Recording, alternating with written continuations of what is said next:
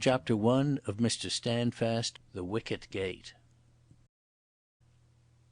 I spent 1/3 of my journey looking out of the window of a first-class carriage, the next in a local motor car following the course of a trout stream in a shallow valley, and the last tramping over a ridge of downland through great beech woods to my quarters for the night. In the first part I was in an infamous temper. In the second I was worried and mystified, but the cool twilight of the third stage calmed and heartened me, and I reached the gates of Fosse Manor with a mighty appetite and a quiet mind. As we slipped up the Thames valley on the smooth Great Western line, I had reflected ruefully on the thorns in the path of duty. For more than a year I had never been out of khaki, except the months I spent in hospital. They gave me my battalion before the Somme, and I came out of that weary battle after the first big September fighting with a crack in my head and a DSO. I had received a C.B. for the Erzerum business, so what with these and my Matabele and South African medals and the Legion of Honour, I had a chest like the High Priest's breastplate. I rejoined in January and got a brigade on the eve of Arras. There we had a star turn and took about as many prisoners as we put infantry over the top. After that we were hauled out for a month and subsequently planted in a bad bit on the Scarpe with a hint that we would soon be used for a big push. Then suddenly I was ordered home to report to the War Office and passed on by them to Bullivant and his merry men. So here I was sitting in a railway carriage in a grey tweed suit with a neat new suitcase on the rack labelled C.B.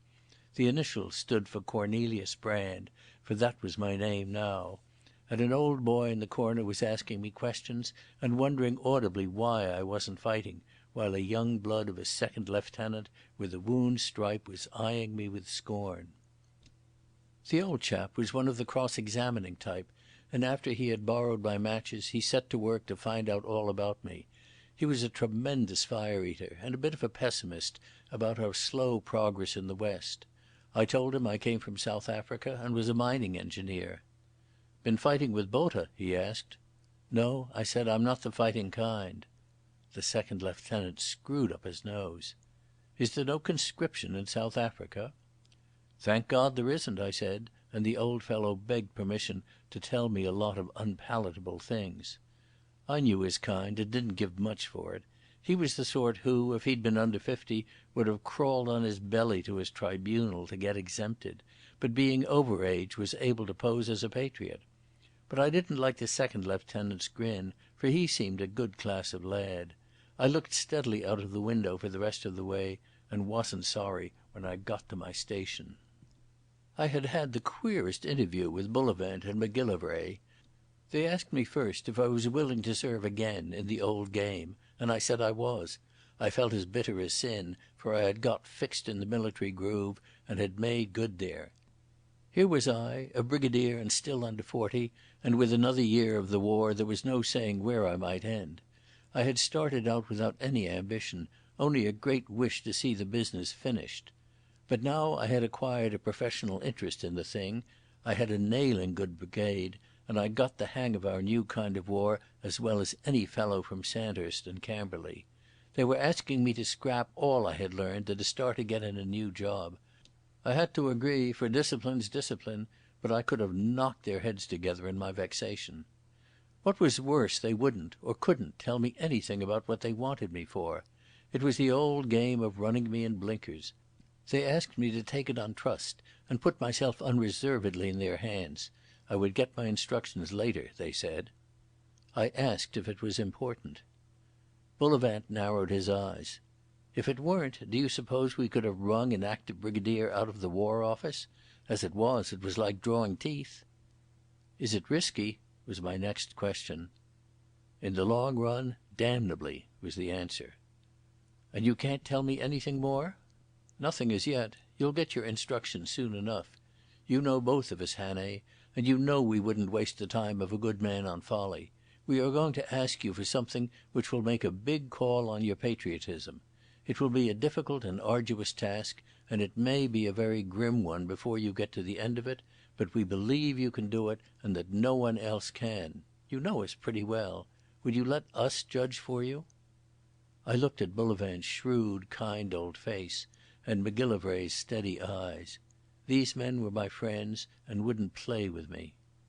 "All right," I said. "I'm willing. What's the first step?" "Get out of uniform and forget you were ever a soldier. Change your name. Your old one, Cornelis Brandt, will do, but you'd better spell it Brand this time. Remember that you are an engineer just back from South Africa and that you don't care a rush about the war. You can't understand what all the fools are fighting about, and you think we might have peace at once by a little friendly business talk. You needn't be pro-German. If you like you can be rather severe on the Hun, but you must be in deadly earnest about a speedy peace." I expect the corners of my mouth fell, for Bullivant burst out laughing. "Hang it all, man, it's not so difficult. I feel sometimes inclined to argue that way myself when my dinner doesn't agree with me. It's not so hard as to wander round the fatherland abusing Britain, which was your last job." "I'm ready," I said, "but I want to do one errand on my own first. I must see a fellow in my brigade who is in shell-shock hospital in the Cotswolds. Isham's the name of the place." The two men exchanged glances. "This looks like fate," said Bullivant. "By all means go to Isham. The place where your work begins is only a couple of miles off. I want you to spend next Thursday night as the guest of two maiden ladies called Wymondham at Fosse Manor. You will go down there as a lone South African visiting a sick friend. They are hospitable souls and entertain many angels unawares." "And I get my orders there?" "You get your orders and you are under bond to obey them." And Bullivant and Macgillivray smiled at each other. I was thinking hard about that odd conversation as the small Ford car which I had wired for to the inn carried me away from the suburbs of the county town into a land of rolling hills and green water meadows. It was a gorgeous afternoon and the blossom of early June was on every tree. But I had no eyes for landscape in the summer, being engaged in reprobating Bullivant and cursing my fantastic fate. I detested my new part and looked forward to naked shame. It was bad enough for anyone to have to pose as a pacifist, but for me, strong as a bull and as sunburnt as a gypsy and not looking my 40 years, it was a black disgrace. To go into Germany as an anti-British Afrikander was a stoutish adventure, but to lounge about at home talking rot was a very different sized job. My stomach rose at the thought of it, and I had pretty well decided to wire Bullivant and cry off. There are some things that no one has a right to ask of any white man. When I got to Isham and found poor old Blakey, I didn't feel happier. He had been a friend of mine in Rhodesia, and after the German Southwest affair was over, had come home to a Fusilier battalion which was in my brigade at Arras. He had been buried by a big crump just before we got our second objective and was dug out without a scratch on him, but as daft as a hatter. I had heard he was mending and had promised his family to look him up the first chance I got. I found him sitting on a garden seat, staring steadily before him like a lookout at sea. He knew me all right and cheered up for a second, but very soon he was back at his staring, and every word he uttered was like the careful speech of a drunken man. A bird flew out of a bush, and I could see him holding himself tight to keep from screaming. The best I could do was to put a hand on his shoulder and stroke him as one strokes a frightened horse. The sight of the price my old friend had paid didn't put me in love with pacifism. We talked of brother officers and South Africa, for I wanted to keep his thoughts off the war, but he kept edging round to it. "How long will the damned thing last?" he asked. "Oh, it's practically over," I lied cheerfully.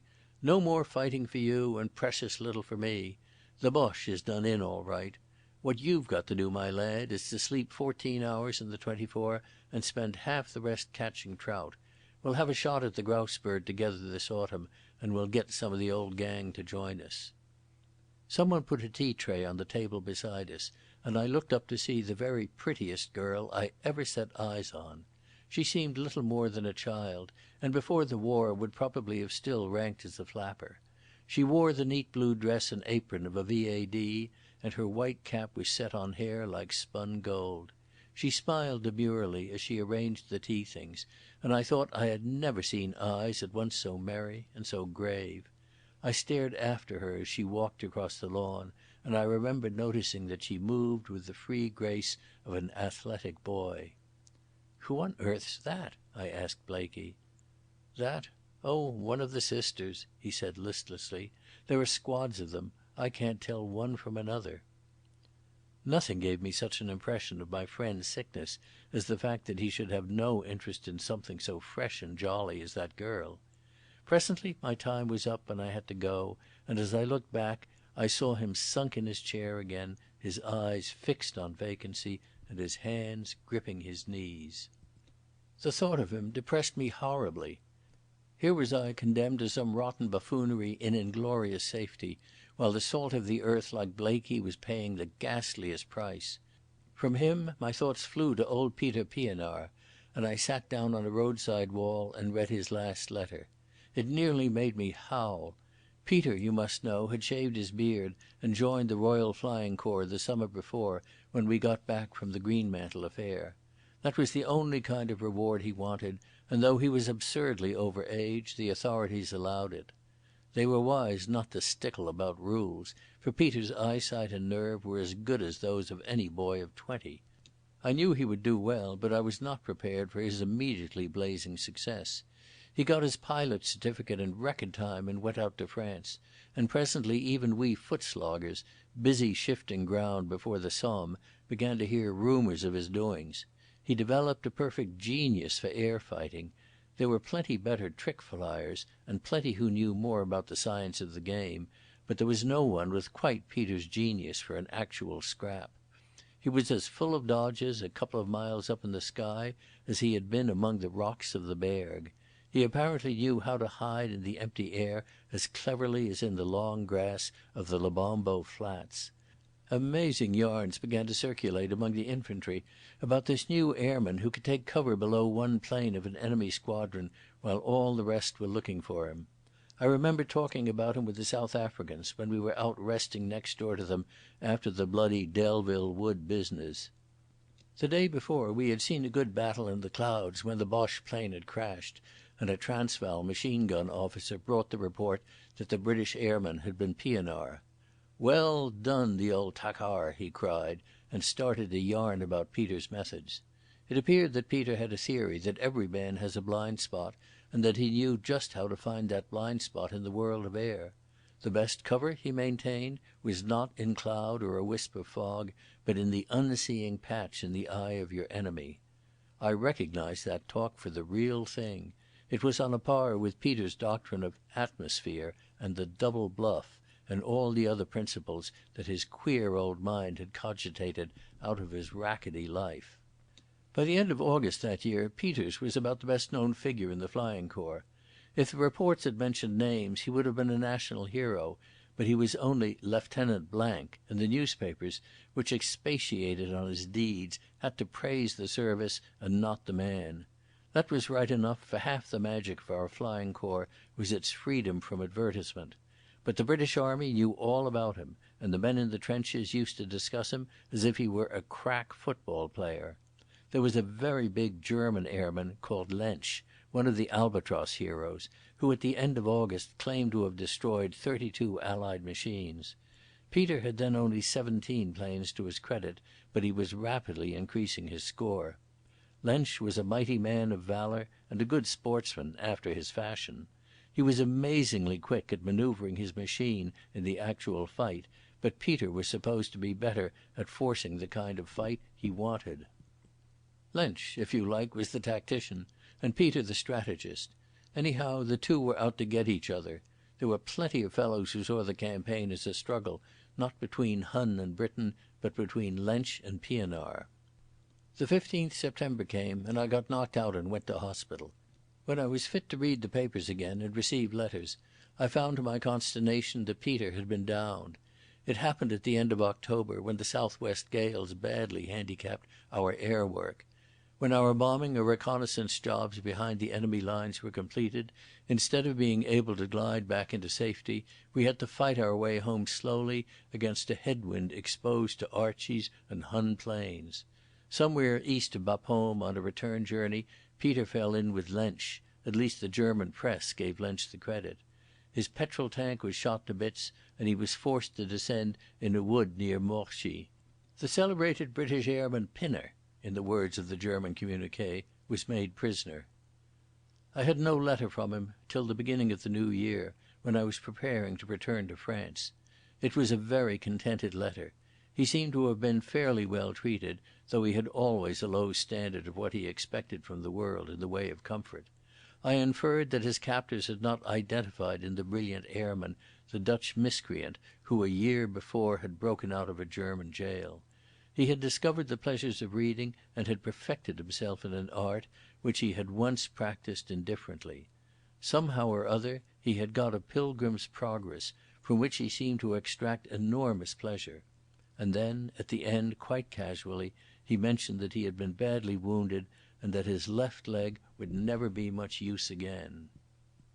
After that I got frequent letters, and I wrote to him every week and sent him every kind of parcel I could think of. His letters used to make me both ashamed and happy. I had always banked on old Peter, and here he was behaving like an early Christian martyr, never a word of complaint, and just as cheery as if it were a winter morning on the high veldt and we were off to ride down Springbok. I knew what the loss of a leg must mean to him, for bodily fitness had always been his pride. The rest of life must have unrolled itself before him, very drab and dusty, to the grave. But he wrote as if he were on top of his form and kept commiserating me on the discomforts of my job. The picture of that patient, gentle old fellow, hobbling about his compound and puzzling over his Pilgrim's Progress, a cripple for life after 5 months of blazing glory, would have stiffened the back of a jellyfish. This last letter was horribly touching, for summer had come, and the smell of the woods behind his prison reminded Peter of a place in the wood-bush, and one could read in every sentence the ache of exile. I sat on that stone wall and considered how trifling were the crumpled leaves in my bed of life compared with the thorns Peter and Blakey had to lie on. I thought of Sandy far off in Mesopotamia, and old Blenkiron groaning with dyspepsia somewhere in America, and I considered that they were the kind of fellows who did their jobs without complaining. The result was that when I got up to go on I had recovered a sense of manlier temper. I wasn't going to shame my friends or pick and choose my duty. I would trust myself to Providence, for, as Blenkiron used to say, Providence was all right if you gave him a chance. It was not only Peter's letter that steadied and calmed me. Isham stood high up in a fold of the hills away from the main valley, and the road I was taking brought me over the ridge and back to the stream side. I climbed through great beech woods, which seemed in the twilight like some green place far below the sea, and then over a short stretch of hill pasture to the rim of the vale. All about me were little fields enclosed with walls of grey stone and full of dim sheep. Below were dusky woods around what I took to be Fosse Manor, for the great Roman Fosse way, straight as an arrow, passed over the hills to the south and skirted its grounds. I could see the stream slipping among its water meadows and hear the plash of the weir. A tiny village settled in a crook of the hill, and its church tower sounded 7 with a curiously sweet chime. Otherwise there was no noise but the twitter of small birds and the night wind in the tops of the beeches.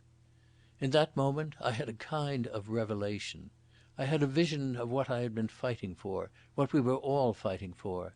It was peace, deep and holy and ancient, peace older than the oldest wars, peace which would endure when all our swords were hammered into ploughshares. It was more, for in that hour England first took hold of me.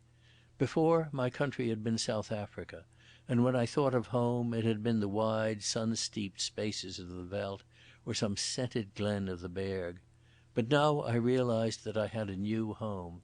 I understood what a precious thing this little England was, how old and kindly and comforting, how wholly worth striving for. The freedom of an acre of her soil was cheaply bought by the blood of the best of us. I knew what it meant to be a poet, though for the life of me I could not have made a line of verse. For in that hour I had a prospect as if from a hilltop, which made all the present troubles of the road seem of no account. I saw not only victory after war, but a new and happier world after victory, when I should inherit something of this English peace and wrap myself in it till the end of my days. Very humbly and quietly, like a man walking through a cathedral, I went down the hill to the Manor Lodge and came to a door in an old red brick facade, smothered in magnolias which smelt like hot lemons in the June dusk. The car from the inn had brought on my baggage, and presently I was dressing in a room which looked out on a water garden. For the first time for more than a year I put on a starched shirt and a dinner jacket, and as I dressed I could have sung from pure light-heartedness. I was in for some arduous job, and sometime that evening in that place I should get my marching orders. Someone would arrive, perhaps Bullivant, and read me the riddle. But whatever it was, I was ready for it, for my whole being had found a new purpose. Living in the trenches, you were apt to get your horizon narrowed down to the front line of enemy barbed wire on one side and the nearest rest billets on the other. But now I seemed to see beyond the fog to a happy country. High-pitched voices greeted my ears as I came down the broad staircase, voices which scarcely accorded with the panelled walls and the austere family portraits.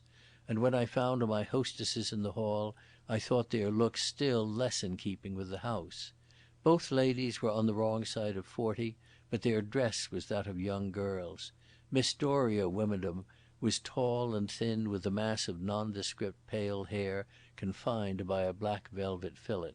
Miss Claire Wymondham was shorter and plumper, and had done her best, by ill-applied cosmetics, to make herself look like a foreign demi-mondaine. They greeted me with the friendly casualness which I had long ago discovered was the right English manner towards your guests, as if they had just strolled in and billeted themselves, and you were quite glad to see them but mustn't be asked to trouble yourself further. The next second they were cooing like pigeons round a picture which a young man was holding up in the lamplight. He was a tallish, lean fellow of round about 30 years, wearing grey flannels and shoes dusty from the country roads. His thin face was sallow as if from living indoors, and he had rather more hair on his head than most of us. In the glow of the lamp his features were very clear, and I examined them with interest, for, remember, I was expecting a stranger to give me orders. He had a long, rather strong chin and an obstinate mouth with peevish lines about its corners. But the remarkable feature was his eyes. I can best describe them by saying that they looked hot, not fierce or angry, but so restless that they seemed to ache physically and to want sponging with cold water. They finished their talk about the picture, which was couched in a jargon of which I did not understand one word, and Miss Doria turned to me and the young man. "My cousin, Lancelot Wake, Mr. Brand." We nodded stiffly, and Mr. Wake's hand went up to smooth his hair in a self-conscious gesture. "Has Barnard announced dinner? By the way, where is Mary?" "She came in 5 minutes ago and I sent her to change," said Miss Clare. "I won't have her spoiling the evening with that horrid uniform. She may masquerade as she likes out of doors, but this house is for civilized people." The butler appeared and mumbled something. "Come along," cried Miss Doria, "for I'm sure you are starving, Mr. Brand, and Lancelot has bicycled 10 miles." The dining room was very unlike the hall. The panelling had been stripped off, and the walls and ceiling were covered with a dead black satiny paper on which hung the most monstrous pictures in large dull gold frames. I could only see them dimly, but they seemed to be a mere riot of ugly colour. The young man nodded towards them. "I see you have got the Discourses hung at last," he said. "How exquisite they are!" cried Miss Clare. "How subtle and candid and brave! Doria and I warm our souls at their flame." Some aromatic wood had been burned in the room, and there was a queer sickly scent about. Everything in the place was strained and uneasy and abnormal. The candle shades on the table, the mass of fake china fruit in the centre dish, the gaudy hangings and the nightmarish walls. But the food was magnificent. It was the best dinner I had eaten since 1914. "Tell me, Mr. Brand," said Miss Doria, her long white face propped on a much beringed hand. "You are one of us? You are in revolt against this crazy war?" "Why, yes," I said, remembering my part. "I think a little common sense would settle it right away." "With a little common sense it would never have started," said Mr. Wake. "Lancelot's a C.O., you know," said Miss Doria. I did not know, for he did not look any kind of soldier. I was just about to ask him what he commanded, when I remembered that the letters stood also for conscientious objector, and stopped in time. At that moment someone slipped into the vacant seat on my right hand. I turned and saw the V.A.D. girl who had brought tea to Blaikie that afternoon at the hospital. "He was exempted by his department," the lady went on, "for he's a civil servant, and so he never had a chance of testifying in court. But no one has done better work for our cause. He is on the committee of the L.D.A., and questions have been asked about him in Parliament." The man was not quite comfortable at this biography. He glanced nervously at me and was going to begin some kind of explanation when Miss Doria cut him short. "Remember our rule, Lancelot. No turgid war controversy within these walls." I agreed with her. The war had seemed closely knit to the summer landscape for all its peace, and to the noble old chamber of the manor. But in that demented modish dining room it was shriekingly incongruous. Then they spoke of other things, mostly of pictures or common friends, and a little of books. They paid no heed to me, which was fortunate, for I know nothing about these matters, and didn't understand half the language. But once Miss Doria tried to bring me in. They were talking about some Russian novel, a name like Leprous Souls, and she asked me if I had read it. By a curious chance I had. It had drifted somehow into our dugout on the Scarp, and after we had all stuck in the second chapter it had disappeared in the mud to which it naturally belonged. The lady praised its poignancy and grave beauty. I assented and congratulated myself on my second escape, for if the question had been put to me I should have described it as God-forgotten twaddle. I turned to the girl, who welcomed me with a smile. I had thought her pretty in her V.A.D. dress, but now, in a filmy black gown and with her hair no longer hidden by a cap, she was the most ravishing thing you ever saw. And I observed something else. There was more than good looks in her young face. Her broad, low brow and her laughing eyes were amazingly intelligent. She had an uncanny power of making her eyes go suddenly grave and deep, like a glittering river narrowing into a pool. "We shall never be introduced," she said, "so let me reveal myself. I'm Mary Lamington, and these are my aunts. Did you really like Leprous Souls?" It was easy enough to talk to her, and oddly enough her mere presence took away the oppression I had felt in that room. For she belonged to the out of doors and to the old house and to the world at large. She belonged to the war and to that happier world beyond it, a world which must be won by going through the struggle and not by shirking it like those two silly ladies. I could see Wake's eyes often on the girl while he boomed and oraculated and the Misses Wymondham prattled. Presently the conversation seemed to leave the flowery paths of art and to verge perilously near forbidden topics. He began to abuse our generals in the field. I could not choose but listen. Miss Lamington's brows were slightly bent as if in disapproval, and my own temper began to rise. He had every kind of idiotic criticism, incompetence, faint-heartedness, corruption. Where he got the stuff I can't imagine, for the most grousing Tommy, with his leaves stopped, and never put together such balderdash. Worst of all, he asked me to agree with him. It took all my sense of discipline. "I don't know much about the subject," I said, "but out in South Africa I did hear that the British leading was the weak point. I expect there's a good deal in what you say." It may have been fancy, but the girl at my side seemed to whisper, "Well done." Wake and I did not remain long behind before joining the ladies. I purposely cut it short, for I was in mortal fear lest I should lose my temper and spoil everything. I stood up with my back against the mantelpiece for as long as a man may smoke a cigarette, and I let him yarn to me while I looked steadily at his face. By this time I was very clear that Wake was not the fellow to give me my instructions. He wasn't playing a game. He was a perfectly honest crank, but not a fanatic, for he wasn't sure of himself. He had somehow lost his self-respect and was trying to argue himself back into it. He had considerable brains, for the reasons he gave for differing from most of his countrymen were good so far as they went. I shouldn't have cared to take him on in public argument. If you had told me about such a fellow a week before, I should have been sick at the thought of him. But now I didn't dislike him. I was bored by him, and I was also tremendously sorry for him. You could see that he was as restless as a hen. When we went back to the hall he announced that he must get on the road, and commandeered Miss Lamington to help him find his bicycle. It appeared he was staying at an inn a dozen miles off for a couple of days' fishing, and the news somehow made me like him better. Presently the ladies of the house departed to bed for their beauty sleep, and I was left to my own devices. For some time I sat smoking in the hall, wondering when the messenger would arrive. It was getting late, and there seemed to be no preparation in the house to receive anybody. The butler came in with a tray of drinks, and I asked him if he expected another guest that night. "I hadn't heard of it, sir," was his answer. "There hasn't been a telegram that I know of, and I have received no instructions." I lit my pipe and sat for 20 minutes reading a weekly paper. Then I got up and looked at the family portraits. The moon coming through the lattice invited me out of doors as a cure for my anxiety. It was after 11 o'clock, and I was still without any knowledge of my next step. It is a maddening business to be screwed up for an unpleasant job, and to have the wheels of the confounded thing tarry.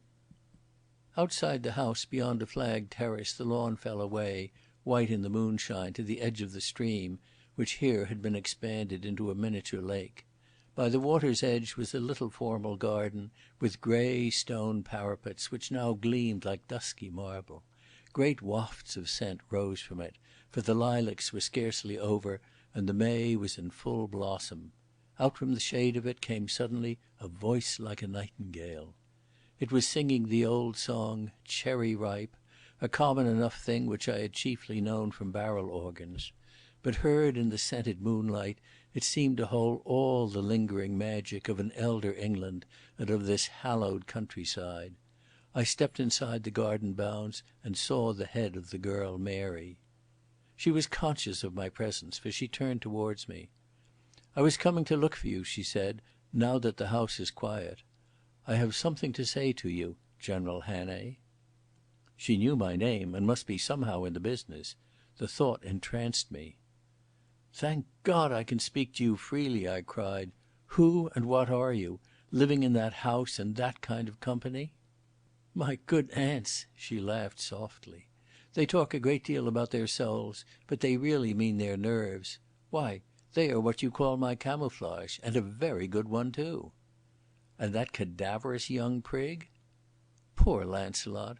Yes, camouflage too, perhaps something a little more. You must not judge him too harshly." But, I did not know how to put it, and stammered in my eagerness. "How can I tell that you are the right person for me to speak to? You see, I am under orders, and I have got none about you." "I will give you proof," she said. "3 days ago Sir Walter Bullivant and Mr Macgillivray told you to come here tonight and to wait here for further instructions. You met them in the little smoking room at the back of the Rota Club. You were bidden to take the name of Cornelius Brand and turn yourself from a successful general into a pacifist South African engineer. Is that correct?" "Perfectly." "You have been restless all evening looking for the messenger to give you these instructions. Set your mind at ease. No messenger is coming. You will get your orders from me." "I could not take them from a more welcome source," I said. "Very prettily put. If you want further credentials, I can tell you much about your own doings in the past 3 years. I can explain to you, who don't need the explanation, every step in the business of the Black Stone. I think I could draw a pretty accurate map of your journey to Erzerum. You have a letter from Peter Pienaar in your pocket. I can tell you its contents. Are you willing to trust me?" "With all my heart," I said. "Good. Then my first order will try you pretty hard. For I have no orders to give you except to bid you go and steep yourself in a particular kind of life. Your first duty is to get atmosphere, as your friend Peter used to say. Oh, I will tell you where to go and how to behave, but I can't bid you do anything, only live idly with open eyes and ears till you have got the feel of the situation." She stopped and laid a hand on my arm. "It won't be easy. It would madden me, and it will be a far heavier burden for a man like you. You have got to sink down deep into the life of the half-baked, the people whom this war hasn't touched or has touched in the wrong way. The people who split hairs all day and are engrossed in what you and I would call selfish little fads. Yes, people like my aunts and Lancelot, only for the most part in a different social grade. You won't live in an old manor like this, but among gimcrack little arty houses. You will hear everything you regard as sacred laughed at and condemned, and every kind of nauseous folly acclaimed, and you must hold your tongue and pretend to agree. You will have nothing in the world to do except to let the life soak into you and, as I have said, keep your eyes and ears open. But you must give me some clue as to what I should be looking for. My orders are to give you none. Our chiefs, yours and mine, want you to go where you are going without any kind of parti pris. Remember, we are still in the intelligence stage of the affair. The time hasn't yet come for a plan of campaign, and still less for action. Tell me one thing, I said. Is it a really big thing we're after? A really big thing, she said slowly and very gravely. You and I and some 100 others are hunting the most dangerous man in all the world. Till we succeed, everything that Britain does is crippled. If we fail or succeed too late, the Allies may never win the victory which is their right. I will tell you one thing to cheer you. It is in some sort of race against time, so your purgatory won't endure too long. I was bound to obey, and she knew it, for she took my willingness for granted. From a little gold satchel she selected a tiny box, and opening it extracted a thing like a purple wafer with a white St. Andrew's cross on it. What kind of watch have you? Ah, a hunter. Paste that inside the lid. Some day you may be called on to show it. One other thing. Buy tomorrow a copy of the Pilgrim's Progress and get it by heart. You will receive letters and messages some day, and the style of our friends is apt to be reminiscent of John Bunyan. The car will be at the door tomorrow to catch the 10:30, and I will give you the address of the rooms that have been taken for you. Beyond that, I have nothing to say, except to beg you to play the part well and keep your temper. You behaved very nicely at dinner. I asked one last question as we said good night in the hall. Shall I see you again? Soon and often, was the answer. Remember, we are colleagues. I went upstairs feeling extraordinarily comforted. I had a perfectly beastly time ahead of me, but now it was all glorified and coloured with the thought of the girl who had sung Cherry Ripe in the garden. I commended the wisdom of that old serpent Bullivant in the choice of his intermediary, for I'm hanged if I would have taken such orders from anyone else. End of Chapter 1. Chapter 2. The Village Named Morality. Up on the high veld our rivers are apt to be strings of pools linked by muddy trickles, the most stagnant kind of watercourse you would look for in a day's journey.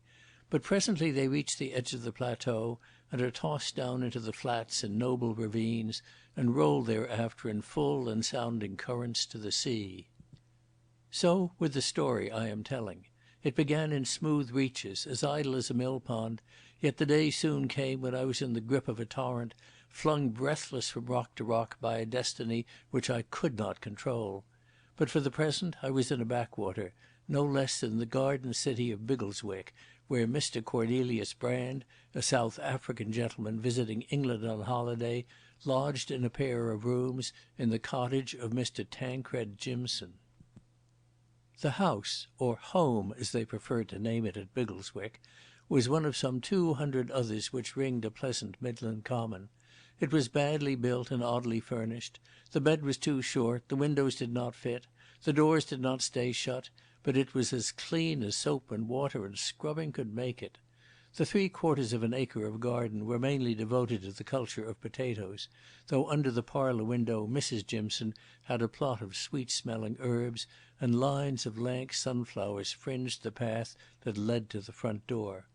It was Mrs. Jimson who received me as I descended from the station fly, a large red woman with hair bleached by constant exposure to weather, clad in a gown which both in shape and material seemed to have been modelled on a chintz curtain. She was a good, kindly soul, and as proud as Punch of her house. "We follow the simple life here, Mr Brand," she said. "You must take us as you find us." I assured her that I asked for nothing better, and as I unpacked in my fresh little bedroom, with a west wind blowing in at the window, I considered that I had seen worse quarters. I had bought in London a considerable number of books, for I thought that as I would have time on my hands I might as well do something about my education. They were mostly English classics, whose names I knew but which I had never read, and they were all in a little flat-backed series at £1 apiece. I arranged them on top of a chest of drawers, but I kept the Pilgrim's Progress beside my bed, for that was one of my working tools, and I had got to get it by heart. Mrs Jimson, who came in while I was unpacking to see if the room was to my liking, approved my taste. At our midday dinner she wanted to discuss books with me, and was so full of her own knowledge that I was able to conceal my ignorance. "We are all labouring to express our personalities," she informed me. "Have you found your medium, Mr Brand? Is it to be the pen or the pencil? Or perhaps it is music. You have the brow of an artist, the frontal bar of Michelangelo, you remember." I told her that I concluded I would try literature, but before writing anything I would read a bit more. It was Saturday, so Jimson came back from town in the early afternoon. He was a managing clerk in some shipping office, but you wouldn't have guessed it from his appearance. His city clothes were loose dark grey flannels, a soft collar, an orange tie, and a soft black hat. His wife went down the road to meet him, and they returned hand in hand, swinging their arms like a couple of school children. He had a skimpy red beard streaked with grey, and mild blue eyes behind strong glasses. He was the most friendly creature in the world, full of rapid questions and eager to make me feel one of the family. Presently he got into a tweed Norfolk jacket and started to cultivate his garden. I took off my coat and lent him a hand, and when he stopped to rest from his labours, which was every 5 minutes, for he had no kind of physique, he would mop his brow and rub his spectacles and declaim about the good smell of the earth and the joy of getting close to nature. Once he looked at my big brown hands and muscular arms with a kind of wistfulness. "You are one of the doers, Mr Brand," he said, "and I could find it in my heart to envy you. You must have seen nature in wild forms in far countries. Some day I hope you will tell us about your life. I must be content with my little corner, but happily there are no territorial limits for the mind. This modest dwelling is a watchtower from which I look over all the world." After that he took me for a walk. We met parties of returning tennis players, and here and there a golfer. There seemed to be an abundance of young men, mostly rather weedy looking, but with one or two well-grown ones who should have been fighting. The names of some of them Jimson mentioned with awe. An unwholesome youth was Aronson, the great novelist. A sturdy bristling fellow with a fierce moustache was Letchford, the celebrated leader writer of the Critic. Several were pointed out to me as artists who had gone one better than anybody else, and a vast billowy creature was described as the leader of the new Orientalism in England. I noticed that these people, according to Jimson, were all great, and that they all dabbled in something new. There were quantities of young women too, most of them rather badly dressed and inclining to untidy hair.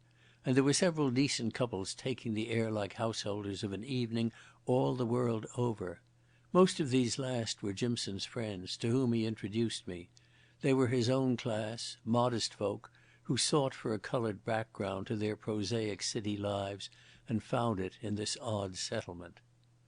At supper I was initiated into the peculiar merits of Biggleswick. "It is one great laboratory of thought," said Mrs Jimson. "It is glorious to feel that you are living among the eager, vital people who are at the head of all the newest movements, and that the intellectual history of England is being made in our studies and gardens. The war to us seems a remote and secondary affair. As someone has said, the great fights of the world are all fought in the mind." A spasm of pain crossed her husband's face. "I wish I could feel it far away. After all, Ursula, it is the sacrifice of the young men that gives people like us leisure and peace to think. Our duty is to do the best which is permitted to us, but that duty is a poor thing compared with what our young soldiers are giving. I may be quite wrong about the war. I know I can't argue with Letchford, but I will not pretend to a superiority I do not feel. I went to bed feeling that in Jimson I had struck a pretty sound fellow. As I lit the candles on my dressing table, I observed that the stack of silver which I had taken out of my pockets when I washed before supper was top heavy. It had 2 big coins at the top and sixpences and shillings beneath. Now, it is one of my oddities that ever since I was a small boy I have arranged my loose coin symmetrically, with the smallest uppermost. That made me observant and led me to notice a second point. The English classics on the top of the chest of drawers were not in the order I had left them. Isaac Walton had got to the left of Sir Thomas Browne, and the poet Burns was wedged disconsolately between 2 volumes of Hazlitt. Moreover, a receipted bill which I had stuck in the Pilgrim's Progress to mark my place had been moved. Someone had been going through my belongings. A moment's reflection convinced me that it couldn't have been Mrs. Jimson. She had no servant and did the housework herself, but my things had been untouched when I left the room before supper, for she had come to tidy up before I had gone downstairs. Someone had been here while we were at supper and had examined elaborately everything I possessed. Happily I had little luggage and no papers save the new books and a bill or 2 in the name of Cornelius Brand. The inquisitor, whoever he was, had found nothing. The incident gave me a good deal of comfort. It had been hard to believe that any mystery could exist in this public place, where people lived brazenly in the open, and wore their hearts on their sleeves, and proclaimed their opinions from the roof-tops. Yet mystery there must be, or an inoffensive stranger with a kit-bag would not have received these strange attentions. I made a practice after that of sleeping with my watch below my pillow, for inside the case was Mary Lamington's label. Now began a period of pleasant idle receptiveness.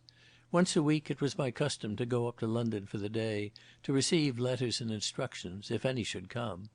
I had moved from my chambers in Park Lane, which I leased under my proper name, to a small flat in Westminster, taken in the name of Cornelius Brand. The letters addressed to Park Lane were forwarded to Sir Walter, who sent them round under cover to my new address. For the rest, I used to spend my mornings reading in the garden, and I discovered for the first time what a pleasure was to be got from old books.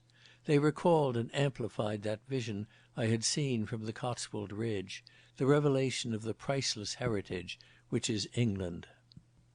I imbibed a mighty quantity of history, but especially I liked the writers, like Walton, who got at the very heart of the English countryside. Soon, too, I found the Pilgrim's Progress not a duty, but a delight. I discovered new jewels daily in the honest old story, and my letters to Peter began to be as full of it as Peter's own epistles. I loved also the songs of the Elizabethans, for they reminded me of the girl who had sung to me in the June night. In the afternoons I took my exercise in long tramps along the good dusty English roads. The country fell away from Biggleswick into a plain of wood and pasture land, with low hills on the horizon. The place was sown with villages, each with its green and pond and ancient church. Most, too, had inns, and there I had many a draught of cool nutty ale, for the inn at Biggleswick was a reformed place which sold nothing but washy cider. Often, tramping home in the dusk, I was so much in love with the land that I could have sung with the pure joy of it. And in the evening, after a bath, there would be supper, when a rather fagged Jimson struggled between sleep and hunger, and the lady, with an artistic mutch on her untidy head, talked ruthlessly of culture. Bit by bit I edged my way into local society. The Jimsons were a great help, for they were popular and had a nodding acquaintance with most of the inhabitants. They regarded me as a meritorious aspirant towards a higher life, and I was paraded before their friends with the suggestion of a vivid, if Philistine, past. If I had any gift for writing, I would make a book about the inhabitants of Biggleswick. About half were respectable citizens who came there for country air and low rates, but even these had a touch of queerness and had picked up the jargon of the place. The younger men were mostly government clerks or writers or artists. There were a few widows with flocks of daughters, and on the outskirts were several bigger houses, mostly houses which had been there before the garden city was planted. One of them was brand new, a staring villa with sham antique timbering, stuck on the top of a hill among raw gardens. It belonged to a man named Moxon Ivory, who was a kind of academic pacifist and a great god in the place. Another, a quiet Georgian manor house, was owned by a London publisher, an ardent liberal, whose particular branch of business compelled him to keep in touch with the new movements. I used to see him hurrying to the station, swinging a little black bag, and returning at night with the fish for dinner. I soon got to know a surprising lot of people, and they were the rummiest birds you can imagine. For example, there were the Weekses, 3 girls who lived with their mother in a house so artistic that you broke your head whichever way you turned in it. The son of the family was a conscientious objector who had refused to do any sort of work whatever, and had got quodded for his pains. They were immensely proud of him, and used to relate his sufferings in Dartmoor with a gusto which I thought rather heartless. Art was their great subject, and I am afraid they found me pretty heavy going. It was their fashion never to admire anything that was obviously beautiful, like a sunset or a pretty woman, but to find surprising loveliness in things which I thought hideous. Also, they talked a language that was beyond me. This kind of conversation used to happen. Miss Weeks: "Don't you admire Ursula Jimson?" Self: "Rather." Miss W.: "She is so John-esque in her lines." Self: "Exactly." Miss W.: "And Tancred too. He is so full of nuances." Self: "Rather." Miss W.: "He suggests one of Degusse's countrymen." Self: "Exactly." They hadn't much use for books, except some Russian ones, and I acquired merit in their eyes for having read Leprous Souls. If you talked to them about that divine countryside, you found they didn't give a rap for it, and had never been a mile beyond the village. But they admired greatly the sombre effect of a train going into Marylebone Station on a rainy day. But it was the men who interested me most. Aronson, the novelist, proved on acquaintance the worst kind of blighter. He considered himself a genius whom it was the duty of the country to support, and he sponged on his wretched relatives and any one else who would lend him money. He was always babbling about his sins, and pretty squalid they were. I should like to have flung him among a few good old-fashioned full-blooded sinners of my acquaintance. They would have scared him considerably. He told me that he sought reality and life and truth, but it was hard to see how he could know much about them, for he spent half the day in bed smoking cheap cigarettes, and the rest sunning himself in the admiration of half-witted girls. The creature was tuberculous in mind and body, and the only novel of his I read pretty well turned my stomach. Mr. Aronson's strong point was jokes about the war. If he heard of any acquaintance who had joined up or was even doing war work, his merriment knew no bounds. My fingers used to itch to box the little wretch's ears. Letchford was a different pair of shoes. He was some kind of a man to begin with, and had an excellent brain and the worst manners conceivable. He contradicted everything you said, and looked out for an argument as other people look for their dinner. He was a double-engined, high-speed pacifist, because he was the kind of cantankerous fellow who must always be in a minority. If Britain had stood out of the war, he would have been a raving militarist, but since she was in it, he had got to find reasons why she was wrong. And jolly good reasons they were, too. I couldn't have met his arguments if I had wanted to, so I sat docilely at his feet. The world was all crooked for Letchford, and God had created him with 2 left hands.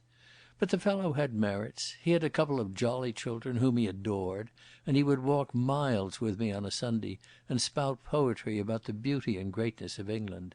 He was 45. If he had been 30 and in my battalion, I could have made a good soldier out of him. There were dozens more whose names I have forgotten, but they had one common characteristic. They were puffed up with spiritual pride, and I used to amuse myself with finding their originals in the Pilgrim's Progress. When I tried to judge them by the standard of old Peter, they fell woefully short.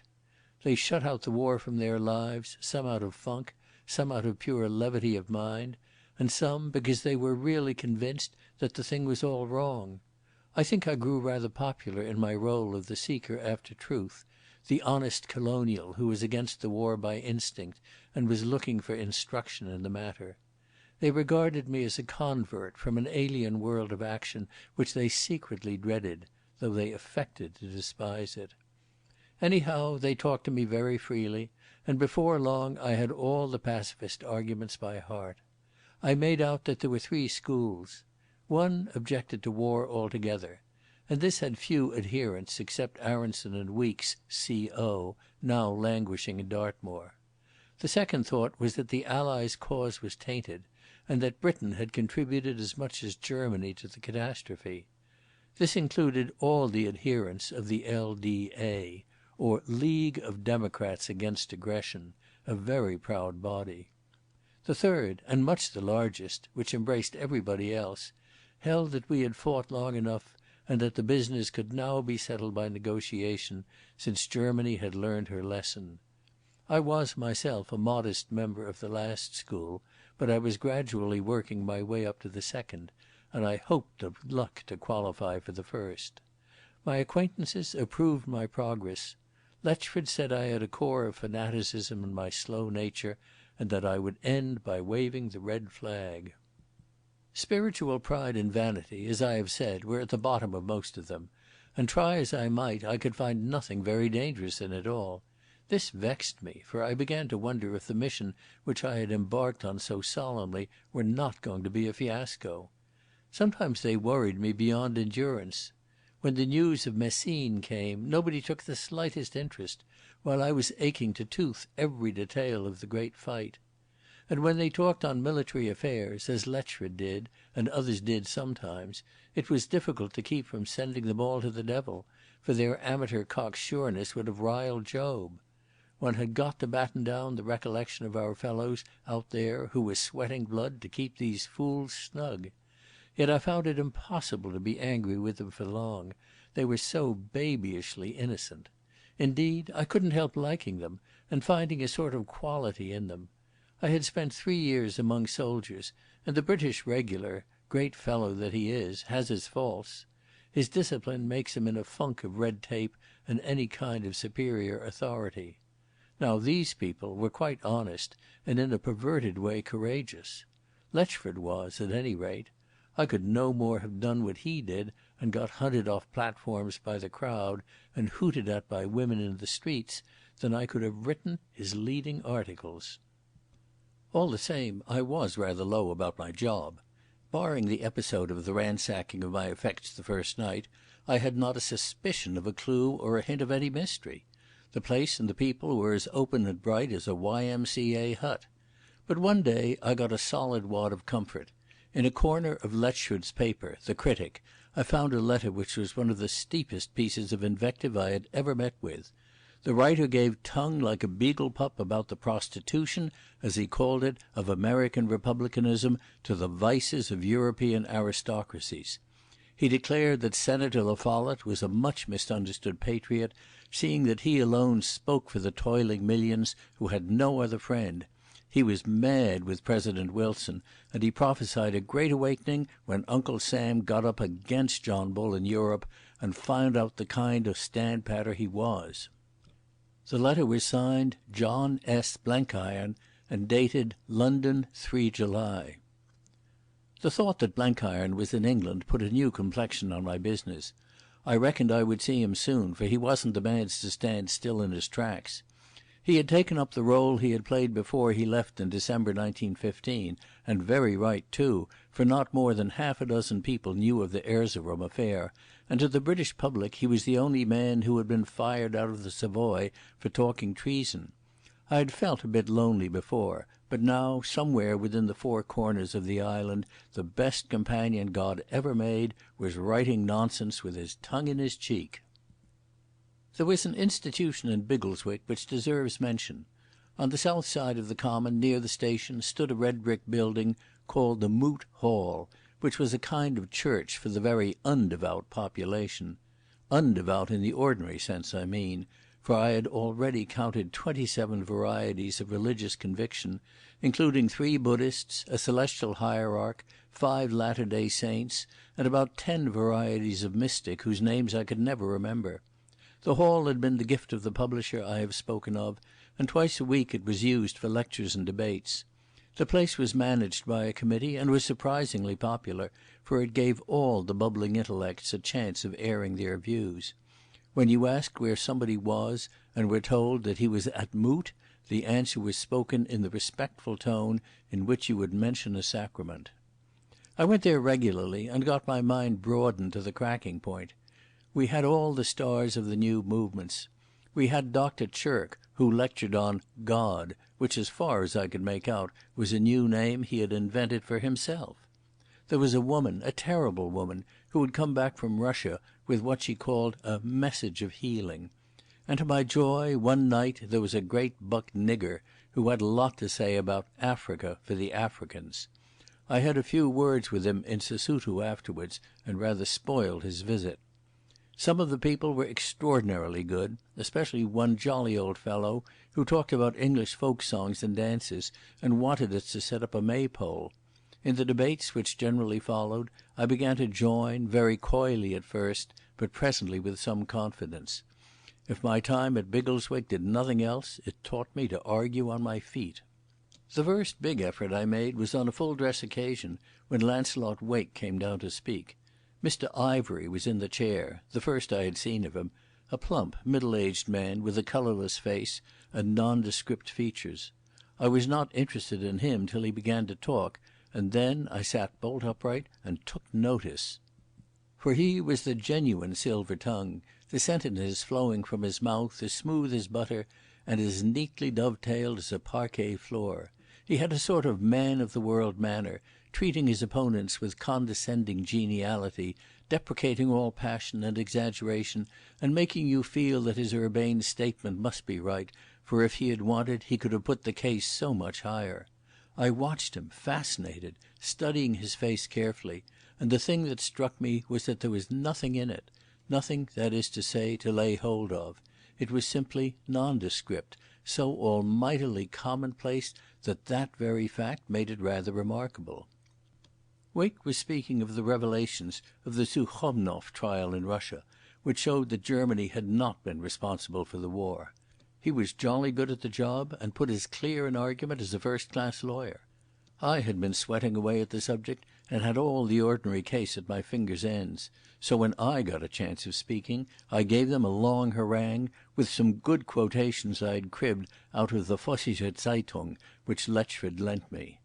I felt it was up to me to be extra violent, for I wanted to establish my character with Wake, seeing that he was a friend of Mary, and Mary would know that I was playing the game. I got tremendously applauded, far more than the chief speaker, and after the meeting Wake came up to me with his hot eyes and wrung my hand. "You're coming on well, Brand," he said, and then he introduced me to Mr. Ivery. "Here's a second and better Smuts," he said. Ivery made me walk a bit of the road home with him. "I am struck by your grip on these difficult problems, Mr. Brand," he told me. "There is much I can tell you, and you may be of great value to our cause." He asked me a lot of questions about my past, which I answered with easy mendacity. Before we parted he made me promise to come one night to supper. Next day I got a glimpse of Mary, and to my vexation she cut me dead. She was walking with a flock of bare-headed girls, all chattering hard, and though she saw me quite plainly, she turned away her eyes. I had been waiting for my cue, so I did not lift my hat, but passed on as if we were strangers. I reckoned it was part of the game, but that trifling thing annoyed me, and I spent a morose evening. The following day I saw her again, this time talking sedately with Mr. Ivery, and dressed in a very pretty summer gown, and with a broad-brimmed straw hat with flowers in it. This time she stopped with a bright smile and held out her hand. "Mr. Brand, isn't it?" she asked with a pretty hesitation, and then turning to her companion, "This is Mr. Brand. He stayed with us last month in Gloucestershire." Mr. Ivery announced that he and I were already acquainted. Seen in broad daylight, he was a very personable fellow, somewhere between 45 and 50, with a middle-aged figure and a curiously young face. I noticed that there were hardly any lines in it, and it was rather that of a very wise child than of a man. He had a pleasant smile, which made his jaw and cheeks expand like India rubber. "You are coming to sup with me, Mr Brand," he cried after me. "On Tuesday, after moot. I have already written." He whisked Mary away from me, and I had to content myself with contemplating her figure till it disappeared round a bend of the road. Next day in London I found a letter from Peter. He had been very solemn of late and very reminiscent of old days now that he had concluded his active life was over. But this time he was in a different mood. "I think," he wrote, "that you and I will meet again soon, my old friend. Do you remember when we went after the big black-maned lion in the Rooirand and couldn't get on his track, and then one morning we woke up and said we would get him today? And we did, but he very near got you first. I've had a feeling these last days that we're both going down the valley to meet with Apollyon, and that the devil will give us a bad time, but anyhow we'll be together." I had the same kind of feel myself, though I didn't see how Peter and I were going to meet, unless I went out to the front again and got put in the bag and sent to the same Boche prison. But I had an instinct that my time in Biggleswick was drawing to a close, and that presently I would be in rougher quarters. I felt quite affectionate towards the place, and took all my favourite walks, and drank my own health in the brew of the village inns, with the consciousness of saying good-bye. Also I made haste to finish my English classics, for I concluded I wouldn't have much time in the future for miscellaneous reading. The Tuesday came, and in the evening I set out rather late for Moot Hall, for I had been getting into decent clothes after a long hot stride. When I reached the place it was pretty well packed, and I could only find a seat on the back benches. There, on the platform, was Ivery, and beside him sat a figure that thrilled every inch of me with affection and a wild anticipation. "I have now the privilege," said the chairman, "of introducing to you the speaker whom we so warmly welcome, our fearless and indefatigable American friend, Mr Blenkiron." It was the old Blenkiron, but almightily changed. His stoutness had gone, and he was as lean as Abraham Lincoln. Instead of a puffy face, his cheekbones and jaw stood out hard and sharp, and in place of his former pasty colour, his complexion had the clear glow of health. I saw now that he was a splendid figure of a man, and when he got to his feet every movement had the suppleness of an athlete in training. In that moment I realised that my serious business had now begun. My senses suddenly seemed quicker, my nerves tenser, my brain more active. The big game had started, and he and I were playing it together. I watched him with strained attention. It was a funny speech, stuffed with extravagance and vehemence, not very well argued, and terribly discursive. His main point was that Germany was now in a fine democratic mood, and might well be admitted into a brotherly partnership, that indeed she had never been in any other mood, but had been forced into violence by the plots of her enemies. Much of it, I should have thought, was in stark defiance of the Defence of the Realm Acts, but if any wise Scotland Yard officer had listened to it, he would probably have considered it harmless because of its contradictions. It was full of a fierce earnestness, and it was full of humour, long-drawn American metaphors at which that most critical audience roared with laughter. But it was not the kind of thing that they were accustomed to, and I could fancy what Wake would have said of it. The conviction grew upon me that Blenkiron was deliberately trying to prove himself an honest idiot. If so, it was a huge success. He produced on one the impression of the type of sentimental revolutionary who ruthlessly knifes his opponent and then weeps and prays over his tomb. Just at the end he seemed to pull himself together and to try a little argument. He made a great point of the Austrian socialists going to Stockholm, going freely and with their government's assent from a country which its critics called an autocracy, while the democratic Western peoples held back. "I admit I haven't got any real watertight proof," he said, "but I will bet my bottom dollar that the influence which moved the Austrian government to allow this embassy of freedom was the influence of Germany herself. And that is the land from which the allied Pharisees draw in their skirts, lest their garments be defiled." He sat down amid a good deal of applause, for his audience had not been bored, though I could see that some of them thought his praise of Germany a bit steep. It was all right in Biggleswick to prove Britain in the wrong, but it was a slightly different thing to extol the enemy. I was puzzled about his last point, for it was not of a piece with the rest of his discourse, and I was trying to guess at his purpose. The chairman referred to it in his concluding remarks. "I am in a position," he said, "to bear out all that the lecturer has said.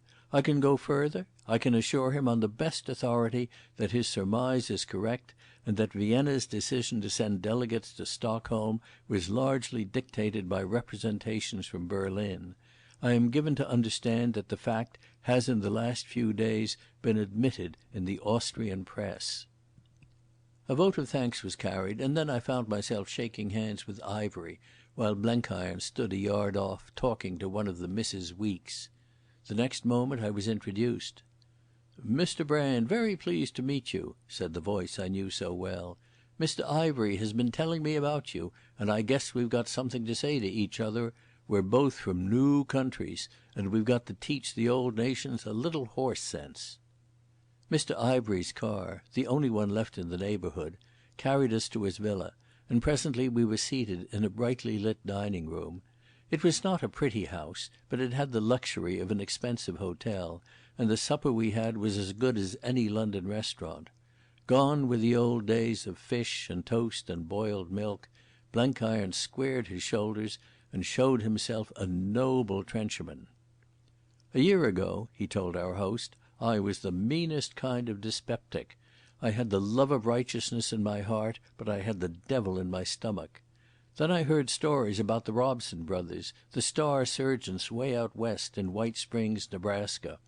They were reckoned the neatest hands in the world at carving up a man and removing devilments from his intestines. Now, sir, I've always fought pretty shy of surgeons, for I considered that our Maker never intended his handiwork to be reconstructed like a bankrupt Dago railway. But by that time I was feeling so almighty wretched that I could have paid a man to put a bullet through my head. There's no other way, I said to myself. Either you forget your religion and your miserable cowardice and get cut up, or it's you for the golden shore. So I set my teeth and journeyed to White Springs, and the brothers had a look at my duodenum. They saw that the darn thing wouldn't do, so they sidetracked it and made a new route for my nutrition traffic. It was the cunningest piece of surgery since the Lord took a rib out of the side of our first parent. They've got a mighty fine way of charging too, for they take 5% of a man's income, and it's all one to them whether he's a meat king or a clerk on $20 a week. I can tell you I took some trouble to be a very rich man last year.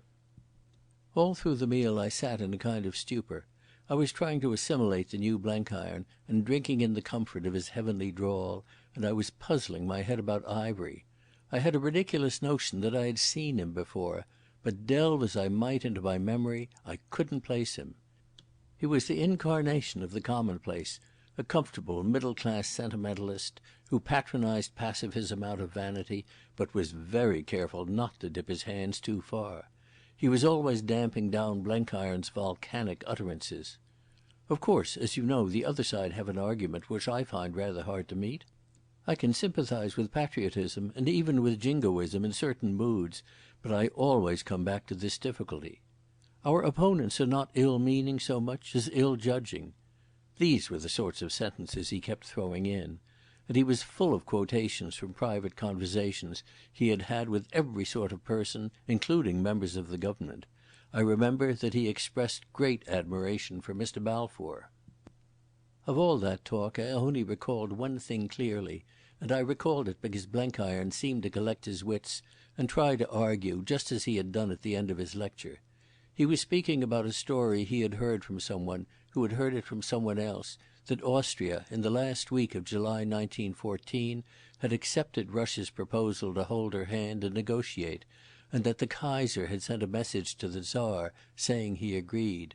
According to his story, this telegram had been received in Petrograd and had been rewritten, like Bismarck's Ems telegram, before it reached the Emperor. He expressed his disbelief in the yarn. "I reckon if it had been true," he said, "we'd have had the right text out long ago. They'd have kept a copy in Berlin. All the same, I did hear a sort of rumour that some kind of message of that sort was published in a German paper." Mr. Ivery looked wise. "You are right," he said. "I happen to know that it has been published. You will find it in the Wiener Zeitung." "You don't say," he said admiringly. "I wish I could read the old tombstone language. But if I could they wouldn't let me have the papers." "Oh yes they would," Mr. Ivery laughed pleasantly. "England still has a good share of freedom. Any respectable person could get a permit to import the enemy press. I'm not considered quite respectable, for the authorities have a narrow definition of patriotism, but happily I have respectable friends." Blenkiron was staying the night, and I took my leave as the clock struck 12. They both came into the hall to see me off, and as I was helping myself to a drink, and my host was looking for my hat and stick, I suddenly heard Blenkiron's whisper in my ear. "London, the day after tomorrow," he said. Then he took a formal farewell. "Mr. Brand, it's been an honour for me, as an American citizen, to make your acquaintance, sir. I will consider myself fortunate if we have an early reunion. I am stopping at Claridge's Hotel, and I hope to be privileged to receive you there." End of Chapter 2. Chapter 3. Reflections of a Cured Dyspeptic. 35 hours later I found myself in my rooms in Westminster. I thought there might be a message for me there, for I didn't propose to go and call openly on Blenkiron at Claridge's till I had his instructions. But there was no message, only a line from Peter, saying he had hopes of being sent to Switzerland. That made me realise that he must be pretty badly broken up. Presently the telephone bell rang. It was Blenkiron who spoke. "Go down and have a talk with your brokers about the war loan. Arrive there about 12 o'clock and don't go upstairs till you have met a friend. You'd better have a quick luncheon at your club, and then come to Traill's bookshop in the Haymarket at 2. You can get back to Biggleswick by the 5:16. I did as I was bid, and 20 minutes later, having travelled by underground, for I couldn't raise a taxi, I approached the block of chambers in Leadenhall Street, where dwelt the respected firm who managed my investments. It was still a few minutes before noon, and as I slowed down, a familiar figure came out of the bank next door. Ivery beamed recognition. "Up for the day, Mr. Brand?" he asked. "I have to see my brokers," I said, "read the South African papers in my club, and get back by the 5:16. Any chance of your company?" "Why, yes. That's my train. Au revoir. We meet at the station." He bustled off, looking very smart with his neat clothes and a rose in his buttonhole. I lunched impatiently, and at 2 was turning over some new book in Traill's shop with an eye on the street door behind me. It seemed a public place for an assignation. I had begun to dip into a big illustrated book on flower gardens when an assistant came up. "The manager's compliments, sir, and he thinks there are some old works of travel upstairs that might interest you." I followed him obediently to an upper floor lined with every kind of volume, and with tables littered with maps and engravings. "This way, sir," he said, and opened a door in the wall concealed by bogus bookbacks. I found myself in a little study, and Blenkiron sitting in an armchair smoking. He got up and seized both my hands. "Why, Dick, this is better than good news.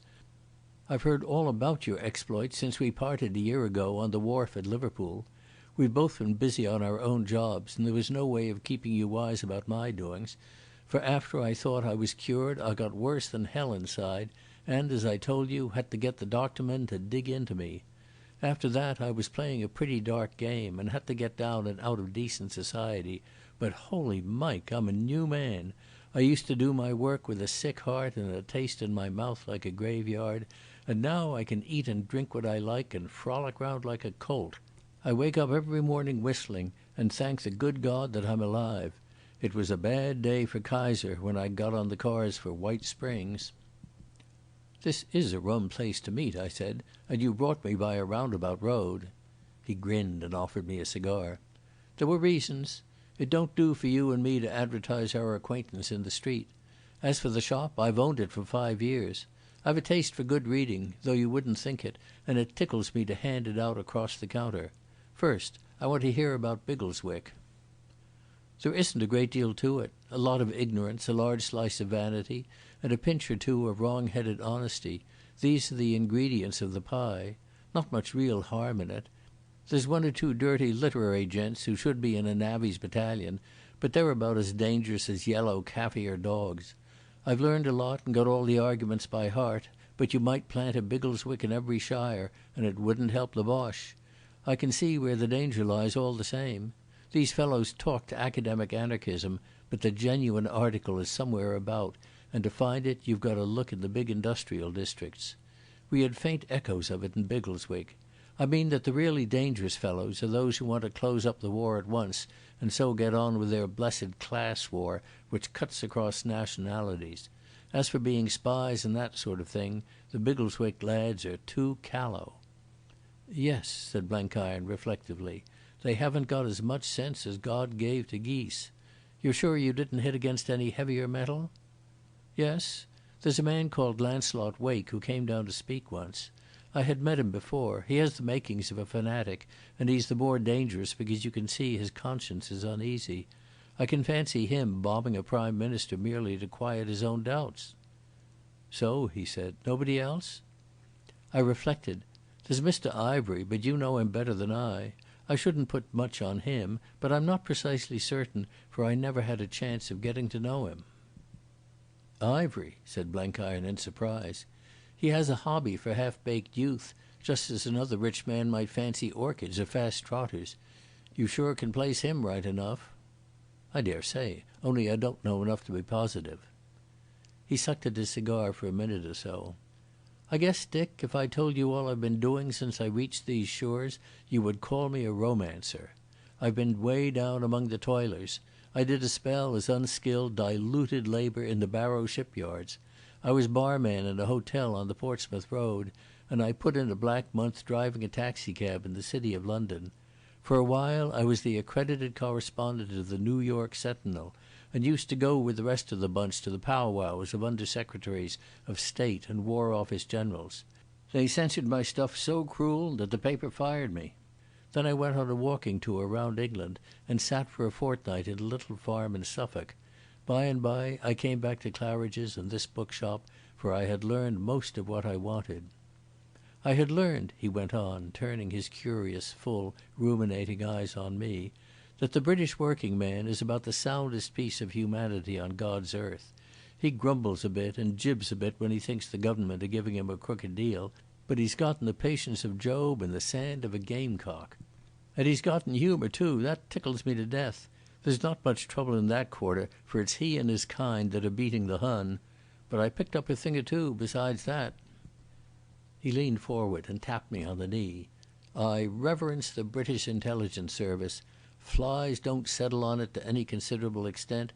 It's got a mighty fine mesh, but there's one hole in that mesh, and it's our job to mend it.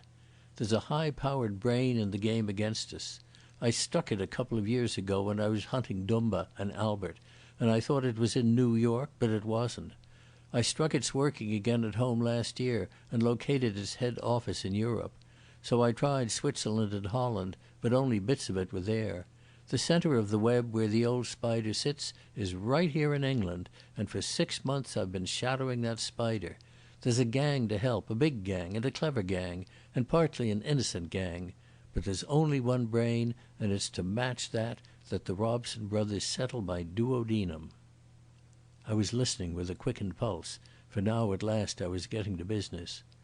"What is he? International Socialist or Anarchist or what?" I asked. "Pure-blooded Boche agent, but the biggest size brand in the catalogue. Bigger than Steinmeier or old Bismarck's Staubier. Thank God I've got him located. I must put you wise about some things." He lay back in his rubbed leather armchair and yarned for 20 minutes. He told me how at the beginning of the war Scotland Yard had had a pretty complete register of enemy spies, and without making any fuss had just tidied them away. After this, the covey having been broken up, it was a question of picking off stray birds. That had taken some doing. There had been all kinds of inflammatory stuff around, Red Masons and international anarchists, and worst of all international finance touts, but they had mostly been ordinary cranks and rogues, the tools of the Boche agents rather than the agents themselves. However, by the middle of 1915 most of the stragglers had been gathered in. But there remained loose ends, and towards the close of last year somebody was very busy combining these ends into a net. Funny cases cropped up of the leakage of vital information. They began to be bad about October 1916, when the Hun submarines started on a special racket. The enemy suddenly appeared possessed of a knowledge which we thought to be shared only by half a dozen officers. Blenkiron said he was not surprised at the leakage, but there's always a lot of people who hear things they oughtn't to. What surprised him was that it got so quickly to the enemy. Then, after last February, when the Hun submarines went in for frightfulness on a big scale, the thing grew desperate. Leakages occurred every week, and the business was managed by people who knew their way about, for they avoided all the traps set for them, and when bogus news was released on purpose, they never sent it. A convoy, which had been kept a deadly secret, would be attacked at the one place where it was helpless. A carefully prepared defensive plan would be checkmated before it could be tried. Blenkiron said that there was no evidence that a single brain was behind it all, for there was no similarity in the cases, but he had a strong impression all the time that it was the work of one man. We managed to close some of the bolt holes, but we couldn't put our hands near the big ones. By this time, said he, I reckoned I was about ready to change my methods. I had been working by what the highbrows call induction, trying to argue up from the deeds to the doer. Now I tried a new lay, which was to calculate down from the doer to the deeds. They call it deduction. I opined that somewhere in this island was a gentleman whom we will call Mr. X, and that pursuing the line of business he did, he must have certain characteristics. I considered very carefully just what sort of a personage he must be. I had noticed that his device was apparently the double bluff. That is to say, when he had two courses open to him, A and B, he pretended he was going to take B, so got us guessing that he would try A. Then he took B after all. So I reckoned that his camouflage must correspond to this little idiosyncrasy. Being a Boche agent, he wouldn't pretend to be a hearty patriot, an honest old blood-and-bones Tory. That would be only the single bluff. I considered that he would be a pacifist, cunning enough to keep just inside the law, but with the eyes of the police on him. He would write books which would not be allowed to be exported. He would get himself disliked in the popular papers, but all the mugwumps would admire his moral courage. I drew a mighty fine picture to myself of just the man I expected to find. Then I started out to look for him. Blenkiron's face took on the air of a disappointed child. It was no good. I kept barking up the wrong tree and wore myself out playing the sleuth on white-souled innocence. "But you found him all right," I cried, a sudden suspicion leaping into my brain. "He's found," he said sadly, "but the credit does not belong to John S. Blenkiron. That child merely muddied the pond. The big fish was left for a young lady to hook." "I know," I cried excitedly. "Her name is Miss Mary Lamington." He shook a disapproving head. "You've guessed right, my son, but you've forgotten your manners. This is a rough business, and we won't bring in the name of a gently reared and pure-minded young girl. If we speak of her at all, we call her by a pet name out of the Pilgrim's Progress. Anyhow, she hooked the fish, though he hasn't landed. Do you see any light?" "Ivory," I gasped. "Yes, ivory. Nothing much to look at, you say. A common, middle-aged, pie-faced, golf-playing highbrow that you wouldn't keep out of a Sunday school. A touch of the drummer, too, to show he has no dealings with your effete aristocracy. A languishing silver tongue that adores the sound of his own voice. As mild, you'd say, as curds and cream." Blenkiron got out of his chair and stood above me. "I tell you, Dick, that man makes my spine cold. He hasn't a drop of good red blood in him. The dirtiest Apache is a Christian gentleman compared to Moxon Ivory. He's as cruel as a snake and as deep as hell. But by God, he's got a brain below his hat. He's hooked and we're playing him, but Lord knows if he'll ever be landed." "Why on earth don't you put him away?" I asked. "We haven't the proof. Legal proof, I mean, though there's buckets of the other kind. I could put up a morally certain case, but he'd beat me in a court of law. and 100 sheep would get up in Parliament and bleat about persecution. He has a graft with every collection of cranks in England, and with all the geese that cackle about the liberty of the individual when the Boche is ranging about to enslave the world. No, sir, that's too dangerous a game. Besides, I've a better in hand. Moxon Ivery is the best accredited member of this state. His dossier is the completest thing outside the recording angel's little notebook. We've taken up his references in every corner of the globe, and they're all as right as Morgan's balance sheet. From these it appears he's been a high-toned citizen ever since he was in short clothes. He was raised in Norfolk, and there are people who remember his father. He was educated at Melton School, and his name's in the register. He was in business in Valparaiso, and there's enough evidence to write 3 volumes of his innocent life there. Then he came home with a modest competence 2 years before the war, and has been in the public eye ever since. He was Liberal candidate for a London constituency, and he has decorated the board of every institution formed for the amelioration of mankind. He's got enough alibis to choke a boa constrictor, and they're watertight and copper-bottomed, and they're mostly damned lies. But you can't beat him at that stunt. The man's the superbest actor that ever walked the earth. You can see it in his face. It isn't a face, it's a mask. He could make himself look like Shakespeare, or Julius Caesar, or Billy Sunday, or Brigadier-General Richard Hannay if he wanted to. He hasn't got any personality either. He's got 50, and there's no one he could call his own. I reckon when the devil gets the handling of him at last, he'll have to put sand on his claws to keep him from slipping through. Blenkiron was settled in his chair again, with one leg hoisted over the side. We've closed a fair number of his channels in the last few months. No, he don't suspect me. The world knows nothing of its greatest men, and to him I'm only a Yankee peace crank who gives big subscriptions to loony societies and will travel 100 miles to let off steam before any kind of audience. He's been to see me at Claridge's, and I've arranged that he shall know all my record. A darn bad record it is, too, for 2 years ago I was violent pro-British before I found salvation and was requested to leave England. When I was home last I was officially anti-war when I wasn't stretched out upon a bed of pain. Mr. Moxon Ivery don't take any stock in John S. Blenkiron as a serious proposition. And while I've been here I've been so low down in the social scale and working in so many devious ways that he can't connect me up. As I was saying, we've cut most of his wires, but the biggest we haven't got at. He's still sending stuff out, and mighty compromising stuff it is. Now listen close, Dick, for we're coming near your own business. It appeared that Blenkiron had reason to suspect that the channel still open had something to do with the North. He couldn't get closer than that, till he heard from his people that a certain Abel Gresson had turned up in Glasgow from the States. This Gresson, he discovered, was the same as one Rancaster, who was the leader of the industrial workers of the world, had been mixed up in some ugly cases of sabotage in Colorado. He kept his news to himself, for he didn't want the police to interfere, but he had his own lot get in touch with Gresson and shadow him closely. The man was very discreet, but very mysterious, and he would disappear for a week at a time, leaving no trace. For some unknown reason, he couldn't explain why, Blenkiron had arrived at the conclusion that Gresson was in touch with Ivery, so he made experiments to prove it.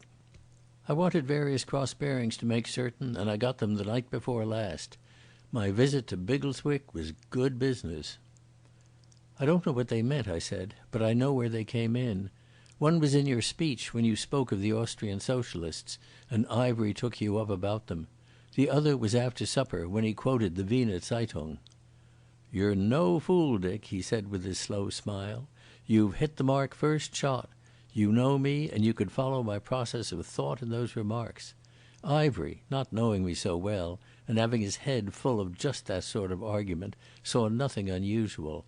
Those bits of news were pumped into Gresson that he might pass them on. And he did pass them on, to Ivery. They completed my chain." But they were commonplace enough things which he might have guessed for himself. No, they weren't. They were the nicest titbits of political news which all the cranks have been reaching after. Anyhow, they were quotations from German papers.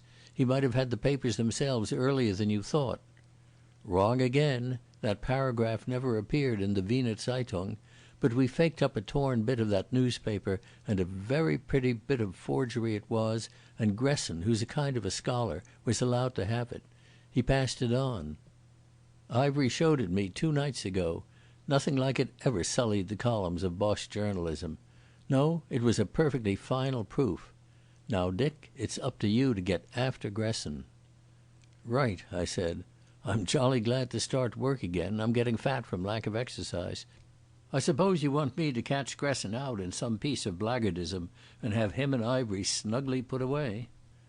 "I don't want anything of the kind," he said very slowly and distinctly. "You've got to attend very close to your instructions. I cherish these 2 beauties as if they were my own white-headed boys. I wouldn't for the world interfere with their comfort and liberty. I want them to go on corresponding with their friends. I want to give them every facility." He burst out laughing at my mystified face. "See here, Dick. How do we want to treat the Boche? Why, to fill him up with all the cunningest lies and get him to act on them. Now here is Moxon Ivery, who has always given them good information. They trust him absolutely, and we would be fools to spoil their confidence. Only, if we can find out Moxon's methods, we can arrange to use them ourselves and send news in his name which isn't quite so genuine. Every word he dispatches goes straight to the Grand High Secret General Staff, and old Hindenburg and Ludendorff put towels round their heads and cipher it out. We want to encourage them to go on doing it. We'll arrange to send true stuff that don't matter, so as they'll continue to trust him, and a few selected falsehoods that'll matter like hell. It's a game you can't play forever, but with luck I propose to play it long enough to confuse Fritz's little plans." His face became serious and wore the air that our corps commander used to have at the big powwow before a push. "I'm not going to give you instructions, for you're man enough to make your own, but I can give you the general hang of the situation.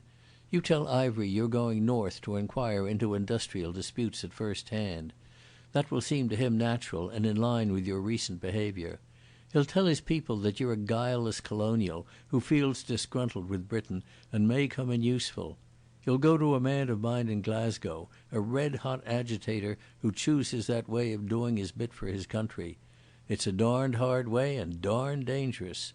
Through him you'll get in touch with Gresson, and you'll keep alongside that bright citizen. Find out what he's doing, and get a chance of following him. He must never suspect you, and for that purpose you must be very near the edge of the law yourself. You go up there as an unabashed pacifist, and you'll live with folk that will turn your stomach. Maybe you'll have to break some of these 2-cent rules the British government have invented to defend the realm, and it's up to you not to get caught out. Remember, you'll get no help from me. You've got to wise up about Gresson with the whole forces of the British state arrayed officially against you. I guess it's a steep proposition, but you're man enough to make good." As we shook hands he added a last word. "You must take your own time, but it's not a case for slouching. Every day that passes Ivery is sending out the worst kind of poison. The Boche is blowing up for a big campaign in the field and a big effort to shake the nerve and confuse the judgment of our civilians. The whole earth's war-weary, and we've about reached the danger point. There's pretty big stakes hang on you, Dick, for things are getting mighty delicate." I purchased a new novel in the shop and reached St Pancras in time to have a cup of tea at the buffet. Ivery was at the bookstall buying an evening paper. When we got into the carriage he seized my punch and kept laughing and called my attention to the pictures. As I looked at him I thought that he made a perfect picture of the citizen turned countryman going back of an evening to his innocent home. Everything was right, his neat tweeds, his light spats, his spotted neckcloth and his aquascutum. Not that I dared look at him much. What I had learned made me eager to search his face, but I did not dare show any increased interest. I had always been a little off-hand with him, for I had never much liked him, so I had to keep on the same manner. He was as merry as a grig, full of chat and very friendly and amusing.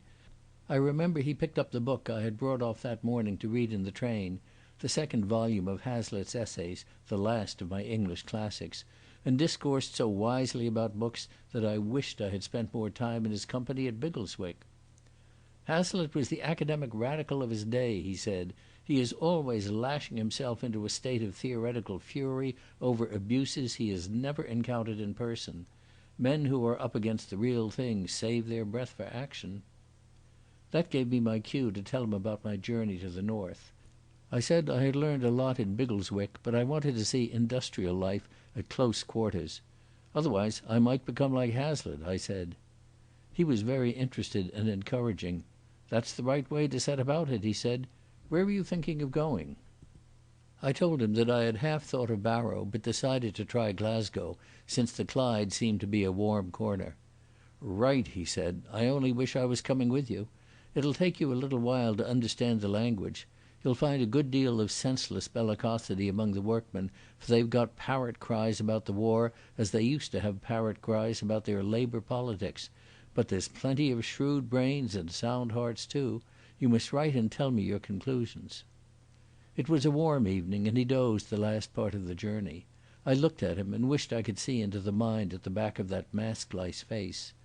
I counted for nothing in his eyes, not even enough for him to want to make me a tool, and I was setting out to try to make a tool of him. It sounded a forlorn enterprise. And all the while I was puzzled with a persistent sense of recognition. I told myself it was idiocy, for a man with a face like that must have hints of resemblance to 1,000 people.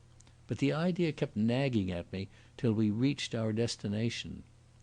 As we emerged from the station into the golden evening, I saw Mary Lamington again.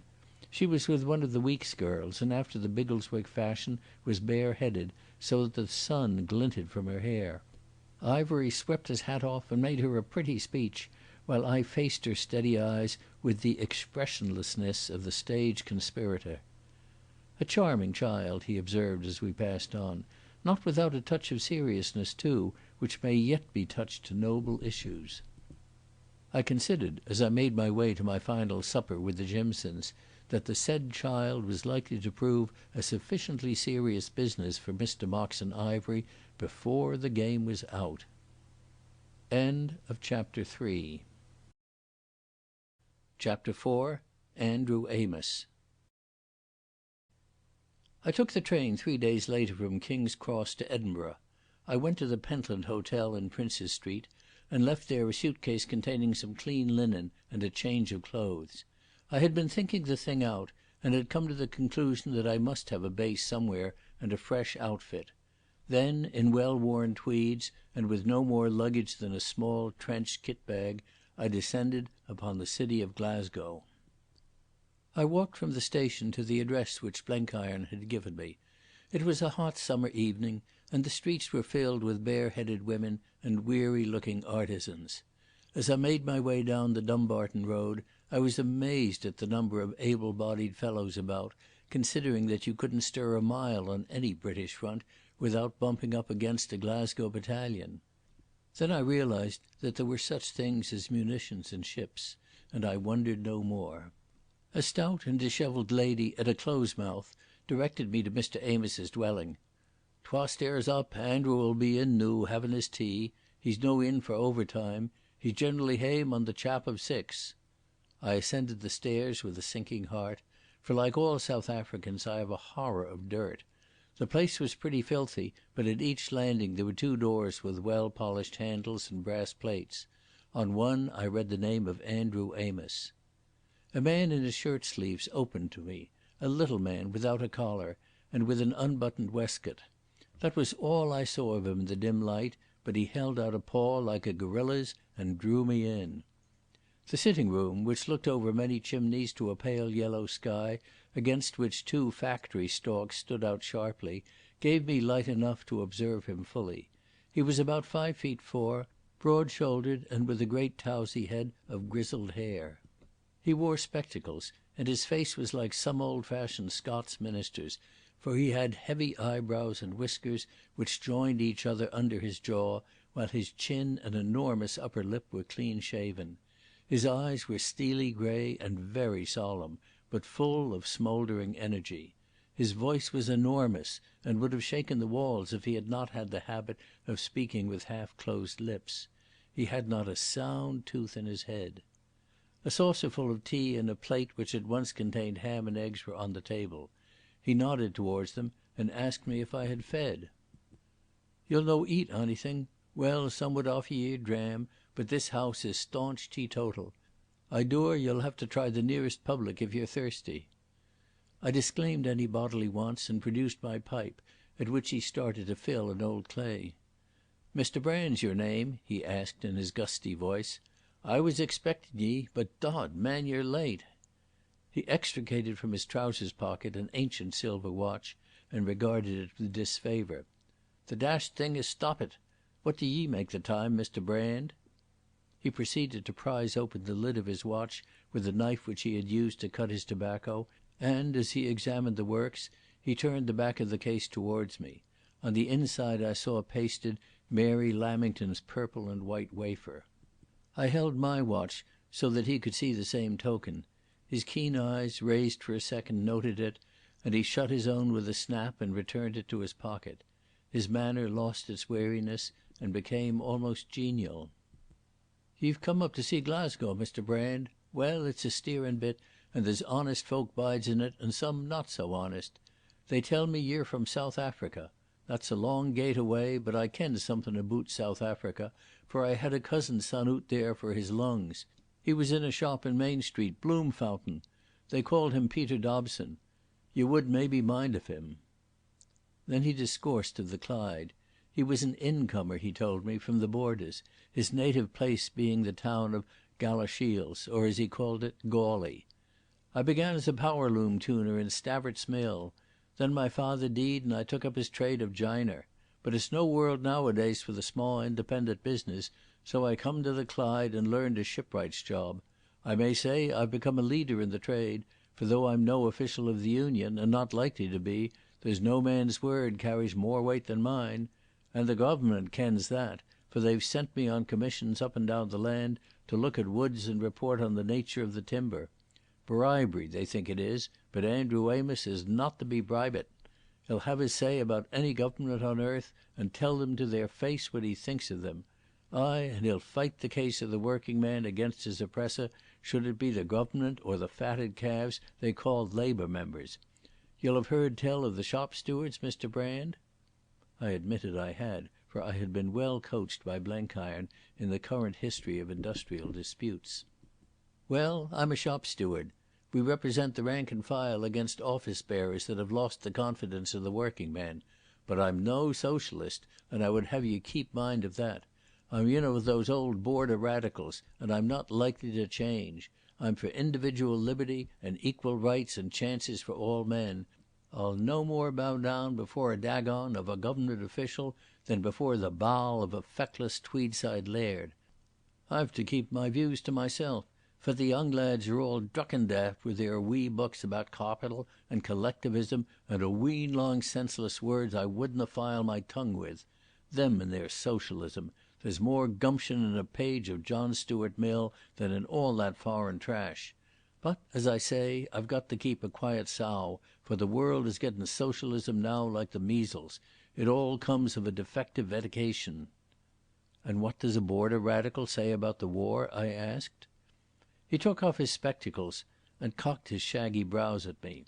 "I'll tell ye, Mr Brand. All that was bad in all that I've ever wrestled with since I came to the years of discretion, Tories and lairds and manufacturers and publicans and the old kirk, all that was bad, I say, for there were orra bits of decency you'll find in the Germans full measure pressed down and running over. When the war started I considered the subject calmly for 3 days, and then I said, 'Andra Amos, ye've found the enemy at last. The ones ye fought before were in a manner of speaking just misguided friends. It's either you or the Kaiser this time, my man.'" His eyes had lost their gravity and had taken on a sombre ferocity. "Aye, and I've not wavered. I got a word early in the business as to the way I could serve my country best. It's not been an easy job, and there's plenty of honest folk of the day will give me a bad name. They think I'm stirring up the men at home and deserting the cause of the lads at the front. Man, I'm keeping them straight. If I didna fight their battles on a sound economic issue, they would take the dorts and be at the mercy of the first blagyard that preached revolution. Me and my like are safety valves, if you follow me, and dinna you make ony mistake, Mr Brand. The men that are agitating for a rise in wages are not for peace. They're fighting for the lads overseas as much as for themselves. There's not a yin in 1,000 that wouldn't sweat himself blind to beat the Germans. The Government has made many mistakes, and maun be made to pay for them. If it were not so, the men would feel like a moose in a trap, for they would have no way to make their grievance felt. What for should the big man double his profits and the small man be ill set to get his ham and egg on Sabbath morning? That's the meaning of labour unrest, as they call it, and it's a good thing, says I, for if labour didna get its leg over the traces now and then, the spunk of the land would be dead in it, and Hindenburg could squeeze it like a rotten apple. I asked if he spoke for the bulk of the men. For 90% in ony ballot. I don't say there's not plenty of riff-raff, the pint and a dram gentry and the soft heads that are aye reading bits of newspapers and muddling their wits with foreign wigmaleeries. But the average man on the Clyde, like the average man in other places, hates just three things, and that's the Germans, the profiteers as they call them, and the Irish. But he hates the Germans first. The Irish! I exclaimed in astonishment. Aye, the Irish, cried the last of the old border radicals. Glasgow's stinking nowadays with two things, money and Irish. I mind the day when I followed Mr Gladstone's Home Rule policy and used to threep about the noble, generous, warm-hearted sister nation held in a foreign bondage. My God, I'm not speaking about Ulster, which is a dour, ill-natured den, but our own folk all the same.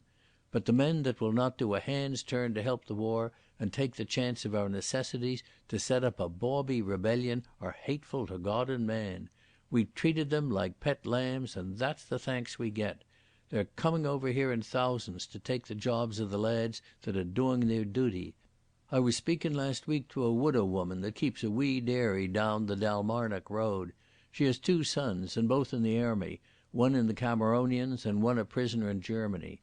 She was telling me that she could not keep going any more, lacking the help of the boys, though she had worked her fingers to the bone. Surely it's a cruel job, Mr Amos, she says, that the Government should take baith my laddies, and I'll maybe never see them again, and let the Irish gang free and tak the bread for our mouth. At the gasworks across the road they took on 100 Irish last week, and every ane of them as young and as well set up as you would ask to see. And my wee Davy, him that's in Germany, had aye a weak chest, and Jimmy was troubled with a bowel complaint. That's surely no justice." He broke off and lit a match by drawing it across the seat of his trousers. "It's time I got the gas lichted. There's some men coming here at 10:30. As the gas squealed and flickered in the lighting, he sketched for me the coming guests. "There's MacNab and Niven, two of my colleagues, and there's Gilkison of the boiler fitters, and a lad Wilkie, he's got consumption, and writes wee bits in the papers. And there's a queer chap of the name of Toombs. They tell me he comes fra Cambridge, and is a kind of a professor there. Anyway, he's more stuffed with havers than an egg with meat. He told me that he was here to get at the heart of the working man, and I said to him that he would have to look a bit further than the sleeve of the working man's jacket. There's no muckle in his head, poor soul. Then there'll be Tam Norrie, him that edits our weekly paper, Justice for All. Tam's a great humorist and great on Robert Burns, but he hasna the balance of a dwining teetotum. You'll understand, Mr Brand, that I keep my mouth shut in such company and don't express my own views more than is absolutely necessary. I criticise whiles, and that gives me a name of Winston common sense, but I never let my tongue wag. The feck of the lads coming tonight are not the real working man, they're just the froth on the pot, but it's the froth that will be useful to you. Remember, they've heard tell of ye already, and ye've some sort of reputation to keep up." "Will Mr Abel Gresson be here?" I asked. "No," he said, "not yet. Him and me havena yet got to the point of paying visits. But the men that come will be Gresson's friends, and they'll speak of ye to him. It's the best kind of introduction ye could seek." The knocker sounded, and Mr Amos hastened to admit the first comers. These were MacNab and Wilkie, the one a decent middle-aged man with a fresh-washed face and a celluloid collar, the other a round-shouldered youth with lank hair and the large eyes and luminous skin which are the marks of phthisis. "This is Mr Brand, boys, from South Africa," was Amos's presentation. Presently came Niven, a bearded giant, and Mr. Norrie, the editor, a fat, dirty fellow, smoking a rank cigar. Gilkison of the boiler fitters, when he arrived, proved to be a pleasant young man in spectacles who spoke with an educated voice and clearly belonged to a slightly different social scale. Last came Tombs, the Cambridge professor, a lean youth with a sour mouth and eyes that reminded me of Lancelot Wake. "You'll no be a magnate, Mr. Brand, though ye come from South Africa," said Mr. Norrie with a great guffaw. "Not me. I'm a working engineer," I said. "My father was from Scotland, and this is my first visit to my native country, as my friend Mr. Amos was telling you." The consumptive looked at me suspiciously. "We've got 2-3 of the comrades here that the capitalist government expelled from the Transvaal. If you're our way of thinking, you will maybe ken them." I said I would be overjoyed to meet them, but that at the time of the outrage in question I had been working on a mine 1,000 miles further north. Then ensued an hour of extraordinary talk. Tombs in his sing-song, namby-pamby university voice was concerned to get information. He asked endless questions, chiefly of Gilkison, who was the only one who really understood his language. I thought I had never seen anyone quite so fluent and so futile, and yet there was a kind of feeble violence in him, like a demented sheep. He was engaged in venting some private academic spite against society, and I thought that in a revolution he would be the class of lad I would personally conduct to the nearest lamp-post. And all the while Amos and MacNab and Niven carried on their own conversation about the affairs of their society, wholly impervious to the tornado raging around him. It was Mr. Norrie, the editor, who brought me into the discussion. "Our South African friend is very blate," he said in his boisterous way. "Andra, if this place of yours wasn't so damned teetotal and we had a dram apiece we might get his tongue loosened. I want to hear what he's got to say about the war. You told me this morning he was sound in the faith." "I said no such thing," said Mr. Amos. "As ye ken well, Tam Norrie, I don't judge soundness on that matter as you judge it. I'm for the war myself, subject to certain conditions that I've often stated. I know nothing of Mr. Brand's opinions, except that he's a good Democrat, which is more than I can say of some of your friends." "Hear to Andra," laughed Mr. Norrie. "He's thinking the inspector in the Socialist State would be a waur kind of aristocrat than the Duke of Buccleuch. Well, maybe there's something in that. But about the war he's wrong. Ye ken my view, boys. This war was made by the capitalists, and it has been fought by the workers, and it's the workers that maun have the ending of it. That day's coming very near. There are those that want to spin it out till labour is that weak it can be put in chains for the rest of time. That's the manoeuvre we're out to prevent. We've got to beat the Germans, but it's the workers that has the right to judge when the enemy's beaten, and not the capitalists. What do you say, Mr. Brand?" Mr. Norrie had obviously pinned his colours to the fence, but he gave me the chance I had been looking for. I let them have my views with a vengeance, and these views were that for the sake of democracy the war must be ended.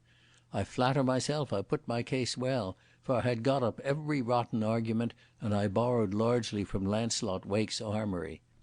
But I didn't put it too well, for I had a very exact notion of the impression I wanted to produce. I must seem to be honest and in earnest, just a bit of a fanatic, but principally a hard-headed businessman who knew when the time had come to make a deal. Tombs kept interrupting me with imbecile questions, and I had to sit on him. At the end Mr. Norrie hammered with his pipe on the table. "That'll sort ye, Andra. You're entertainin' an angel unawares. What do you say to that, my man?" Mr. Amos shook his head. "I'll no deny there's something in it, but I'm not convinced that the Germans have got enough of a weepon." MacNab agreed with him. The others were with me. Norrie was for getting me to write an article for his paper, and the consumptive wanted me to address a meeting. "Will ye say a' that over again the morn's night down at our hall in New Milne Street? We've got a lodge meeting of the I.W.B. and I'll make them pit ye in the programme." He kept his luminous eyes like a sick dog's fixed on me, and I saw that I had made one ally. I told him I had come to Glasgow to learn and not to teach, but I would miss no chance of testifying to my faith. "Now, boys, I'm for my bed," said Amos, shaking the dottle from his pipe. "Mr. Tombs, I'll conduct ye the morn over the Bridgend works, but I've had enough clavers for one evening. I'm a man that wants his 8 hours sleep." The old fellow saw them to the door and came back to me with the ghost of a grin in his face. "A queer crowd, Mr Brand. Macnab didna like what ye said. He had a laddie killed in Gallipoli, and he's no looking for a peace this side of the grave. He's my best friend in Glasgow, he's an elder in the Gaelic kirk in the Cowcaddens, and I'm what ye call a free thinker, but we're wonderful agreed on the fundamentals. Ye spoke your bit verra well, I must admit. Gresson will hear tell of ye as a promising recruit." "It's a rotten job," I said. "Ay, it's a rotten job. I often feel like vomiting over it mysel. But it's no for us to complain. There's war jobs oot in France for better men. A word in your ear, Mr Brand. Could ye not look a bit more sheepish? Ye stare folk always straight in the e'en, like a Hieland sergeant major up at Maryhill Barracks." And he winked slowly and grotesquely with his left eye. He marched to a cupboard and produced a black bottle and a glass. "I'm blue ribbon myself, but ye'll be the better of something to tak the taste out of your mouth. There's Loch Katrine water at the pipe there. As I was saying, there's not much ill in that lot. Tombs is a black offence, but a dominie's a dominie all the world over.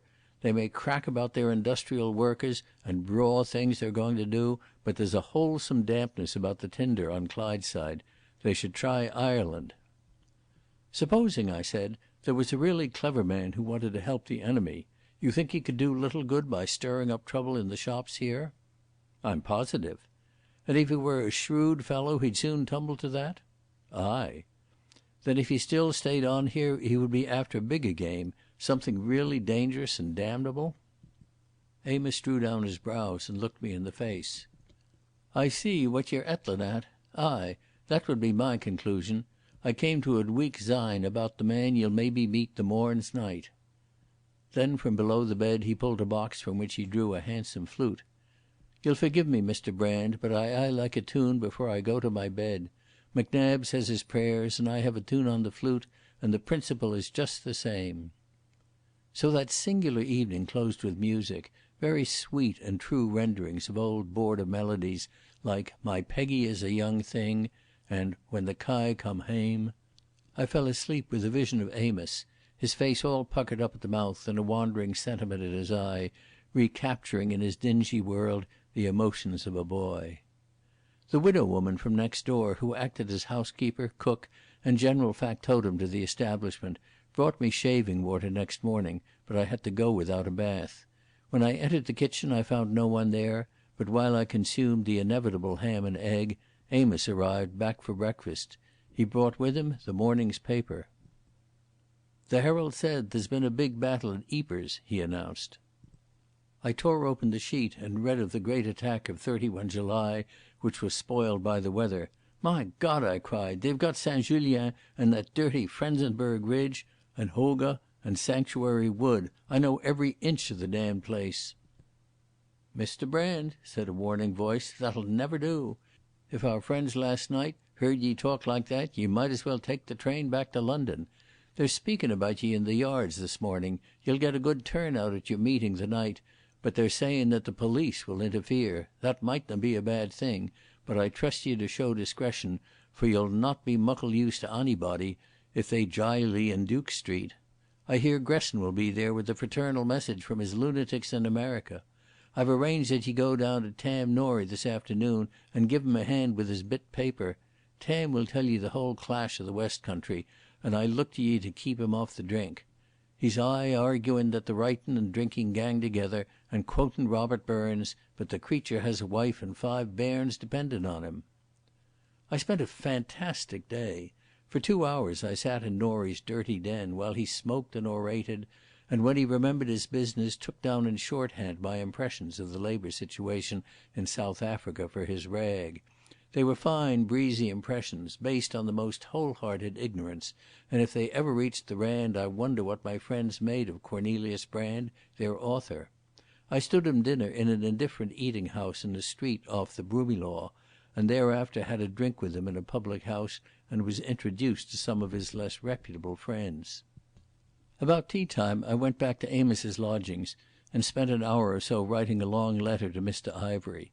I described to him everybody I had met, I gave highly coloured views of the explosive material on the Clyde, and I deplored the lack of clear-headedness in the progressive forces. I drew an elaborate picture of Amos, and deduced from it that the radicals were likely to be a bar to true progress. They have switched their old militancy, I wrote, onto another track, for with them it is a matter of conscience to be always militant. I finished up with some very crude remarks on economics culled from the table talk of the egregious Tombs.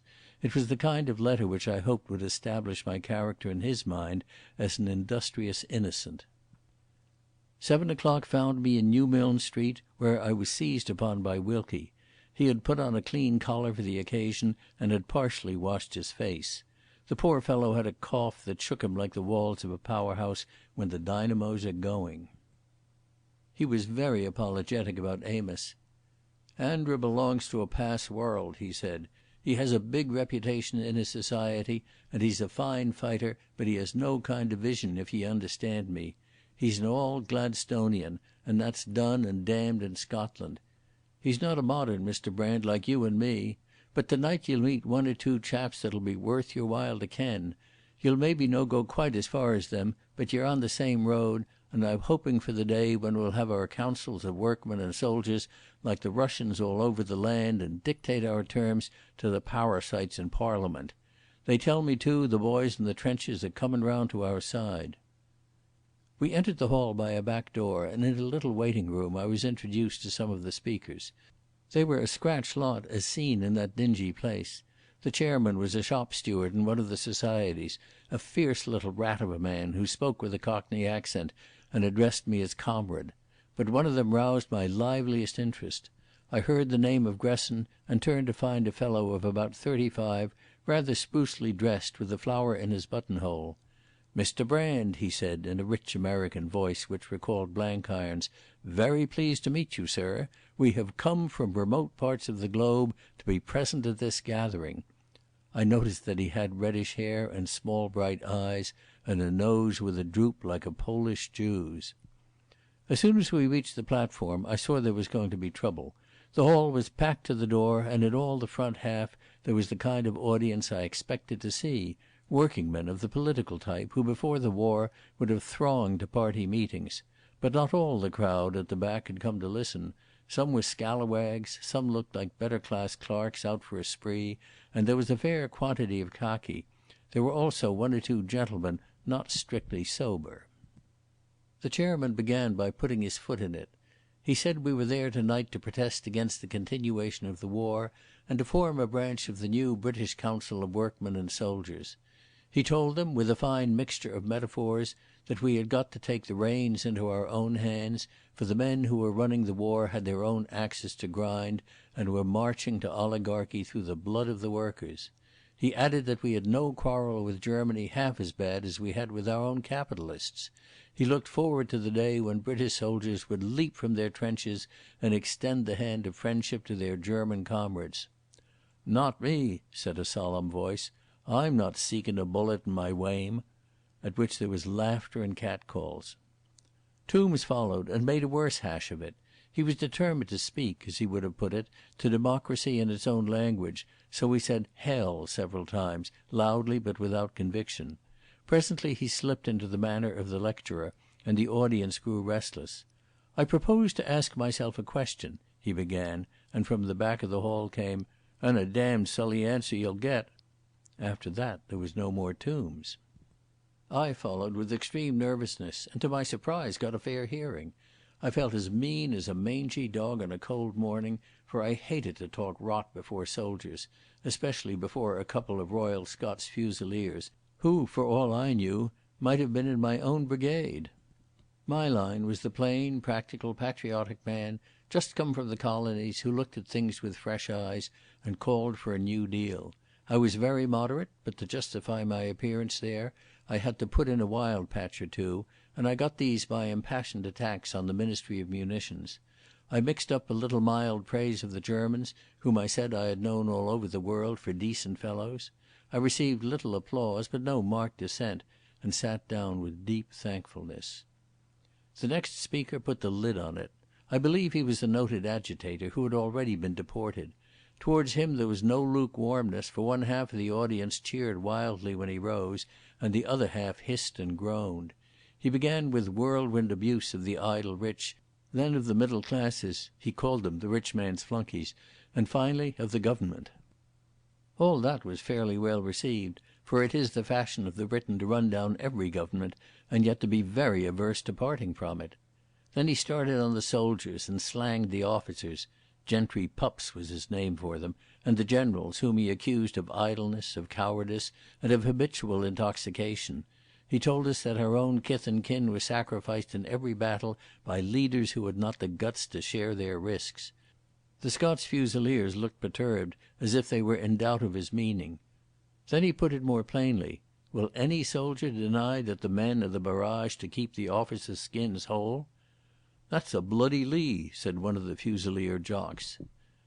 The man took no notice of the interruption, being carried away by the torrent of his own rhetoric, but he had not allowed for the persistence of the interrupter.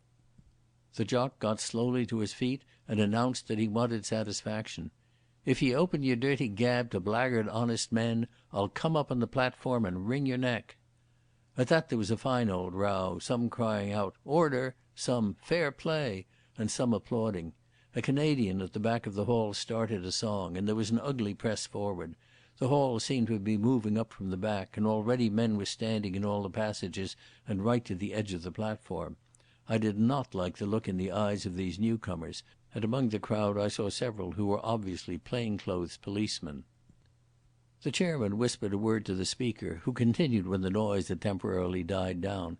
He kept off the army and returned to the government, and for a little sluiced out pure anarchism. But he got his foot in it again, for he pointed to the Sinn Feiners as examples of manly independence. At that, pandemonium broke loose, and he never had another look in. There were several fights going on in the hall between the public and courageous supporters of the orator. Then Gresson advanced to the edge of the platform in a vain endeavour to retrieve the day. I must say he did it uncommonly well. He was clearly a practised speaker, and for a moment his appeal, "Now, boys, let's cool down a bit and talk sense," had an effect. But the mischief had been done, and the crowd was surging round the lonely redoubt where we sat. Besides, I could see that for all his clever talk the meeting did not like the look of him. He was as mild as a turtle dove, but they wouldn't stand for it. A missile hurtled past my nose, and I saw a rotten cabbage envelop the baldish head of the ex-deportee. Someone reached out a long arm and grabbed a chair, and with it took the legs from Gresson. Then the light suddenly went out, and we retreated in good order by the platform door, with a yelling crowd at our heels. It was here that the plainclothesmen came in handy. They held the door open while the ex-deportee was smuggled out by some side entrance. That class of lad would soon cease to exist but for the protection of the law, which he would abolish. The rest of us, having less to fear, were suffered to leak into Newmilns Street. I found myself next to Gresson and took his arm. There was something hard in his pocket. Unfortunately there was a big lamp at the point where we emerged, and there, for our confusion, were the Fusilier jocks. Both were strung to fighting pitch and were determined to have someone's blood. Of me they took no notice, but Gresson had spoken after their ire had been roused and was marked out as a victim. With a howl of joy they rushed for him. I felt his hand steal to his side pocket. "Let that alone, you fool," I growled in his ear. "Sure, mister," he said, and the next second we were in the thick of it. It was like so many street fights I have seen, an immense crowd which surged up around us and yet left a clear ring. Gresson and I got against the wall on the sidewalk and faced the furious soldiery. My intention was to do as little as possible, but the first minute convinced me that my companion had no idea how to use his fists, and I was mortally afraid that he would get busy with a gun in his pocket. It was that fear that brought me into the scrap. The jocks were sportsmen, every bit of them, and only one advanced to the combat. He hit Gresson a clip on the jaw with his left, and but for the wall would have laid him out. I saw in the lamplight the vicious gleam in the American's eye and the twitch of his hand to his pocket. That decided me to interfere, and I got in front of him. This brought the second jock into the fray. He was a broad, thick-set fellow, of the adorable bandy-legged, stocky type that I had seen go through the railway triangle at Arras as though it were blotting paper. He had some notion of fighting too, and gave me a rough time, for I had to keep edging the other fellow off Gresson. "Go home, you fool," I shouted. "Let this gentleman alone. I don't want to hurt you." The only answer was a hook hit which I just managed to guard, followed by a mighty drive with his right which I dodged so that he barked his knuckles on the wall. I heard a yell of rage and observed that Gresson seemed to have kicked his assailant on the shin. I began to long for the police. Then there was that swaying of the crowd which betokens the approach of the forces of law and order. But they were too late to prevent trouble. In self-defence I had to take my jock seriously, and got in my blow when he had overreached himself and lost his balance. I never hit anyone so unwillingly in my life. He went over like a polled ox and measured his length on the causeway. I found myself explaining things politely to the constables. These men objected to this gentleman's speech at the meeting, and I had to interfere to protect him. No, I don't want to charge anybody. It was all a misunderstanding. I helped the stricken jock to rise and offered him 10 bob for consolation. He looked at me sullenly and spat on the ground. "Keep your dirty money," he said. "I'll be even with ye yet, my man, you and that red-headed scab. I'll mind the looks of ye the next time I see ye."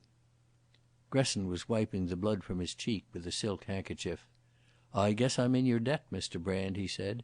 "You may bet I won't forget it." I returned to an anxious Amos. He heard my story in silence, and his only comment was, "Well done, the Fusiliers." "It might have been worse, I'll not deny," he went on. "Ye've established some kind of a claim upon Gresson, which may come in handy. Speaking about Gresson, I've news for ye.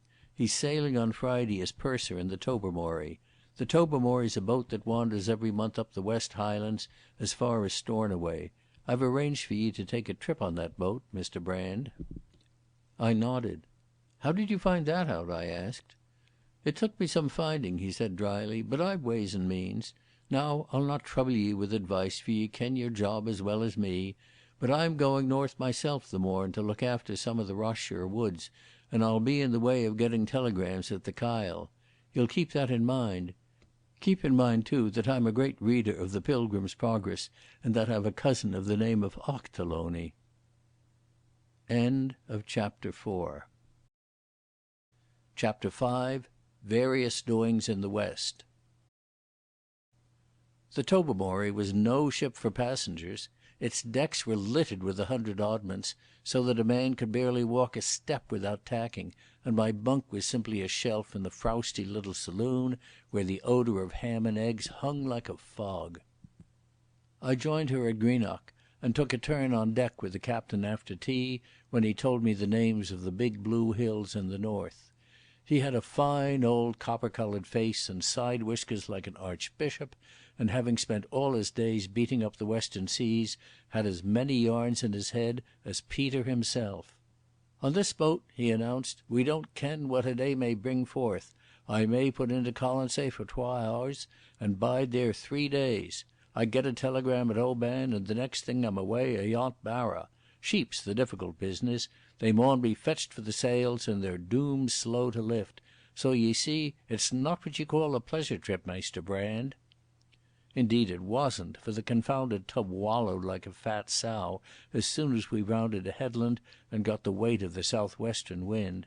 When asked my purpose, I explained that I was a colonial of Scots extraction, who was paying his first visit to his fatherland and wanted to explore the beauties of the West Highlands.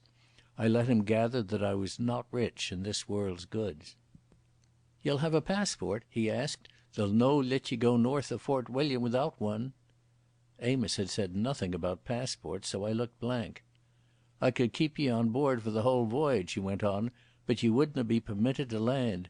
If you're seeking enjoyment, it would be a poor job sitting on this deck and admiring the works of God and no allowed to step on the pierhead. Ye should have applied to the military gentlemen in Gleska. But ye've plenty of time to make up your mind afore we get to Oban. We've a heap of calls to make Mull and Isla way." The purser came up to inquire about my ticket and greeted me with a grin. "You're acquaint with Mr Gresson then?" said the captain. "Well, we're a cheery wee ship's company, and that's the great thing on this kind of job." I made but a poor supper, for the wind had risen to half a gale, and I saw hours of wretchedness approaching. The trouble with me is that I cannot be honestly sick and get it over.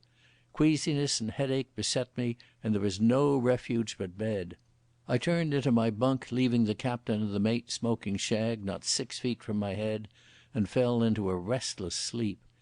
When I woke, the place was empty and smelt vilely of stale tobacco and cheese. My throbbing brows made sleep impossible, and I tried to ease them by staggering upon deck.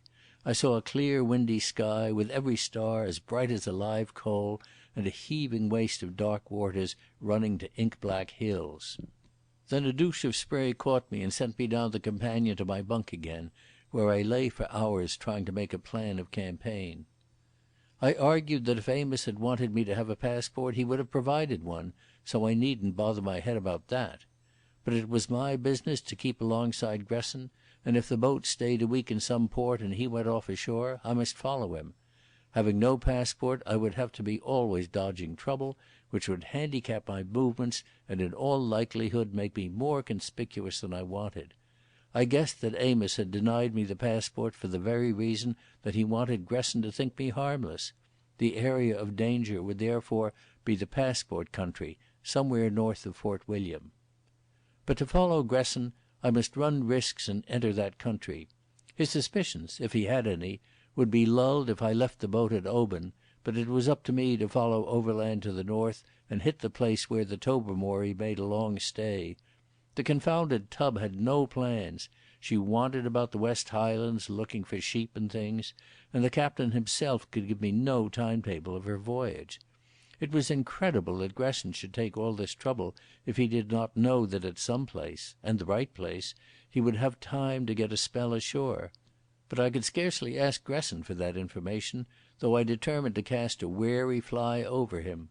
I knew roughly the Tobermory's course, through the Sound of Islay to Colonsay, then up the east side of Mull to Oban, then through the Sound of Mull to the islands with names like cocktails, Rum and Eiga and Coll, then to Skye, and then for the Outer Hebrides. I thought the last would be the place, and it seemed madness to leave the boat, for the Lord knew how I should get across the Minch. This consideration upset all my plans again, and I fell into a troubled sleep without coming to any conclusion. Morning found us nosing between Jura and Islay, and about midday we touched at a little port where we unloaded some cargo and took on a couple of shepherds who were going to Colonsay. The mellow afternoon and the good smell of salt and heather got rid of the dregs of my queasiness, and I spent a profitable hour on the pier head with a guide book called Baddeley's Scotland and one of Bartholomew's maps. I was beginning to think that Amos might be able to tell me something, for a talk with the captain had suggested that the Tobermory would not dally long in the neighbourhood of Rum and Eiga. The big droving season was scarcely on yet, and sheep for the Oban market would be lifted on the return journey. In that case Skye was the first place to watch, and if I could get wind of any big cargo waiting there, I would be able to make a plan. Amos was somewhere near the Kyle, and that was across the Narrows from Skye. Looking at the map, it seemed to me that in spite of being passportless, I might be able somehow to make my way up through Morven and Arisaig to the latitude of Skye. The difficulty would be to get across the strip of sea, but there must be boats to beg, borrow or steal. I was poring over Baddeley when Gresson sat down beside me. He was in a good temper and disposed to talk, and to my surprise his talk was all about the beauties of the countryside. There was a kind of apple-green light over everything, the steep heather hills cut into the sky like purple amethysts, while beyond the straits the western ocean stretched its pale molten gold to the sunset. Gresson waxed lyrical over the scene. "This just about puts me right inside, Mr Brand. I've got to get away from that little old town pretty frequent, or I begin to molt like a canary. A man feels a man when he gets to a place that smells as good as this. Why in hell do we ever get messed up in those stones and lime cages?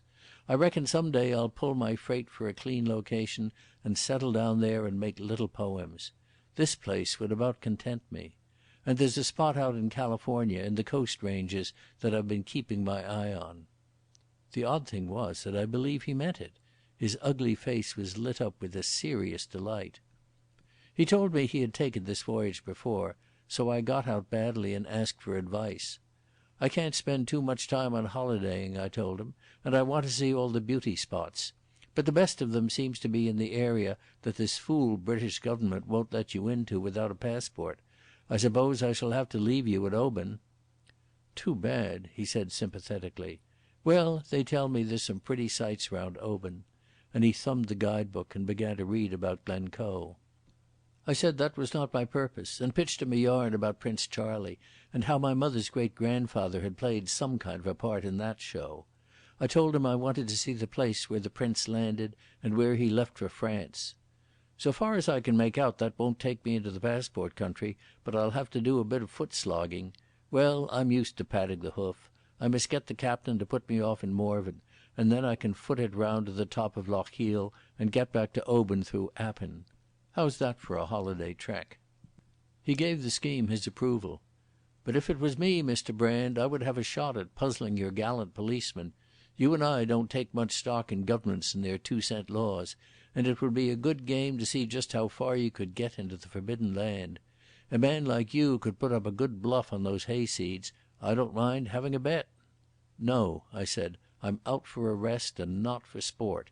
If there was anything to be gained I'd undertake to bluff my way to the Orkney Islands, but it's a wearing job and I've better things to think about." "So? Well, enjoy yourself your own way. I'll be sorry when you leave us, for I owe you something for that rough house, and besides there's darned little company in the old mossback captain."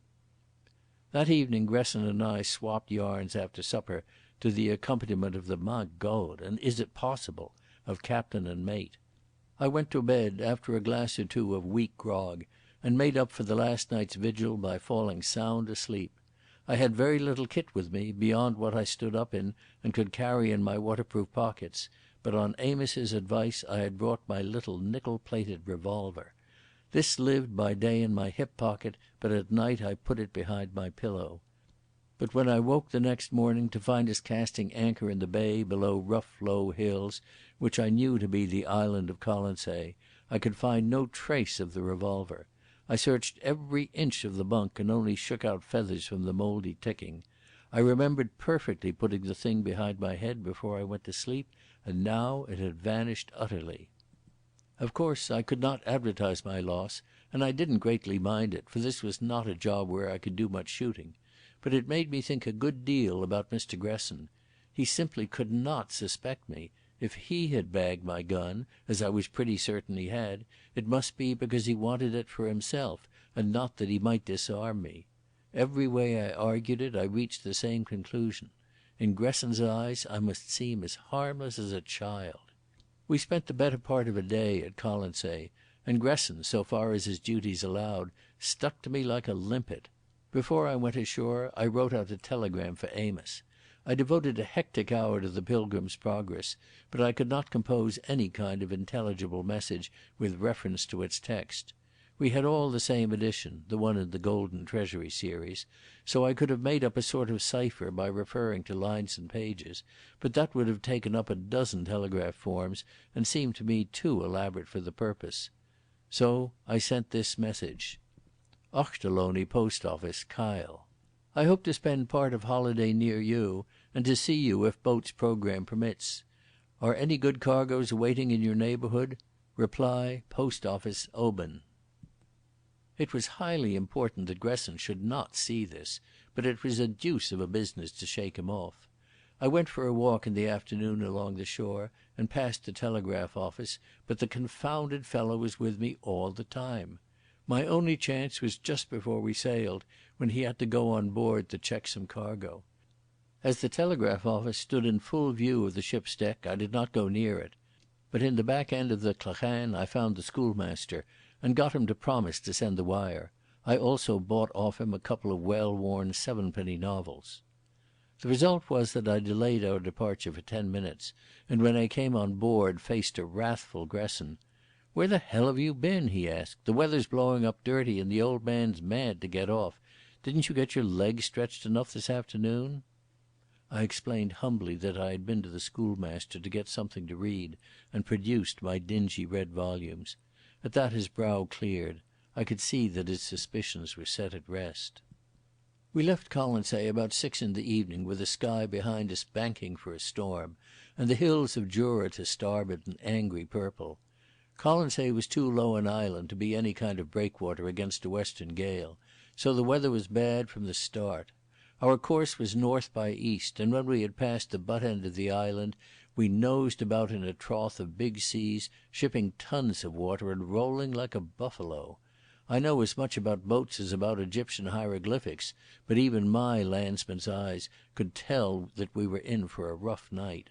I was determined not to get queasy again, but when I went below the smell of tripe and onions promised to be my undoing, so I dined off a slab of chocolate and a cabin biscuit, put on my waterproof, and resolved to stick it out on deck. I took up position near the bows where I was out of reach of the oily steamer smells.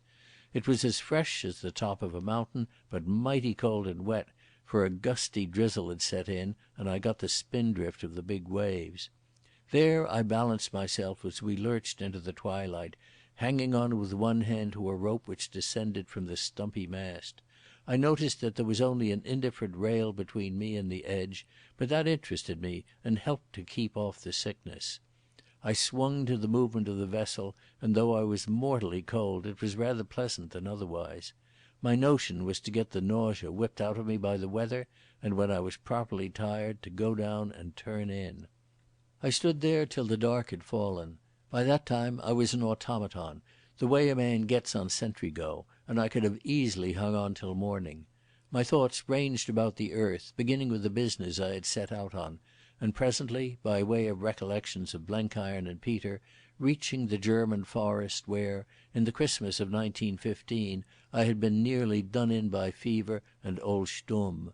I remembered the bitter cold of that wild race, and the way the snow seemed to burn like fire when I stumbled and got my face into it. I reflected that seasickness was kitten's play to a good bout of malaria. The weather was growing worse, and I was getting more than spindrift from the seas. I hooked my arm round the rope, for my fingers were numbing. Then I fell to dreaming again, principally about Fosse Manor and Mary Lamington. This so ravished me that I was as good as asleep. I was trying to reconstruct the picture as I had last seen her at Biggleswick Station. A heavy body collided with me and shook my arm from the rope. I slithered across the yard of deck, engulfed in a whirl of water. One foot caught a stanchion of the rail and it gave with me, so that for an instant I was more than half overboard. But my fingers clawed wildly and caught in the links of what must have been the anchor chain. They held, though a ton's weight seemed to be tugging at my feet. Then the old tub rolled back, the water slipped off, and I was sprawling on a wet deck with no breath in me and a gallon of brine in my windpipe. I heard a voice cry out sharply, and a hand helped me to my feet. It was Gresson, and he seemed excited. "God, Mr. Brand, that was a close call. I was coming up to find you when this damned ship took to lying on her side. I guess I must have cannoned into you, and I was calling myself bad names when I saw you rolling into the Atlantic. If I hadn't got a grip on the rope I would have been down beside you. Say, you're not hurt? I reckon you better come below and get a glass of rum under your belt. You're about as wet as mother's dishclouts."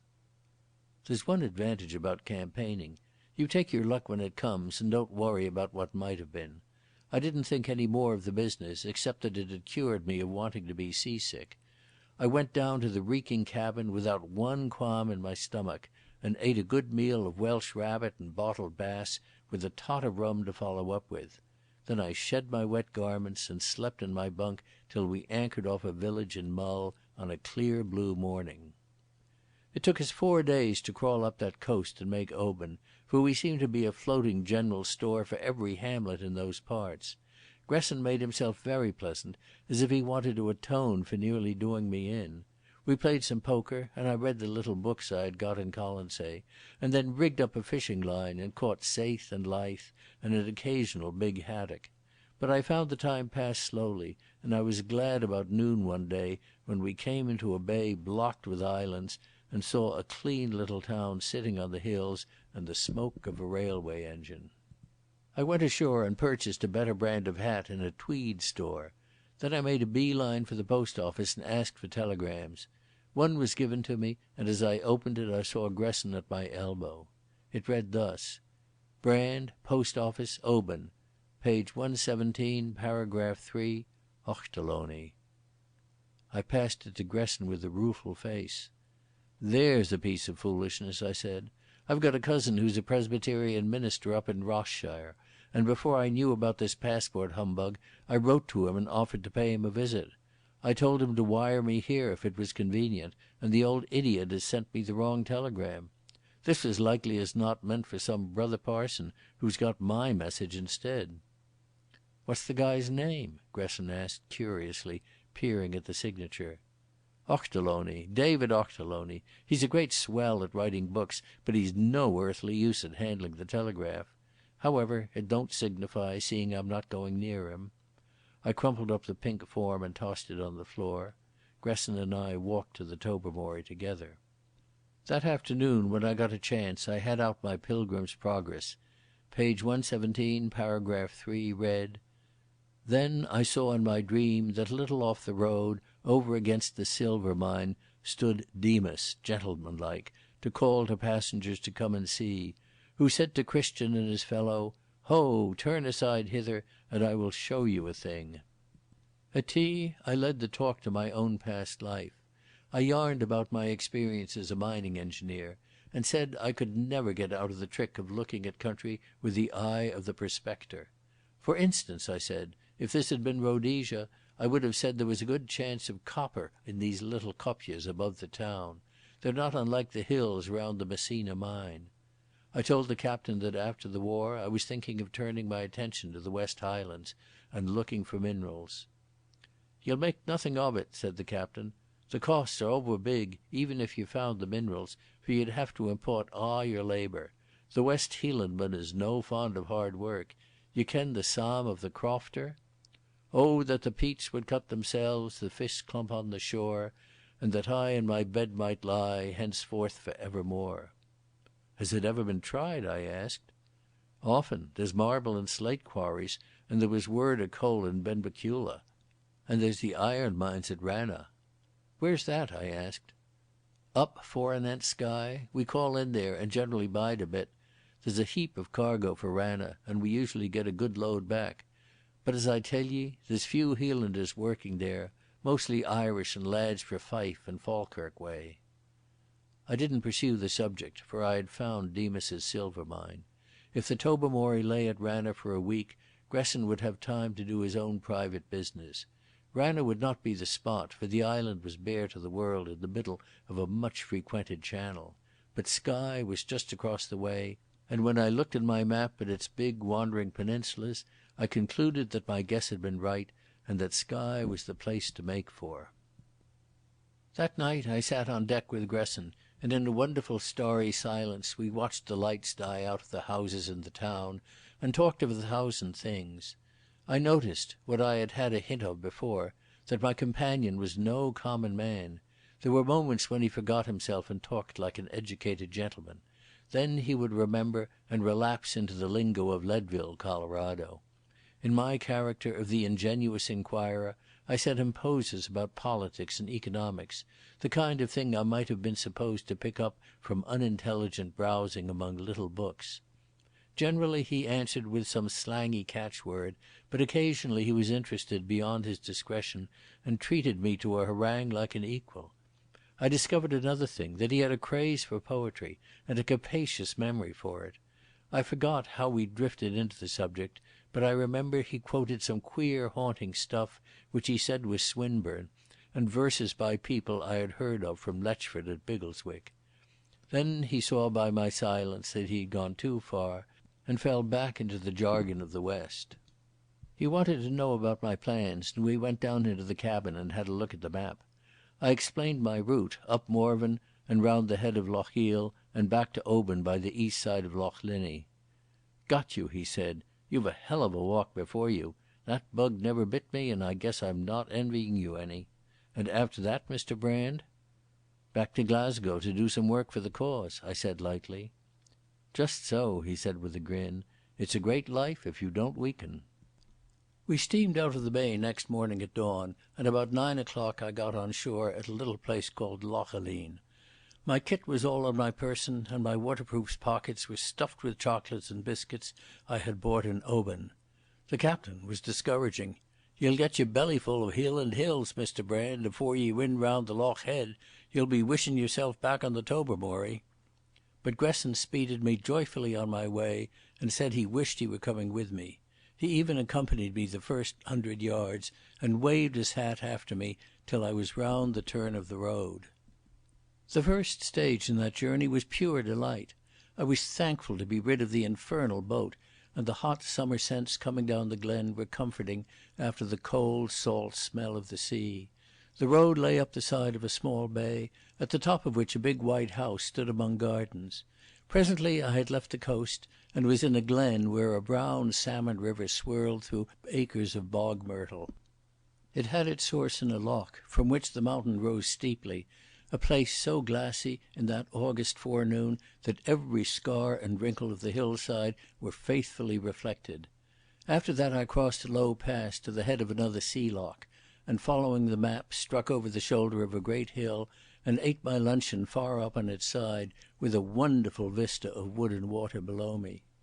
All that morning I was very happy, not thinking about Gresson or Ivery, but getting my mind clear in those wide spaces and my lungs filled with the brisk hill air. But I noticed one curious thing. On my last visit to Scotland, when I covered more moorland miles a day than any man since Claverhouse, I had been fascinated by the land, and had pleased myself with plans for settling down in it. But now, after 3 years of war and general rocketing, I felt less drawn to that kind of landscape. I wanted something more green and peaceful and habitable, and it was to the Cotswolds that my memory turned with longing.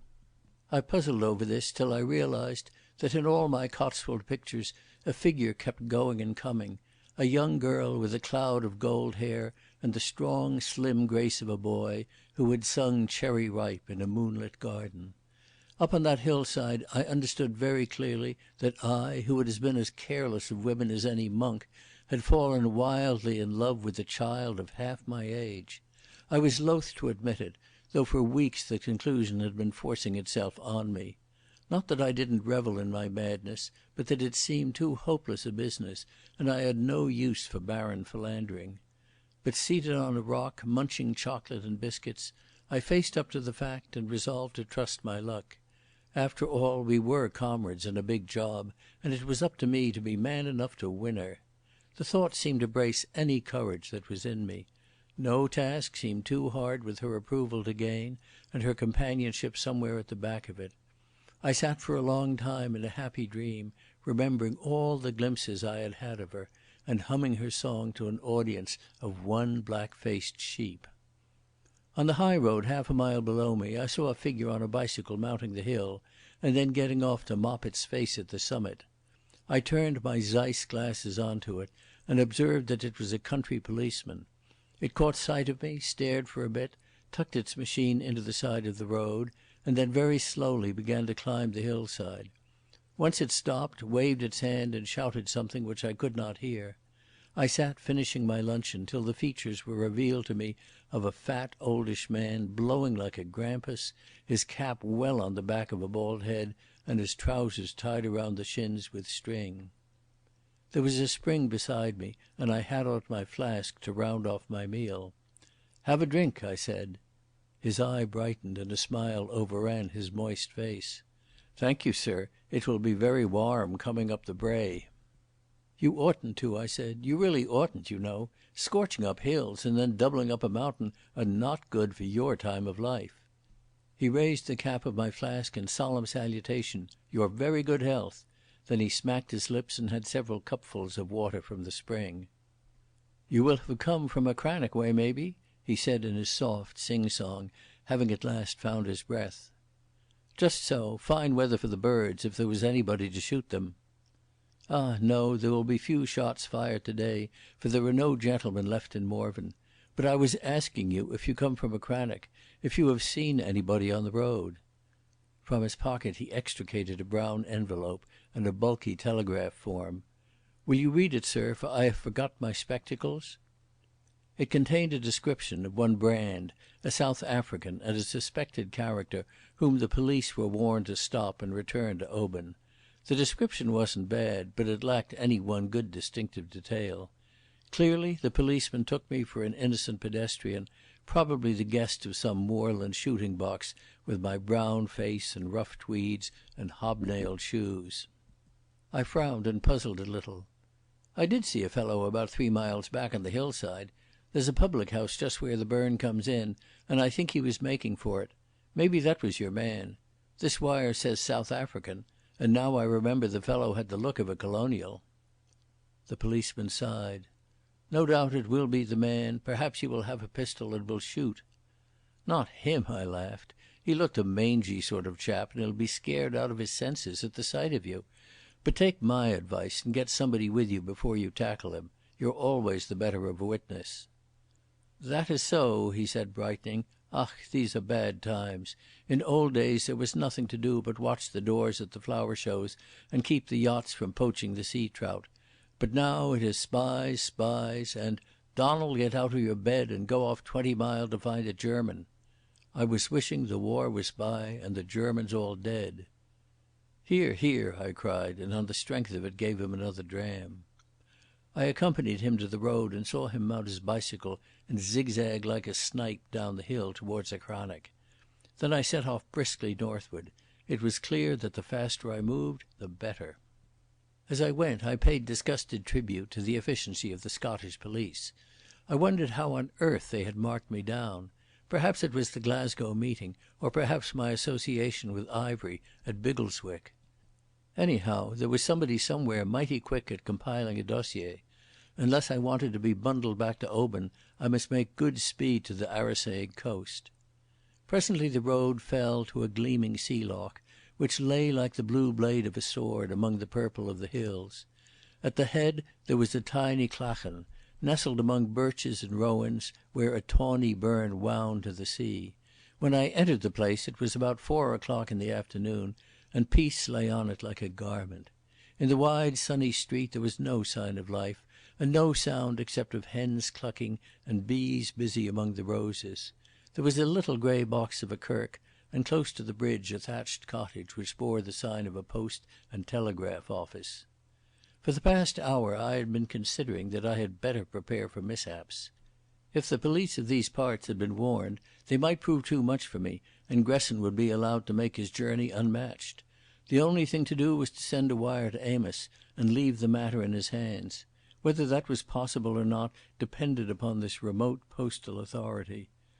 I entered the little shop and passed from bright sunshine to a twilight smelling of paraffin and black-striped peppermint balls. An old woman with a mutch sat in an armchair behind the counter. She looked up at me over her spectacles and smiled, and I took to her on the instant. She had the kind of wise old face that God loves. Beside her I noticed a little pile of books, one of which was a Bible. Upon her lap was a paper, the United Free Church Monthly. I noticed these details greedily, for I had to make up my mind on the part to play. "It's a warm day, mistress," I said, my voice falling into the broad lowland speech, for I had an instinct that she was not of the Highlands. She laid aside her paper. "It is that, sir. It is grand weather for the hairst, but here that's no till the hinner end of September, and at the best it's a bit scart of eights." "Ay, it's a different thing down Annandale way," I said. Her face lit up. "Are ye from Dumfries, sir?" "Not just from Dumfries, but I know the borders fine." "You'll no beat them," she cried. "Not that this is no a good place, and I've muckle to be thankful for since John Sanderson, that was my man, brought me here 47 years syne come Martinmas. But the older I get, the mair I think of the bit where I was born. It was 2 miles from Wamphray on the Lockerbie Road, but they tell me the place is noo just a rickle of stains." "I was wondering, mistress, if I could get a cup of tea in the village." "Ye'll hae a cup with me," she said. "It's no often we see anybody from the borders hereaways. The kettle's just on the boil." She gave me tea and scones and butter and blackcurrant jam and treacle biscuits that melted in the mouth. And as we ate we talked of many things, chiefly of the war and of the wickedness of the world. "There's nae lads left here," she said. "They a' joined the Camerons, and the feck of them fell at an awful place called Luce. John and me never had no boys, just the one lassie that's married on Donald Frew, the Strontian carrier. I used to vex myself about it, but now I thank the Lord that in his mercy he spared me sorrow. But I would ha' liked to had one laddie fechting for his country. I whiles wish I was a Catholic and could pit up prayers for the sojers that ha' died. It maun be a great consolation." I whipped out the Pilgrim's Progress from my pocket. "That is the grand book for a time like this." "Fine I ken it," she said. "I got it for a prize in the Sabbath school when I was a lassie." I turned the pages, I read out a passage or two, and then I seemed struck with a sudden memory. "This is the telegraph office, mistress. Could I trouble you to send a telegram? You see, I've a cousin that's a minister in Rossshire at the Kyle, and him and me are great correspondents. He was writing about something in the Pilgrim's Progress, and I think I'll send him a telegram in answer." "A letter would be cheaper," she said. "Ay, but I'm on holiday, and I have no time for writing." She gave me a form, and I wrote, "Ochterlony, Post Office, Kyle. Demas will be at his mine within the week. Strive with him lest I faint by the way." "You're unco lavish with the words, sir," was her only comment. We parted with regret, and there was nearly a row when I tried to pay for the tea. I was bidden remember her to one David Tudhole, farmer in Nether Mirecleuch, the next time I passed by Wamphray. The village was as quiet when I left it as when I had entered it. I took my way up the hill with an easier mind, for I had got off the telegram, and I hoped I had covered my tracks. My friend the postmistress would, if questioned, be unlikely to recognise any South African suspect in the frank and homely traveller who had spoken with her of Annandale and the Pilgrim's Progress. The soft mulberry gloaming of the west coast was beginning to fall on the hills. I hoped to put in a dozen miles before dark to the next village on the map, where I might find quarters. But ere I had gone far, I heard the sound of a motor behind me, and a car slipped past bearing 3 men. The driver favoured me with a sharp glance and clapped on the brakes. I noticed that the 2 men in the tonneau were carrying sporting rifles. "Hi, you, sir," he cried, "come here."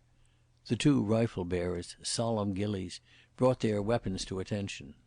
"By God," he said, "it's the man. What's your name? Keep him covered, Angus." The gillies duly covered me, and I did not like the look of their wavering barrels. They were obviously as surprised as myself.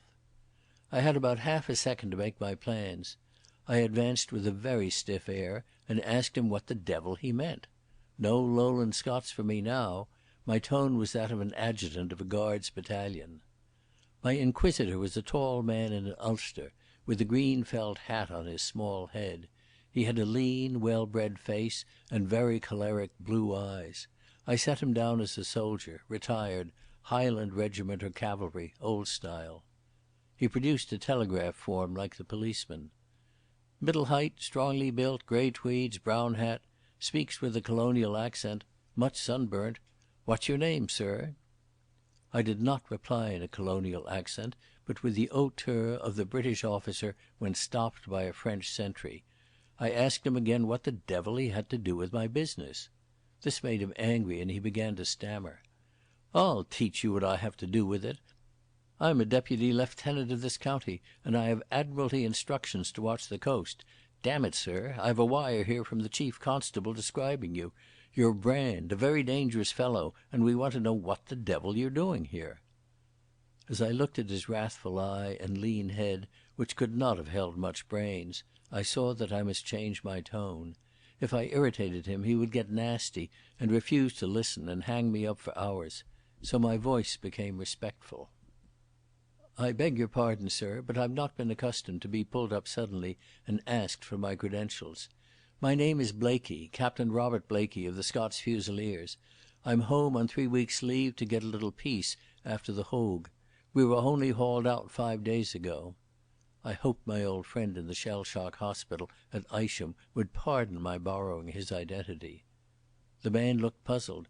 "How the devil am I to be satisfied about that? Have you any papers to prove it?" "Why, no. I don't carry passports about with me on a walking tour, but you can wire to the depot or to my London address." He pulled at his yellow moustache. "I'm hanged if I know what to do. I want to get home for dinner. I tell you what, sir, I'll take you on with me and put you up for the night.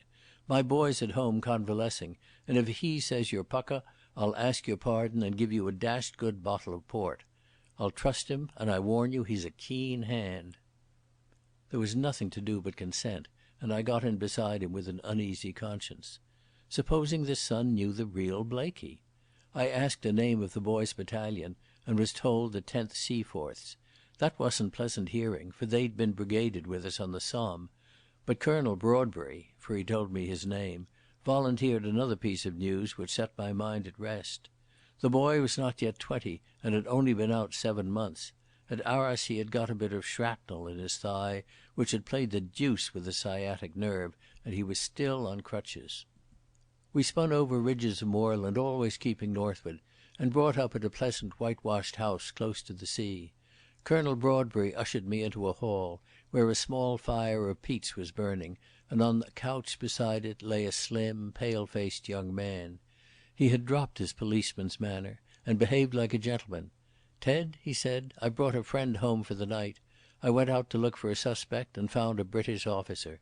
This is Captain Blaikie of the Scots Fusiliers." The boy looked at me pleasantly. "I'm very glad to meet you, sir. You'll excuse me not getting up, but I've got a game leg."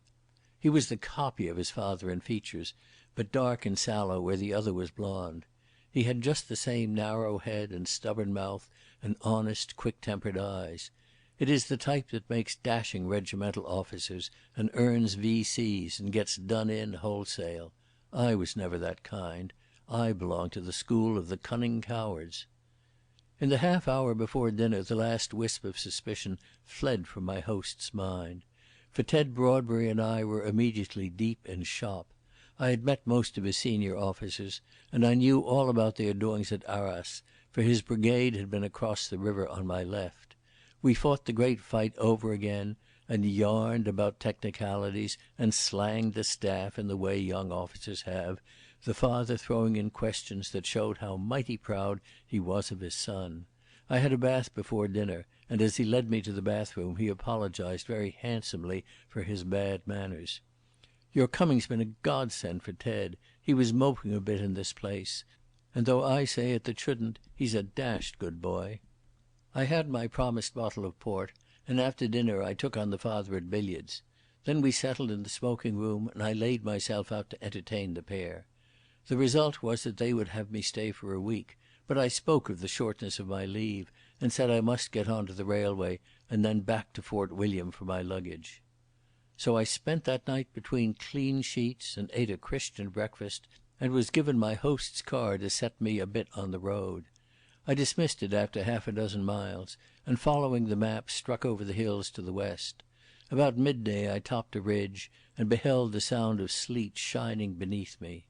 There were other things in the landscape. In the valley on the right a long goods train was crawling on the Mallaig railway, and across the strip of sea, like some fortress of the old gods, rose the dark bastions and turrets of the hills of Skye. End of Chapter 5. Chapter 6. The Skirts of the Coolin. Obviously I must keep away from the railway. If the police were after me in Morven, that line would be warned, for it was a barrier I must cross if I were to go farther north. I observed from the map that it turned up the coast, and concluded that the place for me to make for was the shore south of that turn, where heaven might send me some luck in the boat line, for I was pretty certain that every porter and station master on that tin pot outfit was anxious to make better acquaintance with my humble self. I lunched off the sandwiches the Broadburys had given me, and in the bright afternoon made my way down the hill, crossed at the foot of a small freshwater lochan, and pursued the issuing stream through midge-infested woods of hazels to its junction with the sea. It was rough going, but very pleasant, and I fell into the same mood of idle contentment that I had enjoyed the previous morning. I never met a soul. Sometimes a roe deer broke out of the covert, or an old blackcock startled me with his scolding. The place was bright with heather, still in its first bloom, and smelt better than the myrrh of Arabia. It was a blessed glen, and I was happy as a king, till I began to feel the coming of hunger, and reflected that the Lord alone knew when I might get a meal. I had still some chocolate and biscuits, but I wanted something more substantial. The distance was greater than I thought, and it was already twilight when I reached the coast. The shore was open and desolate, great banks of pebbles to which straggled alders and hazels from the hillside scrub. But as I marched northward and turned a little point of land, I saw before me in a crook of the bay a smoking cottage, and plodding along by the water's edge was the bent figure of a man laden with nets and lobster pots. Also, beached on the shingle was a boat. I quickened my pace and overtook the fisherman. He was an old man with a ragged grey beard, and his rig was seaman's boots and a much darned blue jersey. He was deaf and did not hear me when I hailed him. When he caught sight of me he never stopped, though he very solemnly returned my good evening. I fell into step with him, and in his silent company reached the cottage. He halted before the door and unslung his burdens.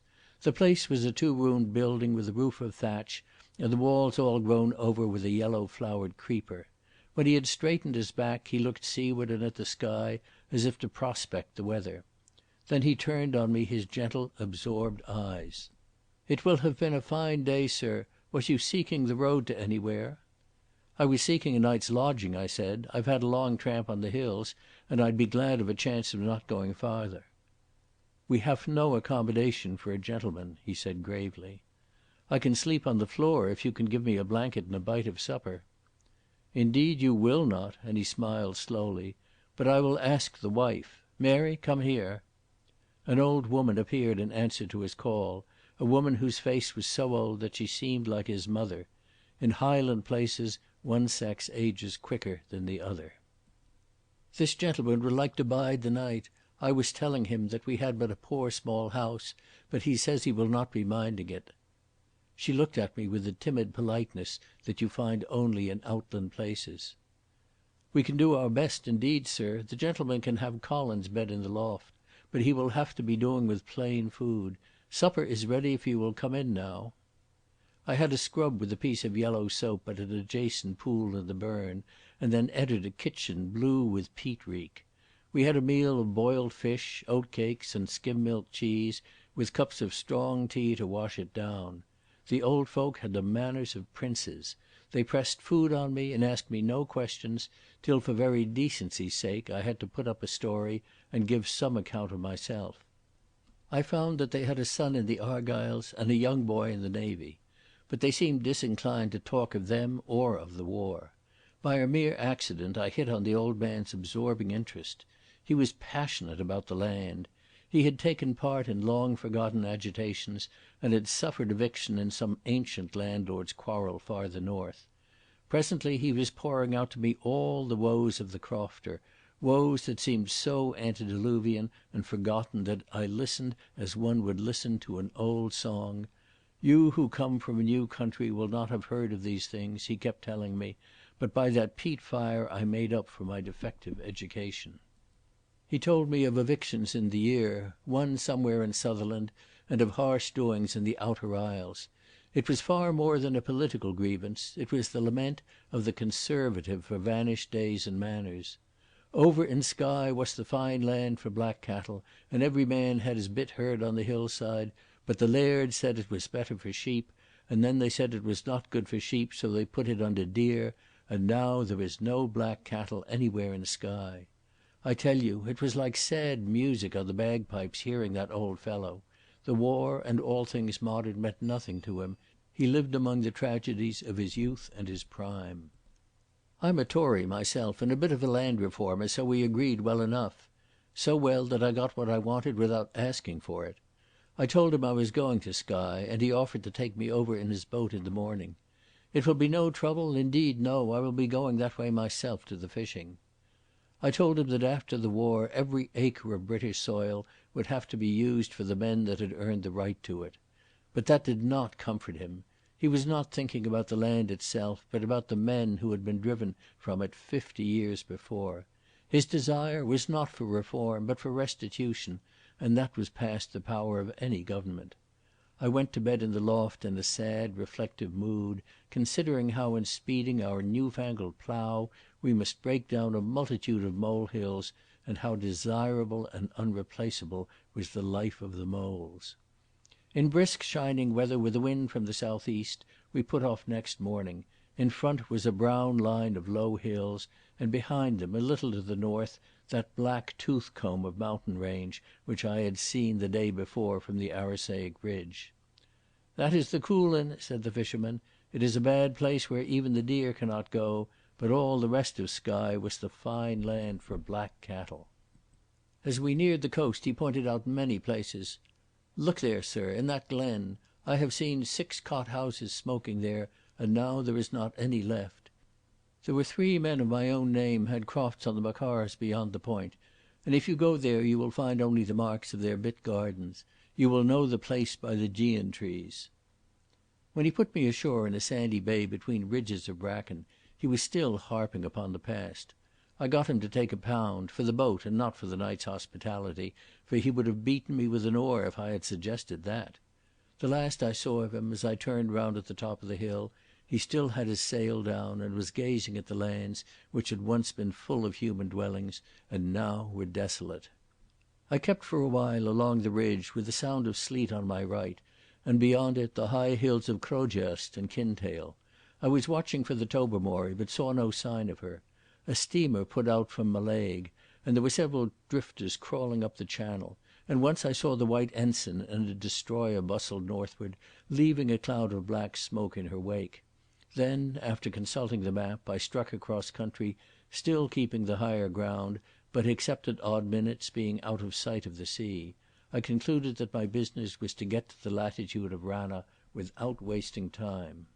So soon as I changed my course, I had the Coolin for company. Mountains have always been a craze of mine, and the blackness and mystery of those grim peaks went to my head. I forgot all about Foss Manor and the Cotswolds. I forgot, too, what had been my chief feeling since I left Glasgow, a sense of the absurdity of my mission. It had all seemed too far-fetched and whimsical. I was running apparently no great personal risk, and I had always the unpleasing fear that Blenkiron might have been too clever and that the whole thing might be a mare's nest. But that dark mountain mass changed my outlook. I began to have a queer instinct that that was the place, that something might be concealed there, something pretty damnable. I remember I sat on a top for half an hour raking the hills with my glasses. I made out ugly precipices and glens which lost themselves in primeval blackness. When the sun caught them, for it was a gleamy day, it brought out no colours, only degrees of shade. No mountains I had ever seen, not the Drakensberg or the red kopjes of Damaraland or the cold white peaks around Erzurum, ever looked so unearthly and uncanny. Oddly enough, too, the sight of them set me thinking about Ivery. There seemed no link between a smooth sedentary being dwelling in villas and lecture rooms and that shaggy tangle of precipices. But I felt there was, for I had begun to realise the bigness of my opponent. Blenkiron had said that he spun his web wide. That was intelligible enough among the half-baked youth of Biggleswick and the pacifist societies, or even the toughs on the Clyde. I could fit him in all right to that picture. But that he should be playing his game among those mysterious black crags seemed to make him bigger and more desperate, altogether a different kind of proposition. I didn't exactly dislike the idea, for my objection to my past weeks had been that I was out of my proper job, and this was more my line of country. I always felt that I was a better bandit than a detective, but a sort of awe mingled with my satisfaction. I began to feel about Ivery as I had felt about the 3 devils of the Black Stone who had hunted me before the war, and as I never felt about any other Hun. The men we fought at the front, and the men I had run across in the Greenmantle business, even old Stumm himself, had been human miscreants. They were formidable enough, but you could gauge and calculate their capacities. But this Ivery was like a poison gas that hung in the air and got into unexpected crannies and that you couldn't fight in an upstanding way. Till then, in spite of Blenkiron's solemnity, I had regarded him simply as a problem. But now he seemed an intimate and omnipresent enemy, intangible too as the horror of a haunted house. Up on that sunny hillside, with the sea winds round me and the whaups calling, I got a chill in my spine when I thought of him. I am ashamed to confess it, but I was also horribly hungry. There was something about the war that made me ravenous, and the less chance of food, the worse I felt. If I had been in London with 20 restaurants open to me, I should as likely as not have gone off my feed. That was the cussedness of my stomach. I still had a little chocolate left, and I ate the fishermen's buttered scones for luncheon, but long before the evening my thoughts were dwelling on my empty interior. I put up that night in a shepherd's cottage miles from anywhere. The man was called Macmorran, and he had come from Galloway when sheep were booming. He was a very good imitation of a savage, a little fellow with red hair and red eyes who might have been a Pict. He lived with a daughter who had once been in service in Glasgow, a fat young woman with a face entirely covered with freckles and a pout of habitual discontent. No wonder, for that cottage was a pretty mean place. It was so thick with peat reek that throat and eyes were always smarting. It was badly built and must have leaked like a sieve in a storm. The father was a surly fellow whose conversation was one long growl at the world, the high prices, the difficulty of moving his sheep, the meanness of his master, the God-forsaken character of Skye. "Here's me no seen baker's bread for a month, and no company but a wheen ignorant Hielanders that yatter Gaelic. I wish I was back in the Glenkens, and I'd gang the morn if I could get paid what I'm awed." However, he gave me supper, a braxy ham and oatcake, and I bought the remnants off him for use next day. I did not trust his blankets, so I slept the night by the fire in the ruins of an armchair, and woke at dawn with a foul taste in my mouth. A dip in the burn refreshed me, and after a bowl of porridge I took the road again, for I was anxious to get to some hilltop that looked over to Ranna. Before midday I was close under the eastern side of the Coolin, on a road which was more a rockery than a path. Presently I saw a big house ahead of me that looked like an inn, so I gave it a miss and struck the highway that led to it a little farther north. Then I bore off to the east, and was just beginning to climb a hill which I judged stood between me and the sea, when I heard wheels on the road and looked back. It was a farmer's gig carrying one man. I was about half a mile off, and something in the cut of his jib seemed familiar. I got my glasses on him and made out a short, stout figure, clad in a mackintosh, with a woolen comforter round its throat. As I watched, it made a movement as if to rub its nose on its sleeve. That was the pet trick of one man I knew. Inconspicuously I slipped through the long heather so as to reach the road ahead of the gig. When I rose like a wraith from the wayside, the horse started, but not the driver. "So you're there," said Amos's voice. "I've news for ye. The Tobermory will be in Ranna by now.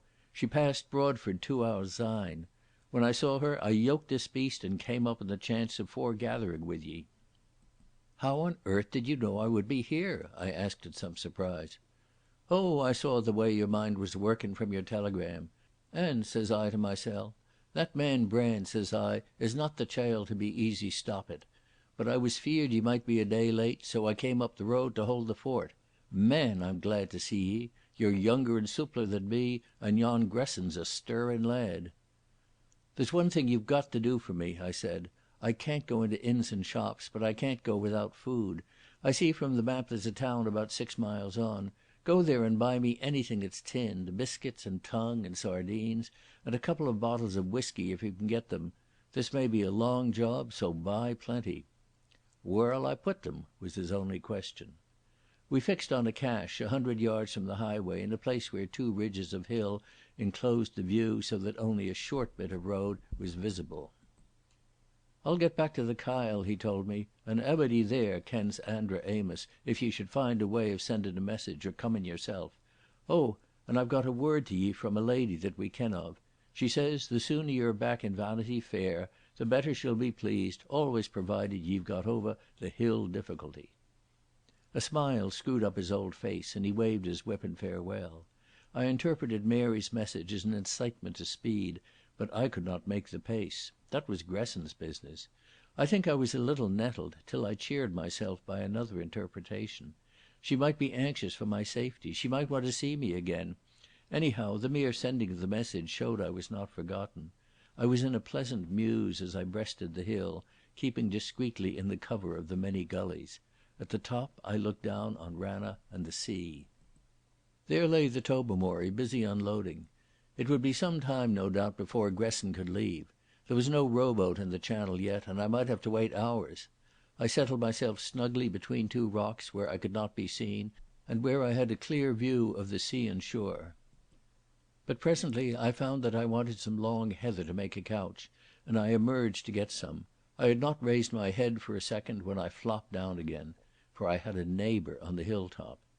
He was about 200 yards off, just reaching the crest, and unlike me, walking quite openly. His eyes were on Ranna, so he did not notice me, but from my cover I scanned every line of him.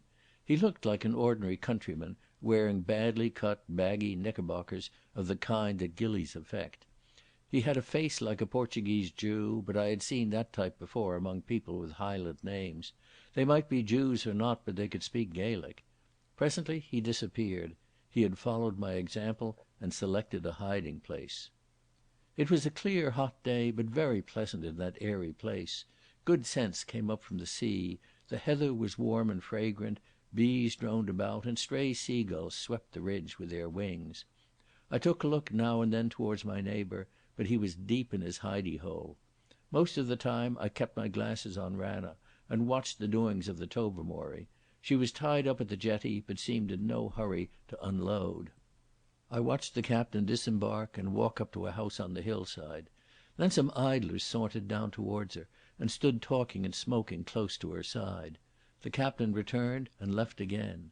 A man with papers in his hand appeared, and a woman with what looked like a telegram. The mate went ashore in his best clothes. Then at last, after midday, Gresson appeared. He joined the captain at the piermaster's office, and presently emerged on the other side of the jetty, where some small boats were breached. A man from the Tobermory came in answer to his call. A boat was launched and began to make its way into the channel. Gresson sat in the stern, placidly eating his luncheon. I watched every detail of that crossing with some satisfaction that my forecast was turning out right. About halfway across, Gresson took the oars, but soon surrendered them to the Tobermory man and lit a pipe. He got out a pair of binoculars and raked my hillside. I tried to see if my neighbour was making any signal, but all was quiet. Presently the boat was hid from me by the bulge of the hill, and I caught the sound of her scraping on the beach. Gresson was not a hill walker like my neighbour. It took him the best part of an hour to get to the top, and he reached it at a point not 2 yards from my hiding place. I could hear by his labouring breath that he was very blown. He walked straight over the crest till he was out of sight of Ranna and flung himself on the ground. He was now about 50 yards from me, and I made shift to lessen the distance. There was a grassy trench skirting the north side of the hill, deep but thickly overgrown with heather. I wound my way along it till I was about 12 yards from him, where I stuck, owing to the trench dying away. When I peered out of the cover, I saw that the other man had joined him, and that the idiots were engaged in embracing one another. I dared not move an inch nearer, and as they talked in a low voice I could hear nothing of what they said. Nothing except one phrase, which the strange man repeated twice, very emphatically. "Tomorrow night," he said, and I noticed that his voice had not the Highland inflection which I looked for. Gresson nodded and glanced at his watch, and then the two began to move downhill towards the road I had travelled that morning. I followed as best I could, using a shallow dry watercourse of which sheep had made a track, and which kept me well below the level of the moor. It took me down the hill, but some distance from the line the pair were taking, and I had to reconnoitre frequently to watch their movements. They were still a quarter of a mile or so from the road when they stopped and stared, and I stared with them. On that lonely highway travellers were about as rare as road menders, and what caught their eye was a farmer's gig driven by a thick-set elderly man with a woolen comforter round his neck. I had a bad moment, for I reckoned that if Gresson recognised Amos he might take fright. Perhaps the driver of the gig thought the same, for he appeared to be very drunk. He waved his whip, he jiggetted his reins, and he made an effort to sing. He looked towards the figures on the hillside and cried out something. The gig narrowly missed the ditch, and then to my relief the horse bolted. Swaying like a ship in a gale, the whole outfit lurched out of sight round the corner of hill where lay my cache. If Amos could stop the beast and deliver the goods there, he had put up a masterly bit of buffoonery. The two men laughed at the performance, and then they parted. Gresson retraced his steps up the hill. The other man, I called him in my mind the Portuguese Jew, started off at a great pace due west across the road and over a big patch of bog towards the northern butt of the Coolin. He had some errand which Gresson knew about, and he was in a hurry to perform it. It was clearly my job to get after him. I had a rotten afternoon. The fellow covered the moorland trails like a deer, and under the hot August sun I toiled on his trail. I had to keep well behind and as much as possible in cover, in case he looked back, and that meant that when he passed over a ridge I had to double not to let him get too far ahead, and when we were in an open place I had to make wide circuits to keep hidden. We struck a road which crossed a low pass and skirted the flank of the mountains, and this we followed till we were on the western side and within sight of the sea. It was gorgeous weather, and out on the blue water I saw cool sails moving and little breezes ruffling the calm, while I was glowing like a furnace. Happily I was in fair training, and I needed it. The Portuguese Jew must have done a steady 6 miles an hour over abominable country. About 5 o'clock we came to a point where I dared not follow. The road ran flat by the edge of the sea, so that several miles of it were visible. Moreover, the man had begun to look round every few minutes. He was getting near something and wanted to be sure that no one was in his neighbourhood. I left the road accordingly and took to the hillside, which to my undoing was one long cascade of screes and tumbled rocks. I saw him drop over a rise which seemed to mark the rim of a little bay into which descended one of the big corries of the mountains. It must have been a good half hour later before I, at my greater altitude and with far worse going, reached the same rim. I looked into the glen and my man had disappeared. He could not have crossed it, for the place was wider than I had thought. A ring of black precipices came down to within half a mile of the shore, and between them was a big stream, long shallow pools at the sea end and a chain of waterfalls above. He had gone to earth like a badger somewhere, and I dared not move in case he might be watching me from behind a boulder. But even as I hesitated he appeared again, fording the stream, his face set on the road we had come. Whatever his errand was, he had finished it and was posting back to his master. For a moment I thought I should follow him, but another instinct prevailed. He had not come to this wild place for the scenery. Somewhere down in the glen there was something or somebody that held the key of the mystery. It was my business to stay there till I had unlocked it. Besides, in 2 hours it would be dark, and I had had enough walking for one day.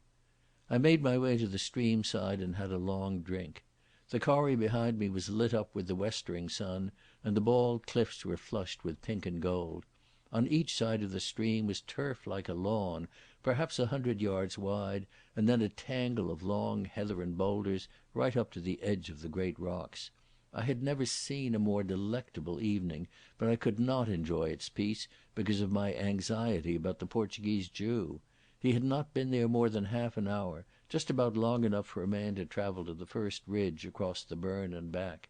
Yet he had found time to do his business. He might have left a letter in some pre-arranged place, in which case I would stay there till the man it was meant for turned up. Or he might have met someone, though I didn't think that possible. As I scanned the acres of rough moor and then looked at the sea lapping delicately on the grey sand, I had the feeling that a knotty problem was before me. It was too dark to try to track his steps. That must be left for the morning, and I prayed that there would be no rain in the night. I ate for supper most of the braxy ham and oatcake I had brought from Macmorran's cottage. It took some self-denial, for I was ferociously hungry, to save a little for breakfast the next morning. Then I pulled heather and bracken and made myself a bed in the shelter of a rock which stood on a knoll above the stream. My bedchamber was well hidden, but at the same time, if anything should appear in the early dawn, it gave me a prospect. With my waterproof I was perfectly warm, and after smoking 2 pipes I fell asleep. My night's rest was broken.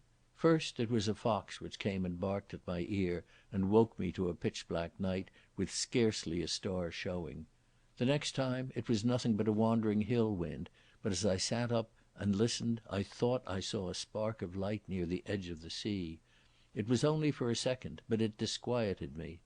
I got out and climbed on top of the rock, but all was still save for the gentle lap of the tide and the croak of some night bird among the crags. The third time I was suddenly quite wide awake and without any reason, for I had not been dreaming. Now, I have slept hundreds of times alone beside my horse on the veldt, and I never knew any cause for such awakenings but the one, and that was the presence near me of some human being. A man who is accustomed to solitude gets this extra sense which announces like an alarm clock the approach of one of his kind. But I could hear nothing. There was a scraping and rustling on the moor, but that was only the wind and the little wild things of the hills. A fox, perhaps, or a blue hare. I convinced my reason, but not my senses, and for long I lay awake with my ears at full cock and every nerve tense. Then I fell asleep and woke to the first flush of the dawn. The sun was behind the Coolin, and the hills were black as ink, but far out in the western seas was a broad band of gold. I got up and went down to the shore.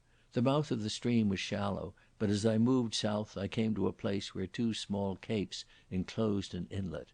It must have been a fault in the volcanic rock, for its depth was portentous. I stripped and dived far into its cold abysses, but I did not reach the bottom. I came to the surface rather breathless and struck out to sea, where I floated on my back and looked at the great rampart of crag. I saw that the place where I had spent the night was only a little oasis of green at the base of one of the grimmest corries the imagination could picture. It was as desert as Damaraland. I noticed too how sharply the cliffs rose from the level. There were chimneys and gullies by which a man might have made his way to the summit, but no one of them could have been scaled except by a mountaineer. I was feeling better now, with all the frowsiness washed out of me, and I dried myself by racing up and down the heather. Then I noticed something. There were marks of human feet at the top of the deep water inlet, not mine, for they were on the other side. The short sea turf was bruised and trampled in several places, and there were broken stems of bracken. I thought that some fisherman had probably landed there to stretch his legs. But that set me thinking of the Portuguese Jew. After breakfasting on my last morsels of food, a knuckle of braxy and a bit of oatcake, I set about tracking him from the place where he had first entered the glen. To get my bearings, I went back over the road I had come myself, and after a good deal of trouble I found his spoor. It was pretty clear as far as the stream, for he had been walking, or rather running, over ground with many patches of gravel on it. After that it was difficult, and I lost it entirely in the rough heather below the crags. All that I could make out for certain was that he had crossed the stream, and that his business, whatever it was, had been with the few acres of tumbled wilderness below the precipices. I spent a busy morning there, but found nothing except the skeleton of a sheep picked clean by the ravens. It was a thankless job, and I got very cross over it. I had an ugly feeling that I was on a false scent and wasting my time. I wished to heaven I had old Peter with me. He could follow spoor like a bushman and would have riddled the Portuguese Jew's tracks out of any jungle on earth. That was a game I had never learned, for in the old days I had always left it to my natives. I chucked the attempt and lay disconsolately on a warm patch of grass and smoked and thought about Peter.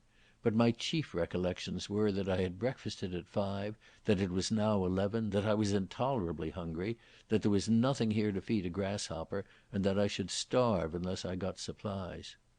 It was a long road to my cache, but there were no two ways of it.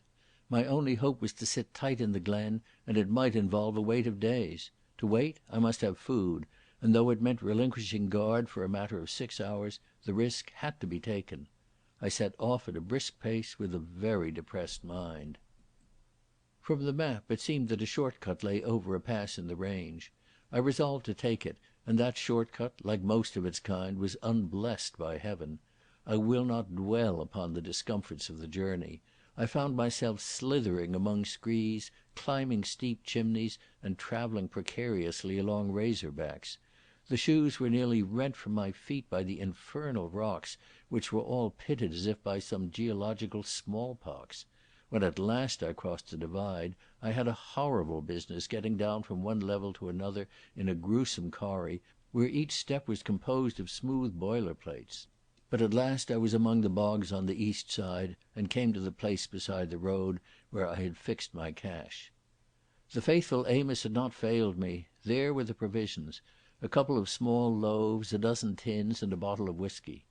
I made the best pack I could of them in my waterproof, swung it on my stick, and started back, thinking I must be very like the picture of Christian on the title page of Pilgrim's Progress.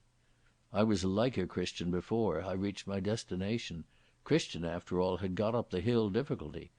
The morning's walk had been bad, but the afternoon's was worse, for I was in a fever to get back, and having had enough of the hills, chose the longer route I had followed the previous day.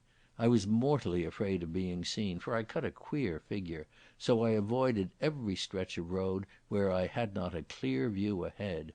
Many weary detours I made among moss hags and screes and stony channels of burns. But I got there at last, and it was almost with a sense of comfort that I flung my pack down beside the stream where I had passed the night.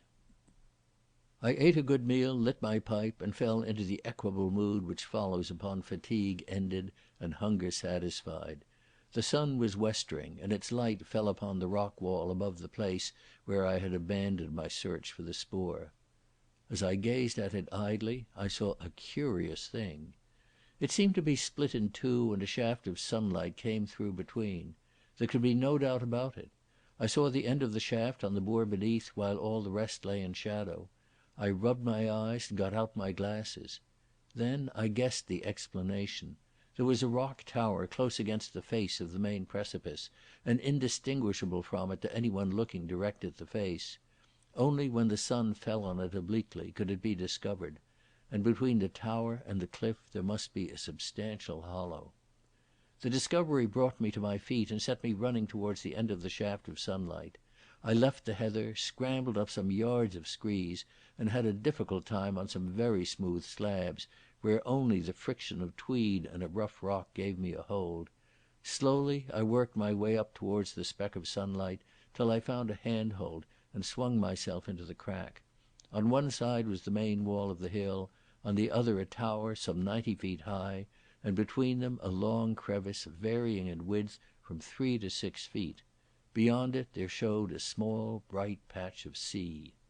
There was more, for at the point where I entered it there was an overhang which made a fine cavern, low at the entrance but a dozen feet high inside and dry as tinder. Here, thought I, is the perfect hiding place. Before going farther I resolved to return for food. It was not very easy descending, and I slipped the last 20 feet, landing on my head in a soft patch of screes.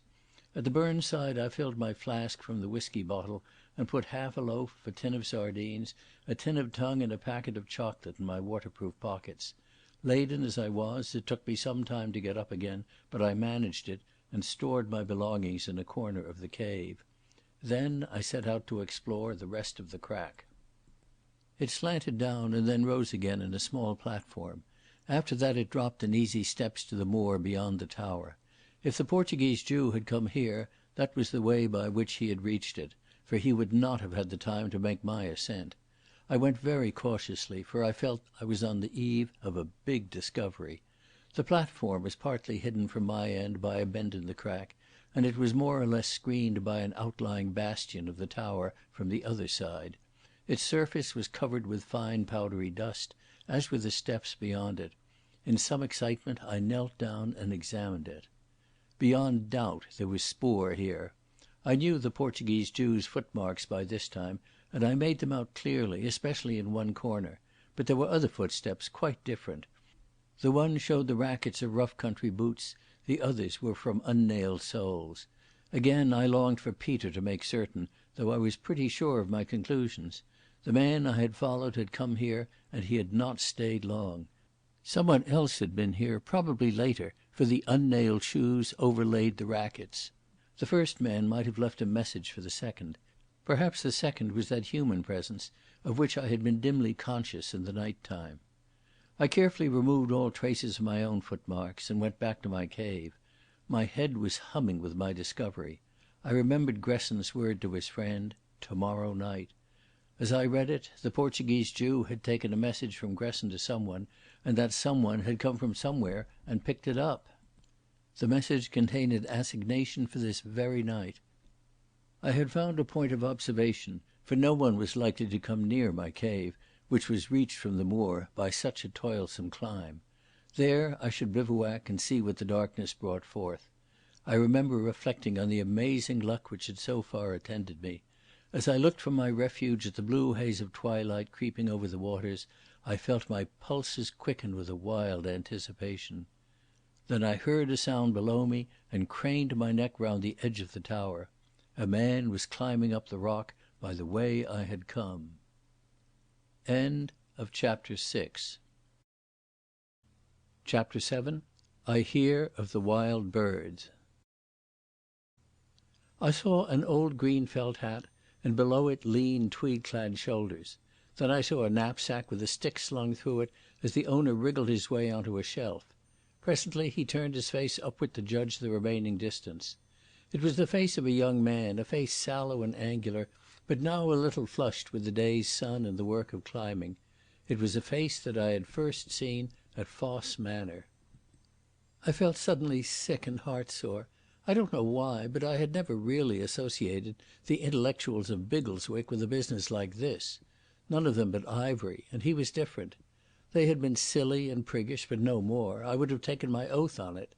Yet here was one of them engaged in black treason against his native land.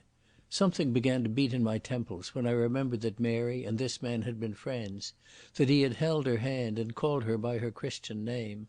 My first impulse was to wait till he got up and then pitch him down among the boulders and let his German accomplices puzzle over his broken neck.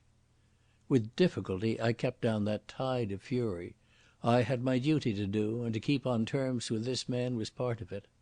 I had to convince him that I was an accomplice, and that might not be easy.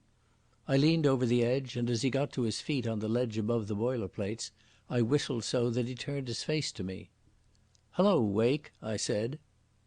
He started, stared for a second and recognized me. He did not seem over-pleased to see me. "Brand," he said, "how did you get here?" He swung himself up beside me, straightened his back, and unbuckled his knapsack. "I thought this was my own private sanctuary, and that nobody knew it but me. Have you spotted the cave? It's the best bedroom in Skye." His tone was, as usual, rather acid. That little hammer was beating in my head.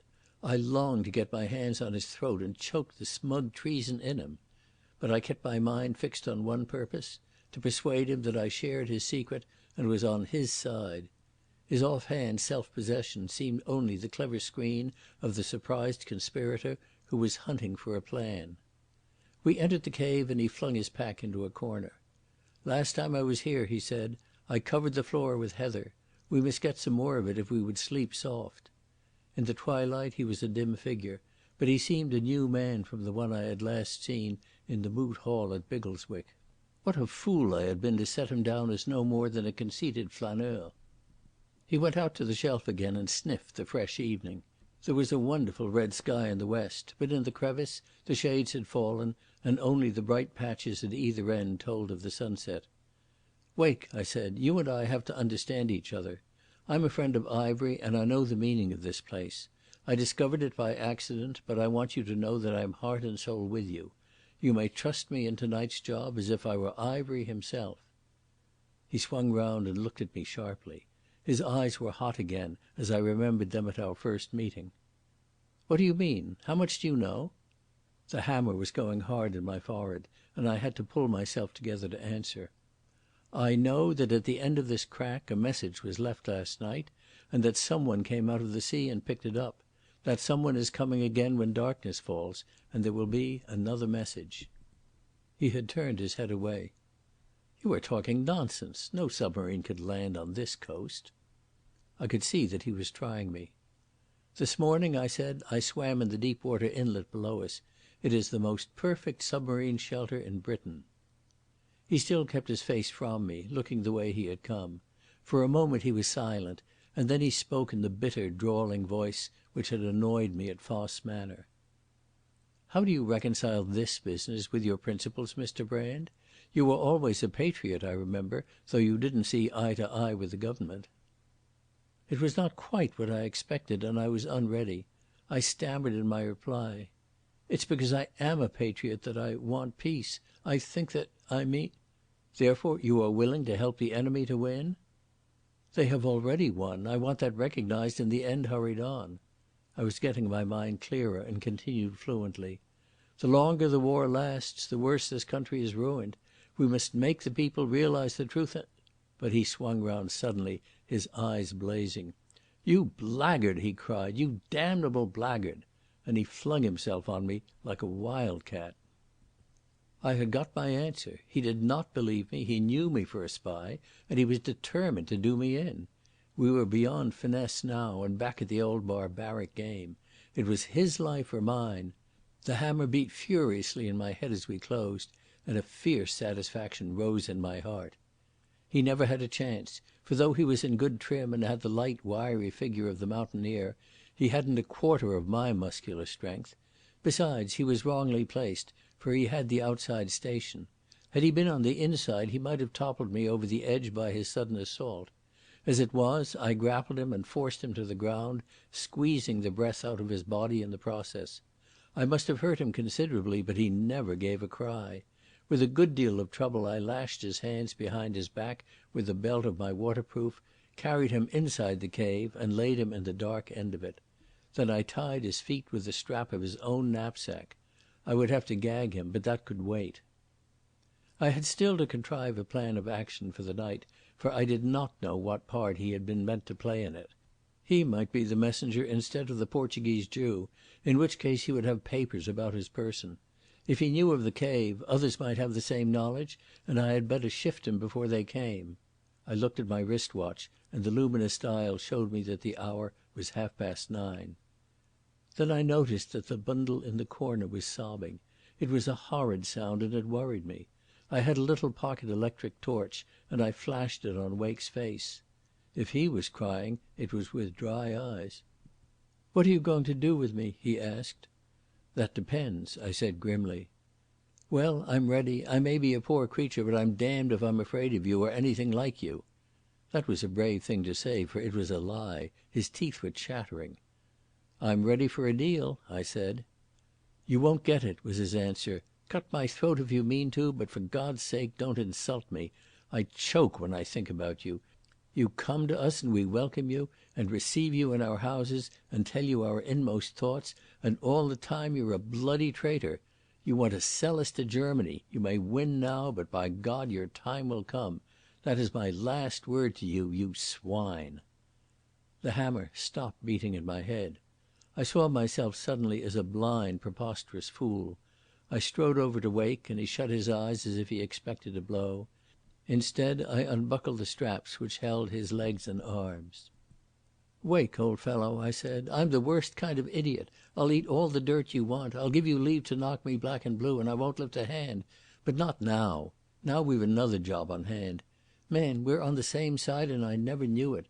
It's too bad a case for apologies, but if it's any consolation to you, I feel the lowest dog in Europe at this moment." He was sitting up, rubbing his bruised shoulders. "What do you mean?" he asked hoarsely. "I mean that you and I are allies. My name's not Brand. I'm a soldier, a general if you want to know. I went to Biggleswick under orders and I came chasing up here on the same job. Ivery's the biggest German agent in Britain and I'm after him. I've struck his communication lines and this very night, please God, we'll get the last clue to the riddle. Do you hear? We're in this business together and you've got to lend a hand." I told him briefly the story of Gresson and how I had tracked his man here. As I talked we ate our supper, and I wish I could have watched Wake's face. He asked questions, for he wasn't convinced in a hurry. I think it was my mention of Mary Lamington that did the trick. I don't know why, but that seemed to satisfy him. But he wasn't going to give himself away. "You may count on me," he said, "for this is black, blackguardly treason. But you know my politics, and I don't change them for this. I'm more against your accursed war than ever, now that I know what war involves." "Right-o," I said. "I'm a pacifist myself. You won't get any heroics about war from me. I'm all for peace, but we've got to down those devils first." It wasn't safe for either of us to stick in that cave, so we cleared away the marks of our occupation and hid our packs in a deep crevice on the rock. Wake announced his intention of climbing the tower while there was still a faint afterglow of light. "It's broad on the top and I can keep a watch out to see if any light shows. I've been up it before. I found the way 2 years ago. No, I won't fall asleep and tumble off. I slept most of the afternoon on the top of Vicardy, and I'm as wakeful as a bat now." I watched him shin up the face of the tower and admired greatly the speed and neatness with which he climbed. Then I followed the crevice southward to the hollow just below the platform where I had found the footmarks. There was a big boulder there, which partly shut off the view of it from the direction of our cave. The place was perfect for my purpose, for between the boulder and the wall of the tower was a narrow gap through which I could hear all that passed on the platform. I found a stance where I could rest in comfort and keep an eye through the crack on what happened beyond. There was still a faint light on the platform, but soon that disappeared, and black darkness settled down on the hills. It was the dark of the moon, and, as happened the night before, a thin wrack blew over the sky, hiding the stars. The place was very still, though now and then would come the cry of a bird from the crags that beetled above me, and from the shore the pipe of a tern or oyster-catcher. An owl hooted from somewhere up on the tower. That I recognised was Wake, so I hooted back and was answered. I unbuckled my wrist-watch and pocketed it, lest its luminous dial should betray me, and I noticed that the hour was close on 11. I had already removed my shoes, and my jacket was buttoned at the collar so as to show no shirt. I did not think that the coming visitor would trouble to explore the crevice beyond the platform, but I wanted to be prepared for emergencies. Then followed an hour of waiting. I felt wonderfully cheered and exhilarated, for Wake had restored my confidence in human nature. In that eerie place we were wrapped round with mystery like a fog. Some unknown figure was coming out of the sea, the emissary of that power we had been at grips with for 3 years. It was as if the war had just made contact with our own shores, and never, not even when I was alone in the South German forest, had I felt so much the sport of whimsical fate. I only wished Peter could have been with me. And so my thoughts fled to Peter and his prison camp, and I longed for another sight of my old friend, as a girl longs for her lover. Then I heard the hoot of an owl, and presently the sound of careful steps fell on my ear. I could see nothing, but I guessed it was the Portuguese Jew, for I could hear the grinding of heavily nailed boots on the gritty rock. The figure was very quiet. It appeared to be sitting down, and then it rose and fumbled with the wall of that tower just beyond the boulder behind which I sheltered. It seemed to move a stone and to replace it. After that came silence, and then once more the hoot of an owl. There were steps on the rock staircase, the steps of a man who did not know the road well and stumbled a little. Also they were the steps of one without nails in his boots. They reached the platform and someone spoke. It was the Portuguese Jew, and he spoke in good German. "Die Vögelein schweigen im Walde," he said. The answer came from a clear, authoritative voice. "Warte nur, balde ruhest du auch." Clearly some kind of password, for sane men don't talk about little birds in that kind of situation. It sounded to me like indifferent poetry. Then followed a conversation in low tones, of which I only caught odd phrases.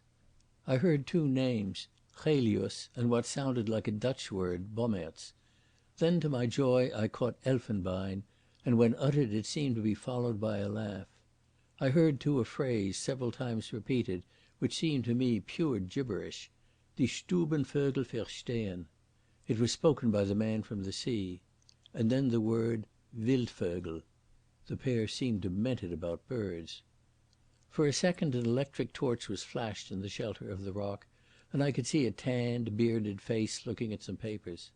The light disappeared, and again the Portuguese Jew was fumbling with the stones at the base of the tower. To my joy he was close to my crack, and I could hear every word. "You cannot come here very often," he said, "and it may be hard to arrange a meeting. See, therefore, the place I have made to put the Vögelfutter. When I get a chance I will come here, and you will come also when you are able. Often there will be nothing, but sometimes there will be much." My luck was clearly in, and my exultation made me careless. A stone on which a foot rested slipped, and though I checked myself at once, the confounded thing rolled down into the hollow, making a great clatter. I plastered myself in the embrasure of the rock and waited with a beating heart. The place was pitch dark, but they had an electric torch, and if they once flashed it on me I was gone. I heard them leave the platform and climb down into the hollow. There they stood listening while I held my breath. Then I heard "Nix, mein Freund," and the 2 went back, the naval officer's boots slipping on the gravel. They did not leave the platform together. The man from the sea bade a short farewell to the Portuguese Jew, listening, I thought, impatiently to his final message, as if eager to be gone.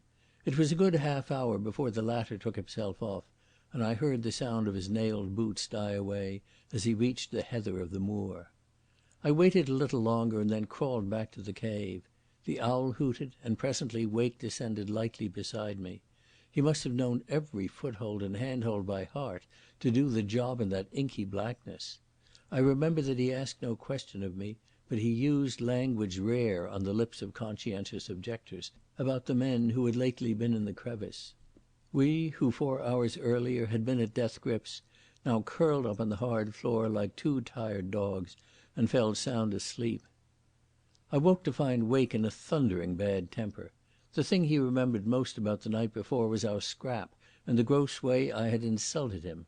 I didn't blame him, for if any man had taken me for a German spy, I would have been out for his blood, and it was no good explaining that he had given me grounds for suspicion. He was as touchy about his blessed principles as an old maid about her age. I was feeling rather extra buckish myself, and that didn't improve matters. His face was like a gargoyle as we went down to the beach to bathe, so I held my tongue. He was chewing the cud of his wounded pride. But the salt water cleared out the dregs of his distemper. You couldn't be peevish swimming in that jolly shining sea. We raced each other away beyond the inlet to the outer water, which a brisk morning breeze was curling, then back to a promontory of heather, where the first beams of the sun coming over the Coolin dried our skins. He sat hunched up staring at the mountains while I prospected the rocks at the edge. Out in the Minch 2 destroyers were hurrying southward, and I wondered where in that waste of blue was the craft which had come here in the night watches. I found the spoor of the man from the sea quite fresh on a patch of gravel above the tide mark. "There's our friend of the night," I said. "I believe the whole thing was a whimsy," said Wake, his eyes on the chimney of Sgurr Dearg. "They were only 2 natives, poachers perhaps, or tinkers." "They don't speak German in these parts." "It was Gaelic probably." "What do you make of this then?" and I quoted the stuff about birds with which they had greeted each other. Wake looked interested. "That's Über allen Gipfeln. Have you ever read Goethe?" "Never a word. And what do you make of that?" I pointed to a flat rock below tide mark covered with a tangle of seaweed. It was of a softer stone than the hard stuff of the hills, and someone had scraped off half the seaweed and a slice of the side. "That wasn't done yesterday morning, for I had my bath here." Wake got up and examined the place. He nosed about in the crannies of the rocks lining the inlet and got into the water again to explore better. When he joined me he was smiling. "I apologise for my scepticism," he says. "There's been some petrol-driven craft here in the night. I can smell it, for I have a nose like a retriever. I dare say you're on the right track. Anyhow, though you seem to know a bit about German, you could scarcely invent immortal poetry." We took our belongings to a green crook of the burn and made a very good breakfast. Wake had nothing in his pack but plasmon biscuits and raisins, for that, he said, was his mountaineering provender, but he was not averse to sampling my tinned stuff. He was a different-sized fellow out in the hills from the anaemic intellectual of Biggleswick. He had forgotten his beastly self-consciousness and spoke of his hobby with a serious passion. It seemed he had scrambled about everywhere in Europe, from the Caucasus to the Pyrenees. I could see he must be good at the job, for he didn't brag of his exploits. It was the mountains that he loved, not wriggling his body up hard places. The Coolin, he said, were his favourites, for on some of them you could get 2,000 feet of good rock. We got our glasses on the face of Sgurr Alister, and he sketched out for me the various ways of getting to its grim summit. The Coolin and the Dolomites for him, for he had grown tired of the Chamonix Aiguilles. I remember he described with tremendous gusto the joys of early dawn in Tyrol, when you ascended through acres of flowery meadows to a tooth of clean white limestone against a clean blue sky. He spoke, too, of the little wild hills in the Bavarian Wettersteingebirge, and of a guide he had picked up there and trained to do the job. They called him Sebastian Buchwieser. He was the jolliest boy you ever saw and as clever on crags as a chamois. He's probably dead by now, dead in a filthy Jaeger battalion. That's you and your accursed war. "Well, we've got to get busy and end it in the right way," I said, "and you've got to help, my lad." He was a good draftsman, and with his assistance I drew a rough map of the crevice where we had roosted for the night, giving its bearings carefully in relation to the burn and the sea. Then I wrote down all the details about Gresson and the Portuguese Jew, and described the latter in minute detail.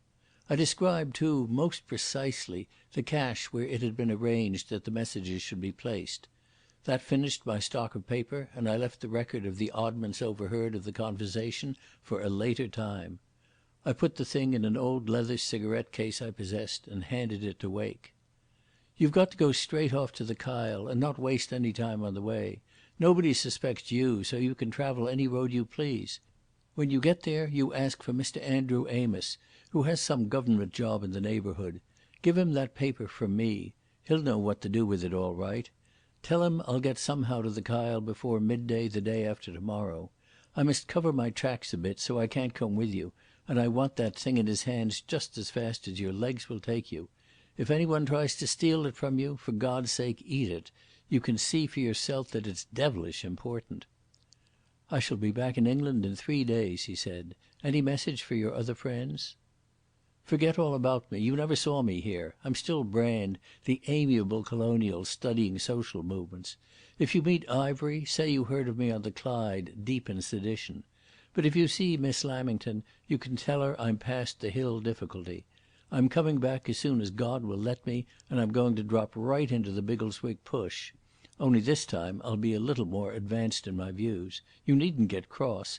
I'm not saying anything against your principles. The main point is that we both hate dirty treason." He put the case in his waistcoat pocket. "I'll go round Garsbane," he said, "and over by Camasunary. I'll be at the Kyle long before evening. I meant anyhow to sleep at Broadford tonight. Goodbye, Brand, for I've forgotten your proper name. You're not a bad fellow, but you've landed me in melodrama for the first time in my sober existence.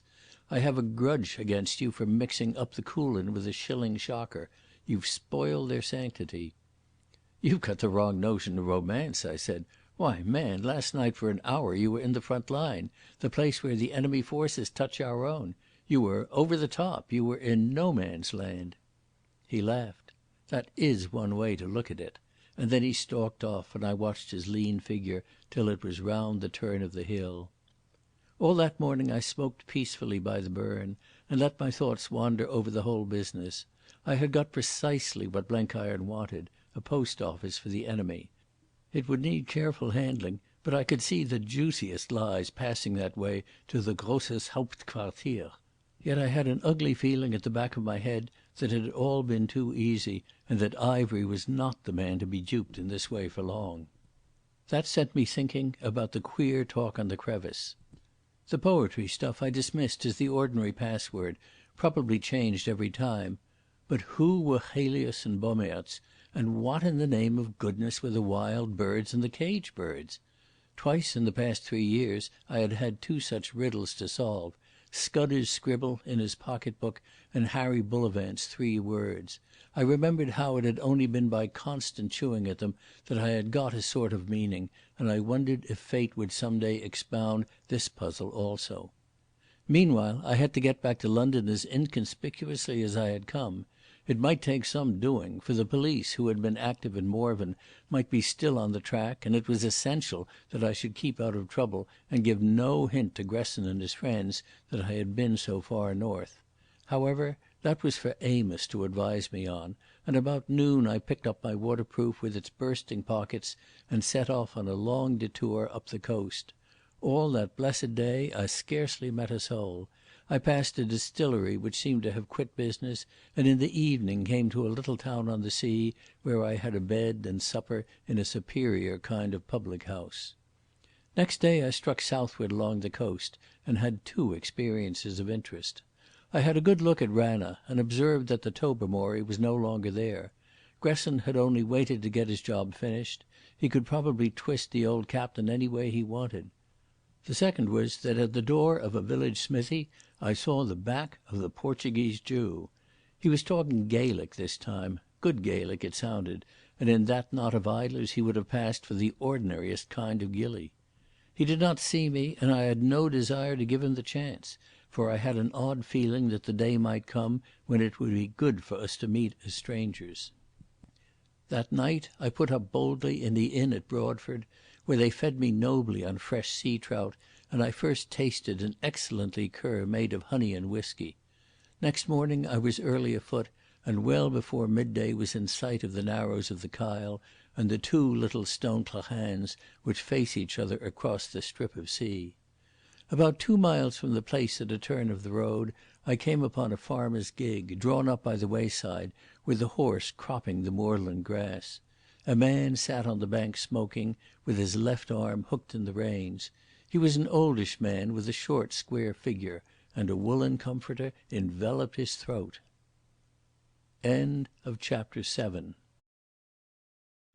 Chapter 8. The Adventures of a Bagman. "You're punctual to time, Mr Brand," said the voice of Amos, "but losh, man, what have ye done to your breeks? And your boots? You're no just very respectable in your appearance." I wasn't. The confounded rocks of the Coolin had left their mark on my shoes, which moreover had not been cleaned for a week, and the same hills had rent my jacket at the shoulders and torn my trousers above the right knee and stained every part of my apparel with peat and lichen. I cast myself on the bank beside Amos and lit my pipe. "Did you get my message?" I asked. "Ay. It's gone by a sure hand to the destination we ken of. Ye've managed well, Mr Brand, but I wish ye were back in London." He sucked at his pipe, and the shaggy brows were pulled so low as to hide the wary eyes. Then he proceeded to think aloud. "You canna go back by Mallaig. I don't just understand why, but they're looking for you down that line. It's a vexatious business when your friends, meaning the police, are doing their best to upset your plans and you no able to enlighten them. I could send word to the Chief Constable and get ye through to London without a stop like a load of fish from Aberdeen, but that would be spoiling the fine character ye've been at such pains to construct. Na, ye maun take the risk and travel by Muirtown without any credentials." "It can't be a very big risk," I interpolated. "I'm no so sure. Gresson's left the Tobermory. He went by here yesterday on the Mallaig boat, and there was a wee black-avised man with him that got out at Kyle. He's there still, stopping at the hotel. They ca' him Linklater, and he travels in whisky. I don't like the looks of him." "But Gresson does not suspect me?" "Maybe no, but you wouldna like him to see you hereaways. You gentry don't leave muckle to chance. Be very certain that every man in Gresson's lot kens all about ye, and has your description down to the mole on your chin." "Then they've got it wrong," I replied. "I was speaking figuratively," said Amos. "I was considering your case the feck of yesterday, and I brought the best I could do for ye in the gig. I wish ye were more respectable clad, but a good topcoat will hide deficiencies." From behind the gig seat he pulled out an ancient Gladstone bag and revealed its contents. There was a bowler of a vulgar and antiquated style, there was a ready-made overcoat of some dark cloth, of the kind that a clerk wears on the road to the office. There was a pair of detachable celluloid cuffs, and there was a linen collie and dicky. Also there was a small hand case, such as bagmen carry on their rounds. "That's your luggage," said Amos with pride. "That wee bag's full of samples. Ye'll mind I took the precaution of measuring ye in Glasgow, so the things'll fit. You've got a new name, Mr Brand, and I've taken a room for ye in the hotel on the strength of it. You're Archibald McCaskey, and you're travelling for the firm of Todd, Sons and Brothers of Edinburgh. You ken the folk? They publish wee religious books that you've been trying to sell for Sabbath schools prizes to the Free Kirk ministers in Skye." The notion amused Amos, and he relapsed into the sombre chuckle which for him did duty for a laugh. I put my hat and waterproof in the bag and donned the bowler and the topcoat. They fitted fairly well. Likewise the cuffs and collar, though here I struck a snag, for I had lost my scarf somewhere in the Coolin, and Amos, pelican-like, had to surrender the rusty black tie which adorned his own person. It was a queer rig, and I felt like nothing on earth in it, but Amos was satisfied. "Mr McCaskey, sir," he said, "you're the very model of a publisher's traveller. You'd better learn a few biographical details which ye may be forgotten. You're an Edinburgh man, but ye were some years in London, which explains the way ye speak. Ye bide at 6 Russell Street off the Meadows, and ye're an elder in the Nethergate UF Kirk. Have ye ony special taste ye could lead the crack on to if you're engaged in conversation?" I suggested the English classics. "And very suitable. Ye can try politics too.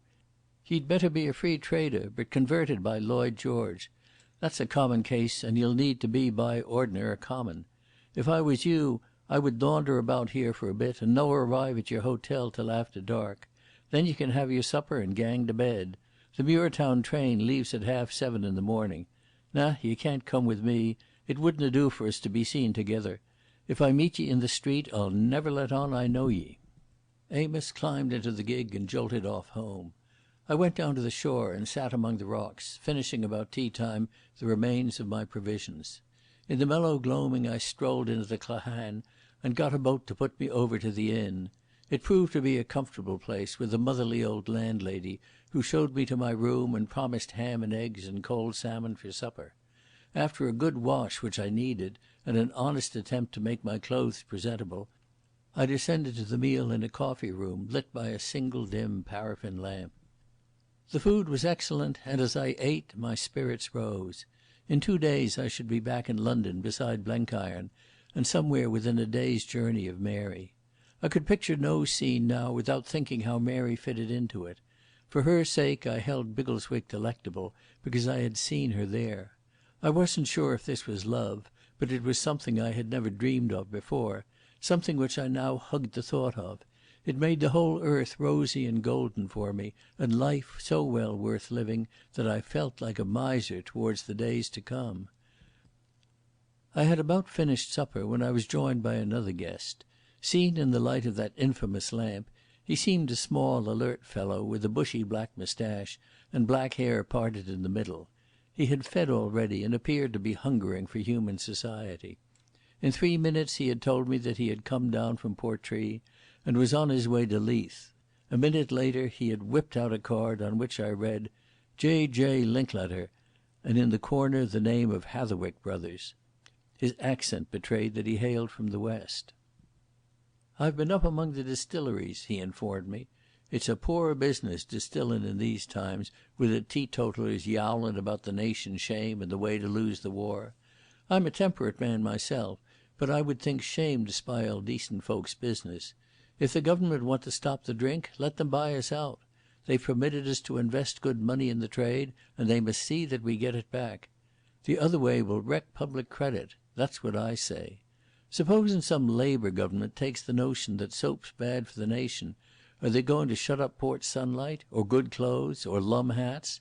There's no end to their daftness if they want to start on that track.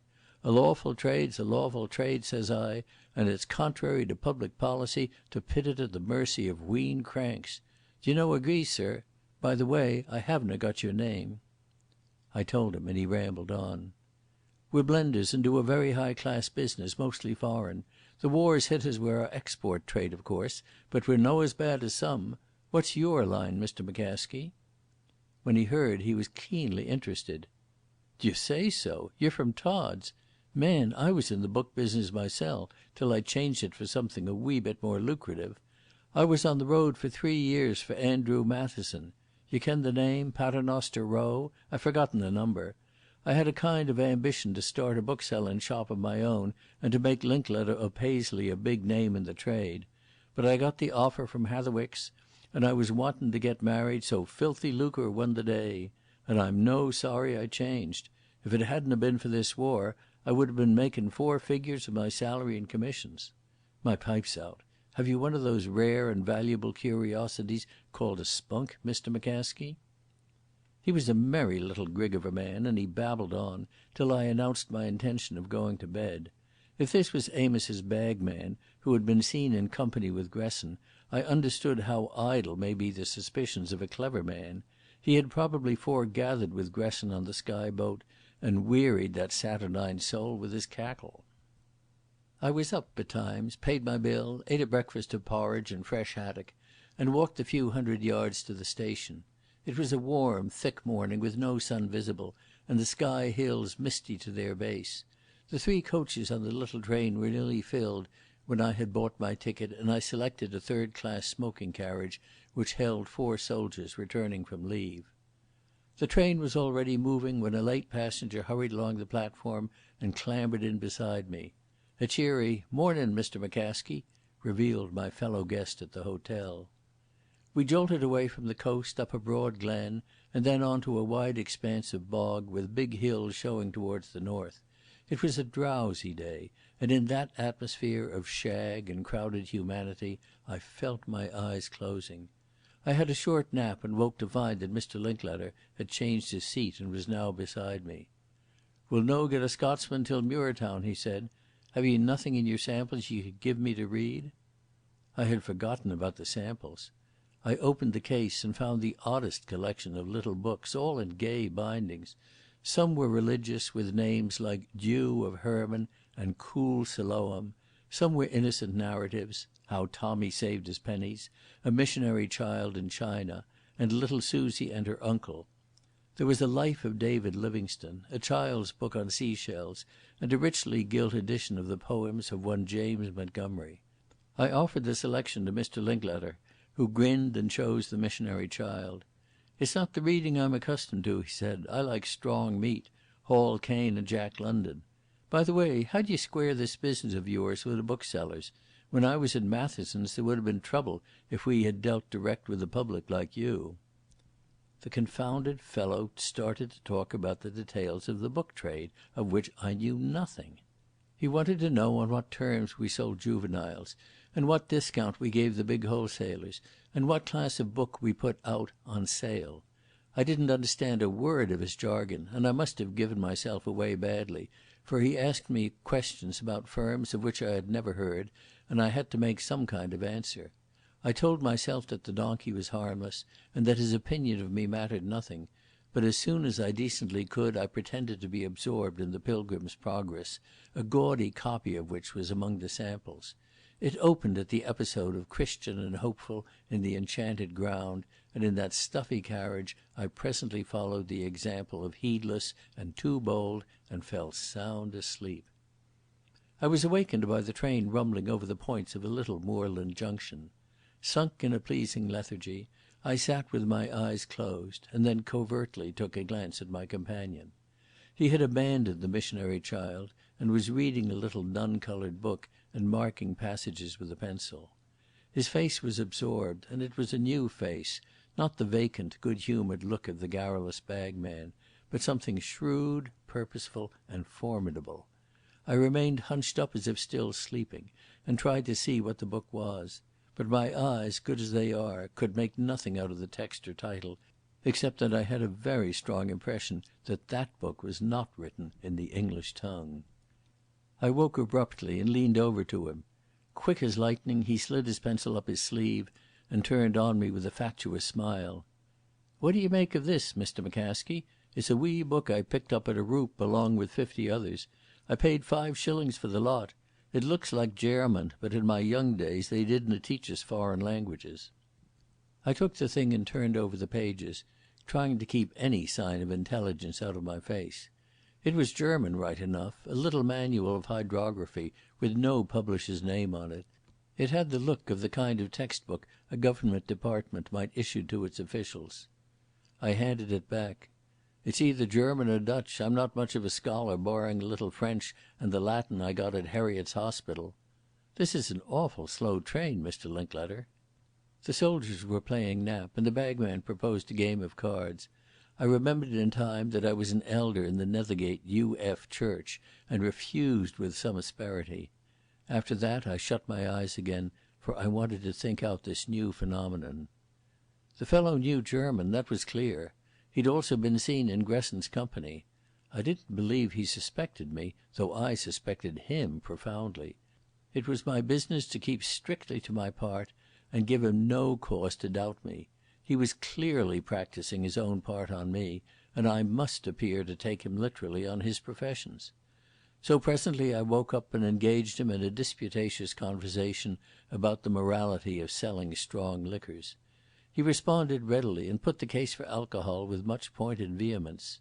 The discussion interested the soldiers, and one of them, to show he was on Linklater's side, produced a flask and offered him a drink. I concluded by observing morosely that the bagman had been a better man when he peddled books for Alexander Matheson, and that put the closure on the business. That train was a record. It stopped at every station, and in the afternoon it simply got tired and sat down in the middle of a moor and reflected for an hour. I stuck my head out of the window now and then and smelt the rooty fragrance of bogs, and when we halted on a bridge I watched the trout in the pools of the brown river. Then I slept and smoked alternately and began to get furiously hungry. Once I woke to hear the soldiers discussing the war. There was an argument between a lance corporal and the Camerons and a sapper private about some trivial incident on the Somme. "I tell ye I was there," said the Cameron. "We were relieving the Black Watch and Fritz was shelling the road and we didna get up to the line till 1 o'clock in the morning. Frae Frickout Circus to the south end of the High Woods is every bit of 5 mile." "Not aboon 3," said the sapper dogmatically. "Man, I've tramped it." "Same here. I took up wire every nicht for a week." The Cameron looked moodily round the company. "I wish there was anither man here that kent the place. He would bear me out. These boys are no good for they didna join till later. I tell ye, it's 5 mile." "3," said the sapper. Tempers were rising, for each of the disputants felt his veracity assailed. It was too hot for a quarrel, and I was so drowsy that I was heedless. "Shut up, you fools," I said. "The distance is 6 kilometres, so you're both wrong." My tone was so familiar to the men that it stopped the wrangle, but it was not the tone of a publisher's traveller. Mr. Linklater cocked his ears. "What's a kilometre, Mr. McCaskie?" he asked blandly. "Multiply by 5 and divide by 8 and you get the miles." I was on my guard now and told a long story of a nephew who had been killed on the Somme, and how I had corresponded with the War Office about his case. "Besides," I said, "I'm a great student of the newspapers, and I've read all the books about the war. It's a difficult time, this, for us all, and if you can take a serious interest in the campaign it helps a lot. I mean working out the places on the map and reading Haig's dispatches." "Just so," he said dryly, and I thought he watched me with an odd look in his eyes. A fresh idea possessed me. This man had been in Gresson's company, he knew German, he was obviously something very different from what he professed to be. What if he were in the employ of our own secret service? I had appeared out of the void at the Kyle, and I had made but a poor appearance as a bagman, showing no knowledge of my own trade. I was in an area interdicted to the ordinary public, and he had good reason to keep an eye on my movements. He was going south, and so was I. Clearly we must somehow part company. "We change at Muirtown, don't we?" I asked. "When does the train for the south leave?" He consulted a pocket timetable. 10:33. There's generally 4 hours to wait, for we're due in at 6:15, but this old hearse will be lucky if it's in by 9. His forecast was correct. We rumbled out of the hills into the haughlands and caught a glimpse of the North Sea. Then we were hung up while a long goods train passed down the line. It was almost dark when at last we crawled into Muirtown station and disgorged our load of hot and weary soldiery. I bade an ostentatious farewell to Linklater. "Very pleased to have met you. I'll see you later on the Edinburgh train. I'm for a walk to stretch my legs and a bite of supper." I was very determined that the 10:30 for the south should leave without me. My notion was to get a bed and a meal in some secluded inn, and walk out next morning and pick up a slow train down the line. Linklater had disappeared towards the guard's van to find his luggage, and the soldiers were sitting on their packs with that air of being utterly and finally lost and neglected which characterises the British fighting man on a journey. I gave up my ticket, and since I had come off a northern train, walked unhindered into the town. It was market night and the streets were crowded. Blue jackets from the fleet, country folk in to shop, and every kind of military detail thronged the pavements. Fish hawkers were crying their wares, and there was a tatterdemalion piper making the night hideous at a corner. I took a tortuous route and finally fixed on a modest-looking public house on a back street.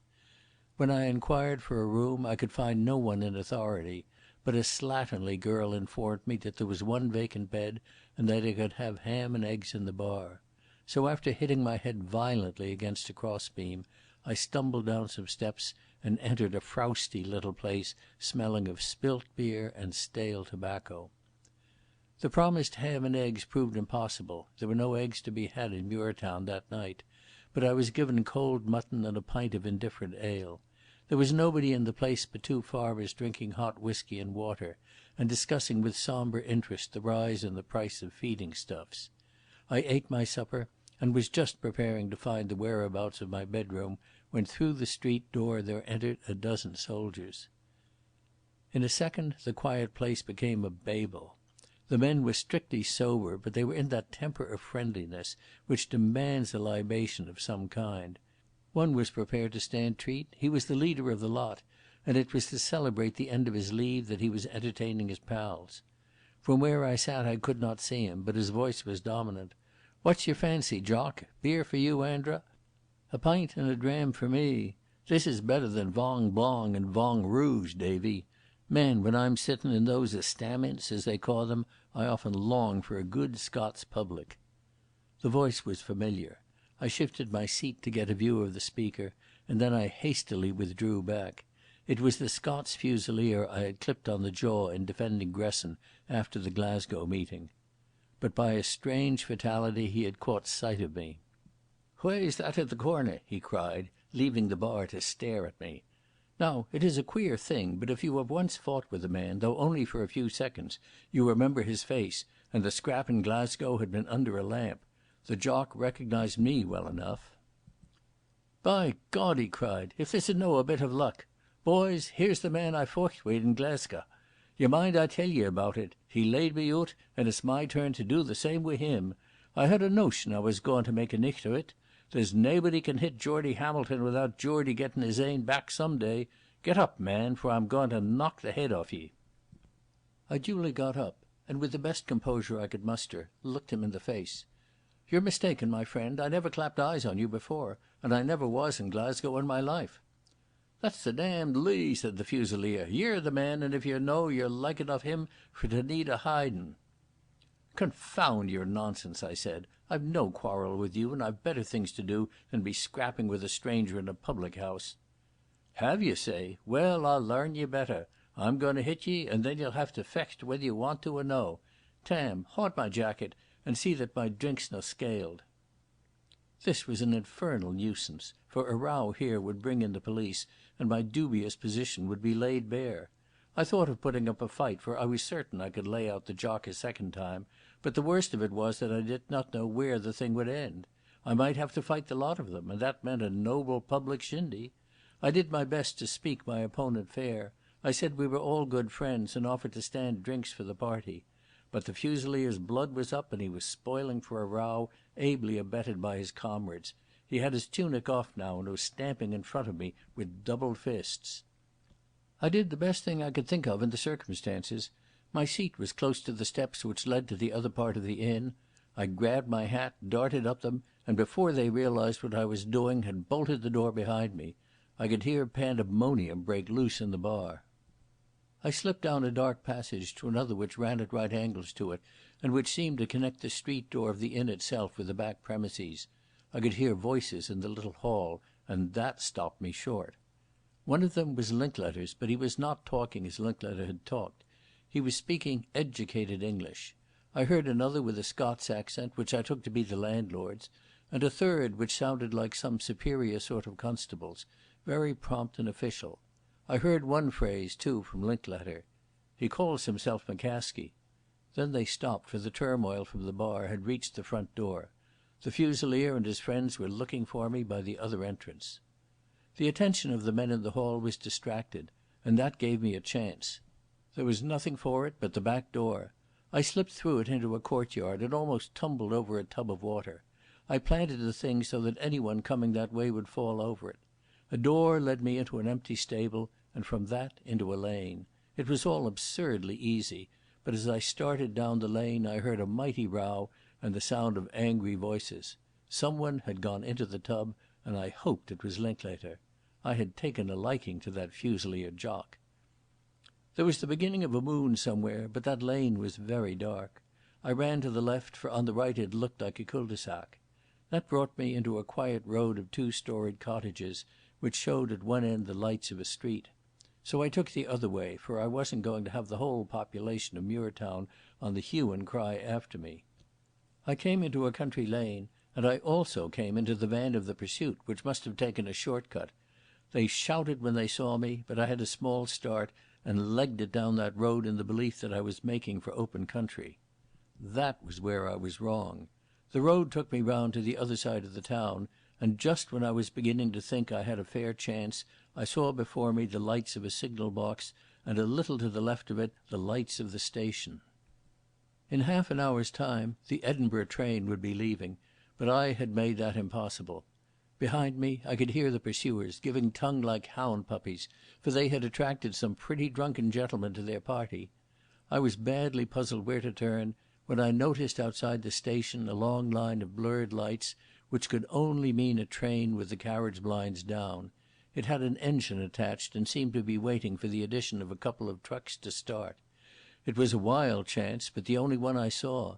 I scrambled across a piece of waste ground, climbed an embankment, and found myself on the metals. I ducked under the couplings and got on the far side of the train, away from the enemy. Then, simultaneously, two things happened. I heard the yells of my pursuers a dozen yards off, and the train jolted into motion. I jumped on the footboard and looked into an open window. The compartment was packed with troops, 6 aside and 2 men sitting on the floor, and the door was locked. I dived head foremost through the window and landed on the neck of a weary warrior who had just dropped off to sleep. While I was falling, I made up my mind on my conduct. I must be intoxicated, for I knew the infinite sympathy of the British soldier towards those thus overtaken. They pulled me to my feet, and the man I had descended on rubbed his skull and blasphemously demanded explanations. "Gentlemen," I hiccuped, "apologise. I was late for this blighted train, and I must be in Edinburgh tomorrow or I get the sack.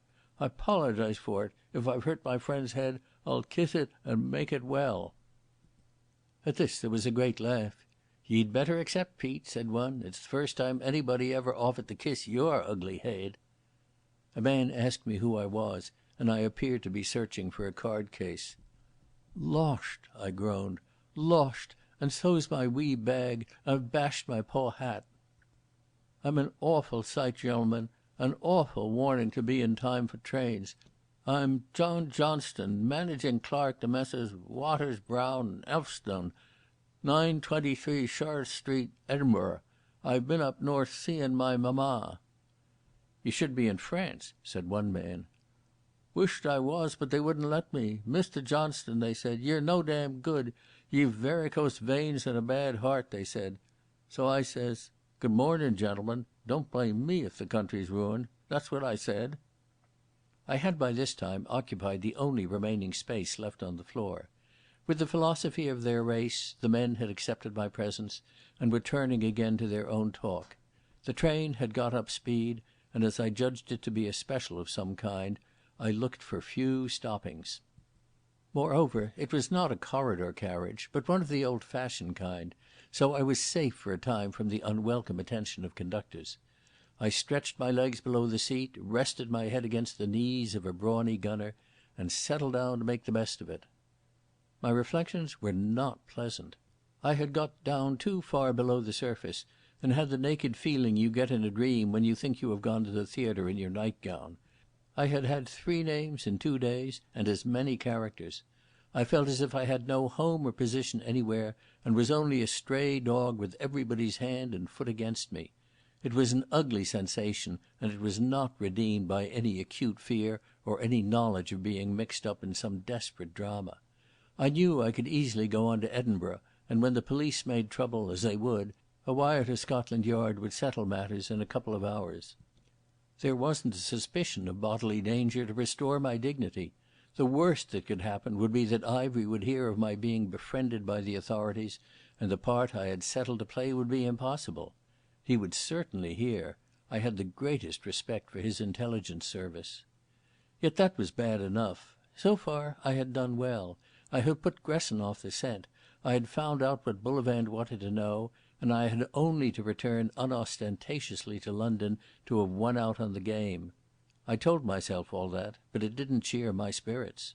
I was feeling mean and hunted and very cold about the feet.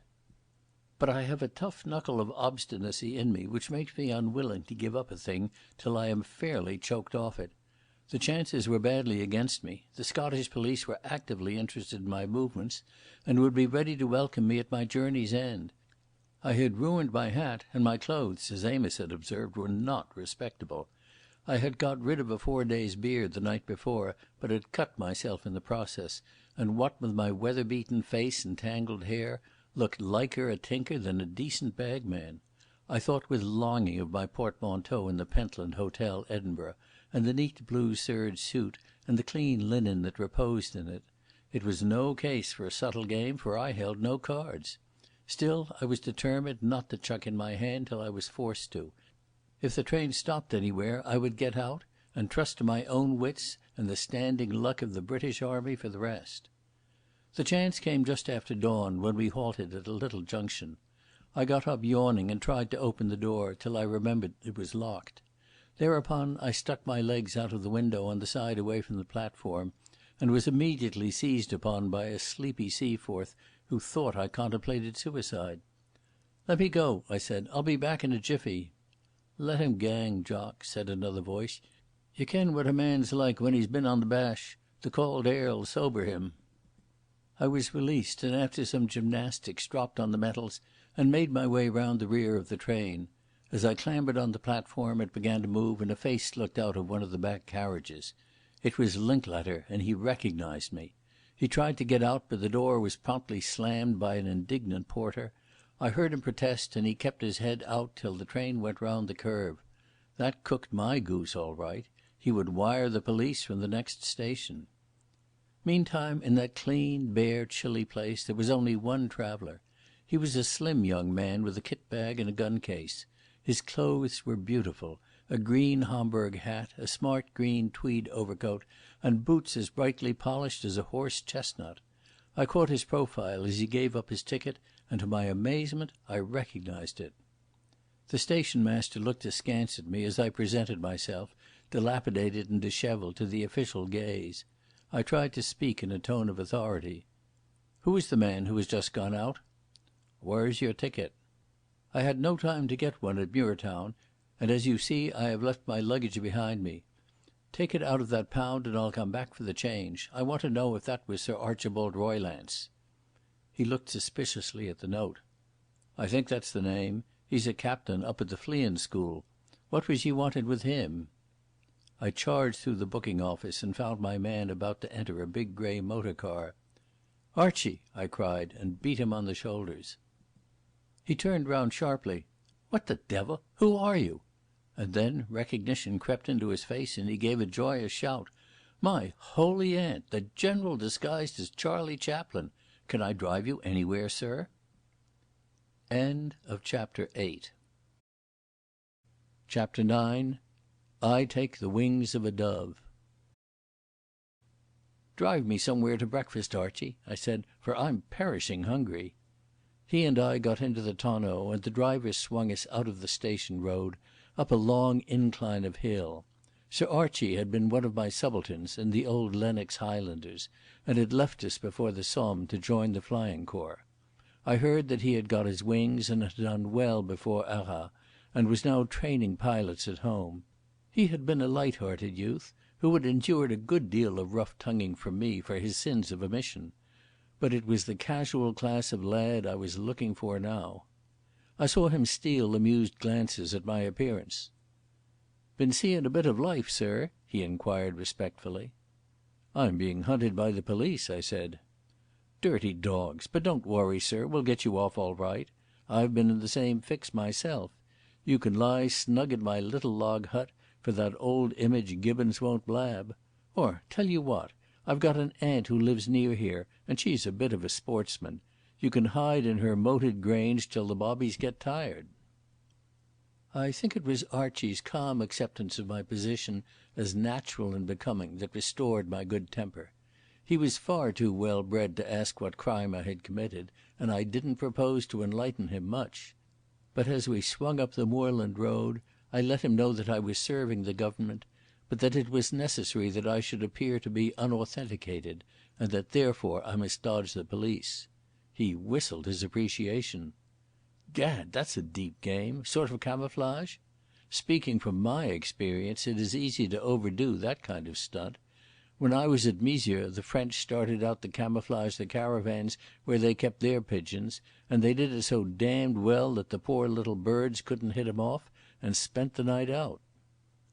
We entered the white gates of a big aerodrome, skirted a forest of tents and huts, and drew up at a shanty on the far confines of the place. The hour was 4:30, and the world was still asleep. Archie nodded towards one of the hangars, from the mouth of which projected the propeller end of an aeroplane. "I'm by way of flying that bus down to Farnton tomorrow," he remarked. "It's the new Shark Gladys. Got a mouth like a tree." An idea flashed into my mind. "You're going this morning," I said. "How did you know?" he exclaimed. "I'm due to go today, but the grouse up in Caithness wanted shooting so badly that I decided to wangle another day's leave. They can't expect a man to start for the south of England when he's just off a frowsy journey." "All the same, you're going to be a stout fellow and start in 2 hours' time, and you're going to take me with you." He stared blankly, then burst into a roar of laughter. "You're the man to go tiger shooting with. But what price my commandant? He's not a bad chap, but a trifle shaggy about the fetlocks. He won't appreciate the joke." "He needn't know. He mustn't know. This is an affair between you and me till it's finished. I promise you I'll make it all square with the Flying Corps. Get me down to Farnton before evening and you'll have done a good piece of work for your country." "Right-o. Let's have a tub and a bit of breakfast and then I'm your man. I'll tell them to get the bus ready." In Archie's bedroom I washed and shaved and borrowed a green tweed cap and a brand new aquascutum. The latter covered the deficiencies of my raiment, and when I commandeered a pair of gloves I felt almost respectable. Gibbons, who seemed to be a jack of all trades, cooked us some bacon and an omelette, and as he ate Archie yarned. In the battalion his conversation had been mostly of race meetings and the forsaken delights of town, but now he had forgotten all that, and like every good airman I have ever known, wallowed enthusiastically in shop. I have a deep respect for the Flying Corps, but it is apt to change its jargon every month, and its conversation is hard for the layman to follow. He was desperately keen about the war, which he saw wholly from the viewpoint of the air. Arras to him was over before the infantry crossed the top, and the tough bit of the Somme was October, not September. He calculated that the big air fighting had not come along yet, and all he hoped for was to be allowed out to France to have his share in it. Like all good airmen, he was very modest about himself. "I've done a bit of steeplechasing and hunting, and I've good hands for a horse, so I can handle a bus fairly well. It's all a matter of hands, you know. There ain't half the risk of the infantry down below you, and 1,000,000 times the fun. Jolly glad I changed, sir." We talked of Peter, and he put him about top. Voss, he thought, was the only Boche that could compare with him, for he hadn't made up his mind about Lensch. The Frenchman Guillemet he ranked high, but in a different way. I remember he had no respect for Richthofen and his celebrated circus. At 6 sharp we were ready to go. A couple of mechanics had got out the machine, and Archie put on his coat and gloves and climbed into the pilot's seat, while I squeezed in behind in the observer's place. The aerodrome was waking up, but I saw no officers about. We were scarcely seated when Gibbons called our attention to a motor car on the road, and presently we heard a shout and saw men waving in our direction. "Better get off, my lad," I said. "These look like my friends." The engine started and the mechanics stood clear. As we taxied over the turf I looked back and saw several figures running in our direction. The next second we had left the bumpy earth for the smooth highroad of the air. I had flown several dozen times before, generally over the enemy lines when I wanted to see for myself how the land lay. Then we had flown low and had been nicely dusted by the Hun Archies, not to speak of an occasional machine gun. But never till that hour had I realised the joy of a straight flight in a swift plane in perfect weather. Archie didn't lose time. Soon the hangars behind looked like a child's toys, and the world ran away from us till it seemed like a great golden bowl spilling over with the quintessence of light. The air was cold and my hands numbed, but I never felt them. As we throbbed and tore southward, sometimes bumping in eddies, sometimes swimming evenly in a stream of motionless ether, my head and heart grew as light as a boy's. I forgot all about the vexations of my job and saw only its joyful comedy. I didn't think that anything on earth could worry me again.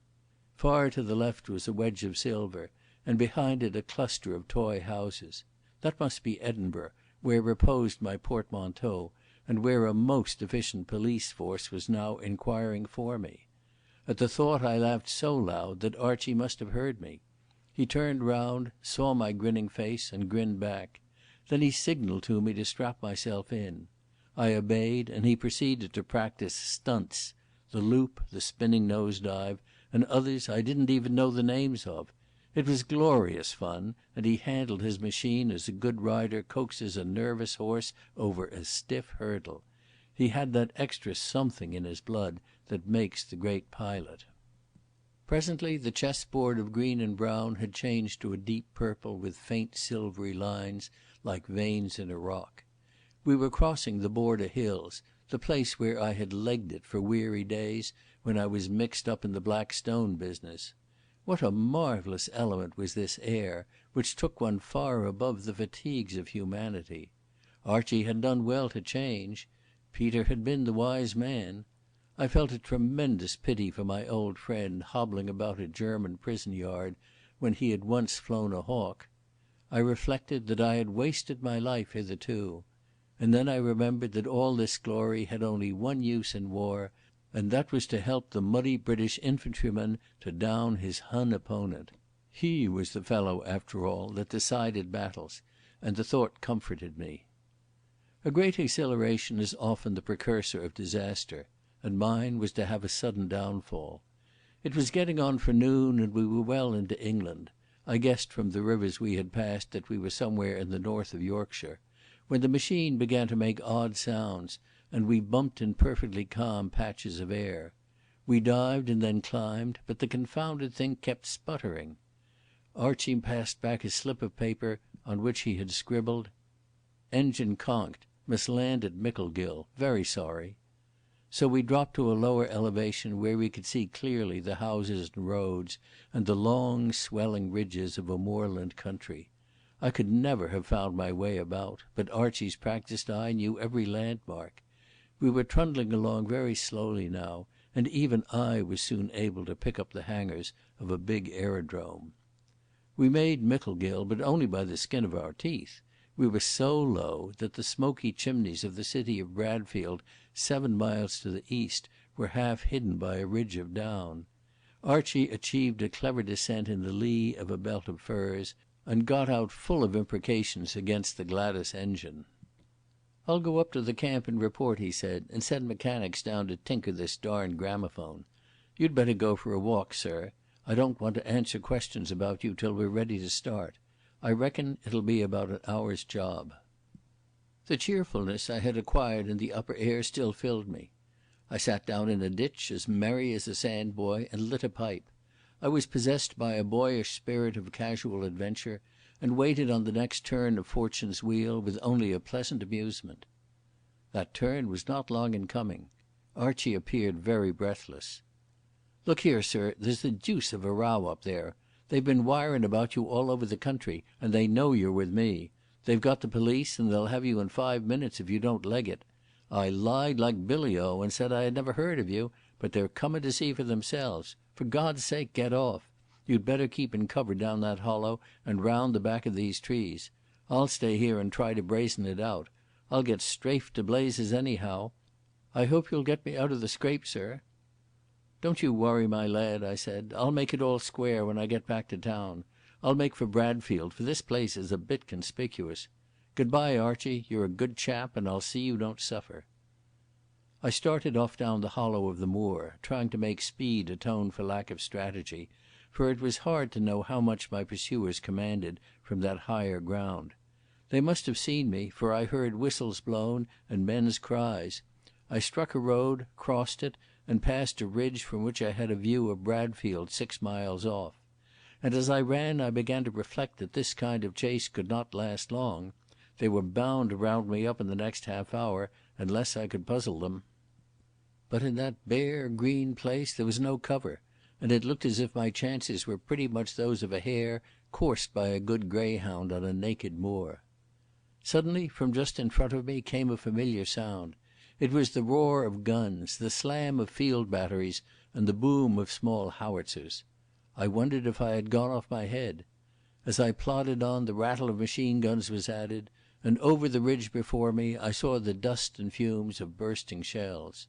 I concluded that I was not mad, and that therefore the Germans must have landed. I crawled up the last slope, quite forgetting the pursuit behind me. And then I'm blessed if I did not look down on a veritable battle. There were two sets of trenches, with barbed wire and all the fixings, one set filled with troops and the other empty. On these latter shells were bursting, but there was no sign of life in them. In the other lines there seemed the better part of 2 brigades, and the first trench was stiff with bayonets. My first thought was that home forces had gone dotty, for this kind of show could have no sort of training value. And then I saw other things, cameras and cameramen on platforms on the flanks, and men with megaphones behind them on wooden scaffoldings. One of the megaphones was going full blast all the time. I saw the meaning of the performance at last. Some movie merchant had got a graft with the government, and troops had been turned out to make a war film. It occurred to me that if I were mixed up in that push I might get the cover I was looking for. I scurried down the hill to the nearest cameraman. As I ran, the first wave of troops went over the top. They did it uncommon well, for they entered into the spirit of the thing, and went over with grim faces in that slow, purposeful lope that I had seen in my own fellows at Arras. Smoke grenades burst among them, and now and then some resourceful mountebank would roll over. Altogether it was about the best show I have ever seen. The cameras clicked, the guns banged, a background of Boy Scouts applauded, and the dust rose in billows to the sky. But all the same, something was wrong. I could imagine that this kind of business took a good deal of planning from the point of view of the movie merchant, for his purpose was not the same as that of the officer in command. You know how a photographer finicks about and is dissatisfied with a pose that seems all right to his sitter. I should have thought the spectacle enough to get any cinema audience off their feet, but the man on the scaffolding near me judged differently. He made his megaphone boom like the swan song of a dying buffalo. He wanted to change something and didn't know how to do it. He hopped on one leg, he took the megaphone from his mouth to curse, he waved it like a banner and yelled at some opposite number on the other flank. And then his patience forsook him, and he skipped down the ladder, dropping his megaphone past the cameramen onto the battlefield. That was his undoing. He got in the way of the second wave and was swallowed up like a leaf in a torrent. For a moment I saw a red face and a loud checked suit, and the rest was silence. He was carried on over the hill or rolled into an enemy trench, but anyhow he was lost to my ken. I bagged his megaphone and hopped up the steps to the platform. At last I saw a chance of first-class cover, for with Archie's coat and cap I made a very good appearance as a movie merchant. 2 waves had gone over the top, and the cinema men, working like beavers, had filmed the lot. But there was still a fair amount of troops to play with, and I determined to tangle up that outfit so that the fellows who were after me would have better things to think about. My advantage was that I knew how to command men. I could see that my opposite number with the megaphone was helpless, for the mistake which had swept my man into a shell hole had reduced him to impotence. The troops seemed to be mainly in charge of NCOs. I could imagine that the officers would try to shirk this business, and an NCO is the most literal creature on earth. So with my megaphone I proceeded to change the battle order. I brought up the third wave to the front trenches. In about 3 minutes the men had recognized the professional touch and were moving smartly to my orders. They thought it was part of the show, and the obedient cameras clicked at everything that came into their orbit.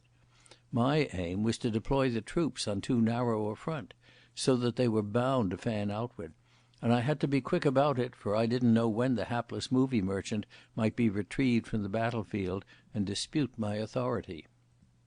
It takes a long time to straighten a thing out, but it does not take long to tangle it, especially when the thing is so delicate a machine as disciplined troops. In about 8 minutes I had produced chaos. The flanks spread out, in spite of all the shepherding of the NCOs, and the fringe engulfed the photographers. The cameras on their little platforms went down like ninepins. It was solemn to see the startled face of a photographer, taken unawares, supplicating the purposeful infantry before he was swept off his feet into speechlessness. It was no place for me to linger in, so I chucked away the megaphone and got mixed up with the tail of the third wave. I was swept on and came to anchor in the enemy trenches, where I found, as I expected, my profane and breathless predecessor, the movie merchant. I had nothing to say to him, so I stuck to the trench till it ended against the slope of the hill. On that flank, delirious with excitement, stood a knot of Boy Scouts. My business was to get to Bradfield as quickly as my legs would take me, and as inconspicuously as the gods would permit. Unhappily, I was far too great an object of interest to that nursery of heroes. Every Boy Scout is an amateur detective and hungry for knowledge.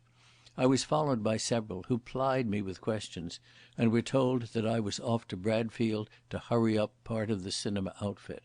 It sounded lame enough, for that cinema outfit was already past praying for. We reached the road, and against a stone wall stood several bicycles. I selected one and prepared to mount. "That's Mr. Emmett's machine," said one boy sharply. "He told me to keep an eye on it." "I must borrow it, sonny," I said. "Mr. Emmett's my very good friend and won't object." From the place where we stood I overlooked the back of the battlefield and could see an anxious congress of officers. I could see others too whose appearance I did not like. They had not been there when I operated on the megaphone. They must have come downhill from the aerodrome, and in all likelihood were the pursuers I had avoided. The exhilaration which I had won in the air, and which had carried me into the tomfoolery of the past half hour, was ebbing. I had the hunted feeling once more, and grew middle-aged and cautious. I had a baddish record for the day, what with getting Archie into a scrape and busting up an official cinema show, neither consistent with the duties of a brigadier-general. Besides, I had still to get to London. I had not gone 200 yards down the road when a Boy Scout, pedalling furiously, came up abreast me. "Colonel Edgeworth wants to see you," he panted. "You're to come back at once." "Tell him I can't wait now," I said. "I'll pay my respects to him in an hour." "He said you were to come at once," said the faithful messenger. "He's in an awful temper with you, and he's got bobbies with him." I put on pace and left the boy behind. I reckoned I had the better part of 2 miles start, and could beat anything except petrol. But my enemies were bound to have cars, so I had better get off the road as soon as possible. I coasted down a long hill to a bridge which spanned a small discoloured stream that flowed in a wooded glen. There was nobody for the moment on the hill behind me, so I slipped into the covert, shoved the bicycle under the bridge, and hid Archie's aquascutum in a bramble thicket. I was now in my own disreputable tweeds, and I hoped that the shedding of my most conspicuous garment would puzzle my pursuers if they should catch up with me. But this I was determined they should not do. I made good going down that stream and out into a lane which led from the downs to the market gardens round the city. I thanked heaven I had got rid of the aquascutum, for the August afternoon was warm and my pace was not leisurely. When I was in secluded ground I ran, and when anyone was in sight I walked smartly. As I went I reflected that Bradfield would see the end of my adventures. The police knew that I was there and would watch the stations and hunt me down if I lingered in the place. I knew no one out there and had no chance of getting an effective disguise. Indeed, I very soon began to wonder if I should get even as far as the streets. For at the moment when I had got a lift on the back of a fishmonger's cart and was screened by its flapping canvas, 2 figures passed by on motor bicycles, and one of them was the inquisitive Boy Scout. The main road from the aerodrome was probably now being patrolled by motor cars. It looked as if there would be a degrading arrest in one of the suburbs. The fish cart, helped by half a crown to the driver, took me past the outlying small villadom, between long lines of workmen's houses, to narrow cobbled lanes and the purlieus of great factories. As soon as I saw the streets well crowded, I got out and walked. In my old clothes I must have appeared like some second-class bookie or seedy horse-coper. The only respectable thing I had about me was my gold watch. I looked at the time and found it 5:30. I wanted food and was casting about for an eating-house when I heard the purr of a motorcycle and across the road saw the intelligent Boy Scout. He saw me too and put on the brake with a sharpness which caused him to skid and all but come to grief under the wheels of a wool wagon. That gave me time to efface myself by darting up a side street. I had an unpleasant sense that I was about to be trapped, for in a place I knew nothing of I had not a chance to use my wits. I remember trying feverishly to think, and I suppose that my preoccupation made me careless. I was now in a veritable slum, and when I put my hand to my vest pocket I found that my watch had gone. That put the top stone on my depression. The reaction from the wild burnout of the forenoon had left me very cold about the feet. I was getting into the underworld again, and there was no chance of a second Archie Roylance turning up to rescue me. I remember yet the sour smell of the factories and the mist of smoke in the evening air. It is a smell I have never met since without a sort of dulling of spirit. Presently I came out into a marketplace. Whistles were blowing and there was a great hurrying of people back from the mills. The crowd gave me a momentary sense of security, and I was just about to inquire my way to the railway station when someone jostled my arm. A rough-looking fellow in mechanic's clothes was beside me. "Mate," he whispered, "I got summat of yours here." And to my amazement he slipped my watch into my hand. "It was took by mistake. We're friends of yours. You're right enough if you do what I tell you. There's a peeler over there got his eye on you. Follow me and I'll get you off." I didn't much like the man's looks, but I had no choice, and anyhow he had given me back my watch. He sidled into an alley between tall houses and I sidled after him. Then he took to his heels and led me a twisting course through smelly courts into a tan yard, and then by a narrow lane to the back quarters of a factory. Twice we doubled back, and once we climbed a wall and followed the bank of a blue-black stream with a filthy scum on it. Then we got into a very mean quarter of the town, and emerged in a dingy garden strewn with tin cans and broken flower-pots. By a back door we entered one of the cottages, and my guide very carefully locked it behind him. He lit the gas and drew the blinds in a small parlour, and looked at me long and quizzically. He spoke now in an educated voice. "I ask no questions," he said, "but it's my business to put my services at your disposal. You carry the passport." I stared at him, and he pulled out his watch and showed a white and purple cross inside the lid. "I don't defend all the people we employ," he said, grinning. "Men's morals are not always as good as their patriotism. One of them pinched your watch, and when he saw what was inside it, he reported to me. We soon picked up your trail and observed you were in a bit of trouble. As I say, I ask no questions. What can we do for you?" "I want to get to London without any questions asked. They're looking for me in my present rig, so I've got to change it." "That's easy enough," he said. "Make yourself comfortable for a little and I'll fix you up. The night train goes at 11:30. You'll find cigars in the cupboard, and there's this week's Critic on the table. It's got a good article on Conrad, if you care for such things." I helped myself to a cigar and spent a profitable half hour reading about the vices of the British government. Then my host returned and bade me ascend to his bedroom. "You're Private Henry Tompkins of the 12th Gloucesters, and you'll find your clothes ready for you. I'll send on your present togs if you give me an address." I did as I was bid, and presently emerged in the uniform of a British private, complete down to the shapeless boots and the dropsical puttees. Then my friend took me in hand and finished the transformation. He started on my hair with scissors and arranged a lock which, when well oiled, curled over my forehead. My hands were hard and rough and only needed some grubbiness and hacking about the nails to pass muster. With my cap on the side of my head, a pack on my back, a service rifle in my hands, and my pockets bursting with penny picture papers, I was the very model of the British soldier returning from leave. I had also a packet of Woodbine cigarettes and a hunch of bread and cheese for the journey. And I had a railway warrant made out in my name for London. Then my friend gave me supper, bread and cold meat, and a bottle of Bass which I wolfed savagely, for I had had nothing since breakfast. He was a curious fellow, as discreet as a tombstone, very ready to speak about general subjects, but never once coming near the intimate business which had linked him and me, and heaven knows how many others, by means of a little purple and white cross in a watch case. I remember we talked about the topics that used to be popular at Biggleswick, the big political things that begin with capital letters.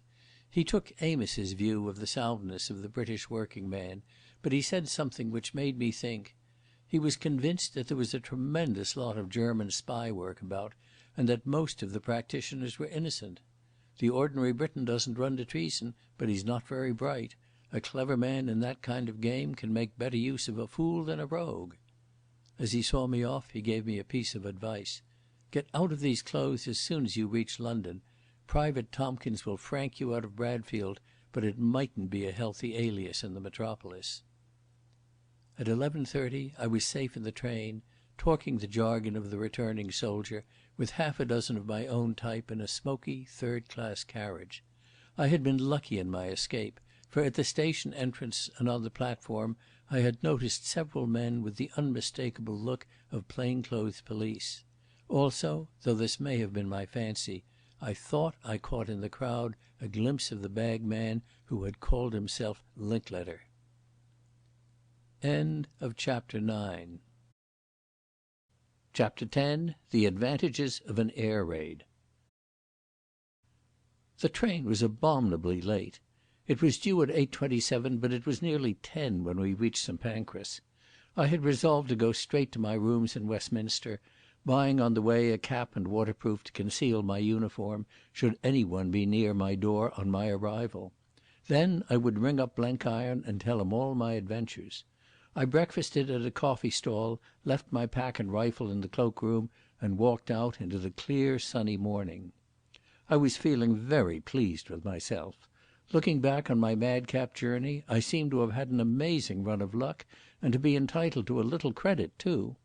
I told myself that persistence always pays, and that nobody is beaten till he is dead. All Blenkiron's instructions had been faithfully carried out. I had found Ivory's post office, I had laid the lines of our own special communications with the enemy, and so far as I could see I had left no clue behind me. Ivory and Gresson took me for a well-meaning nincompoop. It was true that I had aroused profound suspicion in the breasts of the Scottish police. But that mattered nothing, for Cornelius Brand, the suspect, would presently disappear, and there was nothing against the rising soldier, Brigadier-General Richard Hannay, who would soon be on his way to France. After all, this piece of service had not been so very unpleasant. I laughed when I remembered my grim forebodings in Gloucestershire. Bullivant had said it would be damnably risky in the long run, but here was the end, and I had never been in danger of anything worse than making a fool of myself. I remember that as I made my way through Bloomsbury, I was not thinking so much of my triumphant report to Blenkiron as of my speedy return to the front. Soon I would be with my beloved brigade again. I had missed Messines and the first part of 3rd Ypres, but the battle was still going on, and I had yet a chance. I might get a division, for there had been talk of that before I left. I knew the army commander thought a lot of me. But on the whole I hoped I would be left with the brigade. After all, I was an amateur soldier, and I wasn't certain of my powers with a bigger command. In Charing Cross Road I thought of Mary, and the brigade seemed suddenly less attractive. I hoped the war wouldn't last much longer, though with Russia heading straight for the devil, I didn't know how it was going to stop very soon. I was determined to see Mary before I left, and I had a good excuse, for I had taken my orders from her. The prospect entranced me, and I was mooning along in a happy dream when I collided violently with an agitated citizen.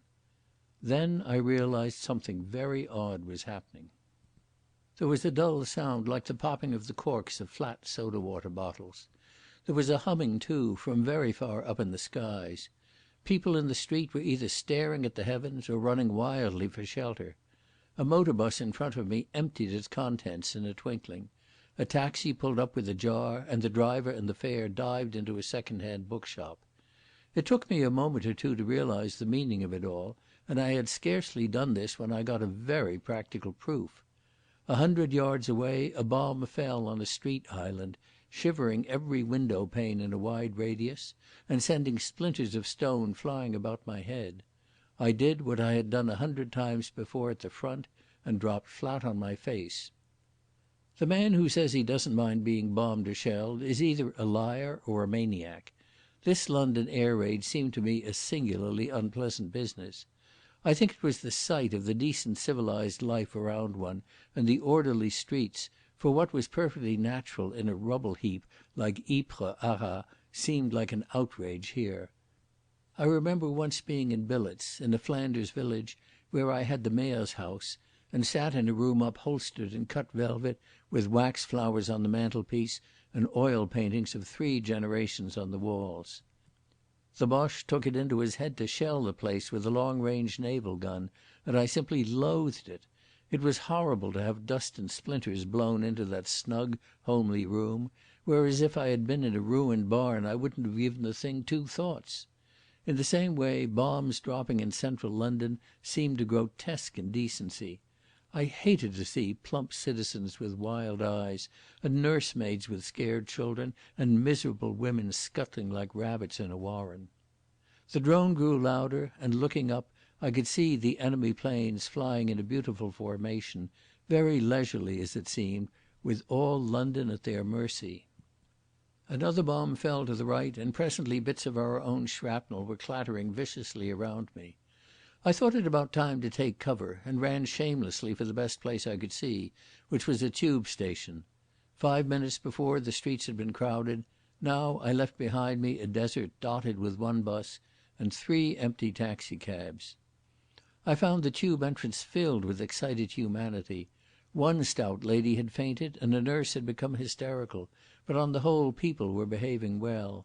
Oddly enough, they did not seem inclined to go down the stairs to the complete security of underground, but preferred rather to collect where they could still get a glimpse of the upper world, as if they were torn between fear of their lives and interest in the spectacle. That crowd gave me a good deal of respect for my countrymen. But several were badly rattled, and 1 man a little way off, whose back was turned, kept twitching his shoulders as if he had the colic. I watched him curiously, and a movement of the crowd brought his face into profile. Then I gasped with amazement, for I saw that it was Ivery. And yet it was not Ivery. There were the familiar nondescript features, the blandness, the plumpness, but all, so to speak, in ruins. The man was in a blind funk. His features seemed to be dislimning before my eyes.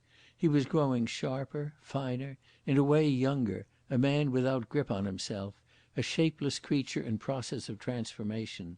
He was being reduced to his rudiments. Under the spell of panic he was becoming a new man. And the crazy thing was that I knew the new man better than the old.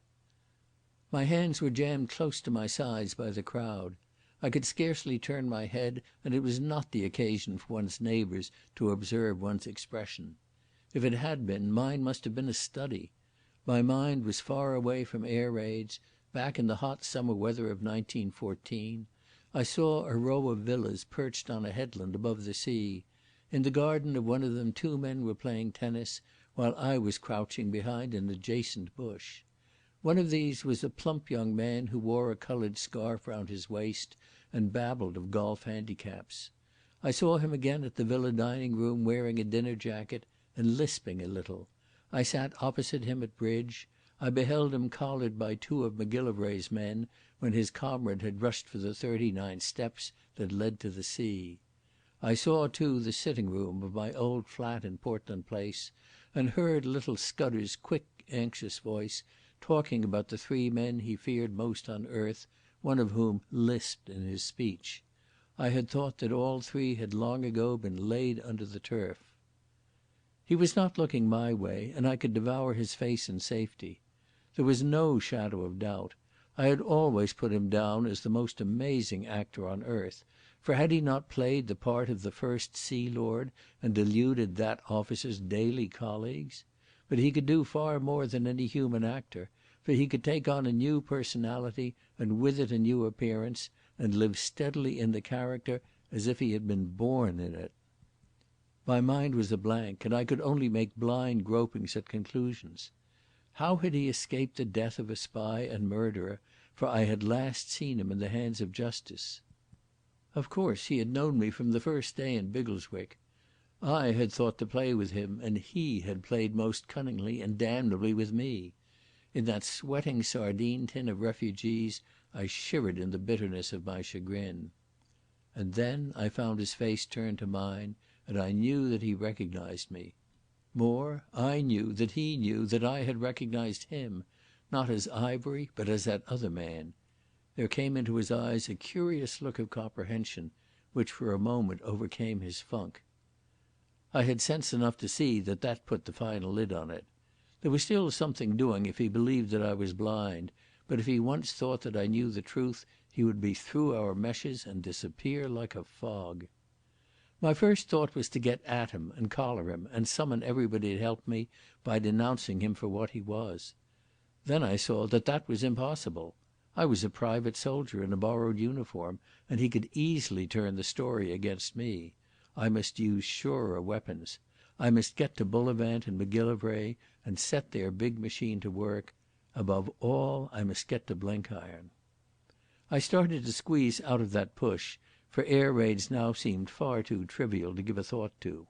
Moreover, the guns had stopped, but so sheep-like is human nature that the crowd still hung together, and it took me a good 15 minutes to edge my way to the open air. I found that the trouble was over and the street had resumed its usual appearance. Buses and taxis were running, and voluble knots of people were recounting their experiences. I started off for Blenkiron's bookshop as the nearest harbour of refuge. But in Piccadilly Circus I was stopped by a military policeman. He asked my name and battalion, and I gave him them, while his suspicious eye ran over my figure. I had no pack or rifle, and the crush in the tube station had not improved my appearance. I explained that I was going back to France that evening, and he asked for my warrant. I fancy my preoccupation made me nervous, and I lied badly. I said I had left it with my kit in the house of my married sister, but I fumbled in giving the address. I could see that the fellow did not believe a word of it. Just then up came an APM. He was a pompous dugout, very splendid in his red tabs, and probably bucked up at having just been under fire. Anyhow, he was out to walk in the strict path of duty. "Tompkins," he said. "Tompkins, we've got some fellow of that name on our records. Bring him along, Wilson." "But, sir," I said, I simply must meet my friend. It's urgent business, and I assure you I'm all right. If you don't believe me, I'll take a taxi and we'll go down to Scotland Yard, and I'll stand by what they say." His brow grew dark with wrath.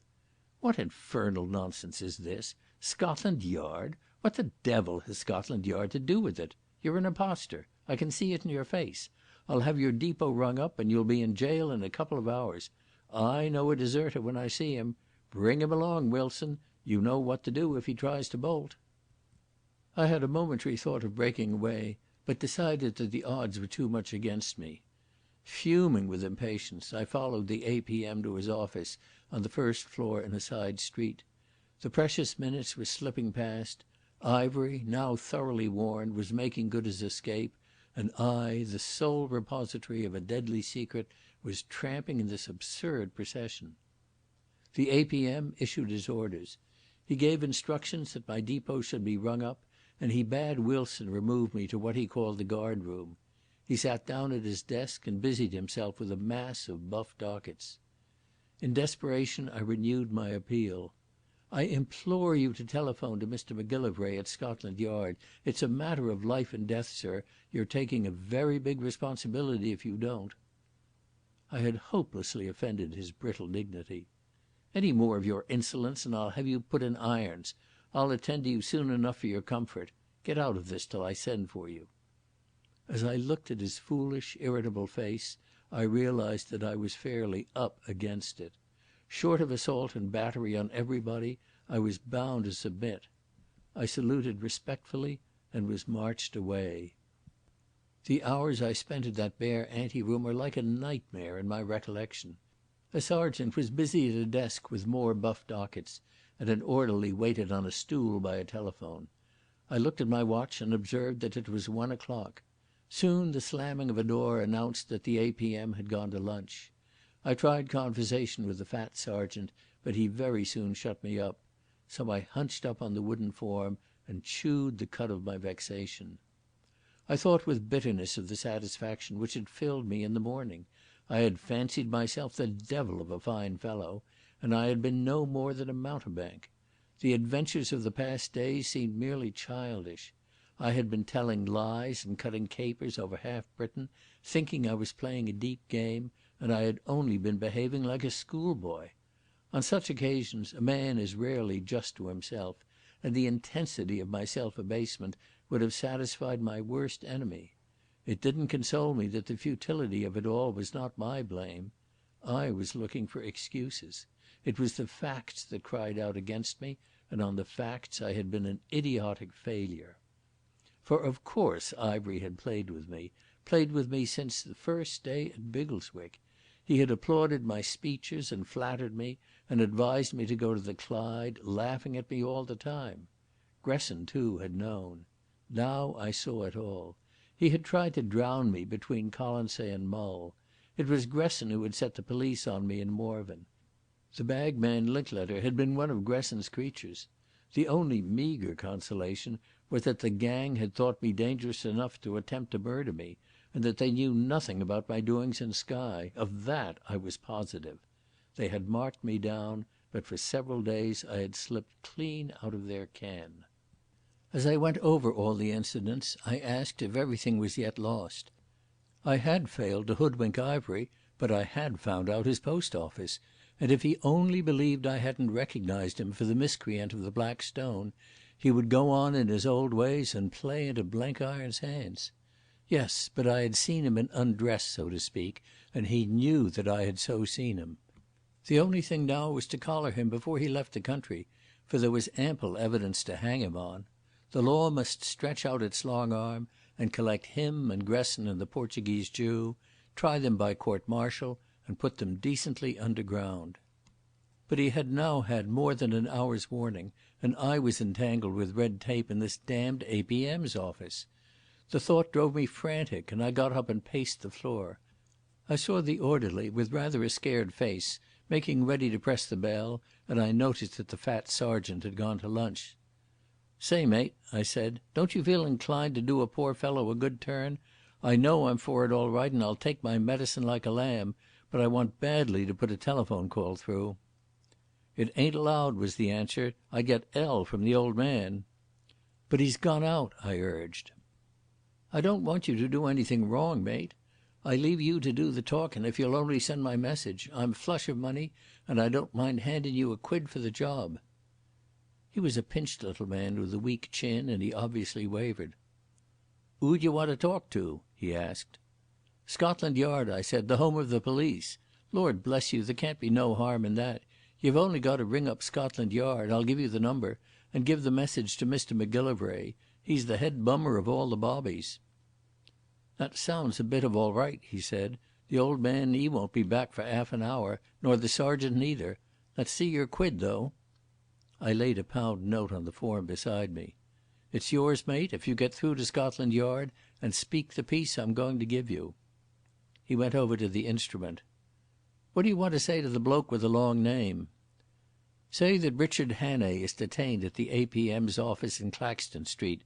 Say he's got important news. Say urgent and secret news, and ask Mr Macgillivray to do something about it at once." "But Hannay ain't the name you gave." "Lord bless you, no. Did you never hear of a man borrowing another name? Anyhow, that's the one I want you to give." "But if this Mac man comes round here, they'll know he's been rung up, and I'll have the old man down on me." It took 10 minutes and a £2 note to get him past this hurdle. By and by he screwed up courage and rang up the number.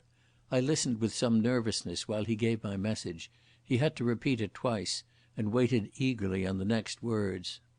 "No, sir," I heard him say. "He don't want you to come round here. He thinks as how, I mean to say, he wants—" I took a long stride and twitched the receiver from him. "Macgillivray," I said, "is that you? Richard Hannay. For the love of God, come round here this instant and deliver me from the clutches of a tomfool APM.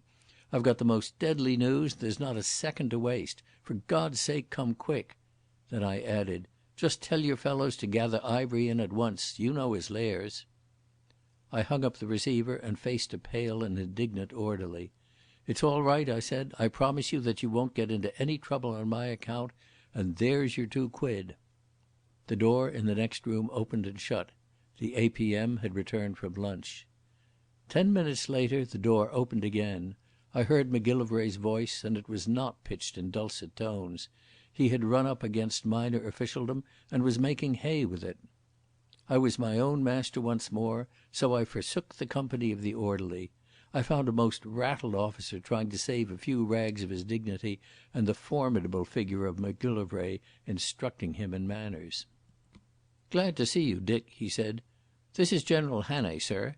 It may comfort you to know that your folly may have made just the difference between your country's victory and defeat. I shall have a word to say to your superiors." It was hardly fair. I had to put in a word for the old fellow, whose red tab seemed suddenly to have grown dingy. "It was my blame wearing this kit. We'll call it a misunderstanding and forget it, but I would suggest that civility is not wasted even on a poor devil of a defaulting private soldier." Once in Macgillivray's car I poured out my tale. "Tell me it's a nightmare," I cried. "Tell me that the 3 men we collected on the Ruff were shot long ago." "2," he replied, "but 1 escaped. Heaven knows how he managed it, but he disappeared clean out of the world." "The plump one who lisped in his speech?" Macgillivray nodded. "Well, we're in for it this time. Have you issued instructions?" "Yes. With luck we shall have our hands on him within an hour. We've our net round all his haunts." "But 2 hours' start! It's a big handicap, for you're dealing with a genius." "Yet I think we can manage it. Where are you bound for?" I told him my rooms in Westminster, and then to my old flat in Park Lane. "The day of disguises has passed. In half an hour I'll be Richard Hannay. It'll be a comfort to get into uniform again. Then I'll try look up Blenkiron." He grinned. "I gather you've had a riotous time. We've had a good many anxious messages from the north about a certain Mr Brand. I couldn't discourage our men, for I fancied it might have spoiled your game. I heard that last night they had lost touch with you in Bradfield, so I rather expected to see you here today. Efficient body of men, the Scottish police." "Especially when they have various enthusiastic amateur helpers." "So?" he said. "Yes, of course. They would have. But I hope presently to congratulate you on the success of your mission." "I'll bet you a pony you don't," I said. "I never bet on a professional subject. Why this pessimism?" "Only that I know our gentleman better than you. I've been twice up against him. He's the kind of wicked that don't cease from troubling till they're stone dead. And even then I'd want to see the body cremated and take the ashes into mid-ocean and scatter them. I've got a feeling that he's the biggest thing you or I will ever tackle." End of Chapter 10. Chapter 11. The Valley of Humiliation. I collected some baggage and a pile of newly arrived letters from my rooms in Westminster, and took a taxi to my Park Lane flat. Usually I had gone back to that old place with a great feeling of comfort, like a boy from school who ranges about his room at home and examines his treasures. I used to like to see my hunting trophies on the wall and to sink into my own armchairs. But now I had no pleasure in the thing. I had a bath and changed into uniform, and that made me feel in better fighting trim. But I suffered from a heavy conviction of abject failure, and had no share in Macgillivray's optimism. The awe with which the Black Stone gang had filled me 3 years before had revived 1,000-fold. Personal humiliation was the least part of my trouble. What worried me was the sense of being up against something inhumanly formidable and wise and strong. I believe I was willing to own defeat and chuck up the game.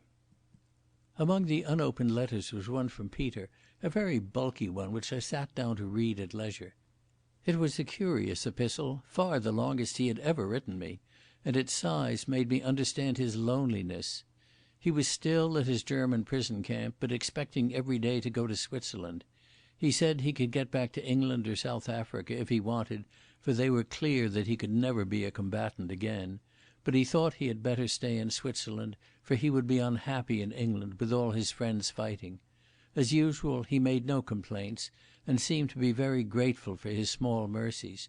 There was a doctor who was kind to him, and some good fellows among the prisoners. But Peter's letter was made up chiefly of reflection. He had always been a bit of a philosopher, and now, in his isolation, he had taken to thinking hard and poured out the results to me on pages of thin paper in his clumsy handwriting. I could read between the lines that he was having a stiff fight with himself. He was trying to keep his courage going in face of the bitterest trial he could be called on to face, a crippled old age. He had always known a good deal about the Bible, and that and the Pilgrim's Progress were his chief aids in reflection. Both he took quite literally, as if they were newspaper reports of actual recent events. He mentioned that after much consideration he had reached the conclusion that the three greatest men he had ever heard of or met were Mr. Valiant for Truth, the Apostle Paul, and a certain Billy Strang who had been with him in Mashonaland in '92. Billy I knew all about. He had been Peter's hero and a leader till a lion got him to Blauenberg. Peter preferred Valiant for Truth to Mr. Greatheart, I think, because of his superior truculence. For being very gentle himself, he loved a bold speaker. After that he dropped into a vein of self-examination. He regretted he fell far short of any of the three. He thought that he might with luck resemble Mr. Standfast, for like him he had not much trouble in keeping wakeful, and was also as poor as a howler, and didn't care for women. He only hoped that he could imitate him in making a good end. Then followed some remarks of Peter's on courage, which came to me in that London room as if spoken by his living voice. I have never known anyone so brave by instinct, or anyone who hated so much to be told so. It was almost the only thing that could make him angry. All his life he had been facing death, and to take risks seemed to him as natural as to get up in the morning and eat his breakfast. But he had started out to consider the very thing which before he had taken for granted, and here is an extract from his conclusions. I paraphrase him, for he was not grammatical. It's easy enough to be brave if you're feeling well and have food inside you. And it's not so difficult even if you're short of a meal and seedy, for that makes you inclined to gamble.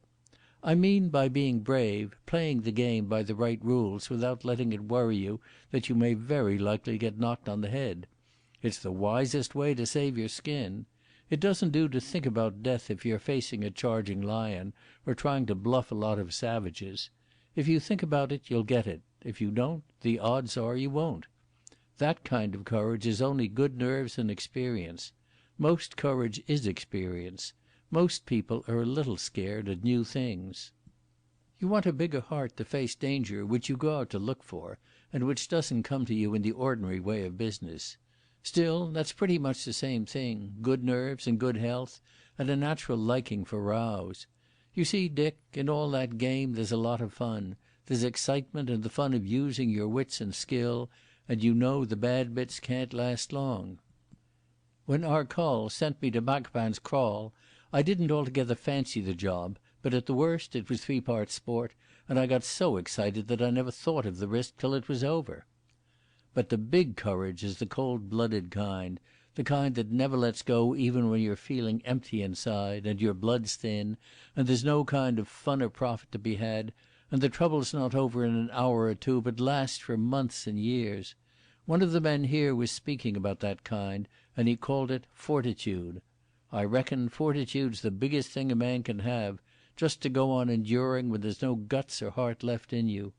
Billy had it when he trekked solitary from Garangos to the Limpopo with fever and a broken arm, just to show the Portugooses that he wouldn't be down by them. But the head man at the job was the Apostle Paul. Peter was writing for his own comfort, for fortitude was all that was left to him now. But his words came pretty straight to me, and I read them again and again, for I needed the lesson. Here was I losing heart just because I had failed in the first round, and my pride had taken a knock.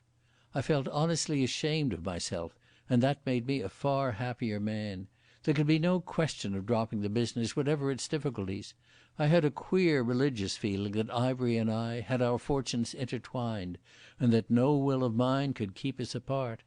I had faced him before the war and won. I had faced him again and lost. The third time or the 20th time we would reach a final decision.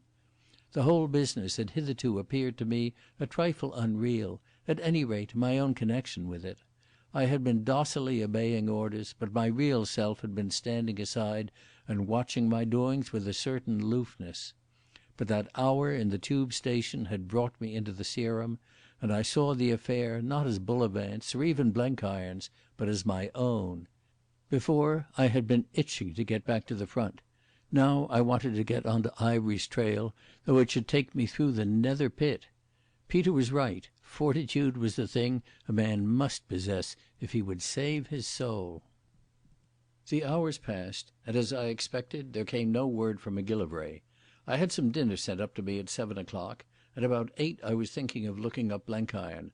Just then came a telephone call asking me to go round to Sir Walter Bullivant's house in Queen Anne's Gate. 10 minutes later I was ringing the bell, and the door was opened to me by the same impassive butler who had admitted me on that famous night 3 years before. Nothing had changed in the pleasant green-panelled hall. The alcove was the same as when I had watched from it the departure of the man who now called himself Ivery. The telephone book lay in the very place from which I had snatched it in order to ring up the First Sea Lord. And in the back room, where that night 5 anxious officials had conferred, I found Sir Walter and Blenkiron. Both looked worried, the American feverishly so. He walked up and down the hearthrug sucking an unlit black cigar. "Say, Dick," he said, "this is a bad business. It wasn't no fault of yours. You did fine. It was us, me and Sir Walter and Mr Macgillivray, that were the quitters." "Any news?" I asked.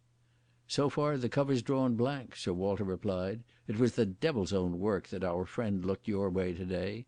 You're pretty certain he saw that you recognised him?" "Absolutely. As sure as that he knew I recognised him in your hall 3 years ago, when he was swaggering as Lord Alloa." "No," said Blenkiron dolefully. "That little flicker of recognition is just the one thing you can't be wrong about. Land alive, I wish Mr Macgillivray would come." The bell rang and the door opened, but it was not Macgillivray. It was a young girl in a white ball gown and a cluster of blue cornflowers at her breast. The sight of her fetched Sir Walter out of his chair so suddenly that he upset his coffee cup. "Mary, my dear, how did you manage it? I didn't expect you till the late train." "I was in London, you see, and they telephoned me on your telegram. I'm staying with Aunt Doria, and I cut her theatre party. She thinks I'm at the Shandwicks dance, so I needn't go home till morning. Good evening, General Hannay. You got over the hill difficulty." "The next stage is the Valley of Humiliation," I answered. "So it would appear," she said gravely, and sat very quietly on the edge of Sir Walter's chair with her small cool hand upon his. I had been picturing her in my recollection as very young and glimmering, a dancing, exquisite child. But now I revised that picture. The crystal freshness of morning was still there, but I saw how deep the waters were. It was the clean fineness and strength of her that entranced me. I didn't even think of her as pretty, any more than a man thinks of the good looks of the friend he worships. We waited, hardly speaking a word, till Macgillivray came. The first sight of his face told his story. "Gone?" asked Blenkiron sharply. The man's lethargic calm seemed to have wholly deserted him. "Gone," repeated the newcomer. "We have just tracked him down. Oh, he managed it cleverly.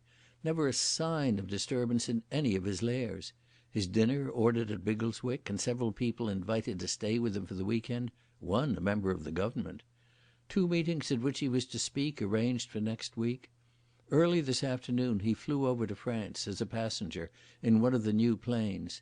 He had been mixed up with the Air Board people for months, of course as another man with another face. Miss Lamington discovered that just too late. The bus went out of its course and came down in Normandy. By this time our man's in Paris or beyond it." Sir Walter took off his big tortoiseshell spectacles and laid them carefully on the table. "Roll up the map of Europe," he said. "This is our Austerlitz. Mary, my dear, I am feeling very old." Macgillivray had the sharpened face of a bitterly disappointed man. Blenkiron had got very red, and I could see that he was blaspheming violently under his breath.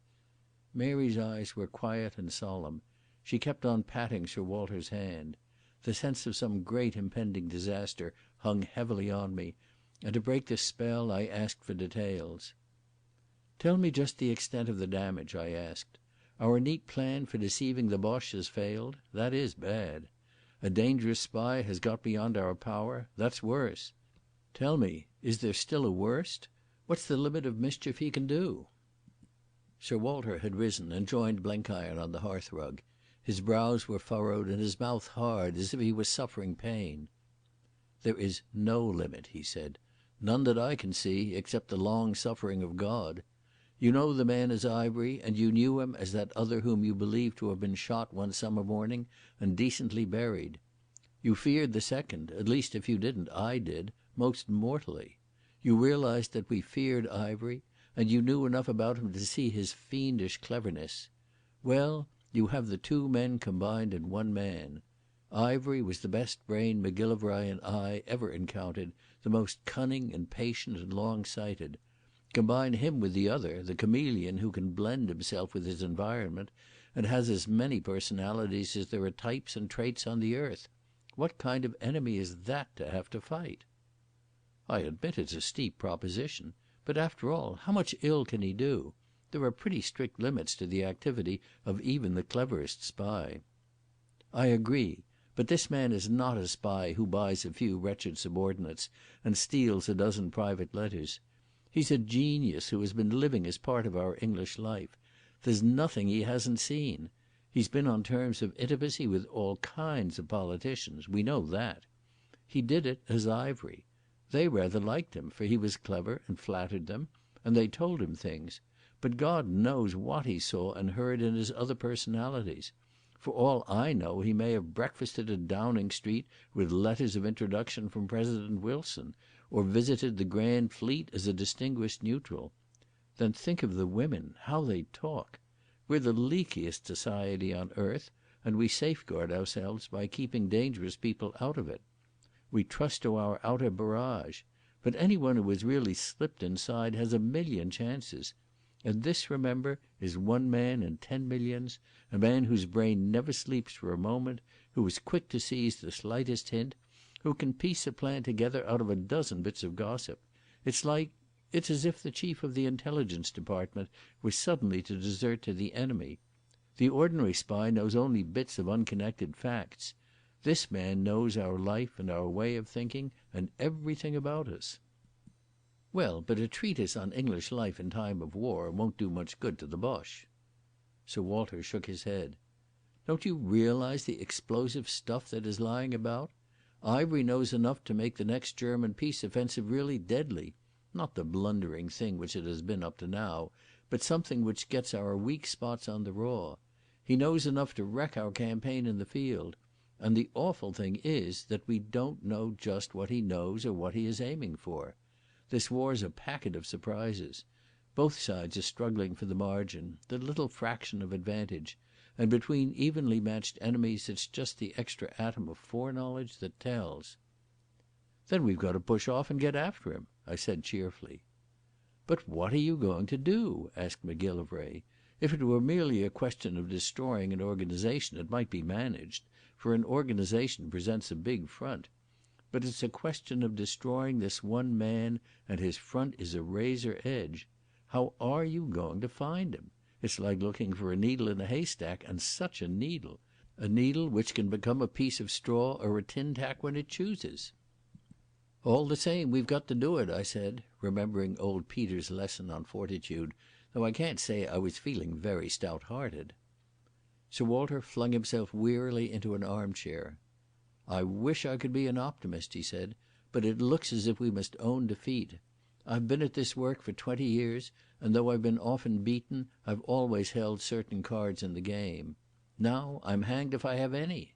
It looks like a knockout, Hannay. It's no good deluding ourselves. We're men enough to look facts in the face and tell ourselves the truth. I don't see any ray of light in the business. We've missed our shot by a hair's breadth, and that's the same as missing by miles." I remember he looked at Mary as if for confirmation, but she did not smile or nod. Her face was very grave, and her eyes looked steadily at him. Then they moved and met mine, and they seemed to give me my marching orders. "Sir Walter," I said, "3 years ago you and I sat in this very room. We thought we were done to the world, as we think now.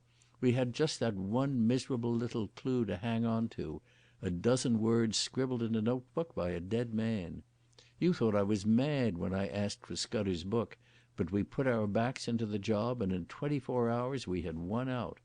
Remember that we were fighting against time. Now we have a reasonable amount of leisure. Then we had nothing but a piece of gibberish. Now we have a great body of knowledge, for Blenkiron has been brooding over Ivery like an old hen, and he knows his ways of working and his breed of confederate. You've got something to work on now. Do you mean to tell me that when the stakes are so big you're going to chuck in your hand?" Macgillivray raised his head. "We know a good deal about Ivery, but Ivery's dead. We know nothing of the man who was so gloriously resurrected this evening in Normandy." "Oh yes, we do. There are many faces to the man, but only one mind, and you know plenty about that mind." "I wonder," said Sir Walter. "How can you know a mind which has no characteristics except that it is wholly and supremely competent? Mere mental powers won't give us a clue. We want to know the character which is behind all the personalities. Above all, we want to know its foibles. If we had only a hint of some weakness, we might make a plan." "Well, let's set down all we know," I cried, for the more I argued the keener I grew. I told them in some detail the story of the night in the Coolin and what I had heard there. "There's the two names, Chelius and Bommaerts. The man spoke them in the same breath as Elfenbein, so they must be associated with Ivery's gang. You've got to get the whole Secret Service of the Allies busy to fit a meaning to these two words. Surely to goodness you'll find something. Remember, those names don't belong to the Ivory part, but to the big game behind all the different disguises. Then there's the talk about the wild birds and the cage birds. I haven't a guess at what it means, but it refers to some infernal gang, and among your piles of records there must be some clue. You set the intelligence of 2 hemispheres busy on the job. You've got all the machinery, and it's my experience that if even one solitary man keeps chewing on at a problem, he discovers something." My enthusiasm was beginning to strike sparks from Macgillivray. He was looking thoughtful now instead of despondent. "There might be something in that," he said, "but it's a far out chance." "Of course it's a far out chance, and that's all we're ever going to get from Ivery. But we've taken a bad chance before and won. Then you've all that you know about Ivery here. Go through his dossier with a small tooth comb and I'll bet you find something to work on. Blenkiron, you're a man with a cool head. You admit we have sporting chance." "Sure, Dick. He's fixed things so that the lines are across the track, but we'll clear somehow. So far as John S. Blenkiron is concerned, he's got just one thing to do in this world, and that's to follow the yellow dog and have him neatly and cleanly tied up. I've got a stack of personal affronts to settle. I was easy fruit and he hasn't been very respectful. You can count me in, Dick." "Then we're agreed," I cried. "Well, gentlemen, it's up to you to arrange the first stage. You've some pretty solid staff work to put in before you get on the trail." "And you?" Sir Walter asked. "I'm going back to my brigade. I want a rest and a change. Besides, the first stage is office work, and I'm no use for that. But I'll be waiting to be summoned, and I'll come like a shot as soon as you hoik me out. I've got a presentiment about this thing. I know there'll be a finish, and that I'll be in at it, and I think it will be a desperate bloody business too." I found Mary's eyes fixed upon me, and in them I read the same thought. She had not spoken a word, but had sat on the edge of a chair, swinging a foot idly, one hand playing with an ivory fan. She had given me my old orders, and I looked to her for confirmation of the new. "Miss Lamington, you are the wisest of the lot of us. What do you say?" She smiled, that shy, companionable smile which I had been picturing to myself through all the wanderings of the past month. "I think you're right. We've got a long way to go yet, for the Valley of Humiliation comes only halfway in the Pilgrim's Progress. The next stage was Vanity Fair. I might be of some use there, don't you think?" I remember the way she laughed and flung back her head like a gallant boy. "The mistake we've all been making," she said, "is that our methods are too terre-à-terre. We've a poet to deal with, a great poet, and we must fling our imaginations forward to catch up with him. His strength is his unexpectedness, you know, and we won't beat him by plodding only. I believe the wildest course is the wisest, for it's the most likely to intersect his. Who's the poet among us?" "Peter," I said, "but he's pinned down with a game leg in Germany. All the same, we must rope him in." By this time we had all cheered up, for it is wonderful what a tonic there is in a prospect of action. The butler brought in tea, which it was Bullivant's habit to drink after dinner. To me it seemed fantastic to watch a slip of a girl pouring it out for 2 grizzled and distinguished servants of the state and 1 battered soldier. As decorous a family party as you would ask to see, and to reflect that all 4 were engaged in an enterprise where men's lives must be reckoned at less than thistledown. After that we went upstairs to a noble Georgian drawing room, and Mary played to us. I don't care 2 straws for music from an instrument, unless it be the pipes or a regimental band, but I dearly love the human voice. But she would not sing, for singing to her, I fancy, was something that did not come at will, but flowed only like a bird's note when the mood favoured. I did not want it either. I was content to let Cherry Ripe be the one song linked with her in my memory. It was Macgillivray who brought us back to business. "I wish to heaven there was one habit of mind we could definitely attach to him, and to no one else." At this moment "he" had only one meaning for us. "You can't do nothing with his mind," Blenkiron drawled. "You can't loose the bands of Orion, as the Bible says, or hold Leviathan with a hook. I reckoned I could, and made a mighty close study of his devices. But the darned cuss wouldn't stay put. I thought I had him tied down to the double bluff, and he went and played the triple bluff on me. There's nothing doing that line." A memory of Peter recurred to me. "What about the blind spot?" I asked, and I told them old Peter's pet theory. Every man that God made has his weak spot somewhere, some flaw in his character which leaves a dull patch in his brain. We've got to find that out, and I think I've made a beginning. Macgillivray, in a sharp voice, asked me my meaning. "He's in a funk of something. Oh, I don't mean he's a coward. A man in his trade wants the nerve of a buffalo. He could give us all points and courage. What I mean is that he's not clean white all through. There are yellow streaks somewhere in him. I've given a good deal of thought to this courage business, for I haven't got a great deal of it myself. Not like Peter, I mean. I've got heaps of soft places in me. I'm afraid of being drowned, for one thing, or of getting my eyes shot out. Ivery's afraid of bombs. At any rate he's afraid of bombs in a big city. I once read a book which talked about a thing called agoraphobia. Perhaps it's that. Now, if we know that weak spot, it helps us in our work. There are some places he won't go to, and there are some things he can't do. Not well, anyway. I reckon that's useful." "Yes," said Macgillivray. "Perhaps it's not what you'd call a burning and shining light." "There's another chink in his armour," I went on. "There's one person in the world he can never practise his transformations on, and that's me. I shall always know him again, though he appeared as Sir Douglas Haig. I can't explain why, but I've got a feel in my bones about it. I didn't recognise him before, for I thought he was dead, and the nerve in my brain which should have been looking for him wasn't working. But I'm on my guard now, and that nerve's functioning at full power. Whenever and wherever and howsoever we meet again on the face of the earth, it will be Dr. Livingstone, I presume, between him and me." "That is better," said Macgillivray. "If we have any luck, Hannay, it won't be long till we pull you out of His Majesty's forces." Mary got up from the piano and resumed her old perch on the arm of Sir Walter's chair.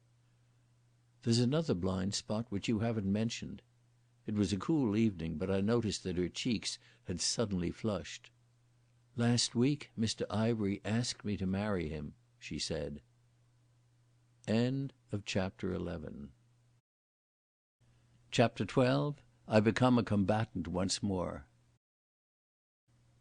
I returned to France on 13 September and took over my old brigade on the 19th of the same month. We were shoved in at the Polygon Wood on the 26th, and after 4 days got so badly mauled that we were brought out to refit. On 7 October, very much to my surprise, I was given command of a division and was on the fringes of the Ypres fighting during the first days of November. From that front we were hurried down to Cambrai in support, but came in only for the last backwash of that singular battle. We held a bit of the Saint-Quentin sector till just before Christmas, when we had a spell of rest in billets, which endured, so far as I was concerned, till the beginning of January, when I was sent off on the errand which I shall presently relate.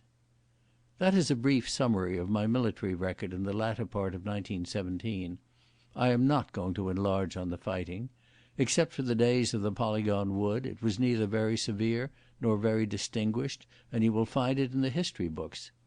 What I have to tell of here is my own personal quest, for all the time I was living with my mind turned two ways. In the morasses of the Hannay flats, in the slimy support lines at Zonnebeek, in the tortured uplands around Flequières, and in many other odd places, I kept worrying at my private conundrum.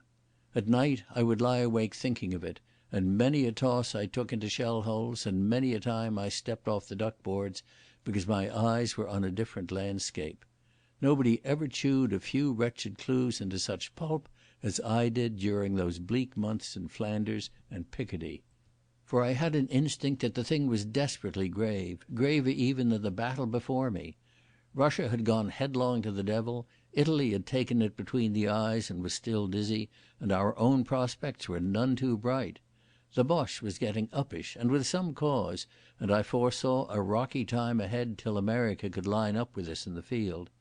It was the chance for the wild birds, and I used to wake in a sweat to think what devilry Ivory might be engineering.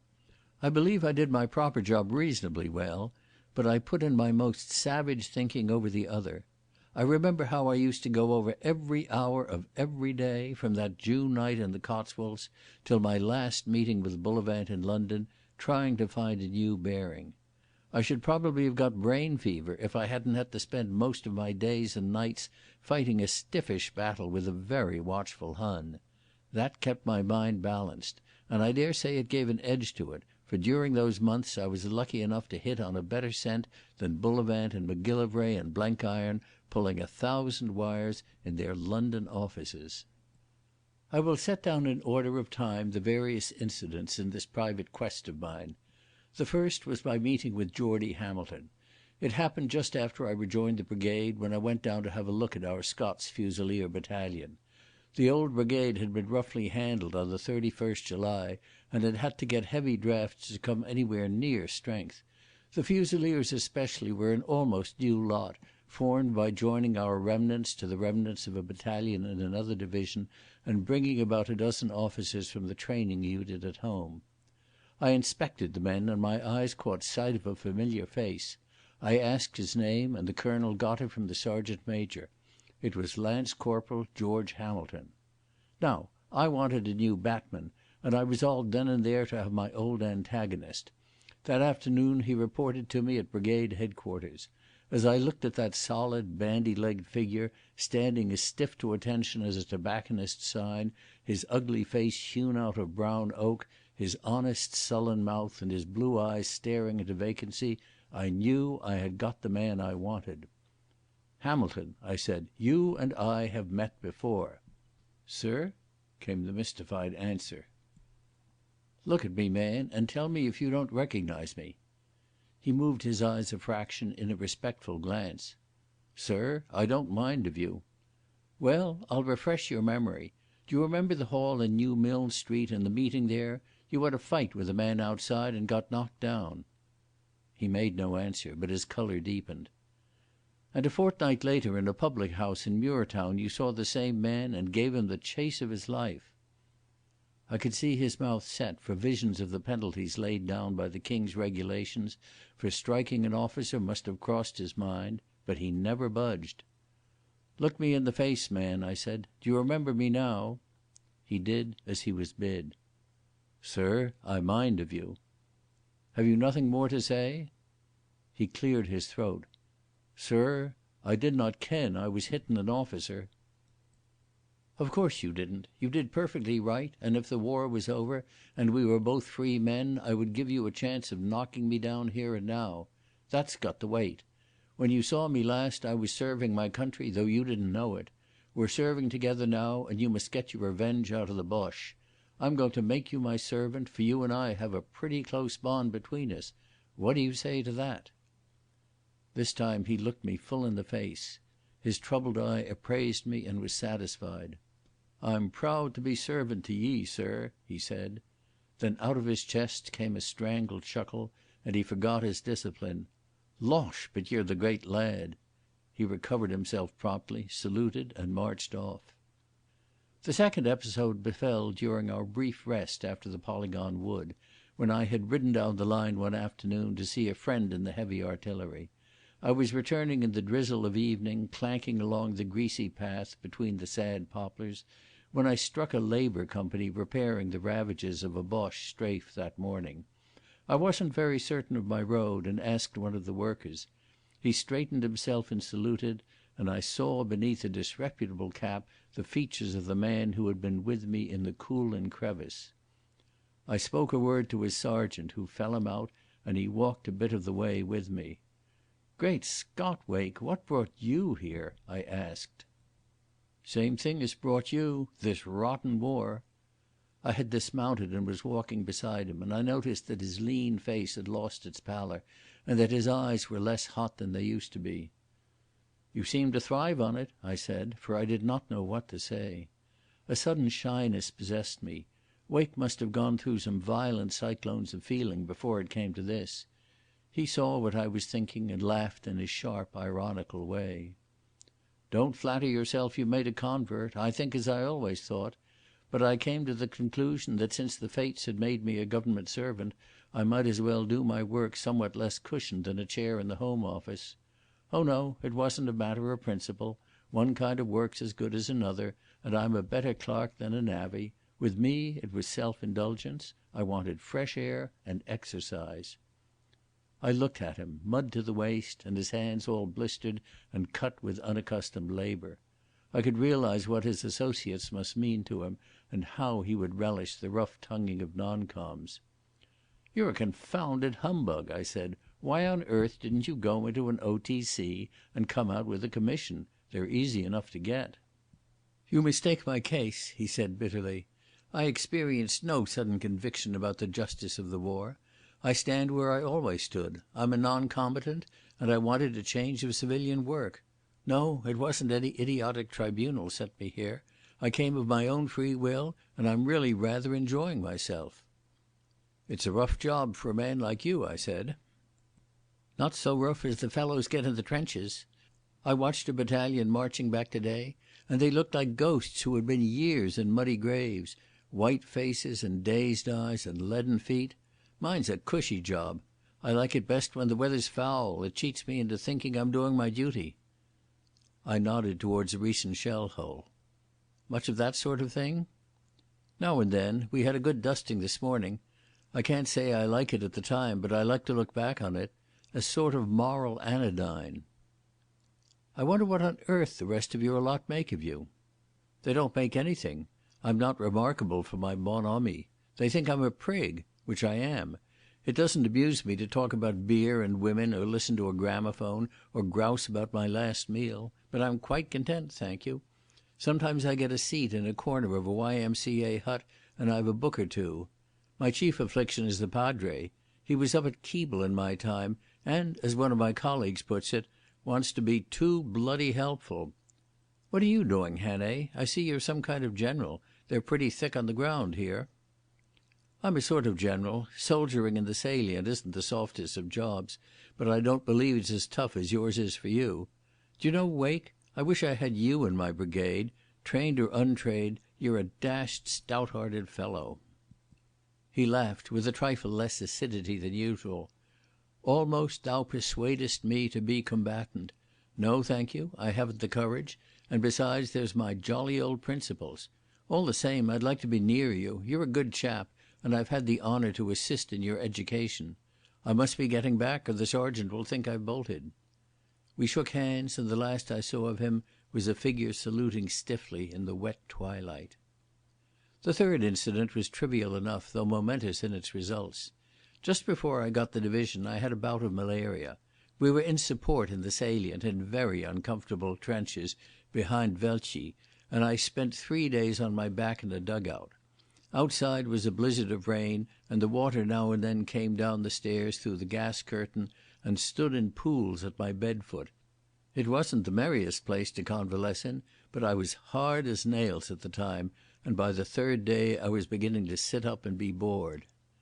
I read all my English papers twice, and a big stack of German ones, which I used to have sent up by a friend in the G.H.Q. intelligence, who knew I liked to follow what the Boche was saying. As I dozed and ruminated in the way a man does after fever, I was struck by the tremendous display of one advertisement in the English press. It was a thing called Gussiter's Deep Breathing System, which, according to its promoter, was a cure for every ill, mental, moral or physical, that man can suffer. Politicians, generals, admirals and music hall artists all testified to the new life it had opened up for them. I remember wondering what these sportsmen got for their testimonies, and thinking I would write a spoof letter myself to old Gussiter. Then I picked up the German papers, and suddenly my eye caught an advertisement of the same kind in the Frankfurter Zeitung. It was not Gussiter this time, but one Weissmann, and his game was identical, deep breathing. The Hun style was different from the English, all about the goddess of health, the nymphs of the mountains, and 2 quotations from Schiller, but the principle was the same. That made me ponder a little, and I went carefully through the whole batch. I found the advertisement in the Frankfurter and in 1 or 2 rather obscure Volksstimmes und Volkszeitungs. I found it too in Der Grosse Krieg, the official German propagandist picture paper. They were the same all but one, and that one had a bold variation, for it contained 4 of the sentences used in the ordinary English advertisement. This struck me as fishy, and I started to write a letter to Macgillivray, pointing out what seemed to be a case of trading with the enemy, and advising him to get on to Mr. Gussiter's financial backing. I thought he might find a Hun syndicate behind him. And then I had another notion, which made me rewrite my letter. I went through the papers again. The English ones, which contained the advertisement, were all good, solid, bellicose organs, the kind of thing no censorship would object to leaving the country. I had before me a small sheaf of pacifist prints, and they had not the advertisement. That might be for reasons of circulation, or it might not. The German papers were either radical or socialist publications, just the opposite of the English lot, except the Grosse Krieg. Now we have a free press, and Germany has, strictly speaking, none. All her journalistic indiscretions are calculated. Therefore the Boche has no objection to his rags getting to enemy countries. He wants it. He likes to see them quoted in columns headed "Through German Glasses," and made the text of articles showing what a good democrat he is becoming. As I puzzled over the subject, certain conclusions began to form in my mind. The 4 identical sentences seemed to hint that deep breathing had Boche affiliations. Here was a chance of communicating with the enemy which would defy the argus-eyed gentleman who examined the mails. What was to hinder Mr. A at one end writing an advertisement with a good cipher in it, and the paper containing it getting into Germany by Holland in 3 days? Herr B at the other end replied in the Frankfurter, and a few days later shrewd editors and acute intelligence officers, and Mr. A, were reading it in London, though only Mr. A knew what it really meant. It struck me as a bright idea, the sort of simple thing that doesn't occur to clever people, and very rarely to the Boche. I wished I was not in the middle of a battle, for I would have had a try at investigating the cipher myself. I wrote a long letter to Macgillivray putting my case, and then went to sleep. When I awoke, I reflected that it was a pretty thin argument, and would have stopped the letter if it hadn't gone off early by a ration party. After that things began very slowly to happen. The first was when Hamilton, having gone to Boulogne to fetch some mess stores, returned with the startling news that he had seen Gresson. He had not heard his name, but described him dramatically to me as the wee red-headed devil that kicked Eccy Brocky's knee yon time you was in Glasgow, sir. I recognised the description. Gresson, it appeared, was joy-riding. He was with a party of Labour delegates who had been met by two officers and carried off in charabancs. Hamilton reported from inquiries among his friends that this kind of visitor came weekly. I thought it a very sensible notion on the government's part, but I wondered how Gresson had been selected. I had hoped that Macgillivray had weeks ago made a long arm and quadded him. Perhaps they had too little evidence to hang him, but he was the blackest sort of suspect and should have been interned. A week later I had occasion to be at GHQ on business connected with my new division. My friends in the intelligence allowed me to use the direct line to London, and I called up Macgillivray. For 10 minutes I had an exciting talk, for I had had no news from that quarter since I left England. I heard that the Portuguese Jew had escaped, had vanished from his native heather when they went to get him. They had identified him as a German professor of Celtic languages who had held a chair in a Welsh college, a dangerous fellow, for he was an upright, high-minded, raging fanatic. Against Gresson they had no evidence at all, but he was kept under strict observation. When I asked about his crossing to France, Macgillivray replied that that was part of their scheme. I inquired if the visit had given them any clues, but I never got an answer, for the line had to be cleared at that moment for the War Office. I hunted up the man who had charge of these Labour visits and made friends with him. Gresson, he said, had been a quiet, well-mannered and most appreciative guest. He had wept tears on Vimy Ridge and, strictly against orders, had made a speech to some troops he met on the Arras road about how British Labour was remembering the army in its prayers and sweating blood to make guns. On the last day he had had a misadventure, for he got very sick on the road, some kidney trouble that couldn't stand the jolting of the car, and had to be left at a village and picked up by the party on its way back. They found him better, but still shaky. I cross-examined the particular officer in charge about that halt, and learned that Gresson had been left alone in a peasant's cottage, for he said he only needed to lie down. The place was the hamlet of Eaucourt-Sainte-Anne. For several weeks that name stuck in my head. It had a pleasant, quaint sound, and I wondered how Gresson had spent his hours there. I hunted it up on the map and promised myself to have a look at it the next time we came out to rest. And then I forgot about it till I heard the name mentioned again. On 23rd October I had the bad luck, during a tour of my first-line trenches, to stop a small shell fragment with my head. It was a close, misty day, and I had taken off my tin hat to wipe my brow when the thing happened. I got a long, shallow scalp wound, which meant nothing, but bled a lot, and as we were not in for any big move, the M.O. sent me back to a clearing station to have it seen to. I was 3 days in the place, and being perfectly well, had leisure to look about me and reflect, so that I recall that time as a queer, restful interlude in the infernal racket of war. I remember yet how on my last night there a gale made the lamps swing and flicker and turned the grey-green canvas walls into a mass of mottled shadows. The floor canvas was muddy from the tramping of many feet, bringing in the constant dribble of casualties from the line. In my tent there was no one very bad at the time, except a boy with his shoulder half blown off by a whiz-bang who lay in a drugged sleep at the far end. The majority were influenza, bronchitis and trench fever, waiting to be moved to the base, or convalescent and about to return to their units. A small group of us dined off tinned chicken, stewed fruit and rat-on cheese around the smoky stove, where 2 screens manufactured from packing cases gave some protection against the draughts, which swept like young tornadoes down the tent. One man had been reading a book called The Ghost Stories of an Antiquary, and the talk turned on the unexplainable things that happen to everybody once or twice in a lifetime. I contributed a yarn about the men who went to look for Kruger's treasure in the Bushveld and got scared by a green wildebeest. It is a good yarn, and I'll write it down some day. A tall Highlander who kept his slippered feet on the top of the stove, and whose costume consisted of a kilt, a British warm, a grey hospital dressing-gown and 4 pairs of socks, told the story of the Camerons at First Ypres, and of the lowland subaltern who knew no Gaelic and suddenly found himself encouraging his men with some ancient Highland rigmarole. The poor chap had a racking bronchial cough, which suggested that his country might well use him on some warmer battleground than Flanders. He seemed a bit of a scholar, and explained the Cameron business in a lot of long words. I remember how the talk meandered on, as talk does when men are idle and thinking about the next day. I didn't pay much attention, for I was reflecting on a change I meant to make in one of my battalion commands, when a fresh voice broke in. It belonged to a Canadian captain from Winnipeg, a very silent fellow who smoked shag tobacco.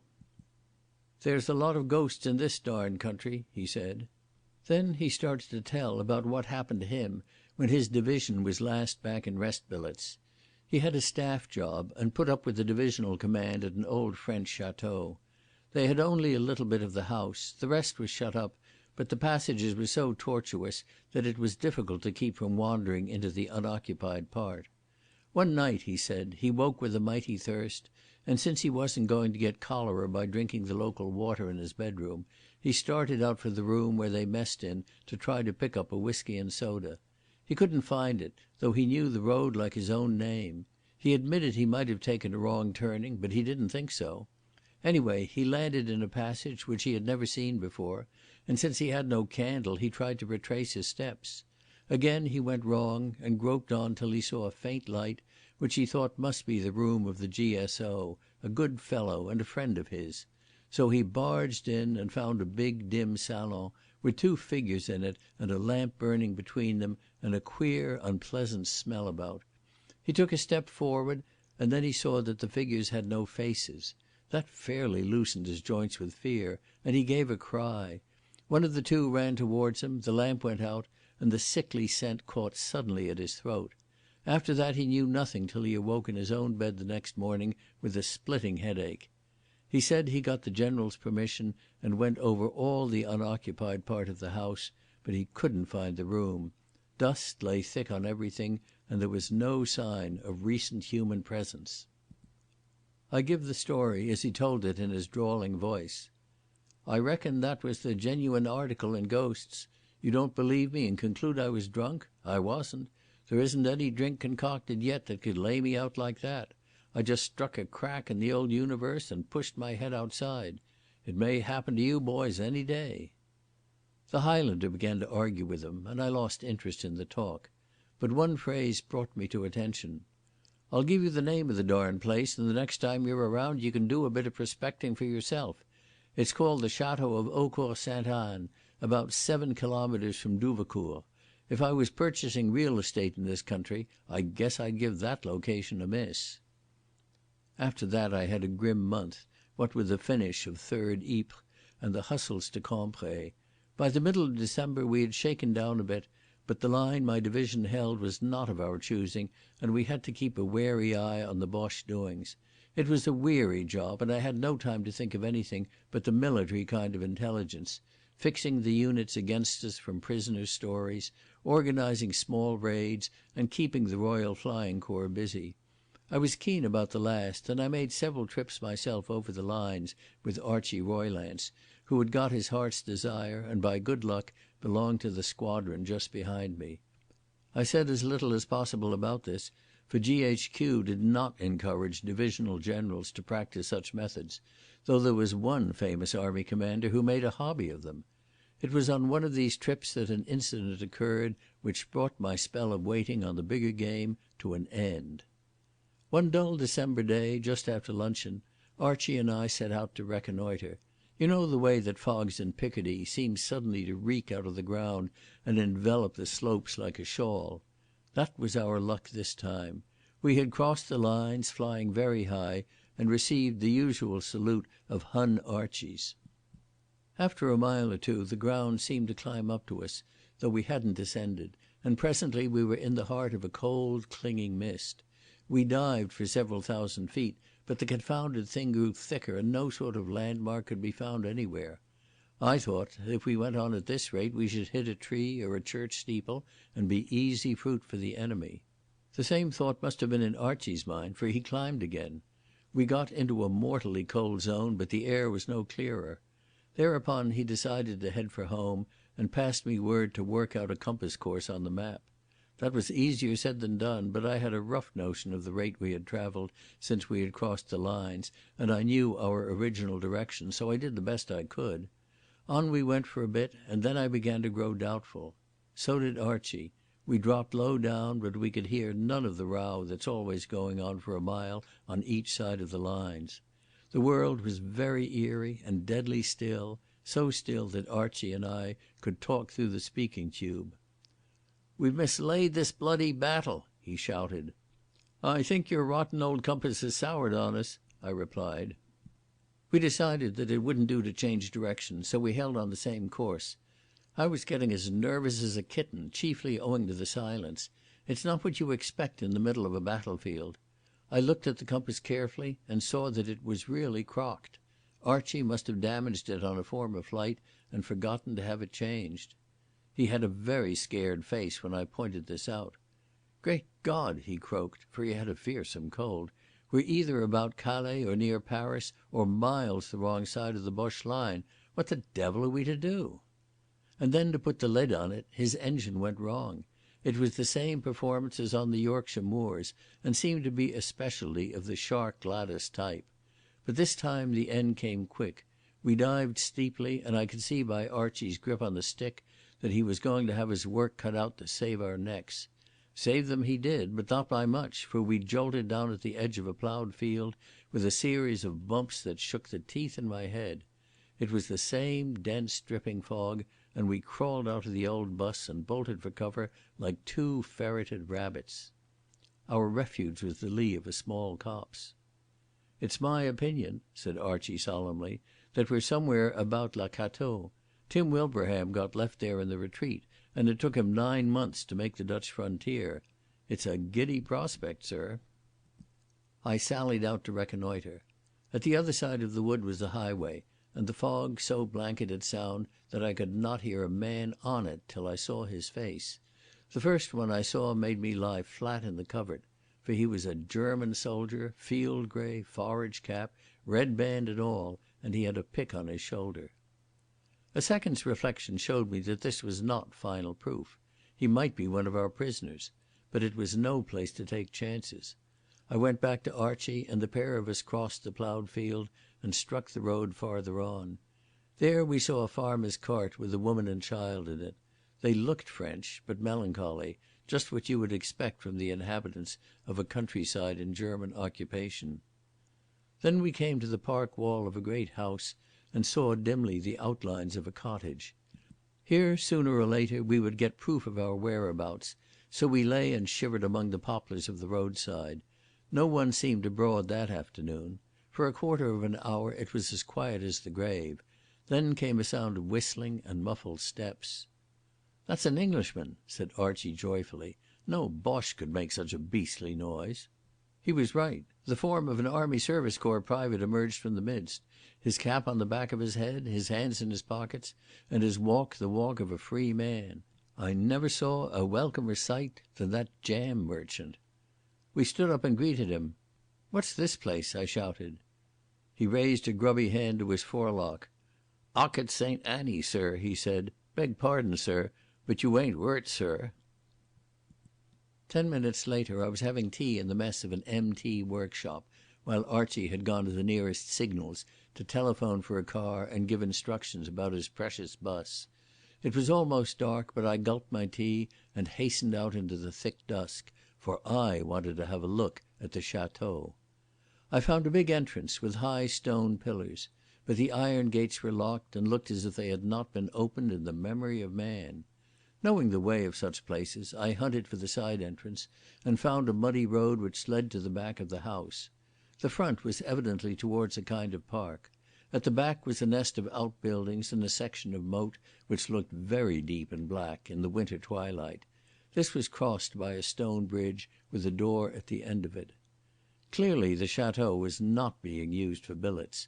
There was no sign of the British soldier. There was no sign of anything human.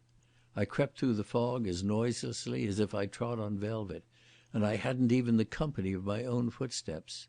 I remembered the Canadian's ghost story and concluded I would be imagining the same sort of thing if I lived in such a place.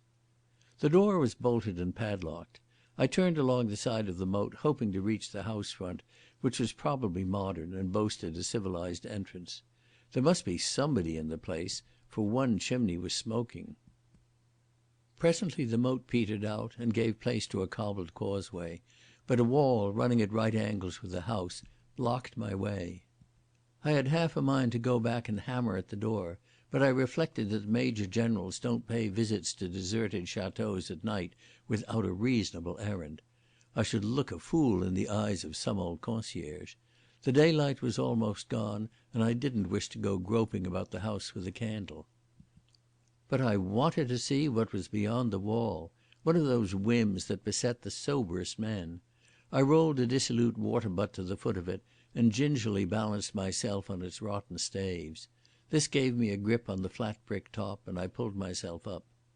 I looked down on a little courtyard with another wall beyond it, which shut off any view of the park. On the right was the chateau, on the left more outbuildings. The whole place was not more than 20 yards each way. I was just about to retire by the road I had come, for in spite of my fur coat it was uncommon chilly on that perch, when I heard a key turn in the door in the chateau wall beneath me. A lantern made a blur of light in the misty darkness. I saw that the bearer was a woman, an oldish woman, round-shouldered like most French peasants. In one hand she carried a leather bag, and she moved so silently that she must have worn rubber boots. The light was held level with her head and illumined her face.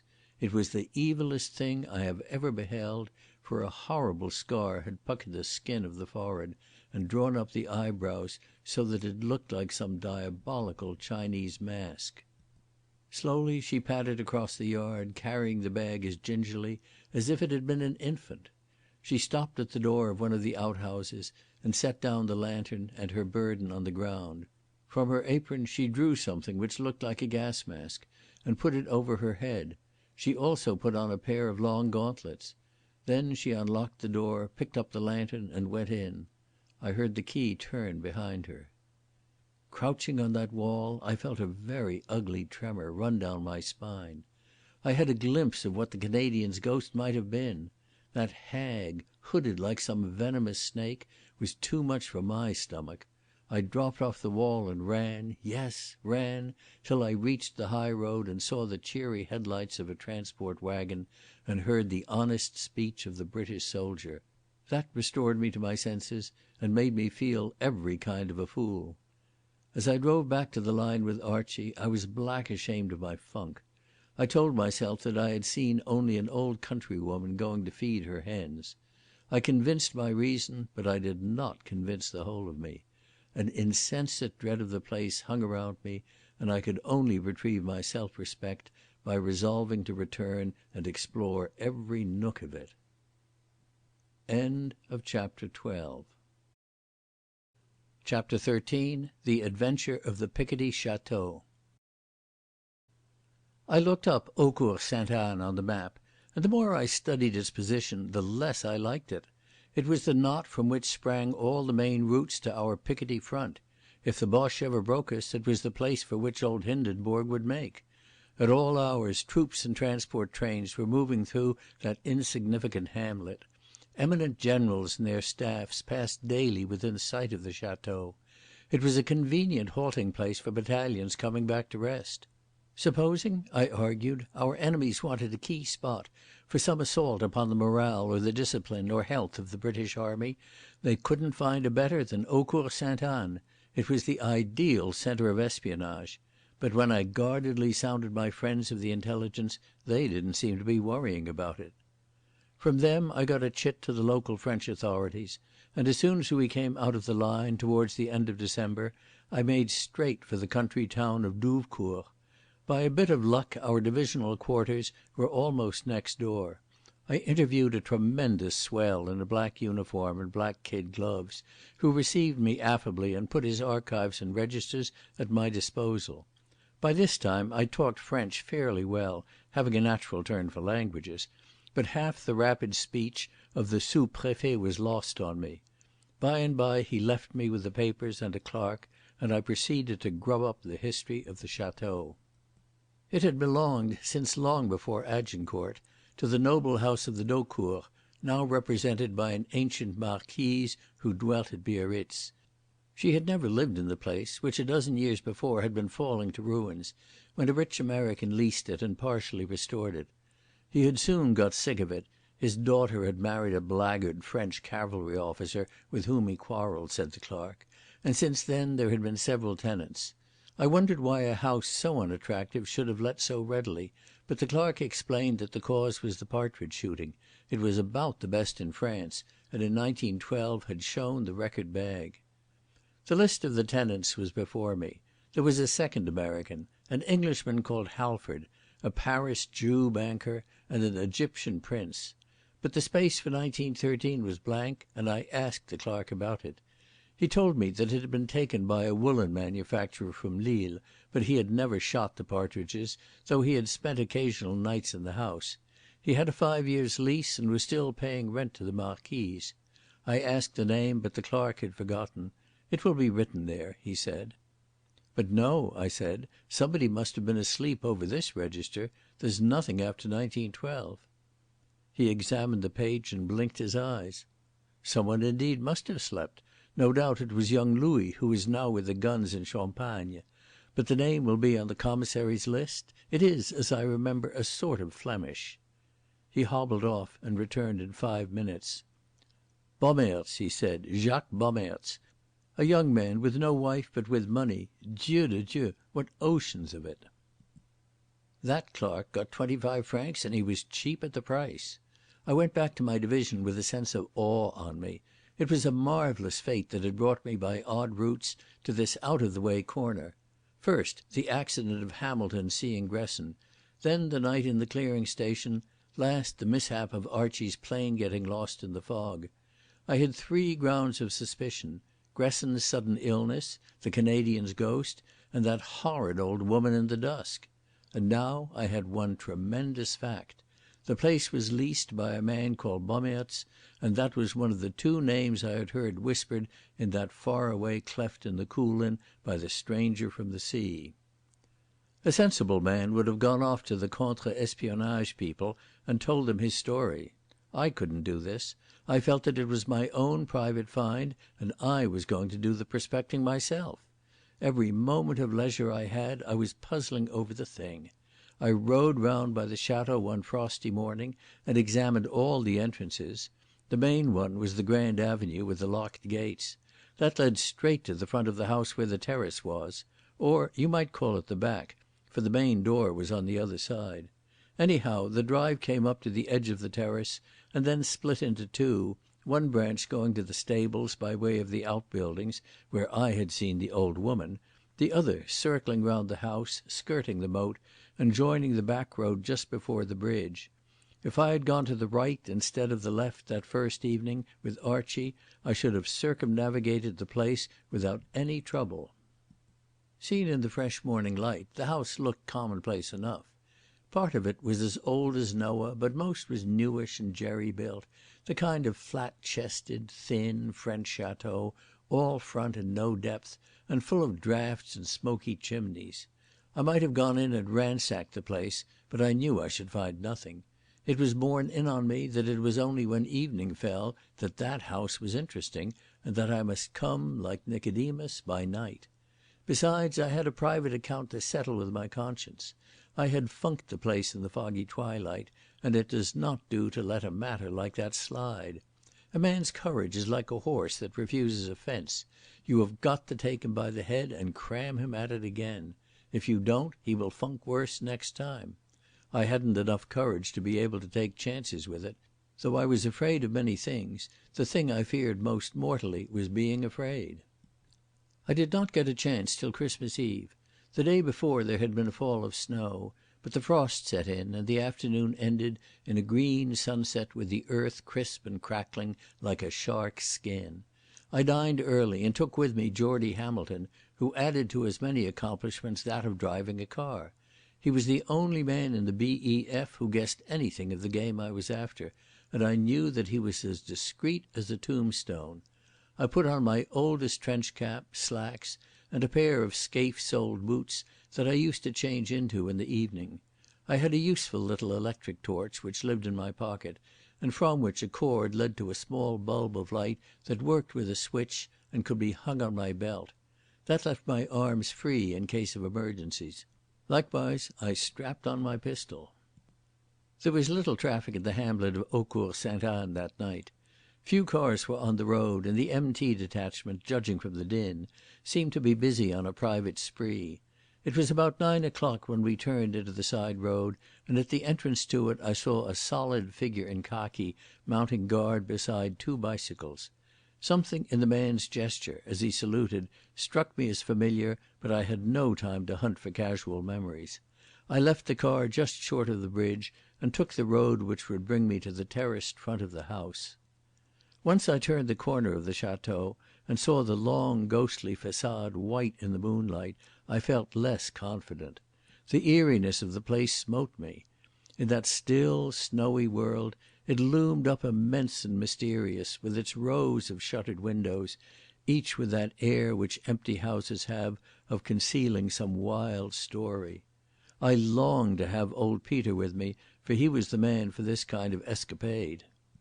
I had heard that he had been removed to Switzerland, and I pictured him now in some mountain village where the snow lay deep. I would have given anything to have had Peter with a whole leg by my side. I stepped on the terrace and listened. There was not a sound in the world, not even the distant rumble of a cart. The pile towered above me like a mausoleum, and I reflected that it must take some nerve to burgle an empty house. It would be good enough fun to break into a bustling dwelling and pinch the plate when the folk were at dinner, but to burgle emptiness and silence meant a fight with the terrors in a man's soul. It was worse in my case, for I wasn't cheered with prospects of loot. I wanted to get inside chiefly to soothe my conscience. I hadn't much doubt I would find a way, for 3 years of war and the frequent presence of untidy headquarters staffs have loosened the joints of most Picardy houses. There's generally a window that doesn't latch or a door that doesn't bar. But I tried window after window on the terrace without result. The heavy green sun shutters were down over each, and when I broke the hinges of one there was a long bar within to hold it firm. I was beginning to think of shinning up a rainpipe and trying the second floor when a shutter I had laid hold on swung back in my hand. It had been left unfastened, and kicking the snow from my boots I entered a room. A gleam of moonlight followed me, and I saw I was in a big salon with a polished wood floor and dark lumps of furniture swathed in sheets. I clicked the bulb at my belt, and the little circle of light showed a place which had not been dwelt in for years. At the far end was another door, and as I tiptoed towards it, something caught my eye on the parquet. It was a piece of fresh snow, like that which clumps on the heel of a boot. I had not brought it there. Some other visitor had passed this way, and not long before me. Very gently I opened the door and slipped in. In front of me was a pile of furniture which made a kind of screen, and behind that I halted and listened. There was somebody in the room. I heard the sound of human breathing and soft movements. The man, whoever he was at the far end from me, and though there was a dim glow of moon through a broken shutter, I could see nothing of what he was after. I was beginning to enjoy myself now. I knew of his presence, and he did not know of mine, and that is the sport of stalking. An unwary movement of my hand caused the screen to creak. Instantly the movement ceased, and there was utter silence. I held my breath, and after a second or two the tiny sounds began again. I had a feeling, though my eyes could not assure me, that the man before me was at work and was using a very small shaded torch. There was just the faintest moving shimmer on the wall beyond, though that might come from the crack of moonlight. Apparently he was reassured, for his movements became more distinct. There was a jar, as if a table had been pushed back. Once more there was silence, and I heard only the intake of breath. I have very quick ears, and to me it sounded as if the man was rattled. The breathing was quick and anxious. Suddenly it changed and became the ghost of a whistle, the kind of sound one makes with the lips and teeth without ever letting the tune break out clear. We all do it when we are preoccupied with something, shaving or writing letters or reading the newspaper. But I did not think my man was preoccupied. He was whistling to quiet fluttering nerves. Then I caught the air. It was cherry ripe. In a moment, from being hugely at my ease, I became the nervous one. I had been playing peep-boo with the unseen, and the tables were turned. My heart beat against my ribs like a hammer. I shuffled my feet, and again there fell the tense silence. "Mary," I said, and the words seemed to explode like a bomb in the stillness. "Mary, it's me, Dick Hannay." There was no answer but a sob and the sound of a timid step. I took 4 paces into the darkness and caught in my arms a trembling girl. Often in the last months I had pictured the kind of scene which would be the culminating point of my life. When our work was over and the war had been forgotten, somewhere, perhaps in a green Cotswold meadow or in a room of an old manor, I would talk with Mary. By that time we should know each other well, and I should have lost my shyness. I would try to tell her that I loved her, but whenever I thought of what I should say my heart sank, for I knew I would make a fool of myself. You can't live my kind of life for 40 years wholly among men and be of any use at pretty speeches to women. I knew I should stutter and blunder, and I used despairingly to invent impossible situations where I might make my love plain to her without words, by some piece of melodramatic sacrifice. But the kind fates had saved me the trouble.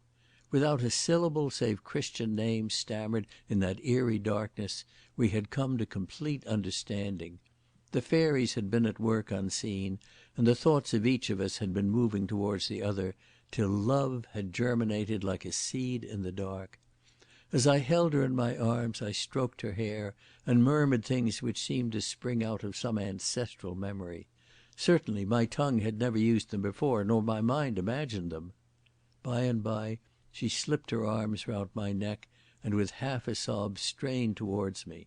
She was still trembling. "Dick," she said, and to hear that name on her lips was the sweetest thing I had ever known. "Dick, is it really you? Tell me I'm not dreaming." "It's me, sure enough, Mary dear. And now I have found you I will never let you go again. But my precious child, how on earth did you get here?" She disengaged herself and let her little electric torch wander over my rough habiliments. "You look a tremendous warrior, Dick. I have never seen you like this before. I was in Doubting Castle and very much afraid of giant despair till you came." "I think I call it the Interpreter's House," I said.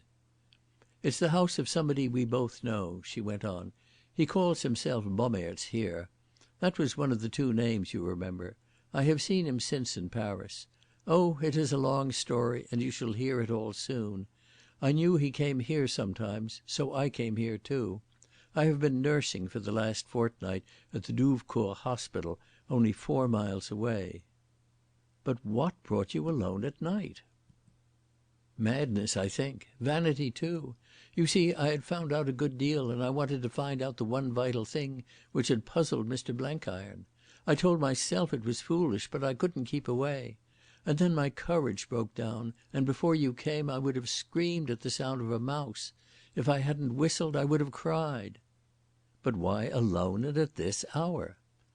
"I couldn't get off in the day, and it was safest to come alone. You see, he is in love with me, and when he heard I was coming to Douvecourt, forgot his caution and proposed to meet me here. He said he was going on a long journey and wanted to say good-bye. If he had found me alone, well, he would have said good-bye. If there had been anyone with me, he would have suspected, and he mustn't suspect me. Mr Blenkiron says that would be fatal to his great plan. He believes I am like my aunts, and that I think him an apostle of peace, working by his own methods against the stupidity and wickedness of all the governments. He talks more bitterly about Germany than about England. He told me how he had to disguise himself and play many parts on his mission, and of course I have applauded him. Oh, I have had a difficult autumn." "Mary," I cried, "tell me you hate him." "No," she said quietly, "I do not hate him. I am keeping that for later. I fear him desperately. Some day, when we have broken him utterly, I will hate him, and drive all likeness of him out of my memory like an unclean thing. But till then I won't waste energy on hate. We want to hoard every atom of our strength for the work of beating him." She had won back her composure, and I turned on my light to look at her. She was in nurse's outdoor uniform, and I thought her eyes seemed tired. The priceless gift that had suddenly come to me had driven out all recollection of my own errand. I thought of Ivery only as a would-be lover of Mary, and forgot the manufacturer from Lille who had rented the house for the partridge shooting. "And you, Dick?" she asked. "Is it part of a general's duty to pay visits at night to empty houses?" "I came to look for traces of Monsieur Bommaerts. I, too, got on his track from another angle, but that story must wait." "You observe that he has been here today?" She pointed to some cigarette ash spilled on the table edge, and a space on its surface cleared from dust. "In a place like this the dust would settle again in a few hours, and that is quite clean.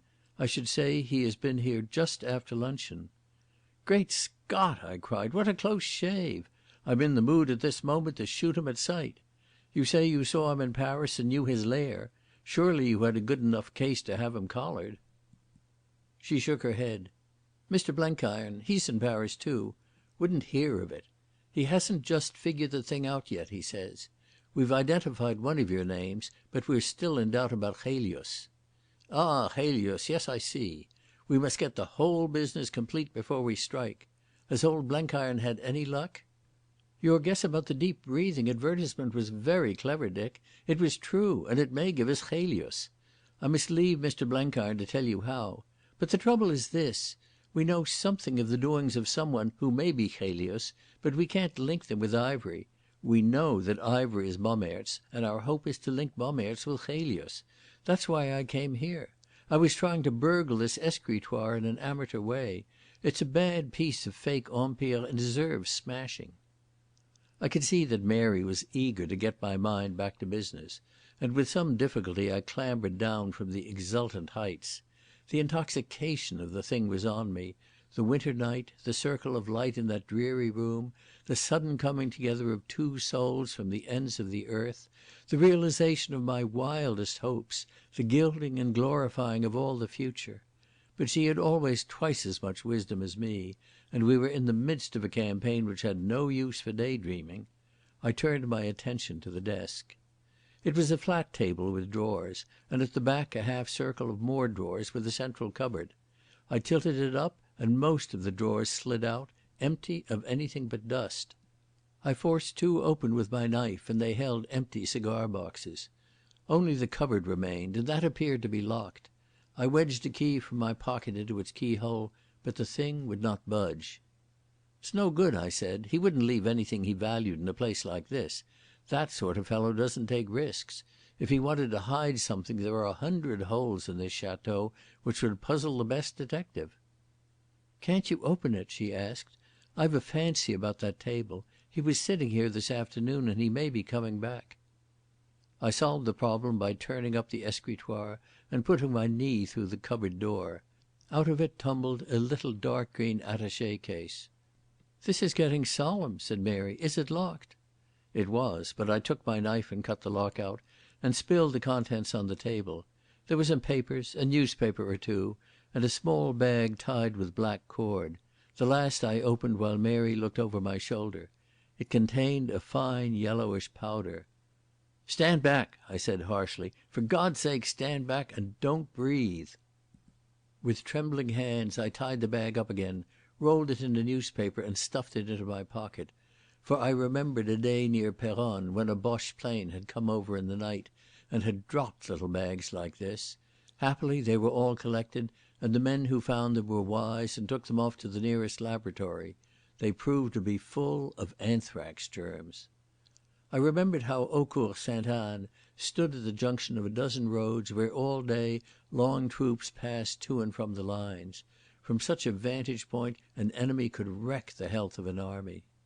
I remembered the woman I had seen in the courtyard of this house in the foggy dusk, and I knew now why she had worn a gas mask. The discovery gave me a horrid shock. I was brought down with a crash from my high sentiment to something earthly and devilish. I was fairly well used to Boche filthiness, but this seemed too grim a piece of the utterly damnable. I wanted to have Ivery by the throat and force the stuff into his body and watch him decay slowly into the horror he had contrived for honest men.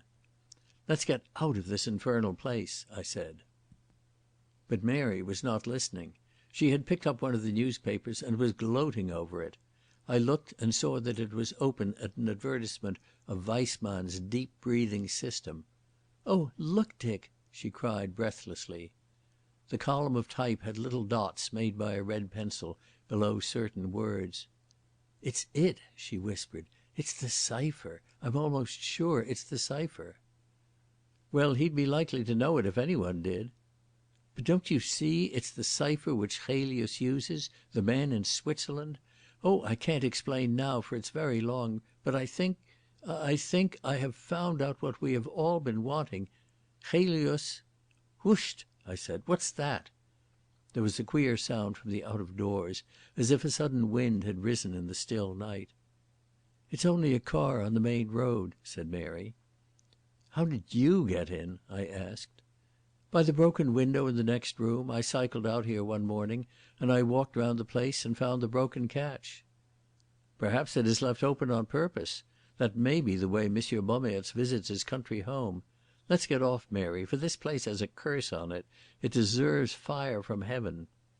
I slipped the contents of the attaché case into my pockets. "I'm going to drive you back," I said. "I've got a car out there." "Then you must take my bicycle, and my servant too. He's an old friend of yours, one Andrew Amos." "Now how on earth did Andrew get over here?" "He's one of us," said Mary, laughing at my surprise. "A most useful member of our party, at present disguised as an infirmier in Lady Manorwater's hospital at Douvecourt. He is learning French and—" "Hush," I whispered. "There's someone in the next room." I swept her behind a stack of furniture, with my eyes glued on a crack of light below the door. The handle turned and the shadows raced before a big electric lamp of the kind they have in stables. I could not see the bearer, but I guessed it was the old woman. There was a man behind her. A brisk step sounded on the parquet, and a figure brushed past her. It wore the horizon blue of a French officer, very smart, with those French riding boots that showed the shape of the leg, and a handsome fur-lined pelisse. I would have called him a young man, not more than 35. The face was brown and clean-shaven, the eyes bright and masterful. Yet he did not deceive me. I had not boasted idly to Sir Walter when I said that there was one man alive who could never again be mistaken by me. I had my hand on my pistol as I motioned Mary farther back into the shadows. For a second I was about to shoot. I had a perfect mark and could have put a bullet through his brain with utter certitude. I think if I had been alone I might have fired. Perhaps not. Anyhow, now I could not do it. It seemed like potting at a sitting rabbit.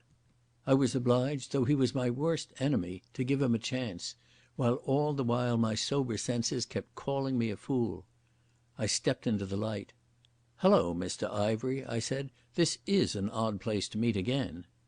In his amazement he fell back a step, while his hungry eyes took in my face. There was no mistake about the recognition. I saw something I had seen once before in him, and that was fear. Out went the light and he sprang for the door. I fired in the dark, but the shot must have been too high.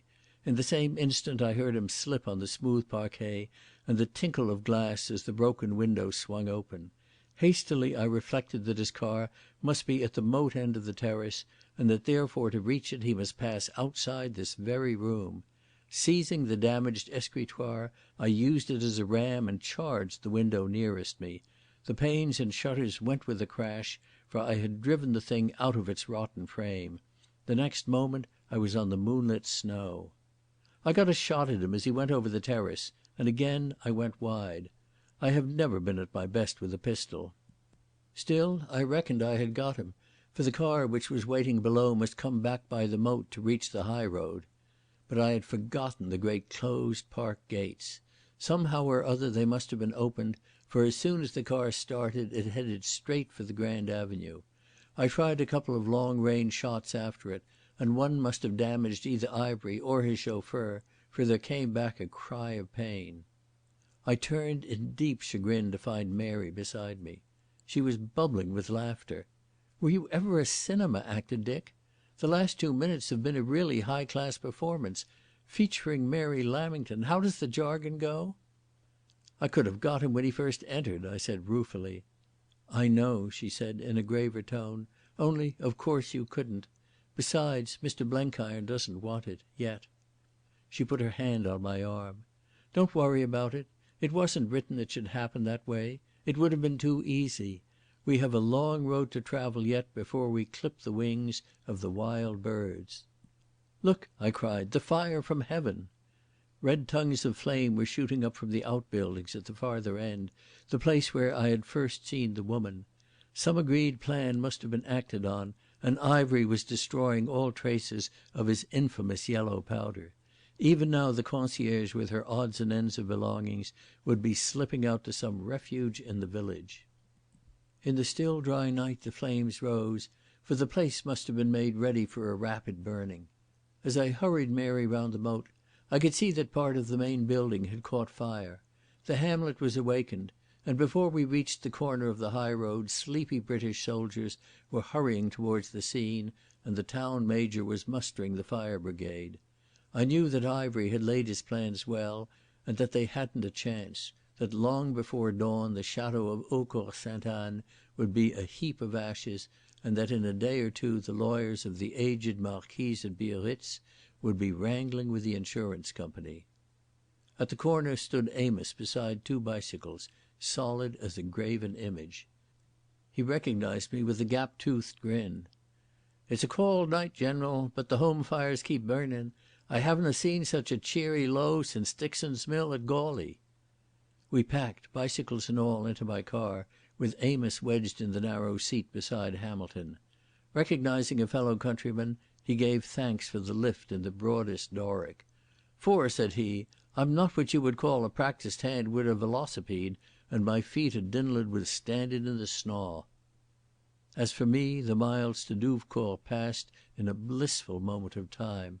I wrapped Mary in a fur rug, and after that we did not speak a word. I had come suddenly into a great possession and was dazed with the joy of it. End of Chapter 13. Chapter 14. Mr. Blenkiron Discourses on Love and War. 3 days later I got my orders to report at Paris for special service. They came none too soon, for I chafed at each hour's delay. Every thought in my head was directed to the game which we were playing against Ivery. He was the big enemy, compared to whom the ordinary Boche in the trenches was innocent and friendly. I had almost lost interest in my division, for I knew that for me the real battlefront was not in Picardy, and that my job was not so easy as holding a length of line. Also, I longed to be at the same work as Mary. I remember waking up in billets the morning after the night at the Chateau with the feeling that I had become extraordinarily rich. I felt very humble too, and very kindly towards all the world, even to the Boche, though I can't say I had ever hated him very wildly. You find hate more among journalists and politicians at home than among fighting men. I wanted to be quiet and alone to think, and since that was impossible, I went about my work in a happy abstraction. I tried not to look ahead, but only to live in the present, remembering that a war was on, and that there was desperate and dangerous work before me, and that my hopes hung on a slender thread. Yet for all that I had sometimes to let my fancies go free and revel in delicious dreams. But there was one thought that always brought me back to hard ground, and that was Ivery. I do not think I hated anybody in the world but him. It was his relation to Mary that stung me. He had the insolence, with all his toad-like past, to make love to that clean and radiant girl. I felt that he and I stood as mortal antagonists, and the thought pleased me, for it helped me to put some honest detestation into my job. Also, I was going to win. Twice I had failed, but the third time I should succeed. It had been like ranging shots for a gun. First short, second over, and I vowed that the third should be dead on the mark. I was summoned to G.H.Q., where I had half an hour's talk with the greatest British commander. I can see yet his patient, kindly face, and that steady eye which no vicissitude of fortune could perturb. He took the biggest view, for he was statesman as well as soldier, and I knew that the whole world was one battlefield, and every man and woman among the combatant nations was in the battle line. So contradictory is human nature That talk made me wish for a moment to stay where I was. I wanted to go on serving under that man. I realised suddenly how much I loved my work, and when I got back to my quarters that night and saw my men swinging in from a route march, I could have howled like a dog at leaving them. Though I say it who shouldn't, there wasn't a better division in the army. One morning, a few days later, I picked up Mary in Amiens. I always liked the place, for after the dirt of the Somme it was a comfort to go there for a bath and a square meal, and it had the noblest church that the hand of man ever built for God. It was a clear morning when we started from the boulevard beside the railway station, and the air smelt of washed streets and fresh coffee, and women were going marketing, and the little trams ran clanking by, just as in any other city far from the sound of guns. There was very little khaki or horizon blue about, and I remember thinking how completely Amiens had got out of the war zone. 2 months later it was a different story. To the end I shall count that day as one of the happiest in my life. Spring was in the air, though the trees and fields had still their winter colouring. 1,000 good fresh scents came out of the earth, and the larks were busy over the new furrows. I remember that we ran up a little glen, where a stream spread into pools among sallows, and the roadside trees were heavy with mistletoe. On the tableland beyond the Somme valley the sun shone like April. At Beauvais we lunched badly in an inn, badly as to food, but there was an excellent Burgundy at 2 francs a bottle. Then we slipped down through little flat-chested townships to the Seine, and in the late afternoon passed through the Saint-Germain forest. The wide green spaces among the trees set my fancy dwelling on that divine English countryside where Mary and I would one day make our home. She had been in high spirits all the journey, but when I spoke of the Cotswolds her face grew grave. "Don't let us speak of it, Dick," she said. "It's too happy a thing, and I feel as if it would wither if we touched it. I don't let myself think of peace and home, for it makes me too homesick. I think we shall get there some day, you and I, but it's a long road to the Delectable Mountains, and Faithful, you know, has to die first. There is a price to be paid." The words sobered me. "Who was our Faithful?" I asked. "I don't know, but he was the best of the pilgrims." Then, as if a veil had lifted, her mood changed, and when we came through the suburbs of Paris and swung down the Champs-Élysées, she was in a holiday humour. The lights were twinkling in the blue January dusk, and the warm breath of the city came to greet us. I knew little of the place, for I had visited only once on a 4 days' Paris leave, but it had seemed to me then the most habitable of cities, and now, coming from the battlefield with Mary by my side, it was like the happy ending of a dream. I left her at her cousin's house near the Rue Saint-Honoré, and deposited myself, according to instructions, at the Hôtel Louis XV.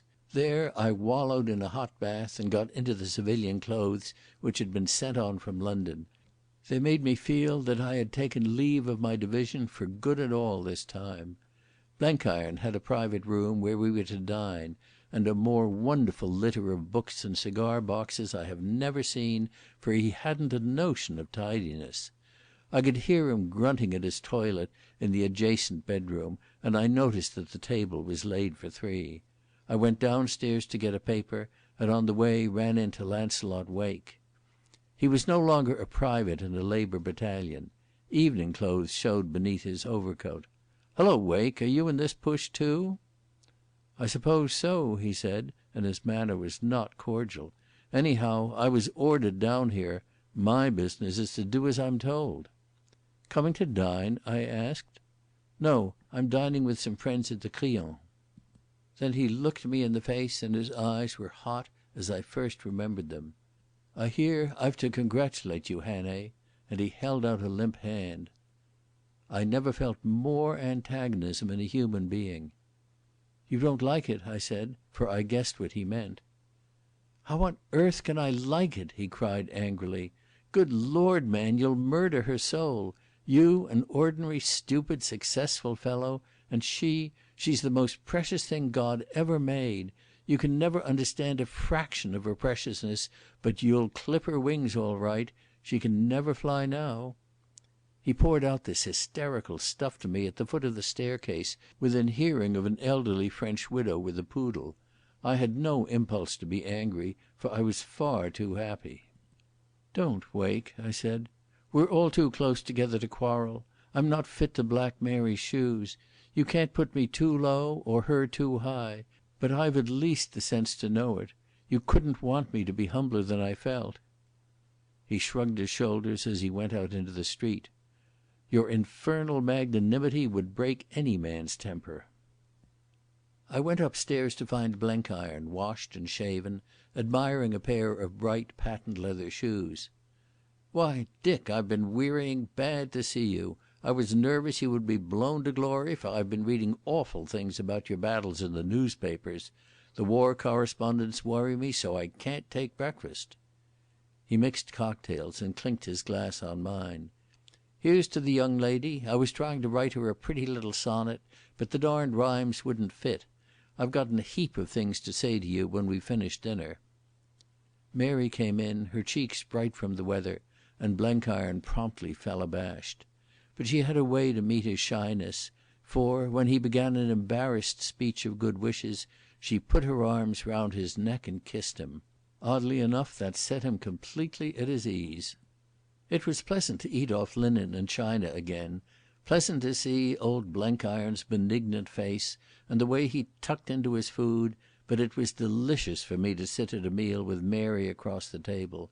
It made me feel that she was really mine, and not a pixie that would vanish at a word. To Blenkiron she bore herself like an affectionate but mischievous daughter, while the desperately refined manners that afflicted him whenever women were concerned mellowed into something like his everyday self. They did most of the talking, and I remember he fetched from some mysterious hiding place a great box of chocolates, which you could no longer buy in Paris, and the two ate them like spoiled children. I didn't want to talk, for it was pure happiness for me to look on. I loved to watch her, when the servants had gone, with her elbows on the table like a schoolboy, her crisp gold hair a little rumpled, cracking walnuts with gusto, like some child who has been allowed down from the nursery for dessert and means to make the most of it. With his first cigar, Blenkiron got to business. "You want to know about the staff work we've been busy on at home. Well, it's finished now, thanks to you, Dick.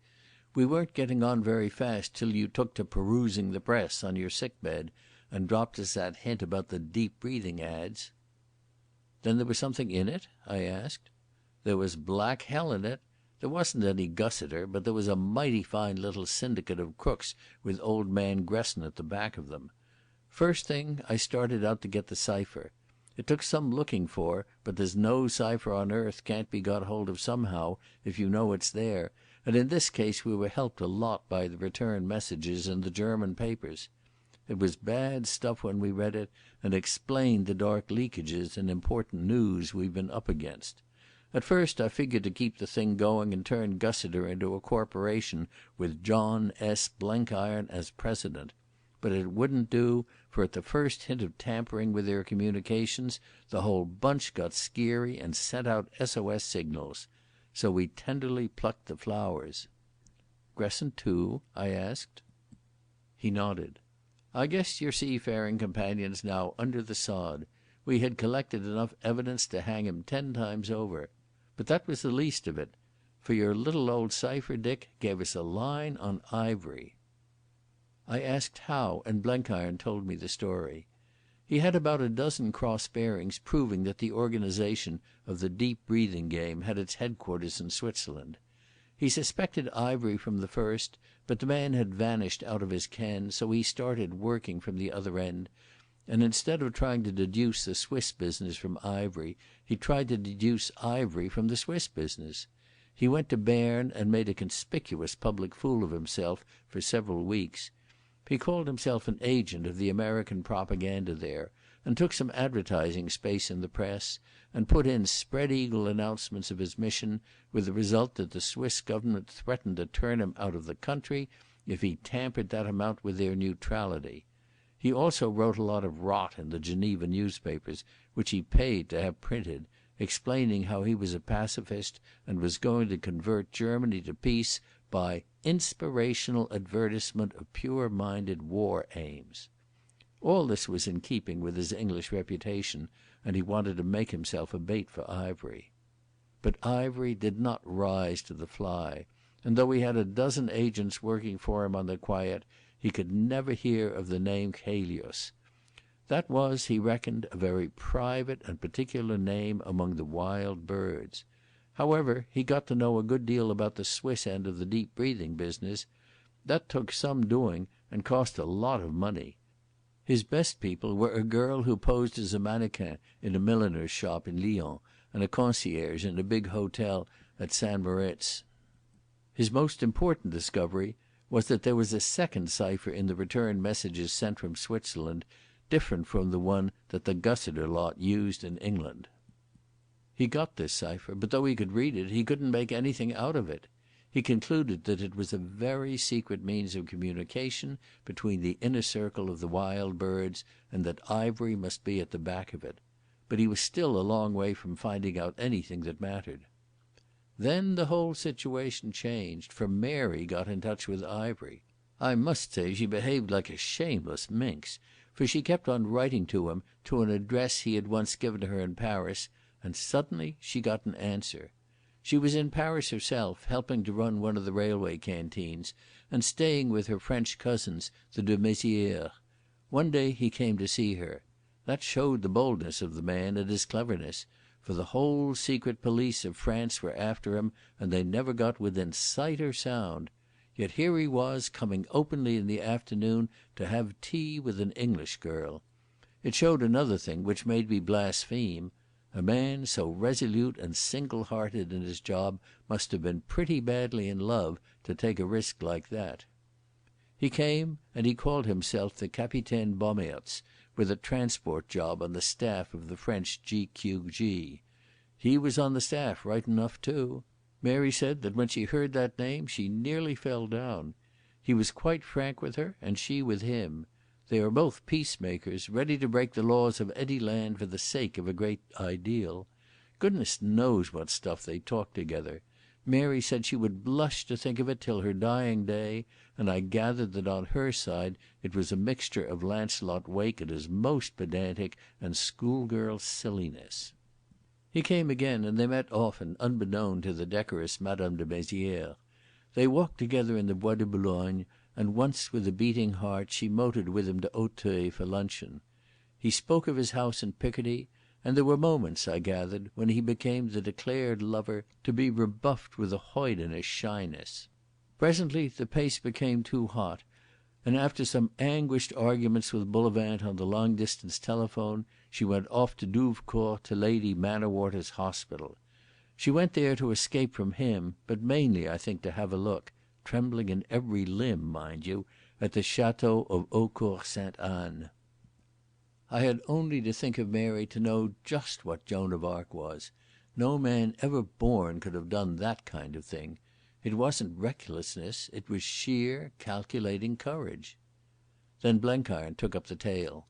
The newspaper we found that Christmas Eve in the Chateau was of tremendous importance, for Bommaerts had pricked out in the advertisement the very special second cipher of the wild birds.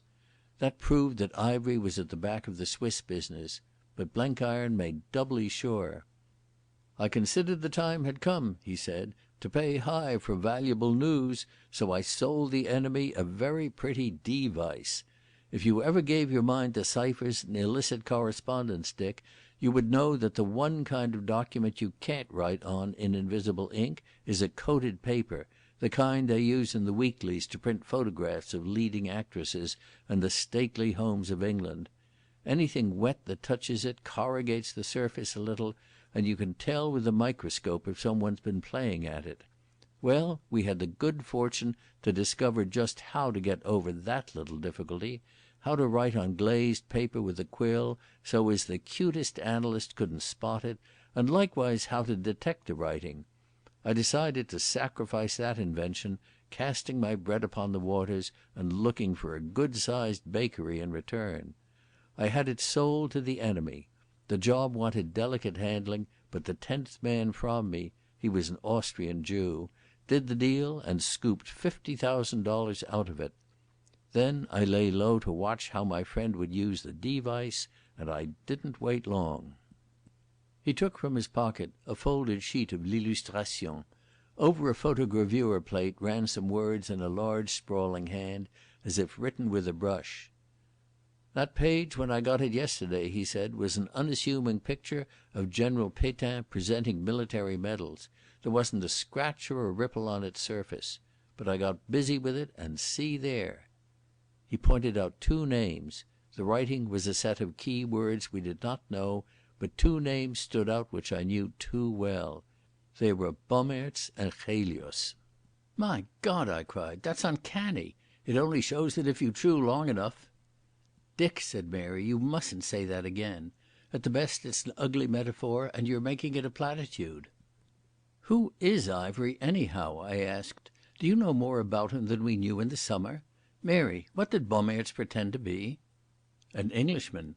Mary spoke in the most matter-of-fact tone, as if it were a perfectly usual thing to be made love to by a spy, and that rather soothed my annoyance. "When he asked me to marry him he proposed to take me to a country house in Devonshire. I rather think, too, he had a place in Scotland. But of course he's a German." "Yes," said Blenkiron slowly. "I've got on to his record, and it isn't a pretty story. It's taken some working out, but I've got all the links tested now. He's a Boche and a large-sized nobleman in his own state. Did you ever hear of the Graf von Schwabing?" I shook my head. "I think I have heard Uncle Charlie speak of him," said Mary, wrinkling her brows. "He used to hunt with the Pytchley." "That's the man, but he hasn't troubled the Pytchley for the last 8 years. There was a time when he was the last thing in smartness in the German court. Officer in the Guards, ancient family, rich, darned clever, all the fixings. Kaiser liked him, and it's easy to see why. I guess a man who had as many personalities as the Graf was amusing after dinner company. Especially among Germans, who in my experience don't excel in the lighter vein. Anyway, he was William's white-headed boy, and there wasn't a mother with a daughter who wasn't out gunning for Otto von Schwabing. He was about as popular in London and New York, and in Paris too. Ask Sir Walter about him, Dick. He says he had twice the brains of Kuhlmann and better manners than that Austrian fellow he used to yarn about. Well, one day there came an almighty court scandal, and the bottom dropped out of the Graf's world. It was a pretty beastly story, and I don't gather that Schwabing was as deep in it as some others. But the trouble was that those others had to be shielded at all costs, and Schwabing was made the scapegoat. His name came out in the papers, and he had to go." "What was the case called?" I asked. Blenkiron mentioned a name, and I knew why the word Schwabing was familiar. I had read the story long ago in Rhodesia.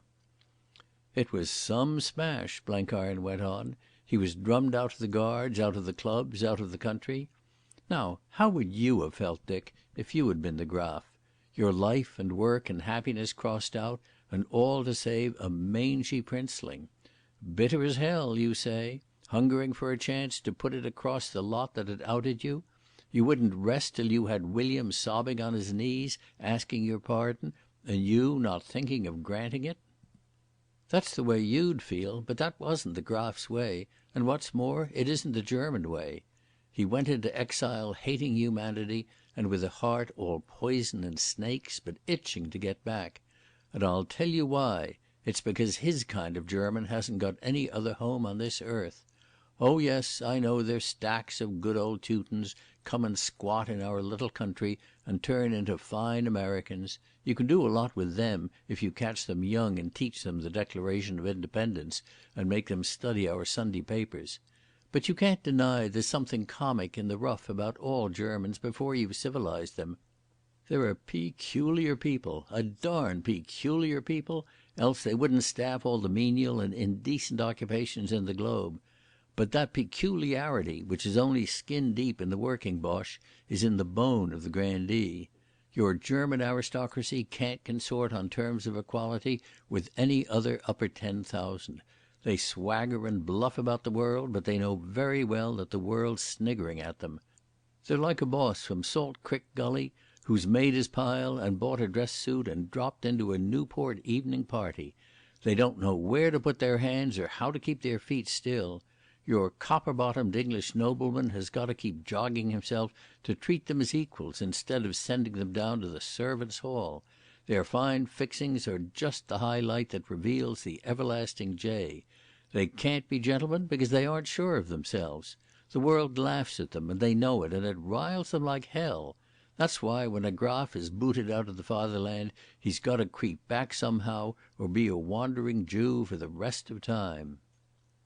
Blenkiron lit another cigar and fixed me with his steady, ruminating eye. "For 8 years the man has slaved, body and soul, for the men who degraded him. He's earned his restoration, and I dare say he's got it in his pocket. If merit was rewarded, he should be covered with iron crosses and red eagles. He had a pretty good hand to start out with. He knew other countries, and he was a dandy at languages. More, he had an uncommon gift for living apart. That is real genius, Dick, however much it gets up against us. Best of all, he had a first-class outfit of brains. I can't say I ever struck a better, and I've come across some bright citizens in my time. And now he's going to win out unless we get mighty busy." There was a knock at the door, and the solid figure of Andrew Amos revealed itself. "It's time you was home, Miss Mary. It chapped 11:30 as I came up the stairs. It's coming on to rain, so I've brought an umbrelly." "One word," I said. "How old is the man?" "Just gone 36, Blenkiron replied. I turned to Mary, who nodded. "Younger than you, Dick," she said wickedly as she got into her big Jaeger coat. "I'm going to see you home," I said. "Not allowed. You've had quite enough of my society for one day. Andrew's on escort duty tonight." Blenkiron looked after her as the door closed. "I reckon you've got the best girl in the world." "Ivery thinks the same," I said grimly, for my detestation of the man who had made love to Mary fairly choked me. "You can see why. Here's this degenerate coming out of his rotten class, all pampered and petted and satiated with the easy pleasures of life. He has seen nothing of women except the bad kind and the overfed specimens of his own country. I hate being impolite about females, but I've always considered the German variety uncommon like cows. He has had desperate years of intrigue and danger, and consorting with every kind of scalawag. Remember, he's a big man and a poet, with a brain and an imagination that takes every grade without changing gears. Suddenly he meets something that is as fresh and lovely as a spring flower, and has wits too, and the steeliest courage, and yet is all youth and gaiety. It's a new experience for him, a kind of revelation, and he's big enough to value her as she should be valued. No, Dick, I can understand you getting cross, but I reckon it an item to the man's credit." "It's his blind spot all the same," I said. "His blind spot," Blenkiron repeated solemnly, "and please God we're going to remember that." Next morning, in miserable sloppy weather, Blenkiron carted me about Paris. We climbed 5 sets of stairs to a flat away up in Montmartre, where I was talked to by a fat man with spectacles and a slow voice and told various things that deeply concerned me. Then I went to a room in the Boulevard Saint-Germain, with a little cabinet opening off it, where I was shown papers and maps and some figures on a sheet of paper that made me open my eyes. We lunched in a modest cafe tucked away behind the Palais Royal, and our companions were 2 Alsatians who spoke German better than a Boche and had no names, only numbers. In the afternoon I went to a low building beside the Invalides and saw many generals, including more than one whose features were familiar in 2 hemispheres. I told them everything about myself, and I was examined like a convict, and all particulars about my appearance and manner of speech written down in a book. That was to prepare the way for me, in case of need, among the vast army of those who work underground and know their chief but do not know each other. The rain cleared before night, and Blenkiron and I walked back to the hotel through that lemon-coloured dusk that you get in a French winter. We passed a company of American soldiers, and Blenkiron had to stop and stare. I could see that he was stiff with pride, though he wouldn't show it. "What do you think of that bunch?" he asked. "First-rate stuff," I said. "The men are all right," he drawled critically, "but some of the officer boys are a bit puffy. They want fining down." "They'll get it soon enough, honest fellows. You can't keep your weight long in this war." "Say, Dick," he said shyly, "what do you truly think of our Americans? You've seen a lot of them, and I'd value your views."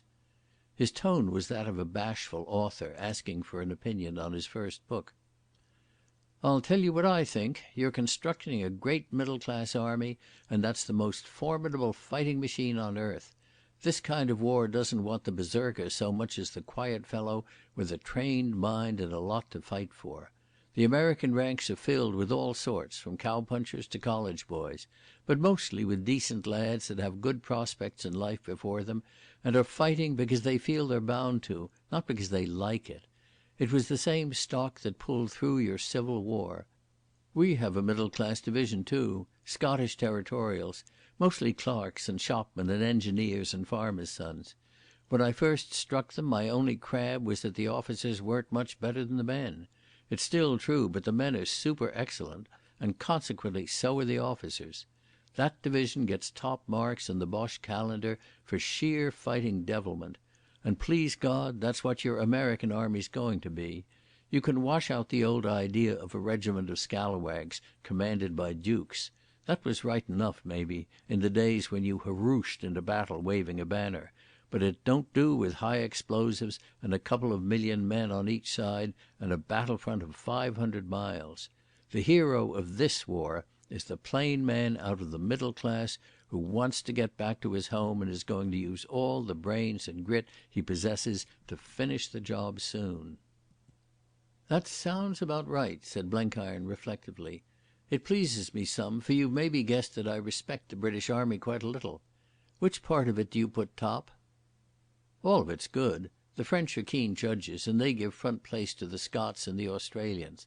For myself, I think the backbone of the army is the old-fashioned English county regiments that hardly ever get into the papers.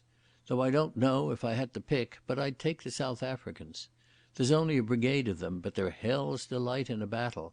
But then you'll say I'm prejudiced." "Well," drawled Blenkiron, "you're a mighty empire anyhow. I've sojourned up and down it, and I can't guess how the old-time highbrows in your little island came to put it together. But I'll let you into a secret, Dick. I read this morning in a newspaper that there was a natural affinity between Americans and the men of the British Dominions. Take it from me, there isn't, at least not with this American. I don't understand them one little bit. When I see your lean, tall Australians with the sun at the back of their eyes, I'm looking at men from another planet. Outside you and Peter, I never got to fathom a South African.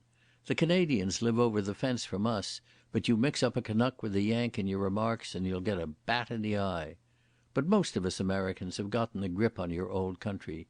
You'll find us mighty respectful to other parts of your empire, but we say anything we damn well please about England. You see, we know her that well and like her that well, we can be free with her. It's like," he concluded as we reached the hotel, "it's like a lot of boys that are getting on in the world and are a bit jealous and standoffish with each other. But they're all at home with the old man who used to warm them up with a hickory cane, even though sometimes in their haste they called him a stand patter." That night at dinner we talked solid business, Blenkiron and I, and a young French colonel from the 3e Section at GQG. Blenkiron, I remember, got very hurt about being called a businessman by the Frenchman, who thought he was paying him a compliment. "Cut it out," he said. "It's a word that's gone bad with me. There's just two kinds of men, those who've gotten sense and those who haven't. A big percentage of us Americans make our living by trading, but we don't think because a man's in business, or even because he's made big money, that he's any natural good at every job. We've made a college professor our president, and do what he tells us like little boys, though he don't earn more than some of us pay our works manager. You English have gotten business on the brain, and think a fellow's a dandy at handling your government if he happens to have made a pile by some flat-catching ramp on your stock exchange. It makes me tired. You're about the best business nation on earth, but for God's sake don't begin to talk about it, or you'll lose your power. And don't go confusing real business with the ordinary gift of raking in the dollars. Any man with sense could make money if he wanted to, but he mayn't want. He may prefer the fun of the job and let other people do the looting. I reckon the biggest business on the globe today is the work behind your lines and the way you feed and supply and transport your army. It beats the Steel Corporation and the Standard Oil to a frazzle. But the man at the head of it all don't earn more than $1,000 a month. Your nation's getting to worship Mammon, Dick. Cut it out. There's just the one difference in humanity, sense or no sense. And most likely you won't find any more sense in the man that makes $1 billion selling bonds than in his brother Tim that lives in a shack and sells corn cobs. I'm not speaking out of sinful jealousy, for there was a day when I was reckoned a railroad king, and I quit with a bigger pile than kings usually retire on. But I haven't the sense of old Peter, who never even had a bank account, and it's sense that wins in this war. The colonel, who spoke good English, asked a question about a speech which some politician had made. "There isn't all the sense I'd like to see at the top," said Blenkiron. "They're fine, smooth words. That wouldn't matter, but they're thinking smooth thoughts. What do you make of the situation, Dick?" "I think it's the worst since first Ypres," said. "Everybody's cock-a-hoop, but God knows why." "God knows why," Blenkiron repeated. "I reckon it's a simple calculation, and you can't deny it any more than a mathematical law. Russia is counted out. The Boche won't get food from her for a good many months, but he can get more men, and he's got them. He's fighting only on one foot, and he's been able to bring troops and guns west, so he's as strong as the Allies now on paper.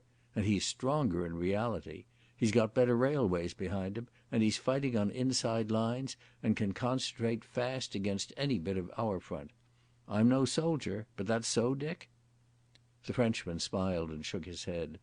"All the same, they will not pass. They could not when they were 2-1 in 1914, and they will not now. If we Allies could not break through in the last year when we had many more men, how will the Germans succeed now with only equal numbers?" Blenkiron did not look convinced. "That's what they all say. I talked to a general last week about the coming offensive, and he said he was praying for it to hurry up, for he reckoned Fritz would get the fright of his life. It's a good spirit, maybe, but I don't think it's sound on the facts. We've got two mighty great armies of fine fighting men, but because we've two commands, we're bound to move ragged like a peal of bells. The Hun's got one army and 40 years of stiff tradition, and what's more, he's going all out this time. He's going to smash our front before America lines up or perish in the attempt. Why do you suppose all the peace racket in Germany has died down, and the very men that were talking democracy in the summer are now hot for fighting to a finish? I'll tell you. It's because old Ludendorff has promised them complete victory this spring if they spend enough men, and the Boche is a good gambler and is out to risk it. We're not up against a local attack this time. We're standing up to a great nation going bald-headed for victory or destruction. If we're broken, then America's got to fight a new campaign by herself when she's ready, and the Boche has time to make Russia his feeding ground and diddle our blockade. That puts another 5 years onto the war, maybe another 10. Are we free and independent people going to endure that much? I tell you, we're tossing to quit before Easter." He turned towards me and I nodded assent. "That's more or less my view," I said. "We ought to hold, but it'll be by our teeth and nails. For the next 6 months we'll be fighting without any margin." "But, my friends, you put it too gravely," cried the Frenchman. "We may lose a mile or two of ground, yes, but serious danger is not possible. They had better chances at Verdun, and they failed. Why should they succeed now?" "Because they are staking everything," Blenkiron replied. "It's the last desperate struggle of a wounded beast, and in these struggles sometimes the hunter perishes. Dick's right. We've got a wasting margin, and every extra ounce of weight's going to tell. The battle's in the field, and it's also in every corner of every Allied land. That's why within the next 2 months we've got to get even with the wild birds." The French colonel, his name was de Vallière, smiled at the name, and Blenkiron answered my unspoken question. "I'm going to satisfy some of your curiosity, Dick, for I've put together considerable news of the menagerie. Germany has a good army of spies outside her borders. We shoot a batch now and then, but the others go on working like beavers, and they do a mighty deal of harm. They're beautifully organized, but they don't draw on such good human material as we, and I reckon they don't pay in results more than 10 cents on a dollar of trouble. But there they are. They're the intelligence officers, and their business is just to forward news. They're the birds in the cage, what is it your friend called them?" "Die Stubenvögel," I said. "Yes, but all the birds aren't caged. There are few outside the bars, and they don't collect news. They do things. If there's anything desperate, they're put on the job, and they've got power to act without waiting on instructions from home. I've investigated till my brain's tired, and I haven't made out more than half a dozen whom I can say for certain are in the business. There's your pal, the Portuguese Jew, Dick. Another's a woman in Genoa, a princess of some sort married to a Greek financier. One's the editor of a pro-Ally up-country paper in the Argentine. One passes as a Baptist minister in Colorado. One was a police spy in the Tsar's government and is now a red-hot revolutionary in the Caucasus. And the biggest, of course, is Moxon Ivory, who in happier times was the Graf von Schwabing. There aren't above 100 people in the world know of their existence, and these 100 call them the Wild Birds." "Do they work together?" I asked. "Yes, they each get their own jobs to do, but they're apt to flock together for a big piece of devilment. There were 4 of them in France a year ago before the Battle of the Aisne, and they pretty near rotted the French army. That's so, Colonel?" The soldier nodded grimly. "They seduced our weary troops, and they bought many politicians. Almost they succeeded, but not quite. The nation is sane again, and is judging and shooting the accomplices at its leisure. But the principals we have never caught." "You hear that, Dick?" said Blenkiron. "You're satisfied this isn't a whimsy of a melodramatic old Yank? I'll tell you more. You know how Ivory worked the submarine business from England. Also, it was the Wild Birds that wrecked Russia. It was Ivory that paid the Bolshevists to seduce the army, and the Bolshevists took his money for their own purposes, thinking they were playing a deep game, when all the time he was grinning like Satan, for they were playing his. It was Ivory, or some other of the bunch, that doped the brigades that broke at Caporetto. If I started in to tell you the history of their doings, you wouldn't go to bed, and if you did, you wouldn't sleep. There's just this to it. Every finished subtle devilry that the Boche has wrought among the Allies since August 1914 has been the work of the Wild Birds and more or less organised by Ivory. They're worth half a dozen army corps to Ludendorff. They're the mightiest poison merchants the world ever saw, and they've the nerve of hell." "I don't know," I interrupted. "Ivory's got his soft spot. I saw him in the tube station." "Maybe, but he's got the kind of nerve that's wanted. And now I rather fancy he's whistling in his flock." Blenkiron consulted a notebook. "Pavia, that's the Argentine man. Started last month for Europe. He transshipped from a coasting steamer in the West Indies, and we've temporarily lost track of him, but he's left his hunting ground. What do you reckon that means?" "It means," Blenkiron continued solemnly, "that Ivory thinks the game's nearly over. The play's working up for the big climax, and that climax is going to be damnation for the Allies unless we get a move on." "Right," I said. "That's what I'm here for. What's the move?" "The Wild Birds mustn't ever go home when the man they call Ivory or Montmartre or Caelius has to decease. It's a cold-blooded proposition, but it's him or the world that's got to break. But before he quits this earth we're bound to get wise about some of his plans, and that means that we can't just shoot a pistol at his face. Also, we've got to find him first. We reckon he's in Switzerland, but that is a state with quite a lot of diversified scenery to lose a man in. Still, I guess we'll find him. But it's the kind of business to plan out as carefully as a battle. I'm going back to Bern on my old stunt to boss the show, and I'm giving the orders. You're an obedient child, Dick, so I don't reckon on any trouble that way." Then Blenkiron did an ominous thing. He pulled up a little table and started to lay out patience cards. Since his duodenum was cured, he seemed to have dropped that habit, and from his resuming it I gathered that his mind was uneasy. I can see that scene as if it were yesterday, the French colonel in an armchair smoking a cigarette in a long amber holder, and Blenkiron sitting primly on the edge of a yellow silk ottoman, dealing his cards and looking guiltily towards me. "You'll have Peter for company," he said. Peter's a sad man, but he has a great heart, and he's been mighty useful to me already. They're going to move him to England very soon. The authorities are afraid of him, for he's apt to talk wild, his health having made him peevish about the British. But there's a deal of red tape in the world, and the orders for his repatriation are slow in coming." The speaker winked very slowly and deliberately with his left eye. I asked if I was to be with Peter, much cheered at the prospect. "Why, yes, you and Peter are the collateral in the deal, but the big game's not with you." I had a presentiment of something coming, something anxious and unpleasant. "Is Mary in it?" I asked. He nodded and seemed to pull himself together for an explanation.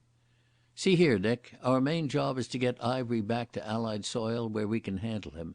And there's just the one magnet that can fetch him back. You aren't going to deny that."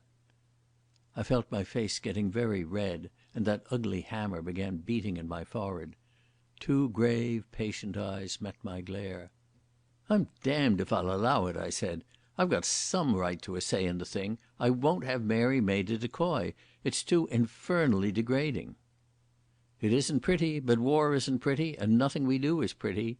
I'd have blushed like a rose when I was young and innocent to imagine the things I've put my hand to in the last 3 years. But have you any other way, Dick? I'm not proud, and I'll scrap the plan if you can show me another. Night after night I've hammered the thing out, and I can't hit on a better. Hey-ho, Dick, this isn't like you," and he grinned ruefully. "You're making yourself a fine argument in favour of celibacy, in time of war anyhow. What is it the poet sings? White hands cling to the bridle rein, slipping the spur from the booted heel." I was as angry as sin, but I felt all the time I had no case. Blenkiron stopped his game of patience, sending the cards flying over the carpet, and straddled on the hearthrug. "You're never going to be a piker. What's duty if you won't carry it to the other side of hell? What's the use of yapping about your country if you're going to keep anything back when she calls for it? What's the good of meaning to win the war if you don't put every cent you've got on your stake? You'll make me think you're like the Jacks in your English novels that chuck in their hand and say it's up to God and call that seeing it through. No, Dick, that kind of duty don't deserve a blessing. You dursn't keep back anything if you want to save your soul. Besides," he went on, "what a girl it is. She can't scare and she can't soil. She's white-hot youth and innocence, and she'd take no more harm than clean steel from a muck-heap." I knew I was badly in the wrong, but my pride was all raw. "I'm not going to agree till I've talked to Mary." "But Miss Mary has consented," he said gently. "She made the plan." Next day, in clear blue weather that might have been May, I drove Mary down to Fontainebleau. We lunched in the inn by the bridge and walked into the forest. I hadn't slept much, for I was tortured by what I thought was anxiety for her, but which was in truth jealousy of Ivery. I don't think that I would have minded her risking her life, for that was part of the game we were both in, but I jibbed at the notion of Ivery coming near her again. I told myself it was honourable pride, but I knew deep down in me that it was jealousy. I asked her if she had accepted Blenkiron's plan, and she turned mischievous eyes on me. "I knew I should have a scene with you, Dick. I told Mr. Blenkiron so. Of course I agreed. I'm not even very much afraid of it. I'm a member of the team, you know, and I must play up to my form. I can't do a man's work, so all the more reason why I should tackle the thing I can do."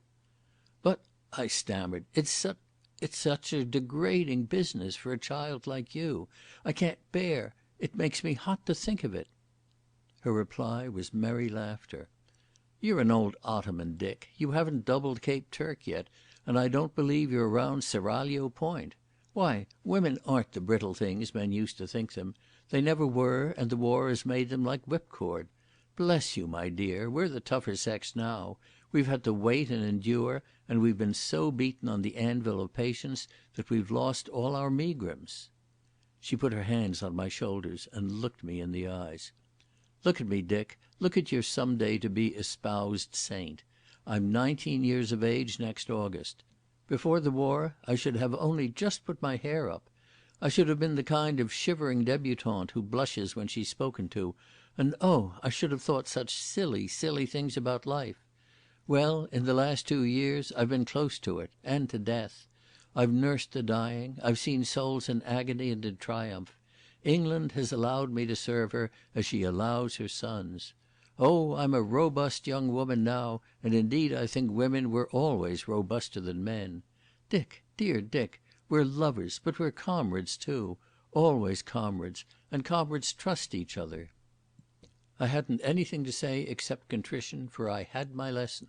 I had been slipping away in my thoughts from the gravity of our task, and Mary had brought me back to it. I remember that as we walked through the woodland we came to a place where there were no signs of war. Elsewhere there were men busy felling trees and anti-aircraft guns and an occasional transport wagon, but here there was only a shallow grassy vale, and in the distance, bloomed over like a plum in the evening haze, the roofs of an old dwelling house among gardens. Mary clung to my arm as we drank in the peace of it. "This is what lies for us at the end of the road, Dick," she said softly. And then, as she looked, I felt her body shiver. She returned to the strange fancy she had had in the Saint-Germain woods 3 days before. "Somewhere it's waiting for us, and we shall certainly find it. But first we must go through the Valley of the Shadow, and there is the sacrifice to be made, the best of us." End of Chapter 14. Chapter 15. St. Anton. 10 days later the porter Joseph Zimmer of Arosa, clad in the tough and shapeless trousers of his class, but sporting an old velveteen shooting coat bequeathed to him by a former German master, speaking the guttural tongue of the Grisons, and with all his belongings in one massive rucksack, came out of the little station of St. Anton and blinked in the frosty sunshine. He looked down upon the little old village beside its ice-bound lake, but his business was with the new village of hotels and villas which had sprung up in the last 10 years south of the station. He made some halting inquiries of the station people, and a cab driver outside finally directed him to the place he sought, the cottage of the widow Zummermatter, where resided an English interne, one Peter Pienaar. The porter, Joseph Zimmer, had had a long and roundabout journey. A fortnight before he had worn the uniform of a British Major General. As such he had been the inmate of an expensive Paris hotel, till one morning in grey tweed clothes and with a limp he had taken the Paris Mediterranean Express with a ticket for an officers' convalescent home at Cannes. Thereafter he had declined in the social scale. At Dijon he had been still an Englishman, but at Pontarlier he had become an American bagman of Swiss parentage, returning to wind up his father's estate. At Berne he limped excessively, and at Zurich, at a little back-street hotel, he became frankly the peasant. For he met a friend there from whom he acquired clothes with that odd rank smell, far stronger than Harris tweed, which marks the raiment of most Swiss guides and all Swiss porters. He also acquired a new name and an old aunt, who a little later received him with open arms and explained to her friends that he was her brother's son from Arosa, who 3 winters ago had hurt his leg woodcutting and had been discharged from the levee. A kindly Swiss gentleman, as it chanced, had heard of the deserving Joseph, and interested himself to find him employment. The said philanthropist made a hobby of the French and British prisoners returned from Germany, and had in mind an officer, a crabbed South African with a bad leg, who needed a servant. He was, it seemed, an ill-tempered old fellow, who had to be billeted alone, and since he could speak German he would be happier with a Swiss native.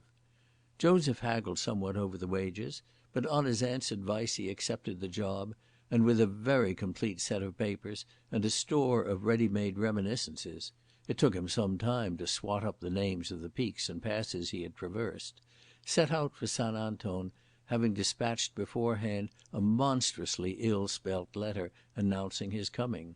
He could barely read and write, but he was good at maps, which he had studied carefully, and he noticed with satisfaction that the valley of St. Anton gives easy access to Italy.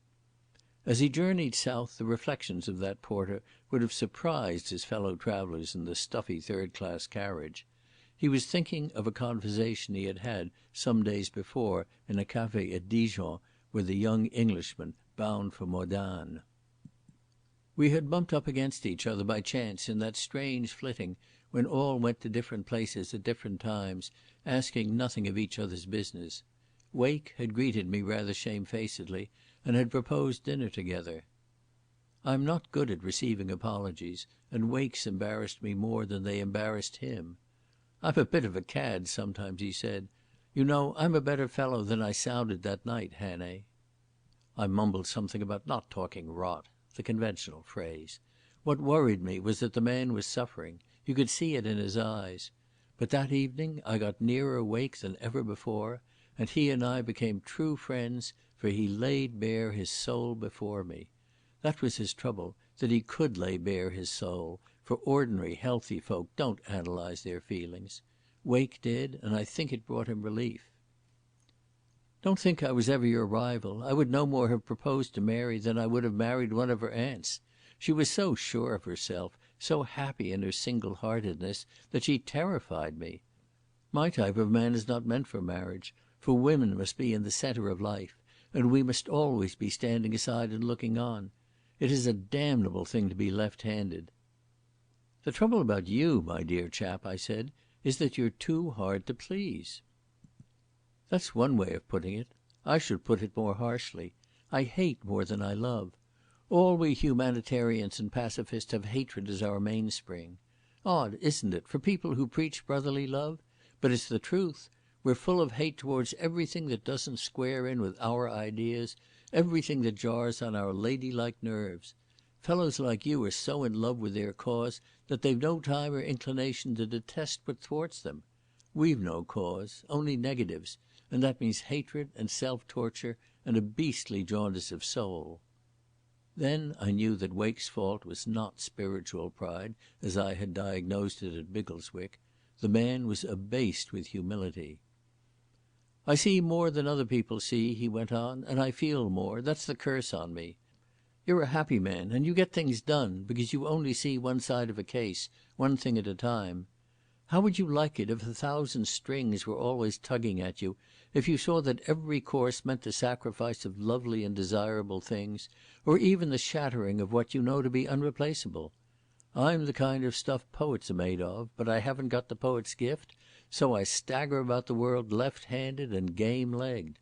Take the war. For me to fight would be worse than for another man to run away. From the bottom of my heart I believe that it needn't have happened, and that all war is a blistering iniquity.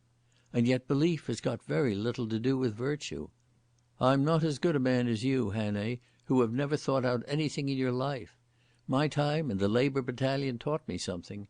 I knew that with all my fine aspirations I wasn't as true a man as fellows whose talk was silly oaths and who didn't care a tinker's curse about their soul. I remember that I looked at him with a sudden understanding. "I think I know you. You're the sort of chap who won't fight for his country because he can't be sure that she's altogether in the right, but he'd cheerfully die for her, right or wrong." His face relaxed in a slow smile. "Queer that you should say that. I think it's pretty near the truth. Men like me aren't afraid to die, but they haven't quite the courage to live. Every man should be happy in a service like you when he obeys orders. I couldn't get on in any service. I lack the bump of veneration. I can't swallow things merely because I'm told to. My sort are always talking about service, but we haven't the temperament to serve. I'd give all I have to be an ordinary cog in the wheel instead of a confounded outsider who finds fault with the machinery. Take a great, violent, high-handed fellow like you. You can sink yourself till you become only a name and a number. I couldn't if I tried. I'm not sure I want to either. I cling to the odds and ends that are my own." "I wish I had had you in my battalion a year ago," I said.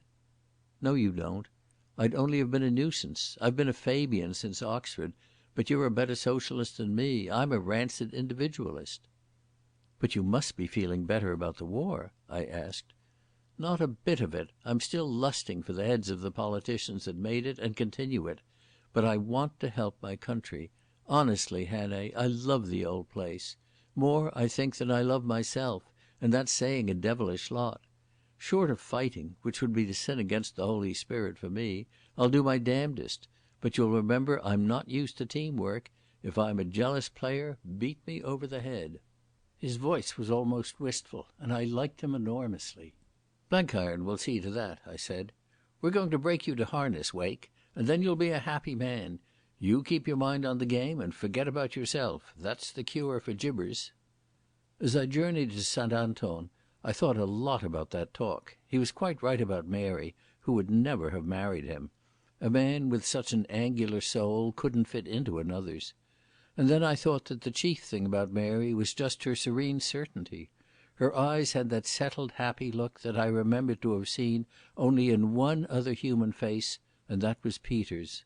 But I wondered if Peter's eyes were still the same. I found the cottage, a little wooden thing which had been left perched on its knoll when the big hotels grew around it. It had a fence in front, but behind it was open to the hillside. At the gate stood a bent old woman with a face like a pippin. My make-up must have been good, for she accepted me before I introduced myself. "God be thanked you are come," she cried. "The poor lieutenant needed a man to keep him company. He sleeps now, as he does always in the afternoon, for his leg wearies him in the night. But he is brave, like a soldier. Come, I will show you the house, for you two will be alone now." Stepping softly, she led me indoors, pointing with a warning finger to the little bedroom where Peter slept. I found a kitchen with a big stove and a rough floor of planking, on which lay some badly cured skins. Off it was a sort of pantry with a bed for me. She showed me the pots and pans for cooking, and the stores she had laid in, and where to find water and fuel. "I will do the marketing daily," she said, "and if you need me, my dwelling is half a mile up the road beyond the new church. God be with you, young man, and be kind to that wounded one." When the widow Summermatter had departed, I sat down in Peter's armchair and took stock of the place. It was quiet and simple and homely, and through the window came the gleam of snow on the diamond hills. On the table beside the stove were Peter's cherished belongings, his buckskin pouch and the pipe which Janny Grobelaar had carved for him in St. Helena, an aluminium field matchbox I had given him, a cheap large print Bible such as padres present to well-disposed privates, and an old battered Pilgrim's Progress with gaudy pictures. The illustration at which I opened showed Faithful going up to heaven from the fire of Vanity Fair like a woodcock that has just been flushed. Everything in the room was exquisitely neat, and I knew that that was Peter and not the widow Summermatter. On a peg behind the door hung his much-mended coat, and sticking out of a pocket I recognized a sheaf of my own letters. In one corner stood something which I had forgotten about, an invalid chair. The sight of Peter's plain little oddments made me feel solemn. I wondered if his eyes would be like Mary's now, for I could not conceive what life would be for him as a cripple. Very silently I opened the bedroom door and slipped inside. He was lying on a camp bedstead with one of those striped Swiss blankets pulled up round his ears, and he was asleep. It was the old Peter beyond doubt. He had the hunter's gift of breathing evenly through his nose, and the white scar on the deep brown of his forehead was what I had always remembered. The only change since I last saw him was that he had let his beard grow again, and it was grey. As I looked at him, the remembrance of all we had been through together flooded back upon me, and I could have cried with joy at being beside him. Women, bless their hearts, can never know what long comradeship means to men. It is something not in their lives, something that belongs only to that wild, undomesticated world which we forswear when we find our mates. Even Mary understood only a bit of it. I had just won her love, which was the greatest thing that ever came my way, but if she had entered at that moment I would scarcely have turned my head. I was back again in the old life and was not thinking of the new. Suddenly I saw that Peter was awake and was looking at me. "Dick," he said in a whisper, "Dick, my old friend." The blanket was tossed off and his long lean arms were stretched out to me. I gripped his hands and for a little we did not speak. Then I saw how woefully he had changed. His left leg had shrunk and from the knee down was like a pipe stem. His face, when awake, showed the lines of hard suffering, and he seemed shorter by half a foot. But his eyes were still like Mary's. Indeed, they seemed to be more patient and peaceful than in the days when he sat beside me on the buck wagon and peered over the hunting veldt. I picked him up. He was no heavier than Mary, and carried him to his chair beside the stove. Then I boiled water and made tea, as we had so often done together. "Peter, old man," I said, "we're on trek again, and this is a very snug little rendezvous. We've had many good yarns, but this is going to be the best. First of all, how about your health?" "Good. I'm a strong man again, but slow, like a hippo cow. I have been lonely sometimes, but that is all by now. Tell me of the big battles." But I was hungry for news of him and kept him to his own case. He had no complaint of his treatment except that he did not like Germans. The doctors at the hospital had been clever, he said, and had done their best for him, but nerves and sinews and small bones had been so wrecked that they could not mend his leg, and Peter had all the Boer's dislike of amputation. One doctor had been in Damaraland and talked to him of those baked sunny places and made him homesick. But he returned always to his dislike of Germans.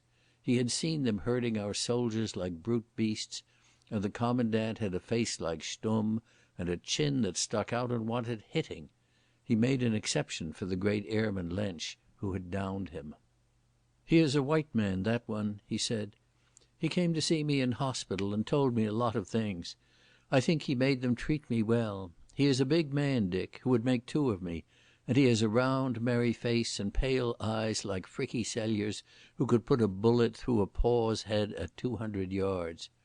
He said he was sorry I was lame, for he hoped to have more fights with me. Some woman that tells fortunes had said that I would be the end of him, but he reckoned she had got the thing the wrong way on. I hope he will come through this war, for he is a good man, though a German. But the others, they are like the fool in the Bible, fat and ugly in good fortune and proud and vicious when their luck goes. They are not a people to be happy with." Then he told me that to keep his spirits he had amused himself with playing a game. He had prided himself on being a Boer and spoke coldly of the British. He had also, I gathered, imparted many things calculated to deceive. So he left Germany with good marks, and at Switzerland had held himself aloof from the other British wounded on the advice of Blenkiron, who had met him as soon as he crossed the frontier. I gathered it was Blenkiron who had him sent to St. Anton, and in his time there, as a disgruntled Boer, he had mixed a good deal with Germans. They had pumped him about our air service, and Peter had told them many ingenious lies and heard curious things in return. "They are working hard, Dick," he said. "Never forget that. The German is a stout enemy, and when we beat him with a machine he sweats till he has invented a new one. They have great pilots, but never so many good ones as we, and I do not think in ordinary fighting they can ever beat us. But you must watch Lensch, for I fear him. He has a new machine, I hear, with great engines and a short wing spread, but the wings so cambered that he can climb fast. That will be a surprise to spring upon us. You will say that we'll soon better it. So we shall, but if it was used at a time when we were pushing hard, it might make the little difference that loses battles." "You mean," I said, "that if we had a great attack ready, and had driven all the Boche planes back from our front, Lensch and his circus might get over in spite of us and blow the gaff?" "Yes," he said solemnly. "Or if we were attacked and had a weak spot, Lensch might show the Germans where to get through. I do not think we are going to attack for a long time, but I am pretty sure that Germany is going to fling every man against us. That is the talk of my friends, and it is not bluff." That night I cooked our modest dinner, and we smoked our pipes with the stove door open and the good smell of wood smoke in our nostrils. I told him of all my doings and of the wild birds and ivory and the job we were engaged on. Blenkiron's instructions were that we too should live humbly and keep our eyes and ears open, for we were outside suspicion, the cantankerous lame Boer and his loutish servant from Arosa. Somewhere in the place was a rendezvous of our enemies, and thither came Chelios on his dark errands. Peter nodded his head sagely. "I think I have guessed the place. The daughter of the old woman used to pull my chair sometimes down to the village, and I have sat in cheap inns and talked to servants. There is a fresh water pan there. It is all covered with snow now, and beside it there is a big house that they call the Pink Chalet. I do not know much about it, except that rich folk live in it, for I know the other houses and they are harmless. also the big hotels, which are too cold and public for strangers to meet in. I put Peter to bed, and it was a joy to me to look after him, to give him his tonic and prepare the hot water bottle that comforted his neuralgia. His behaviour was like a docile child's, and he never lapsed from his sunny temper, though I could see how his leg gave him hell. They had tried massage for it and had given up, and there was nothing for him but to endure till nature and his tough constitution deadened the tortured nerves again. I shifted my bed out of the pantry and slept in the room with him, and when I woke in the night, as one does the first time in a strange place, I could tell by his breathing that he was wakeful and suffering. Next day a bath chair containing a grizzled cripple and pushed by a limping peasant might have been seen descending the long hill to the village. It was clear frosty weather, which makes the cheeks tingle, and I felt so full of beans that it was hard to remember my game leg. The valley was shut in on the east by a great mass of rocks and glaciers, belonging to a mountain whose top could not be seen. But on the south, above the snowy fir woods, there was a most delicate lace-like peak with a point like a needle. I looked at it with interest, for beyond it lay the valley which led to the Staub Pass, and beyond that was Italy and Mary. The old village of St. Anton had one long narrow street which bent at right angles to a bridge which spanned the river flowing from the lake. Thence the road climbed steeply, but at the other end of the street it ran on the level by the water's edge, lined with gimcrack boarding houses now shuttered to the world, and a few villas and patches of garden. At the far end, just before it plunged into a pine wood, a promontory jutted into the lake, leaving a broad space between the road and the water. Here were the grounds of a more considerable dwelling, snow-covered laurels and rhododendrons, with one or two bigger trees, and just on the water edge stood the house itself, called the Pink Chalet. I wheeled Peter past the entrance on the crackling snow of the highway. Seen through the gaps of the trees, the front looked new, but the back part seemed to be of some age, for I could see high walls, broken by few windows, hanging over the water. The place was no more a chalet than a dungeon, but I suppose the name was given in honour of a wooden gallery above the front door. The whole thing was washed in an ugly pink. There were outhouses, garage or stables among the trees, and at the entrance there were fairly recent tracks of an automobile. On our way back we had some very bad beer in a cafe and made friends with the woman who kept it. Peter had to tell her his story, and I trotted out my aunt in Zurich, and in the end we heard her grievances. She was a true Swiss, angry at all the belligerents who had spoiled their livelihood, hating Germany most, but also fearing her most. Coffee, tea, fuel, bread, even milk and cheese were hard to get and cost a ransom. It would take the land years to recover, and there would be no more tourists, for there was little money left in the world. I dropped a question about the Pink Chalet, and was told that it belonged to one Schweigler, a professor of Berne, an old man who came sometimes for a few days in the summer. It was often let, but not now. Asked if it was occupied, she remarked that some friends of the Schweiglers, rich people from Basel, had been there for the winter. They come and go in great cars, she said bitterly, and they bring their food from the cities. They spend no money in this poor place. Presently Peter and I fell into a routine of life, as if we had always kept house together. In the morning he went abroad in his chair, and in the afternoon I would hobble about on my own errands. We sank into the background and took its colour, and a less conspicuous pair never faced the eye of suspicion. Once a week a young Swiss officer, whose business it was to look after British wounded, paid us a hurried visit. I used to get letters from my aunt in Zurich, and sometimes with the postmark of a rosa, and now and then these letters would contain curiously worded advice or instructions from him whom my aunt called the kind patron. Generally I was told to be patient. Sometimes I had a word about the health of my little cousin across the mountains. Once I was bidden expect a friend of the patron's, the wise doctor of whom he had often spoken, but though after that I shadowed the Pink Chalet for 2 days, no doctor appeared. My investigations were a barren business. I used to go down to the village in the afternoon and sit in an out-of-the-way cafe, talking slow German with peasants and hotel porters, but there was little to learn. I knew all there was to hear about the Pink Chalet, and that was nothing. A young man who skied stayed for 3 nights and spent his days on the Alps above the fir woods. A party of 4, including 2 women, were reported to have been there for a night, all ramifications of the rich family of Basel. I studied the house from the lake, which should have been nicely swept into ice rinks, but from lack of visitors was a heap of blown snow. The high old walls of the back part were built straight from the water's edge. I remember I tried a short cut through the grounds to the high road and was given good afternoon by a smiling German manservant. One way and another I gathered there were a good many serving men about the place, too many for the infrequent guests. But beyond this I discovered nothing. Not that I was bored, for I had always Peter to turn to. He was thinking a lot about South Africa, and the thing he liked best was to go over with me every detail of our old expeditions. They belonged to a life which he could think about without pain, whereas the war was too near and bitter for him. He liked to hobble out of doors after the darkness came and look at his old friends, the stars.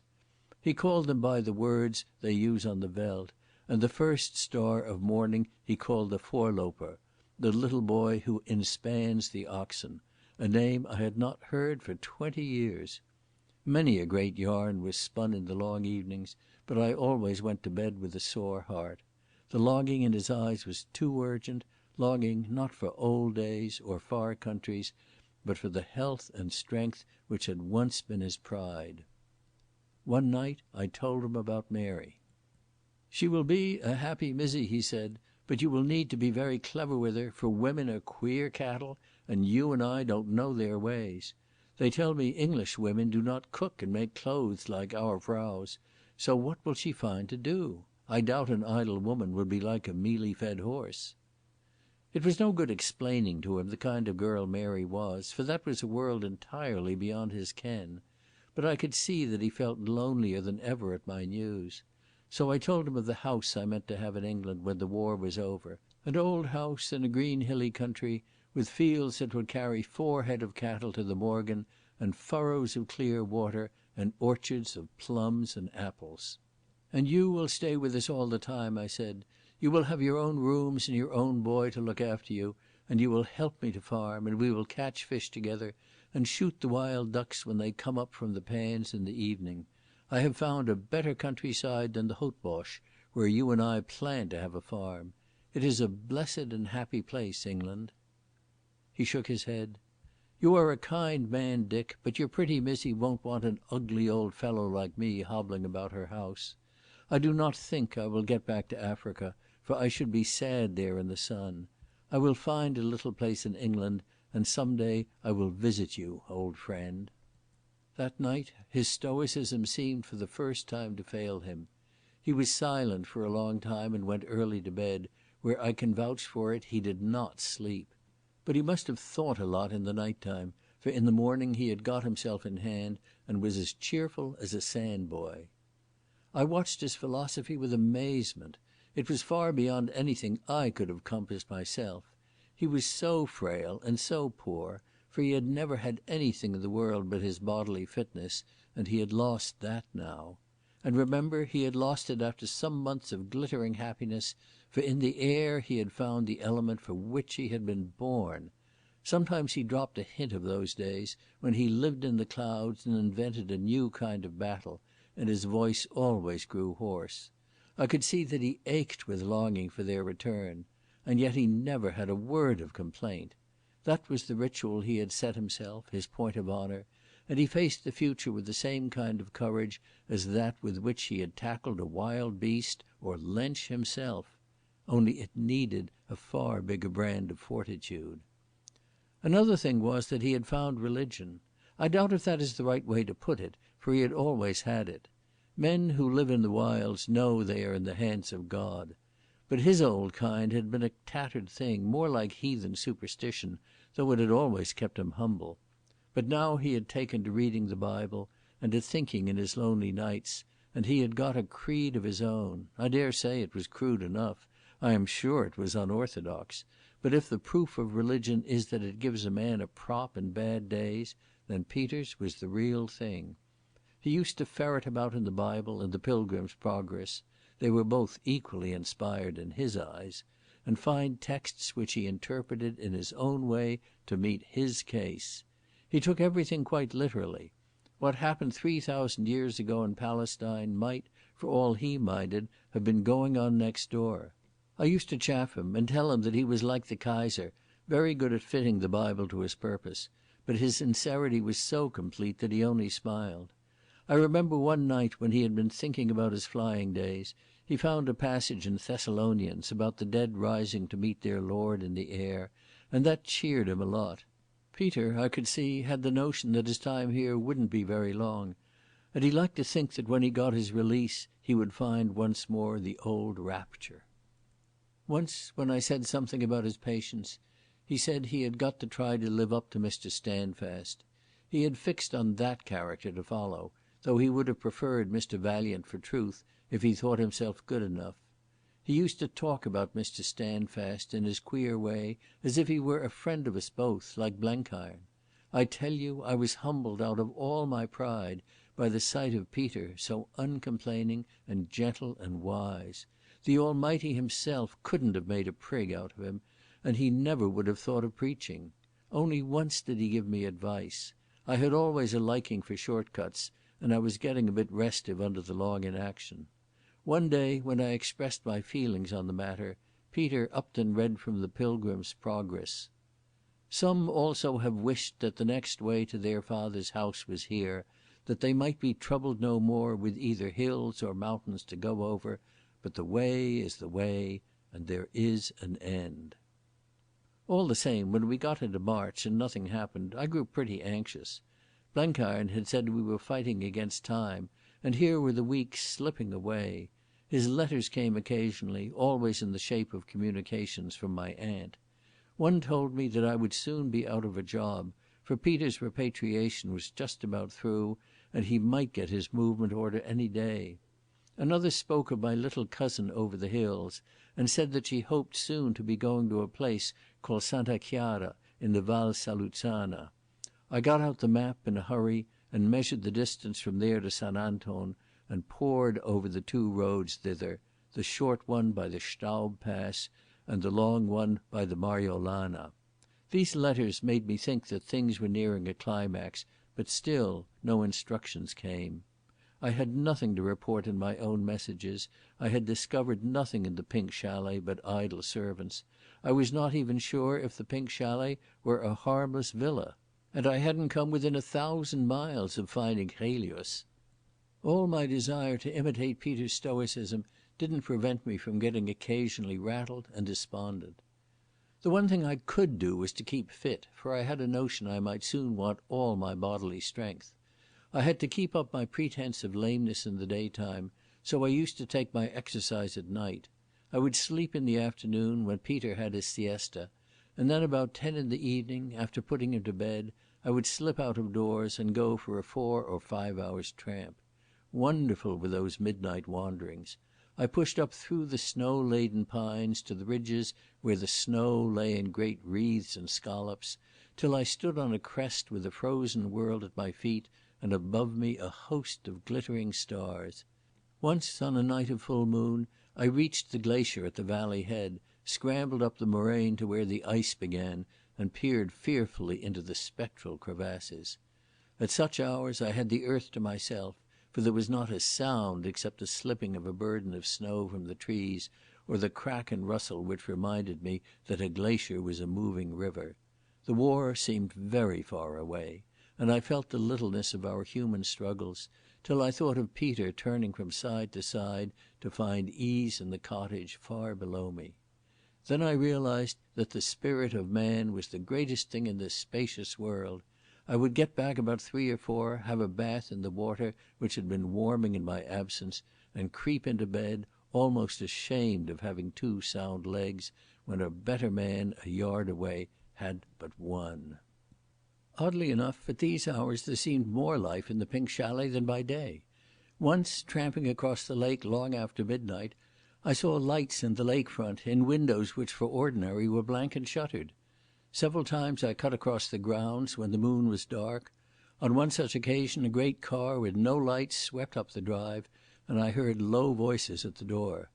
Another time a man ran hastily past me and entered the house by a little door on the eastern side, which I had not before noticed. Slowly the conviction began to grow on me that we were not wrong in marking down this place, that things went on within it which it deeply concerned us to discover. But I was puzzled to think of a way. I might butt inside, but for all I knew it would be upsetting Blenkiron's plans, for he had given me no instructions about housebreaking. All this unsettled me worse than ever. I began to lie awake, planning some means of entrance. I would be a peasant from the next valley who had twisted his ankle. I would go seeking an imaginary cousin among the servants. I would start a fire in the place and have the doors flung open to zealous neighbours. And then suddenly I got instructions in a letter from Blenkiron. It came inside a parcel of warm socks that arrived from my kind aunt. But the letter for me was not from her. It was in Blenkiron's large sprawling hand, and the style of it was all his own. He told me that he had about finished his job. He had got his line on Chelius, who was the bird he expected, and that bird would soon wing its way southward across the mountains for the reason I knew of. "We've got an almighty move on," he wrote, "and please God you're going to hustle some in the next week. It's going better than I ever hoped." But something was still to be done. He had struck a countryman, one Clarence Dunn, a journalist of Kansas City, whom he had taken into the business. Him he described as a crackerjack and commended to my esteem. He was coming to St. Anton, for there was a game afoot at the Pink Chalet which he would give me news of. I was to meet him next evening at 9:15 at the little door in the east end of the house. "For the love of Mike, Dick," he concluded, "be on time and do everything Clarence tells you as if he was me. It's a mighty complex affair, but you and he have sand enough to pull through. Don't worry about your little cousin. She's safe and out of the job now." My first feeling was one of immense relief, especially at the last words. I read the letter a dozen times to make sure I had its meaning. A flash of suspicion crossed my mind that it might be a fake, principally because there was no mention of Peter, who had figured large in the other missives. But why should Peter be mentioned when he wasn't on in this piece? The signature convinced me. Ordinarily Blenkiron signed himself in full, with a fine commercial flourish. But when I was at the front he had got into the habit of making a kind of hieroglyphic of his surname to me and sticking J.S. after it in a bracket. That was how this letter was signed, and it was sure proof it was all right. I spent that day and the next in wild spirits. Peter spotted what was on, though I did not tell him for fear of making him envious. I had to be extra kind to him, for I could see that he ached to have a hand in the business. Indeed, he asked shyly if I couldn't fit him in, and I had to lie about it and say it was only another of my aimless circumnavigations of the Pink Chalet. "Try and find me something where I can help," he pleaded. "I'm pretty strong still, though I'm lame, and I can shoot a bit." I declared that he would be used in time, that Blenkiron had promised he would be used, but for the life of me I couldn't see how. At 9 o'clock on the evening appointed, I was on the lake opposite the house, close in under the shore, making my way to the rendezvous. It was a coal-black night, for though the air was clear, the stars were shining with a little light, and the moon had not yet risen. With a premonition that I might be long away from food, I had brought some slabs of chocolate, and my pistol and torch were in my pocket. It was bitter cold, but I had ceased to mind weather, and I wore my one suit and no overcoat. The house was like a tomb for silence. There was no crack of light anywhere, and none of those smells of smoke and food which proclaim habitation. It was an eerie job scrambling up the steep bank east of the place to where the flat of the garden started in a darkness so great that I had to grope my way like a blind man. I found the little door by feeling along the edge of the building. Then I stepped into an adjacent clump of laurels to wait on my companion. He was there before me. "Say," I heard a rich Middle West voice whisper, "are you Joseph Zimmer? I'm not shouting any names, but I guess you are the guy I was told to meet here." "Mr. Dunn?" I whispered back. "The same," he replied. "Shake." I gripped a gloved and mittened hand which drew me towards the door. End of chapter 15. Chapter 16. I lie on a hard bed. The journalist from Kansas City was a man of action. He wasted no words in introducing himself or unfolding his plan of campaign. "You've got to follow me, mister, and not deviate 1 inch from my tracks. The explaining part will come later. There's big business in this shack tonight." He unlocked the little door with scarcely a sound, slid the crust of snow from his boots, and preceded me into a passage as black as a cellar. The door swung smoothly behind us, and after the sharp out of doors the air smelled stuffy as the inside of a safe. A hand reached back to make sure that I followed. We appeared to be in a flagged passage under the main level of the house. My hobnailed boots slipped on the floor, and I steadied myself on the wall, which seemed to be of undressed stone. Mr. Dunn moved softly and assuredly, for he was better shod for the job than me, and his guiding hand came back constantly to make sure of my whereabouts. I remember that I felt just as I had felt when on that August night I had explored the crevice of the Coolin, the same sense that something queer was going to happen, the same recklessness and contentment. Moving a foot at a time with immense care, we came to a right-hand turning. 2 shallow steps led us to another passage, and then my groping hand struck a blind wall. The American was beside me, and his voice was close to my ear. "Got to crawl now," he whispered. "You lead, mister, while I shed this coat of mine. 8 feet on your stomach, and then upright." I wriggled through a low tunnel, broad enough to take 3 men abreast, but not 2 feet high. Halfway through I felt suffocated, for I never liked holes, and I had a momentary anxiety as to what we were after in this cellar pilgrimage. Presently I smelt free air and got onto my knees. "Right, mister?" came a whisper from behind. My companion seemed to be waiting till I was through before he followed. "Right," I answered, and very carefully rose to my feet. Then something happened behind me. There was a jar and a bump as if the roof of the tunnel had subsided. I turned sharply and groped at the mouth. I stuck my leg down and found a block. "Dunn," I said as loud as I dared, "are you hurt? Where are you?" But no answer came. Even then I thought only of an accident. Something had miscarried, and I was cut off in the cellars of an unfriendly house, away from the man who knew the road and had a plan in his head. I was not so much frightened as exasperated. I turned from the tunnel mouth and groped into the darkness before me. I might as well prospect the kind of prison into which I had blundered. I took 3 steps, no more. My feet seemed suddenly to go from me and fly upward. So sudden was it that I fell heavy and dead like a log, and my head struck the floor with a crash that for a moment knocked me senseless. I was conscious of something falling on me and of an intolerable pressure on my chest. I struggled for breath and found my arms and legs pinned and my whole body in a kind of a wooden vice. I was sick with concussion and could do nothing but gasp and choke down my nausea. The cut in the back of my head was bleeding freely, and that helped to clear my wits, but I lay for a moment or two incapable of thought. I shut my eyes tight, as a man does when he is fighting with a swoon. When I opened them there was light. It came from the left side of the room, the broad glare of a strong electric torch. I watched it stupidly, but it gave me the fillip needed to pick up the threads. I remembered the tunnel now and the Kansas journalist. Then, behind the light, I saw a face which pulled my flickering senses out of the mire. I saw the heavy ulster and the cap, which I had realised, though I had not seen, outside in the dark laurels.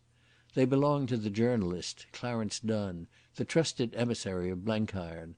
But I saw his face now, and it was that face which I had boasted to Bullivant I could never mistake again upon earth. I did not mistake it now, and I remember I had a faint satisfaction that I had made good my word.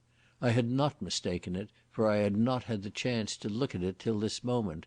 I saw with acid clearness the common denominator of all its disguises.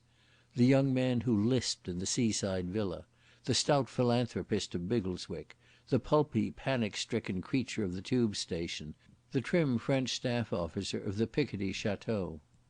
I saw more, for I saw it beyond the need of disguise.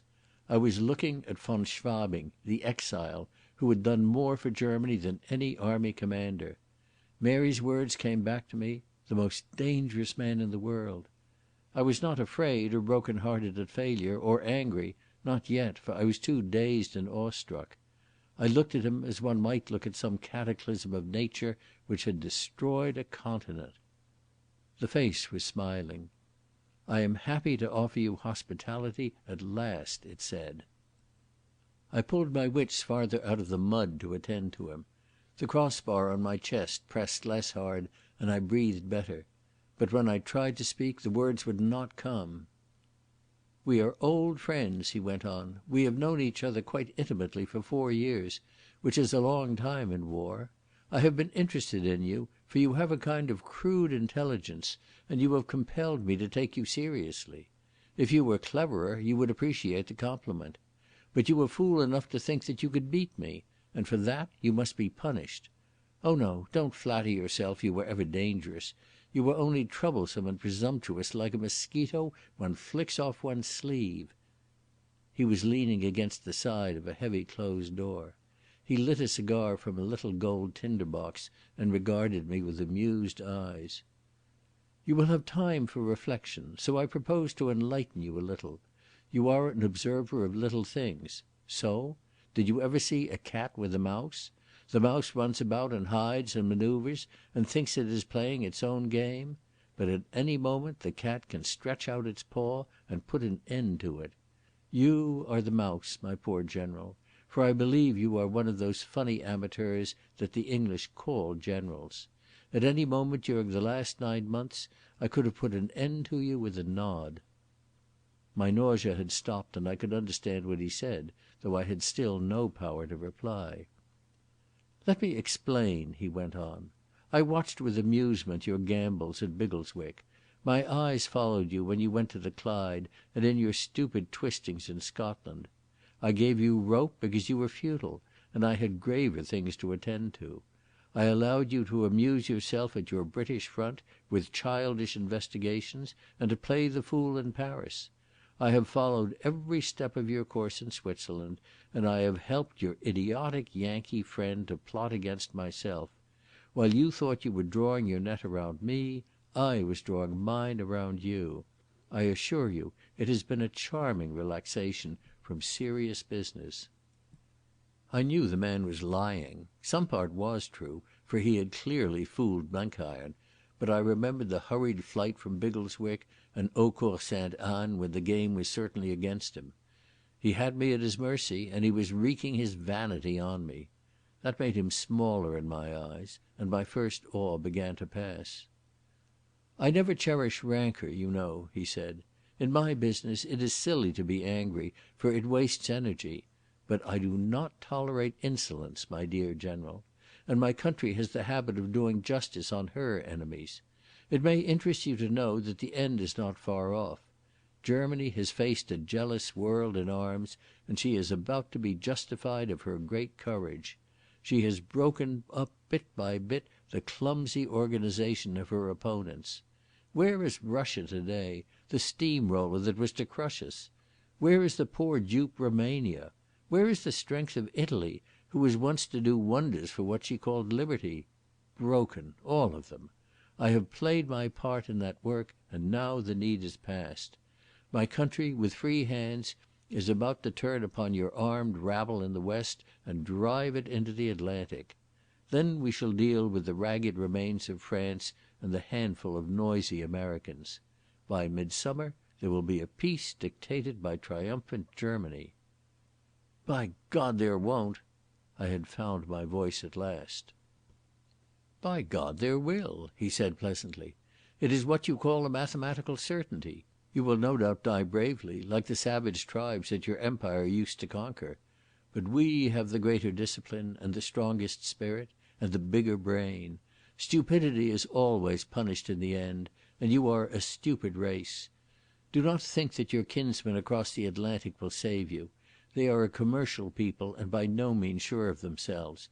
When they have blustered a little they will see reason and find some means of saving their faces. Their comic president will make a speech or two and write us a solemn note, and we will reply with the serious rhetoric which he loves, and then we shall kiss and be friends. You know in your heart that it will be so."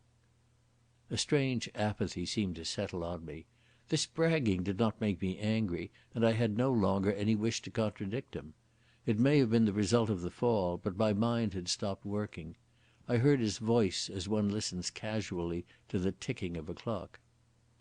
"I will tell you more," he was saying. "This is the evening of the 18th day of March. Your generals in France expect an attack, but they are not sure where it will come.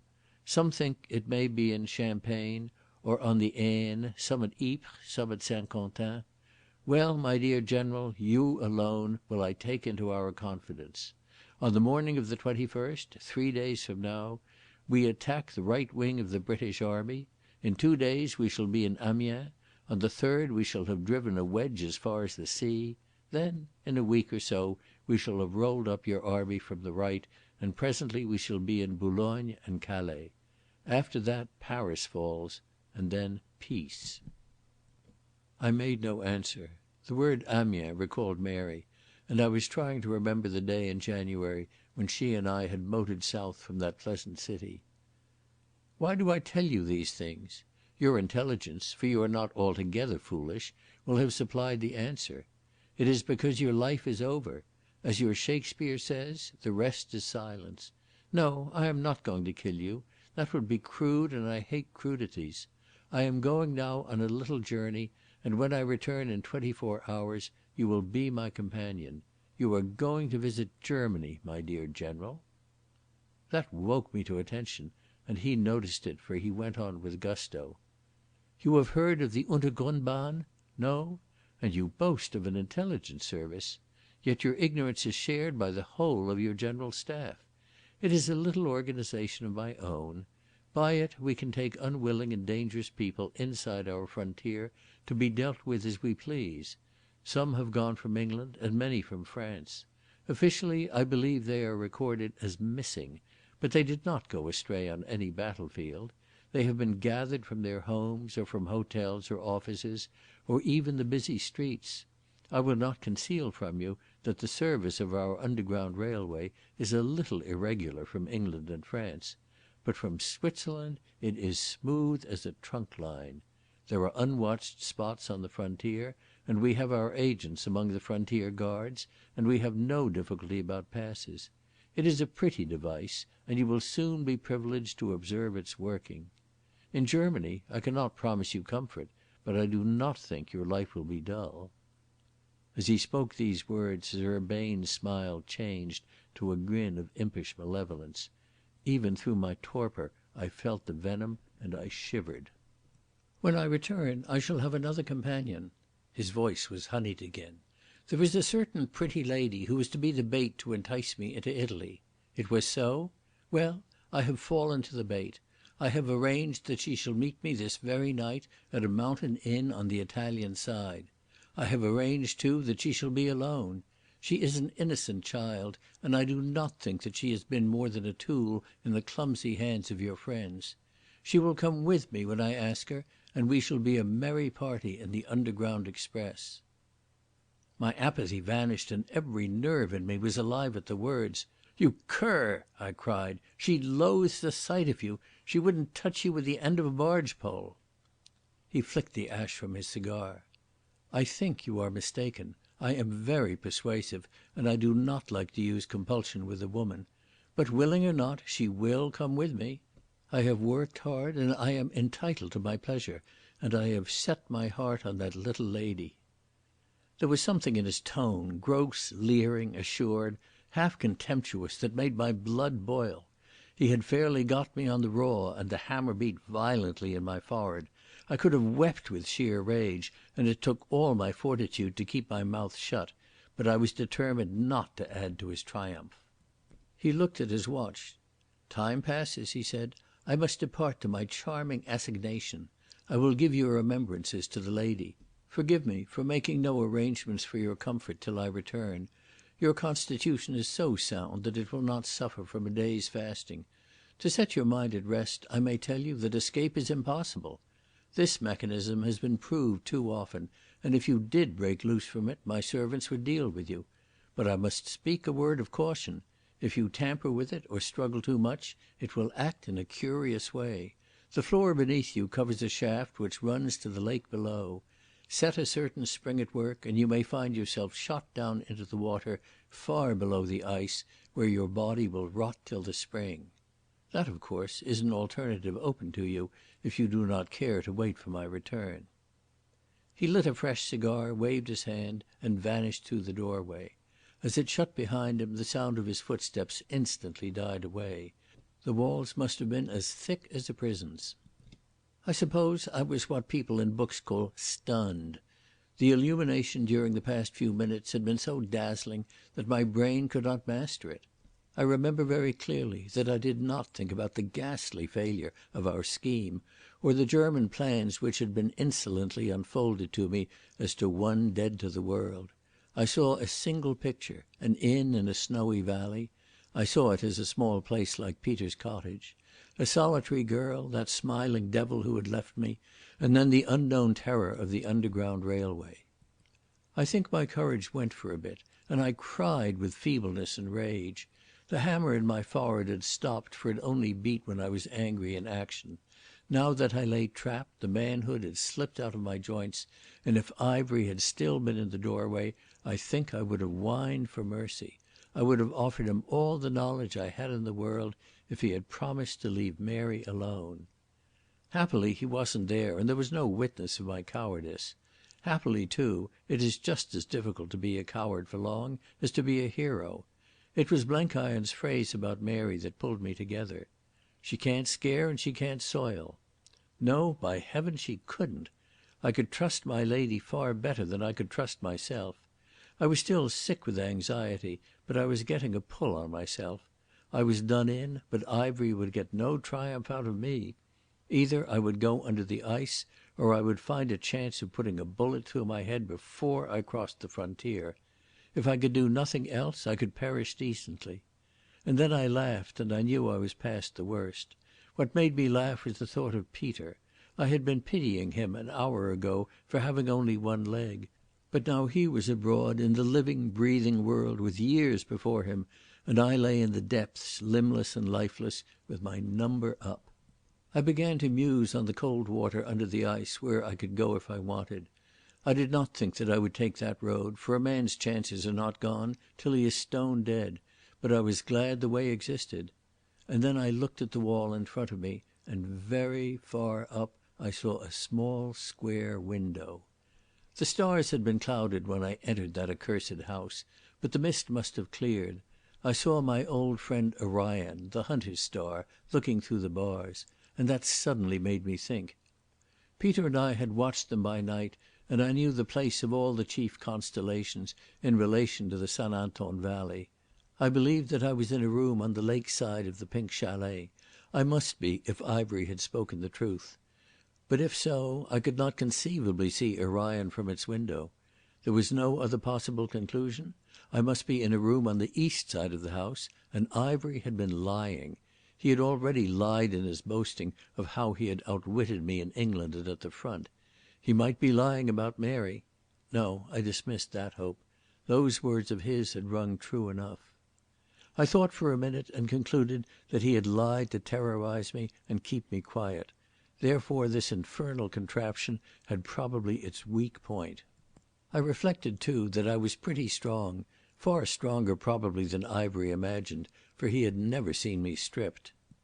Since the place was pitch dark, I could not guess how the thing worked, but I could feel the crossbars rigid on my chest and legs, and the side bars which pinned my arms to my sides.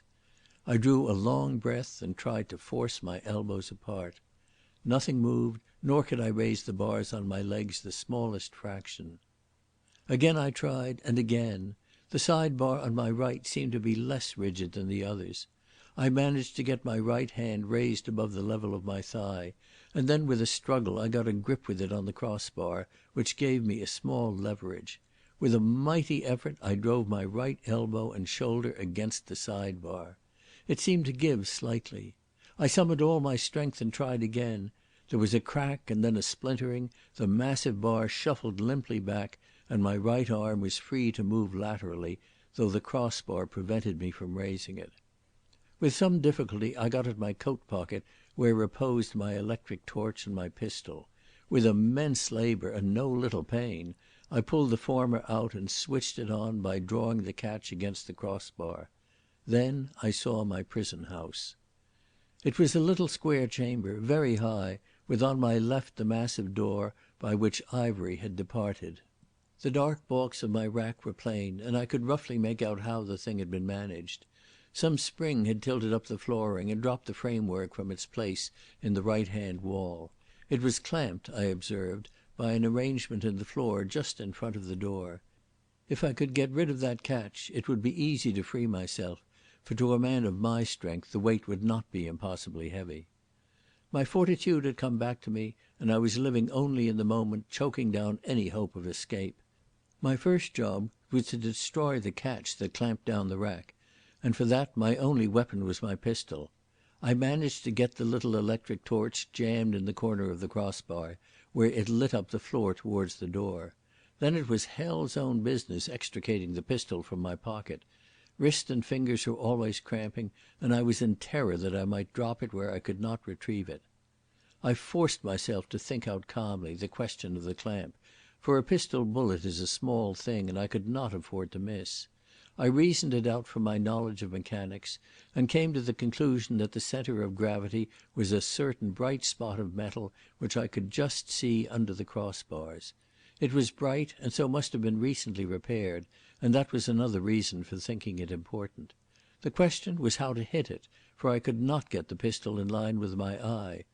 Let anyone try that kind of shooting with a bent arm over a bar when you are lying flat and looking at the mark from under the bar, and he will understand its difficulties.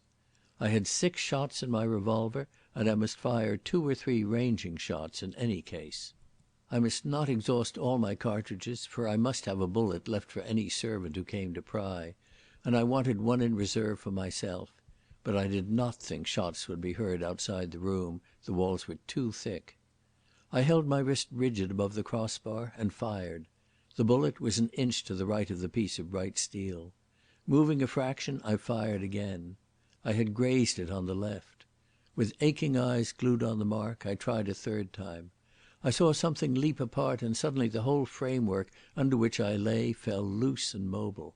I was very cool, and restored the pistol to my pocket, and took the torch in my hand before I moved. Fortune had been kind, for I was free. I turned on my face, humped my back, and without much trouble crawled out from under the contraption. I did not allow myself to think of ultimate escape, for that would only flurry me, and one step at a time was enough. I remember that I dusted my clothes and found that the cut at the back of my head had stopped bleeding. I retrieved my hat, which had rolled into a corner when I fell. Then I turned my attention to the next step. The tunnel was impossible, and the only way was the door. If I had stopped to think, I would have known that the chances against getting out of such a house were 1,000 to 1. The pistol shots had been muffled by the cavernous walls, but the place, as I knew, was full of servants, and even if I passed the immediate door, I would be collared in some passage. But I had myself so well in hand that I tackled the door as if I had been prospecting to sink a new shaft in Rhodesia. It had no handle, nor, so far as I could see, a keyhole. But I noticed, as I turned my torch on the ground, that from the clamp which I had shattered, a brass rod sunk in the floor led to one of the doorposts. Obviously the thing worked by a spring and was connected with the mechanism of the rack. A wild thought entered my mind and brought me to my feet. I pushed the door and it swung slowly open. The bullet which freed me had released the spring which controlled it. Then, for the first time, against all my maxims of discretion, I began to hope.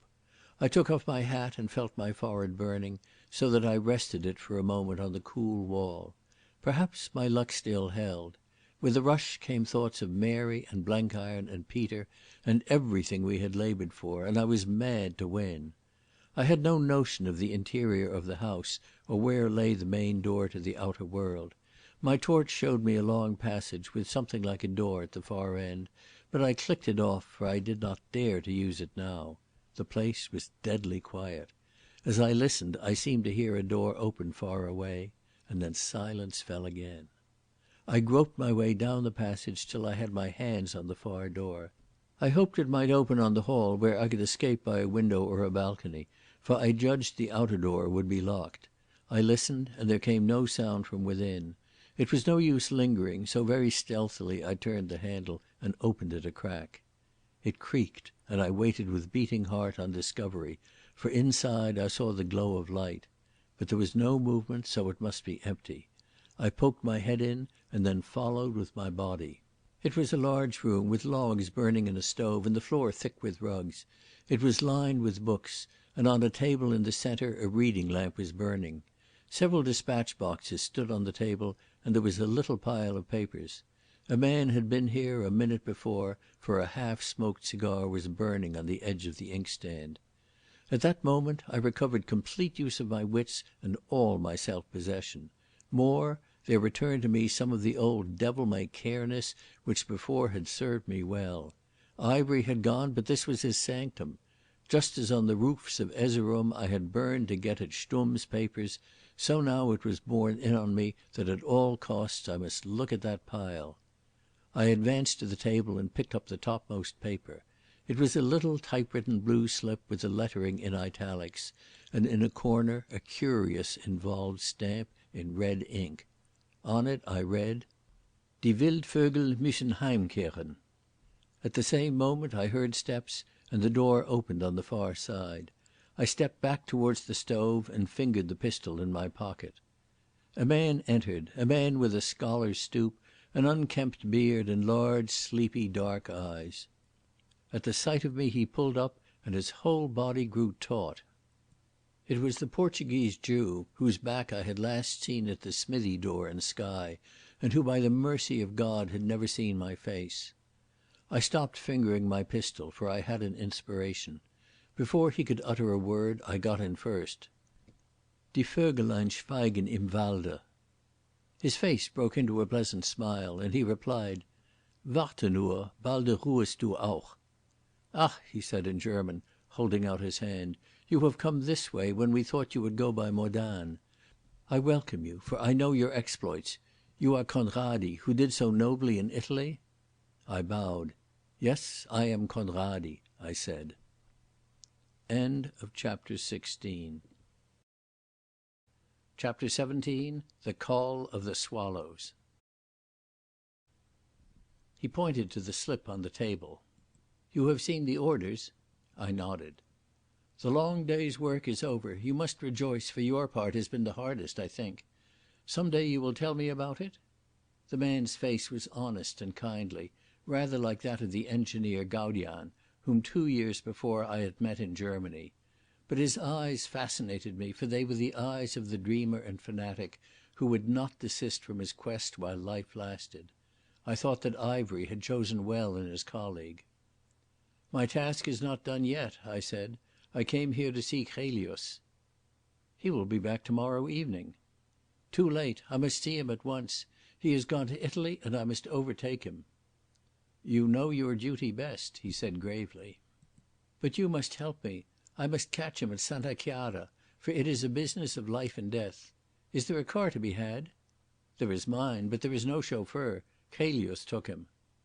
"I can drive myself and I know the road, but I have no pass to cross the frontier." "That is easily supplied," he said, smiling. In one bookcase there was a shelf of dummy books. He unlocked this and revealed a small cupboard whence he took a tin dispatch box. From some papers he selected one which seemed to be already signed. "Name?" he asked. "Call me Hans Gruber of Brieg," I said. "I travelled to pick up my master who was in the timber trade." "And your return?" "I will come back by my old road," I said mysteriously, and if he knew what I meant it was more than I did myself.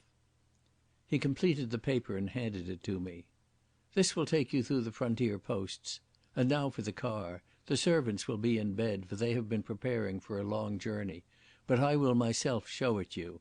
There is enough petrol on board to take you to Rome." He led me through the hall, unlocked the front door, and we crossed the snowy lane to the garage. The place was empty but for a great car which bore the marks of having come from muddy lowlands. To my joy I saw that it was a Daimler, a type with which I was familiar. I lit the lamp, started the engine, and ran it out on the road. "You will want an overcoat," he said. "I never wear them." "Food?" "I have some chocolate. I will breakfast at Santa Chiara." "Well, God go with you." A minute later I was tearing along the lakeside towards St Anton village. I stopped at the cottage on the hill. Peter was not yet in bed. I found him sitting by the fire trying to read, but I saw by his face that he had been waiting anxiously on my coming. "We're in the soup, old man," I said as I shut the door. In a dozen sentences I told him of the night's doings, of Ivery's plan, and my desperate errand. "You wanted a share," I cried. "Well, everything depends on you now. I'm off after Ivery, and God knows what will happen. Meantime, you have got to get on to Blenkiron and tell him what I've told you. He must get the news through to G.H.Q. somehow. He must trap the wild birds before they go. I don't know how, but he must. Tell him it's all up to him and you, for I'm out of it. I must save Mary, and if God's willing I'll settle with Ivery. But the big job is for Blenkiron and you. Somehow he has made a bad break and the enemy has got ahead of him. He must sweat blood to make up. My God, Peter, it's the solemnest moment of our lives. I don't see any light, but we mustn't miss any chances. I'm leaving it all to you." I spoke like a man in a fever, for after what I had been through I wasn't quite sane. My coolness in the pink chalet had given place to a crazy restlessness. I can see Peter yet, standing in the ring of lamplight, supporting himself by a chair back, wrinkling his brows, and, as he always did in moments of excitement, scratching gently the tip of his left ear. His face was happy. "Never fear, Dick," he said. "It will come all right. On Salon Planbach." And then, still possessed with a demon of disquiet, I was on the road again, heading for the pass that led to Italy. The mist had gone from the sky and the stars were shining brightly. The moon, now at the end of its first quarter, was setting in a gap of the mountains as I climbed the low col from the St Anton valley to the greater Staubtal. There was frost and the hard snow crackled under my wheels, but there was also that feel in the air which preludes storm. I wondered if I should run into snow in the high hills. The whole land was deep in peace. There was not a light in the hamlets I passed through, not a soul on the highway. In the Staubtal I joined the main road and swung to the left up the narrowing bed of the valley. The road was in noble condition and the car was running finely as I mounted through forests of snowy pines to a land where the mountains crept close together and the highway coiled round the angles of great crags or skirted perilously some profound gorge with only a line of wooden posts to defend it from the void. In places the snow stood in walls on either side, where the road was kept open by man's labour. In other parts it lay thin, and in the dim light one might have fancied that one was running through open meadowlands. Slowly my head was getting clearer, and I was able to look round my problem. I banished from my mind the situation I had left behind me. Blenkiron must cope with that as best he could. It lay with him to deal with the wild birds. My job was with Ivery alone. Sometime in the early morning he would reach Santa Chiara, and there he would find Mary. Beyond that my imagination could forecast nothing. She would be alone. I could trust his cleverness for that. He would try to force her to come with him, or he might persuade her with some lying story. Well, please God, I should come in for the tail end of the interview, and at the thought I cursed the steep gradients I was climbing, and longed for some magic to lift the Daimler beyond the summit and set it racing down the slope towards Italy. I think it was about 3:30 when I saw the lights of the frontier post. The air seemed milder than in the valleys, and there was a soft scurry of snow on my right cheek. A couple of sleepy Swiss sentries with their rifles in their hands stumbled out as I drew up. They took my pass into the hut and gave me an anxious quarter of an hour while they examined it. The performance was repeated 50 yards on, at the Italian post, where to my alarm the sentries were inclined to conversation. I played the part of the sulky servant answering in monosyllables and pretending to immense stupidity. "You are only just in time, friend," said one in German. "The weather grows bad, and soon the pass will close. Ah, it is as cold as last winter on the Tonale. You remember, Giuseppe?" But in the end they let me move on. For a little while I felt my way gingerly, for on the summit the road had many twists and the snow was confusing to the eyes. Presently came a sharp drop and I let the Daimler go. It grew colder and I shivered a little.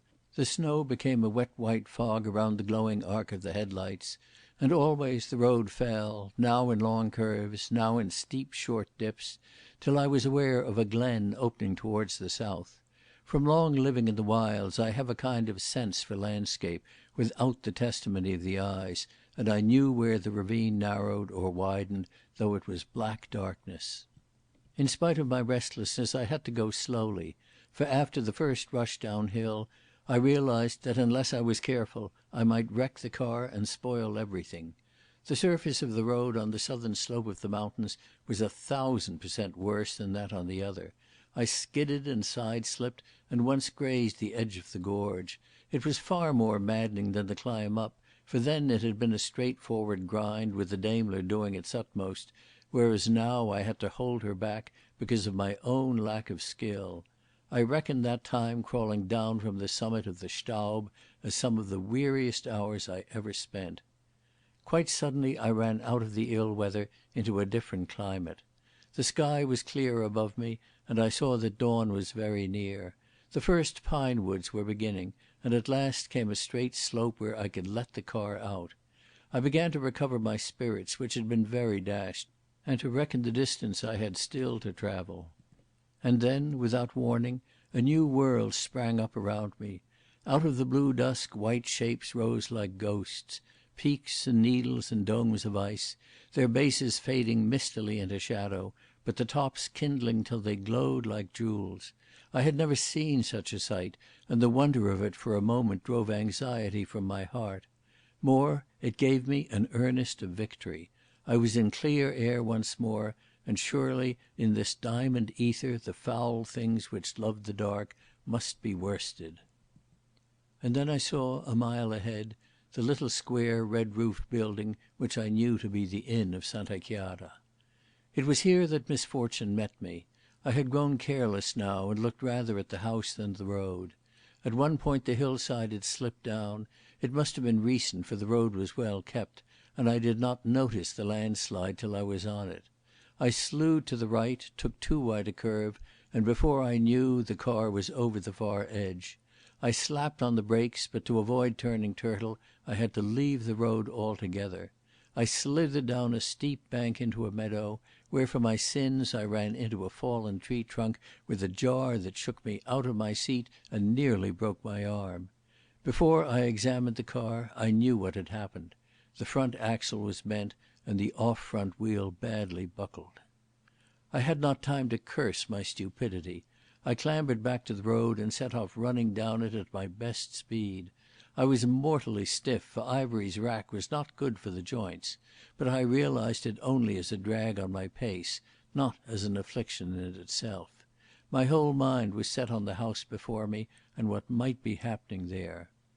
There was a man at the door of the inn who, when he caught sight of my figure, began to move to meet me. I saw that it was Launcelot Wake, and the sight gave me hope. But his face frightened me. It was drawn and haggard, like one who never sleeps, and his eyes were hot coals. "Hannay!" he cried. "For God's sake, what does it mean?" "Where is Mary?" I gasped, and I remember I clutched at a lapel of his coat. He pulled me to the low stone wall by the roadside. "I don't know," he said hoarsely. "We got your orders to come here this morning. We were at Chiavagno, where Blenkiron told us to wait. But last night Mary disappeared. I found she had hired a carriage and come on ahead. I followed at once and reached here an hour ago to find her gone. The woman who keeps the place is away and there are only 2 old servants left. They tell me that Mary came here late and that very early in the morning a closed car came over the Staub with a man in it. They say he asked to see the young lady and that they talked together for some time and that then she went off with him in the car down the valley. I must have passed it on my way up. There's been some black devilment that I can't follow. Who was the man? Who was the man?" He looked as if he wanted to throttle me. "I can tell you that," I said. "It was Ivery." He stared for a second as if he didn't understand. Then he leaped to his feet and cursed like a trooper. "You botched it, as I knew you would. I knew no good would come of your infernal subtleties." And he consigned me and Blenkiron and the British Army and Ivery and everybody else to the devil. I was past being angry. "Sit down, man," I said, "and listen to me." I told him of what had happened at the Pink Chalet. He heard me out with his head in his hands. The thing was too bad for cursing. "The Underground Railway," he groaned. "The thought of it drives me mad. Why are you so calm, Hannay? She's in the hands of the cleverest devil in the world and you take it quietly. You should be a raving lunatic." "I would be if it were any use, but I did all my raving last night in that den of Ivory's. We've got to pull ourselves together, Wake. First of all, I trust Mary to the other side of eternity. She went with him of her own free will. I don't know why, but she must have had a reason, and be sure it was a good one, for she's far cleverer than you or me. We've got to follow her somehow. Ivory's bound for Germany, but his route is by the Pink Chalet, for he hopes to pick me up there. He went down the valley, therefore he is going to Switzerland by the Mariolana. That is a long circuit and will take him most of the day. Why he chose that way I don't know, but there it is. We've got to get back by the Staub." "How did you come?" he asked. "That's our damnable luck. I came in a first-class 6-cylinder Daimler, which is now lying a wreck in a meadow a mile up a road. We've got to foot it." "We can't do it. It would take too long. Besides, there's the frontier to pass." I remembered ruefully that I might have got a return passport from the Portuguese Jew if I had thought of anything at that time beyond getting to Santa Chiara. "Then we must make a circuit by the hillside and dodge the guards. It's no use making difficulties, Wake. We're fairly up against it, but we've got to go on trying till we drop. Otherwise I'll take your advice and go mad." "And supposing you get to St. Anton, you'll find the house shut up and the travellers gone hours before by the Underground Railway." "Very likely, but man, there's always the glimmering of a chance. It's no good chucking in your hand till the game's out. Drop your proverbial philosophy, Mr. Martin Tupper, and look up there." He had one foot on the wall and was staring at a cleft in the snow line across the valley. The shoulder of a high peak dropped sharply to a kind of nick and rose again in a long graceful curve of snow. All below the nick was still in deep shadow, but from the configuration of the slopes I judged that a tributary glacier ran from it to the main glacier at the river head. "That's the Colle delle Rondini," he said, "the Col of the Swallows. It leads straight to Staubtal near Grünewald. On a good day I have done it in 7 hours, but it's not a pass for winter time. It has been done, of course, but not often. Yet, if the weather held, it might go even now, and that would bring us to St. Anton by the evening. I wonder," and he looked me over with an appraising eye, "I wonder if you're up to it." My stiffness had gone and I burned to set my restlessness to physical toil. "If you can do it, I can," I said. "No, there you're wrong. You're a hefty fellow, but you're no mountaineer, and the ice of the Colle delle Rondini needs knowledge. It would be insane to risk it with a novice, if there were any other way, but I'm damned if I see any, and I'm going to chance it. We can get a rope and axes at the inn. Are you game?" "Right you are. 7 hours, you say? We've got to do it in 6. "You will be humbler when you get on the ice," he said grimly. "We'd better breakfast, for the Lord knows when we shall see food again." We left the inn at 5 minutes to 9, with the sky cloudless and a stiff wind from the northwest, which we felt even in the deep-cut valley. Wake walked with a long, slow stride that tried my patience. I wanted to hustle, but he bade me keep in step. "You take your orders from me, for I've been at this job before. Discipline in the ranks, remember." We crossed the river gorge by a plank bridge and worked our way up the right bank, past the moraine, to the snout of the glacier. It was bad going, for the snow concealed the boulders and I often floundered in holes. Wake never relaxed his stride, but now and then he stopped to sniff the air. I observed that the weather looked good and he differed. "It's too clear. There'll be a full-blown gale on the Col and most likely snow in the afternoon." He pointed to a fat yellow cloud that was beginning to bulge over the nearest peak. After that I thought he lengthened his stride. "Lucky I had these boots resoled and nailed at Chiavagno," was the only other remark he made, till we had passed the seracs of the main glacier and turned up the lesser ice stream from the Colle delle Rondini. By 10:30 we were near its head, and I could see clearly the ribbon of pure ice between black crags too steep for snow to lie on, which was the means of ascent to the Col. The sky had clouded over, and ugly streamers floated on the high slopes. We tied on the rope at the foot of the Bergschrund, which was easy to pass because of the winter's snow. Wake led, of course, and presently we came onto the ice fall. In my time I had done a lot of scrambling on rocks, and used to promise myself a season in the Alps to test myself on the big peaks. If I ever go, it will be to climb the honest rock towers around Chamonix, for I won't have anything to do with snow mountains. That day on the Colle delle Rondini fairly sickened me of ice. I dare say I might have liked it if I had done it in a holiday mood, at leisure and in good spirits. But to crawl up that couloir with a sick heart and a desperate impulse to hurry was the worst of nightmares. The place was as steep as a wall of smooth black ice that seemed hard as granite. Wake did the step cutting, and I admired him enormously. He did not seem to use much force, but every step was hewn clearly, the right size, and they were spaced the right distance. In this job he was the true professional. I was thankful Blenkiron was not with us, for the thing would have given a squirrel vertigo. The chips of ice slithered between my legs, and I could watch them till they brought up just above the Bergschrund. The ice was in shadow, and it was bitterly cold. As we crawled up, I had not the exercise of using the axe to warm me, and I got very numb standing on one leg waiting for the next step. Worse still, my legs began to cramp. I was in good condition, but that time under Ivory's rack had played the mischief with my limbs. Muscles had got out of place in my calves and stood in aching lumps till I almost squealed with the pain of it. I was mortally afraid I should slip, and every time I moved I called out to Wake to warn him. He saw what was happening and got the pick of his axe fixed in the ice before I was allowed to stir. He spoke often to cheer me up, and his voice had none of its harshness. He was like some ill-tempered generals I have known, very gentle in a battle. At the end the snow began to fall, a soft powder like the overspill of a storm raging beyond the crest. It was just after that Wake cried out that in 5 minutes we would be at the summit. He consulted his wristwatch. "Jolly good time, too. Only 25 minutes behind my best. It's not 1 o'clock." The next I knew I was lying flat on a pad of snow, easing my cramped legs, while Wake shouted in my ear that we were in for something bad. I was aware of a driving blizzard, but I had no thought of anything but the blessed relief from pain.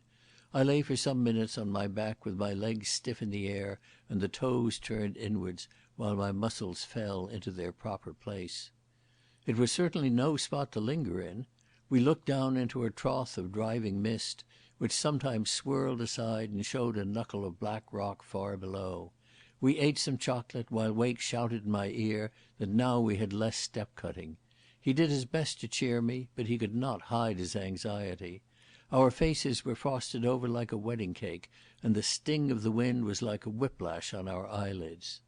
The first part was easy, down a slope of firm snow where steps were not needed. Then came ice again, and we had to cut into it below the fresh surface snow.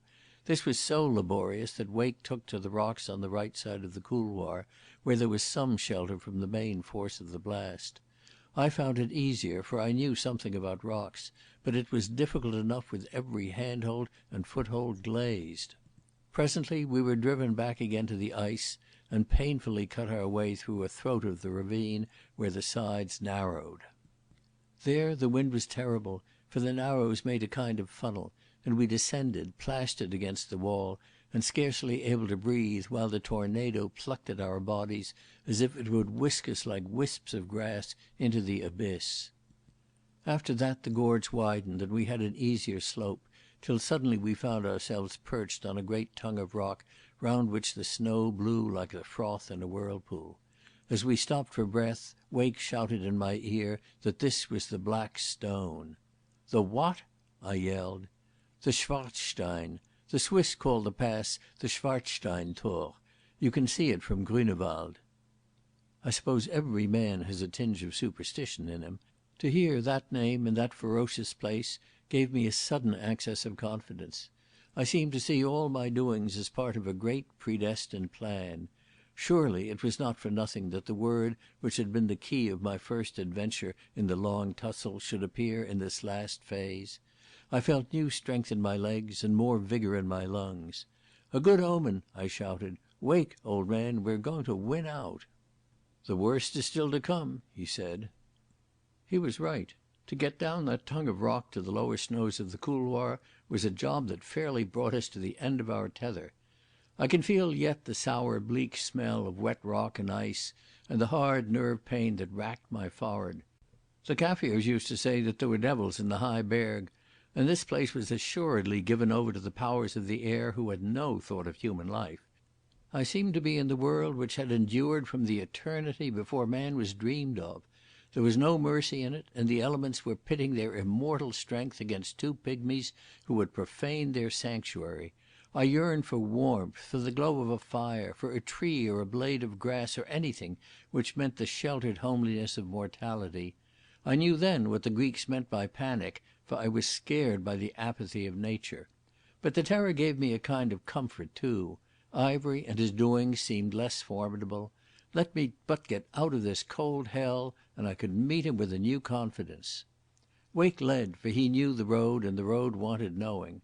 Otherwise he would have been last on the rope, for that is the place of the better man in a descent. I had some horrible moments following on when the rope grew taut, for I had no help from it.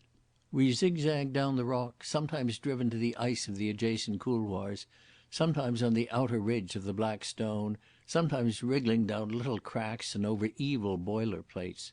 The snow did not lie on it, but the rock crackled with thin ice or oozed ice water. Often it was only by the grace of God that I did not fall headlong and pull Wake out of his hold to the bergschrund far below. I slipped more than once, but always by a miracle recovered myself. To make matters worse, Wake was tiring.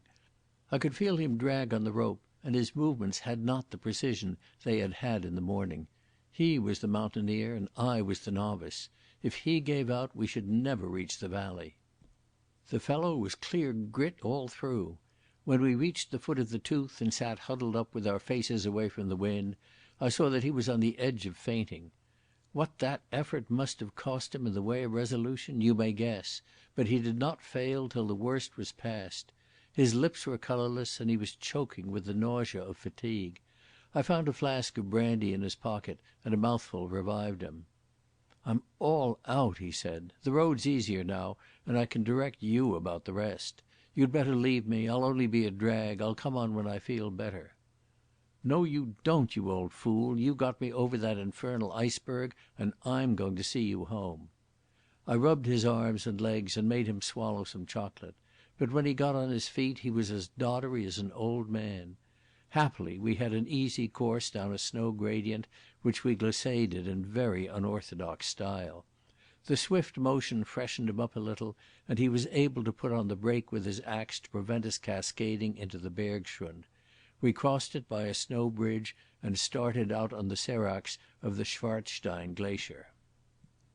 I am no mountaineer, not of the snow and ice kind anyway, but I have a big share of physical strength and I wanted it all now. For those seracs were an invention of the devil.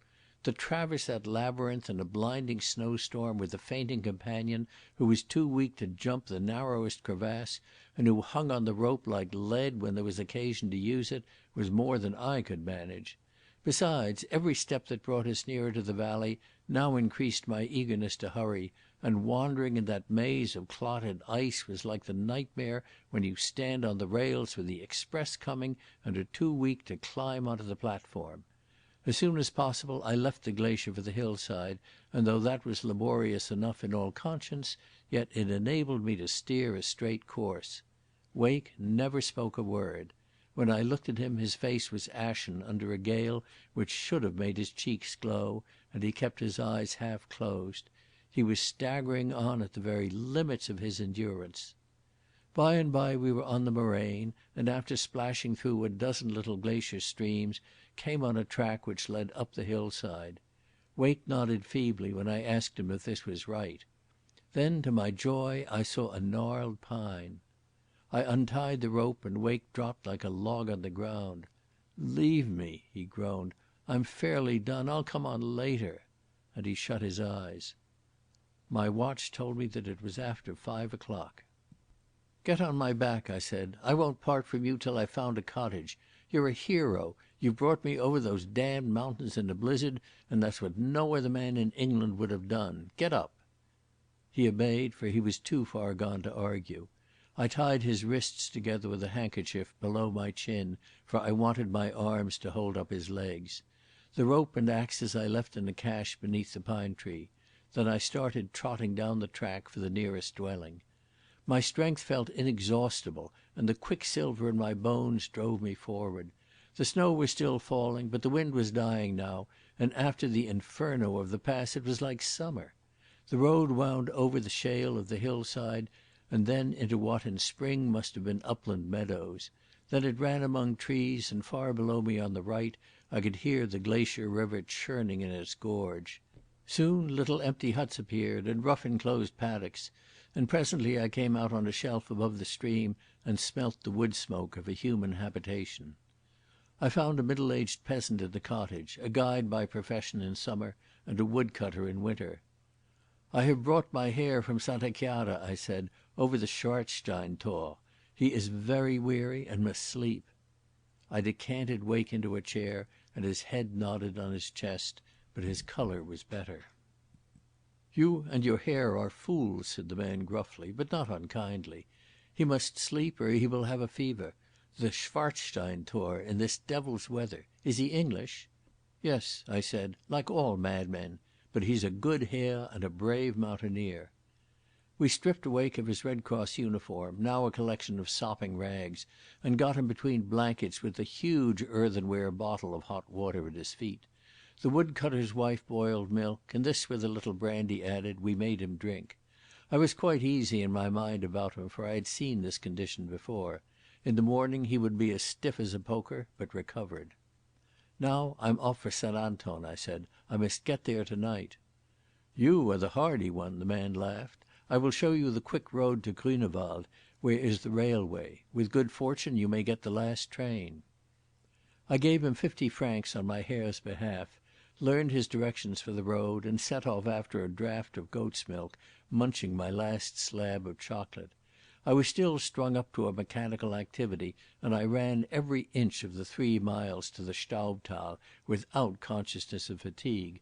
I was 20 minutes too soon for the train, and as I sat on a bench on the platform my energy suddenly ebbed away. That is what happens after a great exertion. I longed to sleep, and when the train arrived I crawled into a carriage like a man with a stroke. There seemed to be no force left in my limbs. I realised that I was leg weary, which is a thing you see sometimes with horses, but not often with men. All the journey I lay like a log in a kind of coma, and it was with difficulty I recognised my destination and stumbled out of the train. But I had no sooner emerged from the station of St Anton than I got my second wind. Much snow had fallen since yesterday, but it had stopped now, the sky was clear, and the moon was riding. The sight of the familiar place brought back all my anxieties. The day on the Col of the Swallows was wiped out of my memory, and I saw only the inn at Santa Chiara, and heard Wake's hoarse voice speaking of Mary.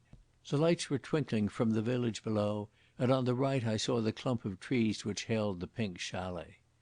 I took a short cut across the fields, avoiding the little town. I ran hard, stumbling often, for though I had got my mental energy back, my legs were still precarious. The station clock had told me that it was nearly 9:30.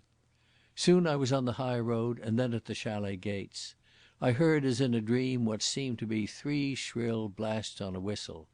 Then a big car passed me, making for St Anton. For a second I would have hailed it, but it was past me and away. But I have a conviction that my business lay in the house, for I thought Ivery was there, and Ivery was what mattered. I marched up the drive with no sort of plan in my head, only a blind rushing on fate. I remembered dimly that I had still 3 cartridges in my revolver. The front door stood open, and I entered and tiptoed down the passage to the room where I had found the Portuguese Jew. No one hindered me, but it was not for lack of servants. I had the impression that there were people near me in the darkness, and I thought I heard German softly spoken. There was someone ahead of me, perhaps the speaker, for I could hear careful footsteps. It was very dark, but a ray of light came from below the door of the room. Then behind me I heard the hall door clang and the noise of a key turned in its lock. I had walked straight into a trap and all retreat was cut off. My mind was beginning to work more clearly, though my purpose was still vague. I wanted to get at Ivery, and I believed that he was somewhere in front of me. And then I thought of the door which led from the chamber where I had been imprisoned. If I could enter that way, I would have the advantage of surprise. I groped on the right hand of the passage and found a handle. It opened upon what seemed to be a dining room, for there was a faint smell of food. Again I had the impression of people near who for some unknown reason did not molest me. At the far end I found another door, which led to a second room, which I guessed to be adjacent to the library. Beyond it again must lie the passage from the chamber with the rack. The whole place was as quiet as a shell. I had guessed right. I was standing in the passage where I had stood the night before. In front of me was the library, and there was the same chink of light showing. Very softly I turned the handle and opened it a crack. The first thing that caught my eye was the profile of Ivery. He was looking towards the writing table where someone was sitting. End of chapter 17. Chapter 18. The Underground Railway. This is the story which I heard later from Mary. She was at Milan with the new Anglo-American hospital when she got Blenkiron's letter. Santa Chiara had always been the place agreed upon, and this message mentioned specifically Santa Chiara and fixed a date for her presence there. She was a little puzzled by it, for she had not yet had a word from Ivery, to whom she had written twice by the roundabout address in France which Bommaerts had given her. She did not believe that he would come to Italy in the ordinary course of things, and she wondered at Blenkiron's certainty about the date. The following morning came a letter from Ivery, in which he ardently pressed for a meeting. It was the first of several, full of strange talk about some approaching crisis, in which the forebodings of the prophet were mingled with the solicitude of a lover. "The storm is about to break," he wrote, "and I cannot think only of my own fate.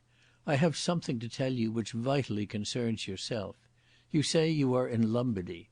The Chiavagno valley is within easy reach, and at its head is the inn of Santa Chiara, to which I come on the morning of March 19th. Meet me there, even if only for half an hour, I implore you. We have already shared hopes and confidences, and I would now share with you a knowledge which I alone in Europe possess. You have the heart of a lion, my lady, worthy of what I can bring you." Wake was summoned from the Croce Rossa unit with which he was working at Vicenza, and the plan arranged by Blenkiron was faithfully carried out. 4 officers of the Alpini, in the rough dress of peasants of the hills, met them in Chiavagno on the morning of the 18th. It was arranged that the hostess of Santa Chiara should go on a visit to her sister's son, leaving the inn, now in the shuttered quiet of winter time, under the charge of 2 ancient servants. The hour of Ivery's coming on the 19th had been fixed by him for noon, and that morning Mary would drive up the valley, while Wake and the Alpini went inconspicuously by other routes so as to be in station around the place before midday. But on the evening of the 18th, at the hotel of the 4 Kings in Chiavagno, Mary received another message. It was from me, and told her that I was crossing the Staub at midnight and would be at the inn before dawn. It begged her to meet me there, to meet me alone without the others, because I had that to say to her which must be said before Ivery's coming. I have seen the letter. It was written in a hand which I could not have distinguished from my own scrawl. It was not exactly what I would myself have written, but there were phrases in it which to Mary's mind could have come only from me. Oh, I admit it was cunningly done, especially the love-making, which was just the kind of stammering thing which I would have achieved if I had tried to put my feelings on paper. Anyhow, Mary had no doubt of its genuineness. She slipped off after dinner, hired a carriage with 2 broken-winded screws, and set off up the valley. She left a line for Wake telling him to follow according to the plan, a line which he never got, for his anxiety when he found she had gone drove him to immediate pursuit. At about 2 in the morning of the 19th, after a slow and icy journey, she arrived at the inn, knocked up the aged servants, made herself a cup of chocolate out of her tea basket, and sat down to wait on my coming. She has described to me that time of waiting. A home-made candle in a tall earthenware candlestick lit up the little salle à manger which was the one room in use. The world was very quiet, the snow muffled the roads, and it was cold with the penetrating chill of the small hours of a March night. Always, she has told me, will the taste of chocolate and the smell of burning tallow bring back to her that strange place and the flutter of the heart with which she waited. For she was on the eve of the crisis of all our labours, she was very young, and youth has a quick fancy which will not be checked. Moreover, it was I who was coming, and save for the scrawl of the night before, we had had no communication for many weeks. She tried to distract her mind by repeating poetry, and the thing that came into her head was Keats's Nightingale, an odd poem for the time and place. There was a long wicker chair among the furnishings of the room, and she lay down on it with her fur cloak muffled around her. There were sounds of movement in the inn. The old woman who had let her in, with the scent of intrigue of her kind, had brightened when she heard that another guest was coming. Beautiful women do not travel at midnight for nothing. She also was awake and expectant. Then quite suddenly came the sound of a car slowing down outside. She sprang to her feet in a tremor of excitement. It was like the Picardy Chateau again, the dim room and a friend coming out of the night. She heard the front door open and a step in the little hall. She was looking at Ivery. He slipped his driving coat off as he entered and bowed gravely. He was wearing a green hunting suit, which in the dusk seemed like khaki, and as he was about my own height, for a second she was misled. Then she saw his face and her heart stopped. "You!" she cried.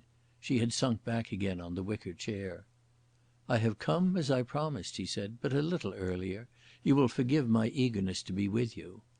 She did not heed his words, for her mind was feverishly busy. My letter had been a fraud, and this man had discovered our plans. She was alone with him, for it would be hours before her friends came from Chiavagno. He had the game in his hands, and of all our confederacy she alone remained to confront him. Mary's courage was pretty near perfect, and for the moment she did not think of herself or her own fate. That came later. She was possessed with poignant disappointment at our failure. All our efforts had gone to the winds, and the enemy had won with contemptuous ease. Her nervousness disappeared before the intense regret, and her brain set coolly and busily to work. It was a new Ivery who confronted her, a man with vigour and purpose in every line of him, and the quiet confidence of power. He spoke with a serious courtesy. "The time for make-believe is past," he was saying. "We have fenced with each other. I have told you only half the truth, and you have always kept me at arm's length. But you knew in your heart, my dearest lady, that there must be the full truth between us some day, and that day has come. I have often told you that I love you. I do not come now to repeat that declaration. I come to ask you to entrust yourself to me, to join your fate to mine, for I can promise you the happiness which you deserve." He pulled up a chair and sat beside her. I cannot put down all that he said, for Mary, once she grasped the drift of it, was busy with her own thoughts and did not listen. But I gather from her that he was very candid, and seemed to grow as he spoke in mental and moral stature. He told her who he was and what his work had been. He claimed the same purpose as hers, a hatred of war and a passion to rebuild the world into decency. But now he drew a different moral. He was a German. It was through Germany alone that peace and regeneration could come. His country was purged from her faults, and the marvellous German discipline was about to prove itself in the eye of gods and men. He told her what he had told me in the room at the Pink Chalet, but with another colouring. Germany was not vengeful or vainglorious, only patient and merciful. God was about to give her the power to decide the world's fate, and it was for him and his kind to see that the decision was beneficent. The greater task of his people was only now beginning. That was the gist of his talk. She appeared to listen, but her mind was far away. She must delay him for 2 hours, 3 hours, 4 hours. If not, she must keep beside him. She was the only one of our company left in touch with the enemy. "I go to Germany now," he was saying. "I want you to come with me, to be my wife." He waited for an answer, and got it in the form of a startled question. "To Germany? How?" "It is easy," he said, smiling. "The car which is waiting outside is the first stage of a system of travel which we have perfected." Then he told her about the Underground Railway, not as he had told it to me, to scare, but as a proof of power and forethought. His manner was perfect. He was respectful, devoted, thoughtful of all things. He was the suppliant, not the master. He offered her power and pride, a dazzling career, for he had deserved well of his country, the devotion of the faithful lover. He would take her to his mother's house, where she would be welcomed like a princess. I have no doubt he was sincere, for he had many moods, and the libertine whom he had revealed to me at the Pink Chalet had given way to the honourable gentleman. He could play all parts well, because he could believe in himself in them all. Then he spoke of danger, not so as to slight her courage, but to emphasize his own thoughtfulness. The world in which he had lived was crumbling, and he alone could offer a refuge. She felt the steel gauntlet through the texture of the velvet glove. All the while she had been furiously thinking, with her chin in her hand in the old way. She might refuse to go. He could compel her, no doubt, for there was no help to be got from the old servants. But it might be difficult to carry an unwilling woman over the first stages of the Underground Railway. There might be chances. Supposing he accepted her refusal and left her. Then indeed he would be gone for ever, and our game would have closed with a fiasco. The great antagonist of England would go home rejoicing, taking his sheaves with him. At this time she had no personal fear of him. So curious a thing is the human heart that her main preoccupation was with our mission, not with her own fate. To fail utterly seemed too bitter. Supposing she went with him? They had still to get out of Italy and cross Switzerland. If she were with him she would be an emissary of the Allies in the enemy's camp. She asked herself what she could do, and told herself nothing. She felt like a small bird in a very large trap, and her chief sensation was that of her own powerlessness. But she had learned Blenkiron's gospel, and knew that heaven sends amazing chances to the bold. And even as she made her decision, she was aware of a dark shadow lurking at the back of her mind, the shadow of the fear which she knew was awaiting her. For she was going into the unknown with a man whom she hated, a man who claimed to be her lover. It was the bravest thing I have ever heard of, and I have lived my life among brave men. "I will come with you," she said, "but you mustn't speak to me, please. I am tired and troubled, and I want peace to think." As she rose, weakness came over her, and she swayed till his arm caught her. "I wish I could let you rest for a little," he said tenderly, "but time presses. The car runs smoothly, and you can sleep there." He summoned one of the servants, to whom he handed Mary. "We leave in 10 minutes," he said, and he went out to see to the car. Mary's first act in the bedroom to which she was taken was to bathe her eyes and brush her hair. She felt dimly that she must keep her head clear. Her second was to scribble a note to Wake, telling him what had happened, and to give it to the servant with a tip. "The gentleman will come in the morning," she said. "You must give it to him at once, for it concerns the fate of your country." The woman grinned and promised. It was not the first time she had done errands for pretty ladies. Ivery settled her in the great closed car with much solicitude, and made her comfortable with rugs. Then he went back to the inn for a second, and she saw a light in the salle à manger. He returned and spoke to the driver in German, taking his seat beside him. But first he handed Mary her note to Wake. "I think you left this behind you," he said. He had not opened it. Alone in the car Mary slept. She saw the figures of Ivery and the chauffeur in the front seat, dark against the headlights, and then they dislimned into dreams. She had undergone a greater strain than she knew, and was sunk in the heavy sleep of the weary nerves. When she woke it was daylight. They were still in Italy, as her first glance told her, so they could not have taken the Staub route. They seemed to be among the foothills, for there was little snow, but now and then up tributary valleys she had glimpses of the high peaks. She tried hard to think what it could mean, and then remembered the Marjolana. Wake had laboured to instruct her in the topography of the Alps, and she had grasped the fact of the two open passes. But the Marjolana meant a big circuit, and they would not be in Switzerland till the evening. They would arrive in the dark and pass out of it in the dark, and there would be no chance of succour. She felt very lonely and very weak. Throughout the morning her fear grew. The more hopeless her chance of defeating Ivery became, the more insistently the dark shadow crept over her mind. She tried to steady herself by watching the show from the windows. The car swung through little villages, past vineyards and pine woods, and the blue of lakes, and over the gorges of mountain streams. There seemed to be no trouble about passports. The sentries at the controls waved a reassuring hand when they were shown some card which the chauffeur held between his teeth. In one place there was a longish halt, and she could hear Ivery talking Italian with two officers of Bersaglieri, to whom he gave cigars. They were fresh-faced, upstanding boys, and for a second she had an idea of flinging open the door and appealing to them to save her. But that would have been futile, for Ivery was clearly amply certificated. She wondered what part he was now playing. The Marjolana route had been chosen for a purpose. In one town Ivery met and talked to a civilian official, and more than once the car slowed down and someone appeared from the wayside to speak a word and vanish. She was assisting at the last gathering up of the threads of a great plan before the wild birds returned to their nest. Most of these conferences seemed to be in Italian, but once or twice she gathered from the movement of the lips that German was spoken, and that this rough peasant or that black-booted bourgeois was not of Italian blood.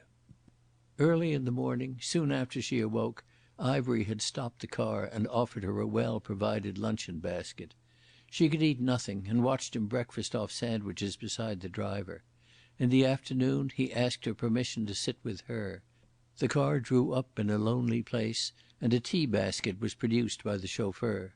Ivery made tea, for she seemed too listless to move, and she drank a cup with him. After that he remained beside her. "In half an hour we shall be out of Italy," he said. The car was running up a long valley to the curious hollow between snowy saddles, which is the crest of the Marjolana. He showed her the place on a road map. As the altitude increased and the air grew colder, he wrapped the rugs closer around her and apologized for the absence of a foot warmer. "In a little," he said, "we shall be in the land where your slightest wish will be law." She dozed again, and so missed the frontier post. When she woke the car was slipping down the long curves of the Weiss Valley before it narrows to the gorge through which it debouches on Grünewald. "We are in Switzerland now," she heard his voice say. It may have been fancy, but it seemed to her that there was a new note in it. He spoke to her with the assurance of possession. They were outside the country of the Allies, and in a land where his web was thickly spread. "Where do we stop tonight?" she asked timidly. "I fear we cannot stop. Tonight also you must put up with the car. I have a little errand to do on the way, which will delay us a few minutes, and then we press on. Tomorrow, my fairest one, fatigue will be ended." There was no mistake now about the note of possession in his voice. Mary's heart began to beat fast and wild. The trap had closed down on her, and she saw the folly of her courage. It had delivered her bound and gagged into the hands of one whom she loathed more deeply every moment, whose proximity was less welcome than a snake's. She had to bite hard on her lip to keep from screaming. The weather had changed and it was snowing hard, the same storm that had greeted us on the Col of the Swallows. The pace was slower now, and Ivery grew restless. He looked frequently at his watch and snatched the speaking tube to talk to the driver. Mary caught the word St. Anton. "Do we go by St. Anton?" she found a voice to ask. "Yes," he said shortly. The word gave her the faintest glimmering of hope, for she knew that Peter and I had lived at St. Anton. She tried to look out of the blurred window, but could see nothing except that twilight was falling.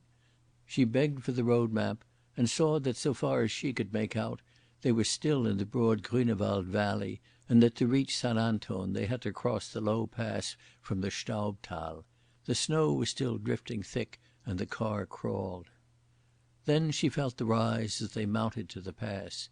Here the going was bad, very different from the dry frost in which I had covered the same road the night before. Moreover, there seemed to be curious obstacles. Some careless woodcart had dropped logs on the highway, and more than once both Ivery and the chauffeur had to get out to shift them. In one place there had been a small landslide, which left little room to pass, and Mary had to descend and cross on foot while the driver took the car over alone. Ivery's temper seemed to be souring. To the girl's relief he resumed the outside seat, where he was engaged in constant argument with the chauffeur. At the head of the pass stands an inn, the comfortable hostelry of Herr Kronig, well known to all who clamber among the lesser peaks of the Staubthal. There in the middle of the way stood a man with a lantern. "The road is blocked by a snowfall," he cried. "They are clearing it now. It will be ready in half an hour's time." Ivery sprang from his seat and darted into the hotel. His business was to speed up the clearing party, and Herr Kronig himself accompanied him to the scene of the catastrophe. Mary sat still, for she had suddenly become possessed of an idea. She drove it from her as foolishness, but it kept returning. Why had those tree trunks been spilt on the road?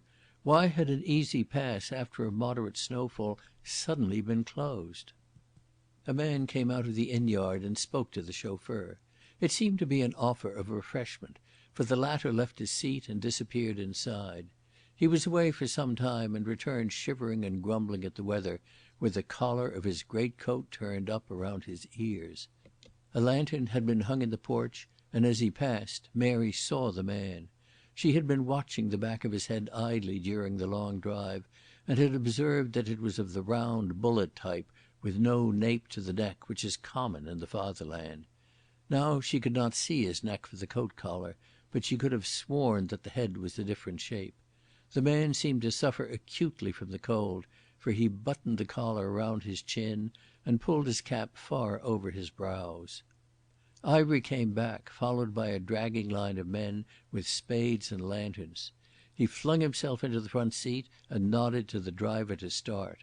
The man had his engine going already so as to lose no time. He bumped over the rough debris of the snowfall and then fairly let the car hum. Ivery was anxious for speed, but he did not want his neck broken, and he yelled out to take care. The driver nodded and slowed down, but presently he had got up speed again. If Ivery was restless, Mary was worse. She seemed suddenly to have come on the traces of her friends. In the St. Anton valley the snow had stopped, and she let down the window for air, for she was choking with suspense. The car rushed past the station, down the hill by Peter's cottage, through the village and along the lake shore to the Pink Chalet. Ivery halted it at the gate. "See that you fill up with petrol," he told the man. "Bid Gustav get the Daimler and be ready to follow in half an hour." He spoke to Mary through the open window. "I will keep you only a very little time. I think you had better wait in the car, for it will be more comfortable than a dismantled house. A servant will bring you food and more rugs for the night journey." Then he vanished up the dark avenue. Mary's first thought was to slip out and get back to the village, and there to find someone who knew me or could take her where Peter lived. But the driver would prevent her, for he had been left behind on guard. She looked anxiously at his back, for he alone stood between her and liberty. That gentleman seemed to be intent on his own business. As soon as Ivery's footsteps had grown faint, he had backed the car into the entrance and turned it so that it faced towards St. Anton. Then, very slowly, it began to move. At the same moment a whistle was blown shrilly 3 times. The door on the right had opened, and someone who had been waiting in the shadows climbed painfully in. Mary saw that it was a little man and that he was a cripple. She reached out a hand to help him, and he fell on the cushions beside her. The car was gathering speed. Before she realised what was happening, the newcomer had taken her hand and was patting it. About 2 minutes later I was entering the gate of the Pink Chalet. End of chapter 18. Chapter 19. The Cage of the Wild Birds. "Why, Mr. Ivery, come right in," said the voice at the table. There was a screen before me, stretching from the fireplace to keep off the draught from the door by which I had entered. It stood higher than my head, but there were cracks in it through which I could watch the room. I found a little table on which I could lean my back, for I was dropping with fatigue. Blenkiron sat at the writing table, and in front of him were little rows of patience cards. Wood ashes still smouldered in the stove, and a lamp stood at his right elbow which lit up the two figures. The bookshelves and the cabinets were in twilight. "I've been hoping to see you for quite a time." Blenkiron was busy arranging the little heaps of cards, and his face was wreathed in hospitable smiles. I remember wondering why he should play the host to the true master of the house. Ivery stood erect before him. He was a rather splendid figure now that he had sloughed off all disguises and was on the threshold of his triumph. Even through the fog in which my brain worked, it was forced upon me that here was a man born to play a big part. He had a jowl like a Roman king on a coin, and scornful eyes that were used to mastery. He was younger than me, confound him, and now he looked it. He kept his eyes on the speaker while a little smile played round his mouth, a very ugly smile. "So," he said, "we have caught the old crow too. I had scarcely hoped for such good fortune, and to speak the truth I had not concerned myself much about you. But now we shall add you to the bag. And what a bag of vermin to lay out on the lawn!" He flung back his head and laughed. "Mr. Ivery," Blenkiron began, but was cut short. "Drop that name. All that is past, thank God. I am the Graf von Schwabing, an officer of the Imperial Guard. I am not the least of the weapons that Germany has used to break her enemies." "You don't say," drawled Blenkiron, still fiddling with his patience cards. The man's moment had come, and he was minded not to miss a jot of his triumph. His figure seemed to expand, his eye kindled, his voice rang with pride. It was melodrama of the best kind, and he fairly rolled it round his tongue. I don't think I grudged it him, for I was fingering something in my pocket. He had won all right, but he wouldn't enjoy his victory long, for soon I would shoot him. I had my eye on the very spot above his right ear where I meant to put my bullet. For I was very clear that to kill him was the only way to protect Mary. I feared the whole 70 millions of Germany less than this man. That was the single idea that remained firm against the immense fatigue that pressed down on me. "I have little time to waste on you," said he who had been called Ivery, "but I will spare a moment to tell you a few truths. Your childish game never had a chance. I played with you in England, and I have played with you ever since. You have never made a move, but I have quietly counted it. Why, man, you gave me your confidence. The American, Mr. Dunn." "What about Clarence?" asked Blenkiron. His face seemed to study in pure bewilderment. "I was that interesting journalist." "Now, to think of that!" said Blenkiron in a sad, gentle voice. "I thought I was safe with Clarence. Why, he brought me a letter from old Joe Hooper, and he knew all the boys down Emporia way." Ivery laughed. "You have never done me justice, I fear, but I think you will do it now. Your gang is helpless in my hands. General Hannay!" And I wish I could give you a notion of the scorn with which he pronounced the word general. "Yes, Dick?" said Blenkiron intently. "He has been my prisoner for 24 hours, and the pretty Miss Mary too. You are all going with me in a little to my own country. You will not guess how. We call it the Underground Railway, and you will have the privilege of studying its working. I had not troubled much about you, for I had no special dislike of you. You are only a blundering fool, what you call in your country easy fruit." "I thank you, Graf," Blenkiron said solemnly. "But since you are here you will join the others. One last word. To beat inepts such as you is nothing. There is a far greater thing. My country has conquered. You and your friends will be dragged at the chariot wheels of a triumph such as Rome never saw. Does that penetrate your thick skull? Germany has won, and in 2 days the whole round earth will be stricken dumb by her greatness." As I watched Blenkiron, a grey shadow of hopelessness seemed to settle on his face. His big body drooped in his chair, his eyes fell, and his left hand shuffled limply among his patience cards. I could not get my mind to work, but I puzzled miserably over his amazing blunders. He had walked blindly into the pit his enemies had dug for him.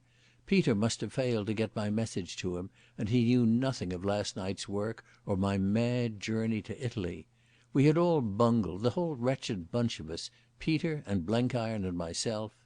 I had a feeling at the back of my head that there was something in it all I couldn't understand, that the catastrophe could not be quite as simple as it seemed. But I had no power to think, with the insolent figure of Ivery dominating the room. Thank God I had a bullet waiting for him. That was the one fixed point in the chaos of my mind. For the first time in my life I was resolute on killing one particular man, and the purpose gave me a horrid comfort. Suddenly Ivery's voice rang out sharp. "Take your hand out of your pocket. You fool, you are covered from 3 points in the walls. A movement and my men will make a sieve of you. Others before you have sat in that chair, and I am used to take precautions. Quick, both hands on the table." There was no mistake about Blenkiron's defeat. He was done and out, and I was left with the only card. He leaned wearily on his arms, with his palms of his hands spread out. "I reckon you've got a strong hand, Graf," he said, and his voice was flat with despair. "I hold a royal flush," was the answer. And then suddenly came a change. Blenkiron raised his head, and his sleepy, ruminating eyes looked straight at Ivery. "I call you," he said. I didn't believe my ears, nor did Ivery. "The hour for bluff is past," he said. "Nevertheless, I call you." At that moment I felt someone squeeze through the door behind me and take his place at my side. The light was so dim that I saw only a short square figure, but a familiar voice whispered in my ear. "It's me, Andra Amos. Man, this is a great ploy. I'm here to see the end of it." No prisoner waiting on the finding of the jury, no commander expecting news of a great battle, ever hung in more desperate suspense than I did during the next seconds. I had forgotten my fatigue. My back no longer needed support. I kept my eyes glued to the crack in the screen, and my ears drank in greedily every syllable. Blenkiron was now sitting bolt upright with his chin in his hands. There was no shadow of melancholy in his lean face. "I say I call you, Herr Graf von Schwabing. I'm going to put you wise about some little things. You don't carry arms, so I needn't warn you against monkeying with a gun. You're right in saying that there are 3 places in these walls from which you can shoot. Well, for your information, I may tell you that there's guns in all 3, but they're covering you at this moment, so you'd better be good." Ivery sprang to attention like a ramrod. "Karl!" he cried. "Gustav!" As if by magic, figures stood on either side of him, like warders by a criminal. They were not the sleek German footmen whom I had seen at the chalet. One I did not recognise. The other was my servant, Geordie Hamilton. He gave them one glance, looked round like a hunted animal, and then steadied himself. The man had his own kind of courage. "I've gotten something to say to you," Blenkiron drawled. "It's been a tough fight, but I reckon the hot end of the poker is with you. I compliment you on Clarence Dunn. You fooled me fine over that business, and it was only by the mercy of God you didn't win out. You see, there was just the one of us who was liable to recognise you whatever way you twisted your face, and that was Dick Hannay. I give you good marks for Clarence. For the rest, I had you beaten flat." He looked steadily at him. "You don't believe it? Well, I'll give you proof. I've been watching your underground railway for quite a time. I've had my men on the job, and I reckon most of the lines are now closed for repairs. All but the trunk line into France. That I'm keeping open, for soon there's going to be some traffic on it." At that I saw Ivery's eyelids quiver. For all his self-command, he was breaking. "I admit we cut it mighty fine, along of your fooling me about Clarence. But you struck a bad snag in General Hannay, Graf. Your heart-to-heart talk with him was poor business. You reckoned you had him safe, but that was too big a risk to take with a man like Dick unless you saw him cold before you left him.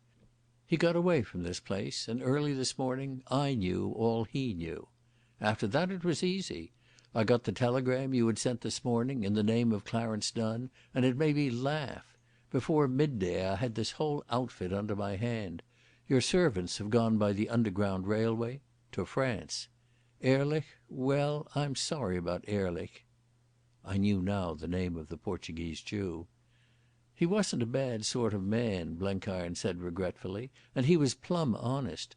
I couldn't get him to listen to reason, and he would play with firearms. So I had to shoot." "Dead?" asked Ivery sharply. "Yes. I don't miss, and it was him or me. He's under the ice now, where you wanted to send Dick Hannay. He wasn't your kind, Graf, and I guess he has some chance of getting into heaven. If I weren't a hard-shelled Presbyterian, I'd say a prayer for his soul." I looked only at Ivery. His face had gone very pale, and his eyes were wandering.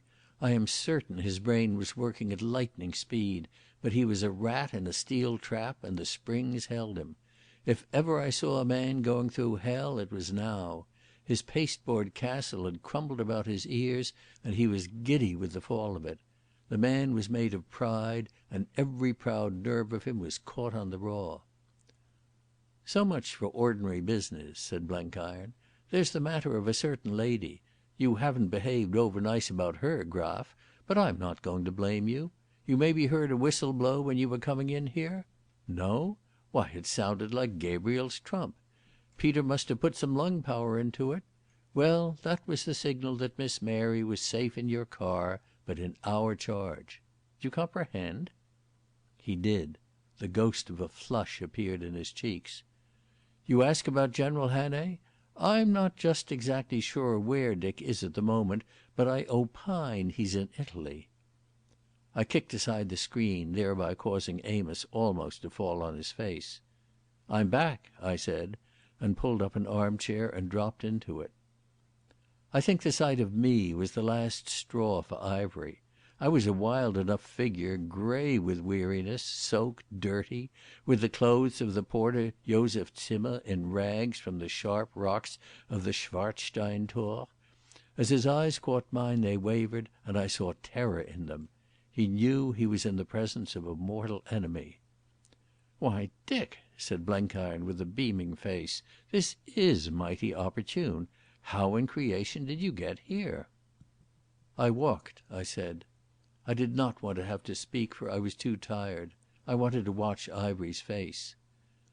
Blenkiron gathered up his patience cards, slipped them into a little leather case, and put it in his pocket. "I've one thing more to tell you. The wild birds have been summoned home, but they won't ever make it. We've gathered them in. Pavia and Hofgaard and Conradi. Ehrlich is dead. And you are going to join the rest in our cage."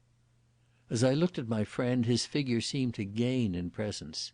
He sat square in his chair with a face like a hanging judge, and his eyes, sleepy no more, held Ivery as in a vice. He had dropped, too, his drawl and the idioms of his ordinary speech, and his voice came out hard and massive like the clash of granite blocks. "You're at the bar now, Graf von Schwabing. For years you've done your best against the decencies of life. You have deserved well of your country, I don't doubt it.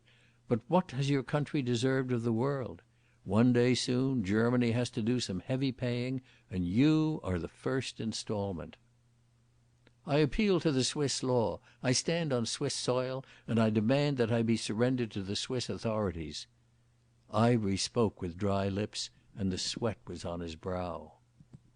"Oh, no, no," said Blenkiron soothingly. "The Swiss are a nice people, and I would hate to add to the worries of a poor little neutral state. All along both sides have been outside the law in this game, and that's going to continue. We've abode by the rules, and so must you. For years you've murdered and kidnapped and seduced the weak and ignorant, But we're not going to judge your morals. We leave that to the Almighty when you get across Jordan. We're going to wash our hands of you as soon as we can. You'll travel to France by the Underground Railway and there be handed over to the French government. For what I know, they've enough against you to shoot you every hour of the day for a 12-month." I think he had expected to be condemned by us there and then and sent to join Ehrlich beneath the ice. Anyhow, there came a flicker of hope into his eyes. I dare say he saw some way to dodge the French authorities if he once got a chance to use his miraculous wits. Anyhow, he bowed with something very much like self-possession and asked permission to smoke. As I have said, the man had his own courage. "Blenkiron," I cried, "we're going to do nothing of the kind." He inclined his head gravely toward me. "What's your notion, Dick?" "We've got to make the punishment fit the crime," I said. I was so tired that I had to form my sentences laboriously, as if I were speaking a half-understood foreign tongue. "Meaning?" "I mean that if you hand him over to the French he'll either twist out of their hands somehow or get decently shot, which is far too good for him. This man and his kind have sent millions of honest folk to their graves. He has sat spinning his web like a great spider, and for every thread there has been an ocean of blood spilled. It's his sort that made the war, not the brave, stupid, fighting Boche. It's his sort that's responsible for all the clotted beastliness, and he's never been in sight of a shell. I'm for putting him in the front line. No, I don't mean any Uriah the Hittite business. I want him to have a sporting chance, just what other men have. But by God, he's going to learn what is the upshot of the strings he's been pulling so merrily. He told me in 2 days' time Germany would smash our armies to hell. He boasted that he would be mostly responsible for it. Well, let him be there to see the smashing." "I reckon that's just," said Blenkiron. Ivery's eyes were on me now, fascinated and terrified, like those of a bird before a rattlesnake. I saw again the shapeless features of the man in the tube station, the residuum of shrinking mortality behind his disguises. He seemed to be slipping something from his pocket towards his mouth, but Geordie Hamilton caught his wrist. "What you offer?" said the scandalised voice of my servant. "Sir, the prisoner would appear to be trying to poison himself. Will I search him?" After that he stood with each arm in the grip of a warder. "Mr Ivery," I said, "last night when I was in your power you indulged your vanity by gloating over me. I expected it, for your class does not breed gentlemen. We treat our prisoners differently, but it is fair that you should know your fate. You are going into France, and I will see that you are taken to the British front. There, with my old division, you will learn something of the meaning of war. Understand that by no conceivable chance can you escape. Men will be detailed to watch you day and night to see that you undergo the full rigour of the battlefield. You will have the same experience as other people, no more, no less. I believe in a righteous God, and I know that sooner or later you will find death, death at the hands of your own people, an honourable death which is far beyond your deserts. But before it comes you will have understood the hell to which you have condemned honest men. In moments of great fatigue, as in moments of great crisis, the mind takes charge and may run on a track independent of the will. It was not myself that spoke, but an impersonal voice which I did not know, a voice in whose tones rang a strange authority. Ivery recognised the icy finality of it, and his body seemed to wilt and droop. Only the hold of the warders kept him from falling. I, too, was about at the end of my endurance. I felt dimly that the room had emptied except for Blenkiron and Amos, and that the former was trying to make me drink brandy from the cup of a flask. I struggled to my feet with the intention of going to Mary, but my legs would not carry me. I heard as in a dream Amos giving thanks to an omnipotence in whom he officially disbelieved. What's that old man in the Bible said? Now let thou thy servant depart at peace. That's the way I'm feeling myself. And then slumber came on me like an armed man, and in the chair by the dying wood ash I slept off the ache of my limbs, the tension of my nerves, and the confusion of my brain. Chapter 20. The Storm Breaks in the West. The following evening, it was the 20th day of March, I started for France after the dark fell. I drove Ivery's big closed car, and within sat its owner, bound and gagged, as others had sat before him on the same errand. Geordie Hamilton and Amos were his companions. From what Blenkiron had himself discovered from the papers seized in the Pink Chalet, I had full details of the road and its mysterious stages. It was like the journey of a mad dream. In a back street of a little town I would exchange passwords with a nameless figure and be given instructions. At a wayside inn, at an appointed hour, a voice speaking in a thick German would advise me that this bridge or that railway crossing had been cleared. At a hamlet among pine woods an unknown man would clamber up beside me and take me past a sentry post. Smooth as clockwork was the machine, till in the dawn of a spring morning I found myself dropping into a broad valley, through little orchards just beginning to blossom, and I knew that I was in France. After that Blenkiron's own arrangements began, and soon I was drinking coffee with a young lieutenant of chasseurs and had taken the gag from Ivery's mouth. The bluecoats looked curiously at the man in the green ulster, whose face was the colour of clay, and who lit cigarette from cigarette with a shaky hand. The lieutenant rang up a general of division who knew all about us. At his headquarters I explained my purpose, and he telegraphed to an army headquarters for a permission which was granted. It was not for nothing that in January I had seen certain great personages in Paris, and that Blenkiron had wired ahead of me to prepare the way. Here I handed over Ivery and his guard, for I wanted them to proceed to Amiens under French supervision, well knowing that the men of that great army are not used to let slip what they once hold. It was a morning of clear spring sunlight when we breakfasted in that little red-roofed town among vineyards with a shining river looping at our feet. The general of division was an Algerian veteran with a brush of grizzled hair, whose eye kept wandering to a map on the wall where pins and stretched thread made a spider's web. "Any news from the north?" I asked. "Not yet," he said, "but the attack comes soon. It will be against our army in Champagne." With a lean figure he pointed out the enemy dispositions. "Why not against the British?" I asked. With a knife and fork I made a right angle and put a salt dish in the centre. "That is the German concentration. They can so mass that we do not know which side of the angle they will strike till the blow falls." "It is true," he replied, "but consider. For the enemy to attack towards the Somme would be to fight over many miles of an old battleground where all is still desert and every yard of which you British know. In Champagne, at a bound, he might enter unbroken country. It is a long and difficult road to Amiens, but not so long to Chilons. Such is the view of Pétain. Does it convince you?" "The reasoning is good. Nevertheless he will strike at Amiens, and I think he will begin today." He laughed and shrugged his shoulders. "Nous verrons. You are obstinate, my general, like all your excellent countrymen." But as I left his headquarters an aide-de-camp handed him a message on a pink slip. He read it and turned to me with a grave face. "You have a flair, my friend. I am glad we did not wager. This morning at dawn there is great fighting around Saint-Quentin. Be comforted, for they will not pass. Your Maréchal will hold them." That was the first news I had of the battle. At Dijon, according to plan, I met the others. I only just caught the Paris train, and Blenkiron's great wrists lugged me into the carriage when it was well in motion.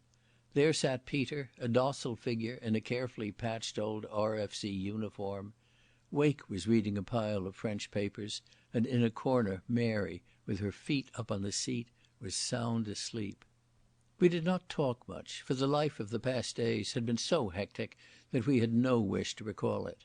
Blenkiron's face wore an air of satisfaction, and as he looked out at the sunny spring landscape he hummed his only tune. Even Wake had lost his restlessness. He had on a pair of big tortoiseshell reading glasses, and when he looked up from his newspaper and caught my eye he smiled. Mary slept like a child. delicately flushed, her breath scarcely stirring the collar of the greatcoat which was folded across her throat. I remember looking with a kind of awe at the curve of her young face and the long lashes that lay so softly on her cheek, and wondering how I had borne the anxiety of the last months. Wake raised his head from his reading, glanced at Mary and then at me, and his eyes were kind, almost affectionate. He seemed to have won peace of mind among the hills. Only Peter was out of the picture. He was a strange, disconsolate figure as he shifted about to ease his leg, or gazed incuriously from the window. He had shaved his beard again, but it did not make him younger, for his face was too lined and his eyes too old to change. When I spoke to him he looked towards Mary and held up a warning finger. "I go back to England," he whispered. "Your little Missy is going to take care of me till I am settled. We spoke of it yesterday at my cottage. I will find a lodging and be patient till the war is over. And you, Dick?" "Oh, I rejoin my division. Thank God this job is over. I have an easy mind now and can turn my attention to straightforward soldiering. I don't mind telling you that I'll be glad to think that you and Mary and Blenkiron are safe at home. What about you, Wake?" "I go back to my Labour battalion," he said cheerfully. "Like you, I have an easier mind." I shook my head. "We'll see about that. I don't like such sinful waste. We've had a bit of campaigning together and I know your quality." "The battalion's quite good enough for me," and he relapsed into a day-old ton. Mary had suddenly woke and was sitting upright with her fist in her eyes like a small child. Her hand flew to her hair and her eyes ran over us as if to see that we were all there. As she counted the four of us she seemed relieved. "I reckon you feel refreshed, Miss Mary," said Blenkiron. "It's good to think that now we can sleep in peace, all of us. Pretty soon you'll be in England and spring will be beginning, and please God it'll be the start of a better world. Our work's over anyhow." "I wonder," said the girl gravely. "I don't think there's any discharge in this war. Dick, have you news of the battle? This was the day." "It's begun," I said, and I told him the little I had learned from the French general. I've made a reputation as a prophet, for he thought the attack was coming in Champagne. It's Saint-Quentin right enough, but I don't know what has happened. We'll hear in Paris." Mary had woke with a startled air, as if she remembered her old instinct that our work would not be finished without a sacrifice, and that sacrifice the best of us. The notion kept recurring to me with an uneasy insistence. But soon she appeared to forget her anxiety. That afternoon, as we journeyed through the pleasant land of France, she was in holiday mood, and she forced all our spirits up to her level. It was calm, bright weather. The long curves of ploughland were beginning to quicken into green. The catkins made a blue mist on the willows by the watercourses, and in the orchards by the red-roofed hamlets the blossom was breaking. In such a scene it was hard to keep the mind sober and grey, and the pall of war slid from us. Mary cosseted and fussed over Peter like an elder sister over a delicate little boy. She made him stretch his bad leg full length on the seat, and when she made tea for the party of us, it was a protesting Peter who had the last sugar biscuit. Indeed, we were almost a merry company, for Blenkiron told stories of old hunting and engineering days in the West, and Peter and I were driven to cap them, and Mary asked provocative questions, and Wake listened with amused interest. It was well that we had the carriage to ourselves, for no queerer rigs were ever assembled. Mary, as always, was neat and workmanlike in her dress. Blenkiron was magnificent in a suit of russet tweed with a pale blue shirt and collar and well-polished brown shoes. But Peter and Wake were in uniforms which had seen far better days, and I wore still the boots and the shapeless and ragged clothes of Joseph Zimmer, the porter from Arosa. We appeared to forget the war, but we didn't, for it was in the background of all our minds. Somewhere in the north there was raging a desperate fight, and its issue was the true test of our success or failure. Mary showed it by bidding me ask for news at every stopping place. I asked gendarmes and permissionnaires, but I learned nothing. Nobody had ever heard of the battle. The upshot was that for the last hour we all fell silent, and when we reached Paris about 7 o'clock, my first errand was to the bookstall. I bought a batch of evening papers which we tried to read in the taxis that carried us to our hotel. Sure enough, there was the announcement in big headlines. The enemy had attacked in great strength from south of Arras to the Oise, but everywhere he had been repulsed and held in our battle zone. The leading articles were confident, the notes by the various military critics were almost braggart. At last the German had been driven to an offensive, and the Allies would have the opportunity they had longed for of proving their superior fighting strength. It was, said one and all, the opening of the last phase of the war. I confess that as I read, my heart sank. If the civilians were so overconfident, might not the generals have fallen into the same trap? Blenkiron alone was unperturbed. Mary said nothing, but she sat with her chin in her hands, which with her was a sure sign of deep preoccupation. Next morning the papers could tell us little more. The main attack had been on both sides of Saint-Quentin, and though the British had given ground, it was only the outposts line that had gone. The mist had favoured the enemy, and his bombardment had been terrific, especially the gas shells.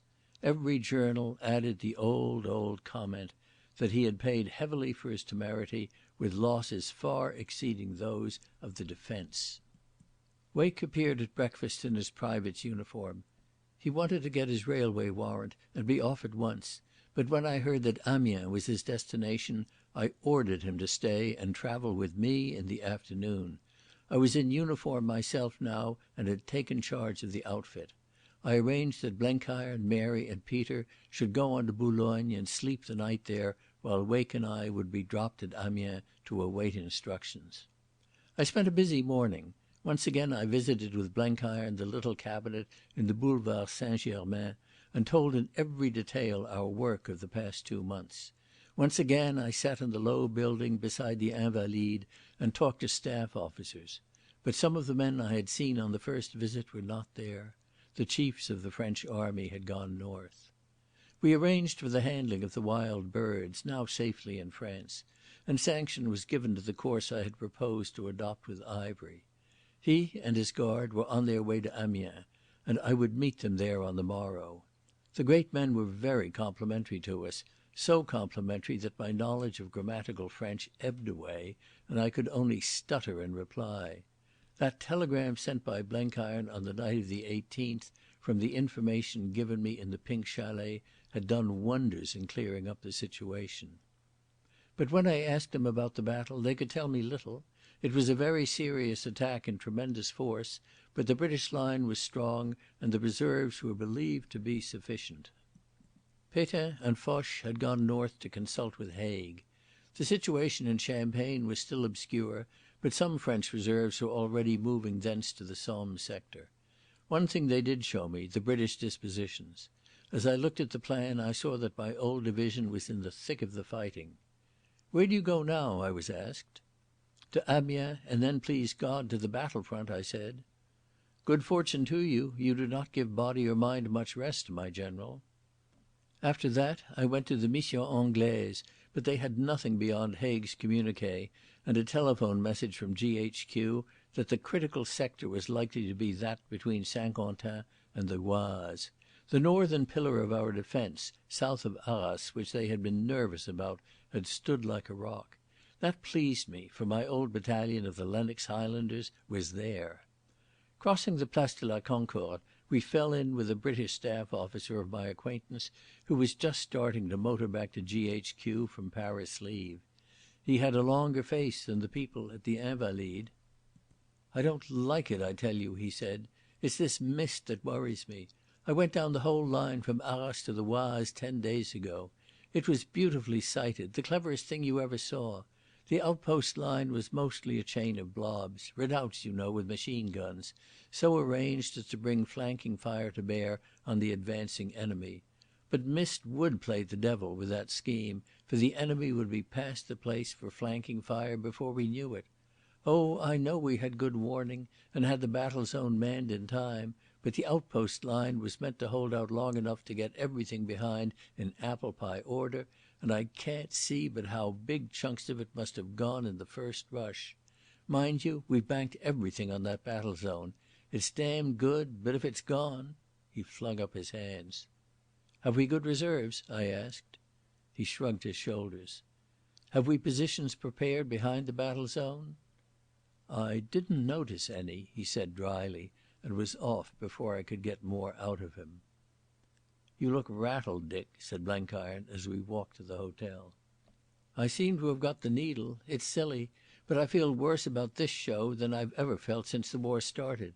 Look at this city here. The papers take it easily, and the people are walking about as if nothing was happening. Even the soldiers aren't worried.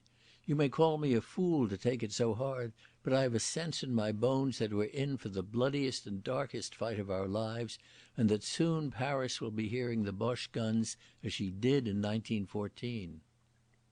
"You're a cheerful old Jeremiah. Well, I'm glad Miss Mary's going to be in England soon. Seems to me she's right, and that this game of ours isn't quite played out yet. I'm envying you some, for there's a place waiting for you in the fighting line. You've got to get home and keep people's heads straight there. That's the weak link in our chain, and there's a mighty lot of work before you." "Maybe," he said abstractedly, with his eye on the top of the Vendôme column.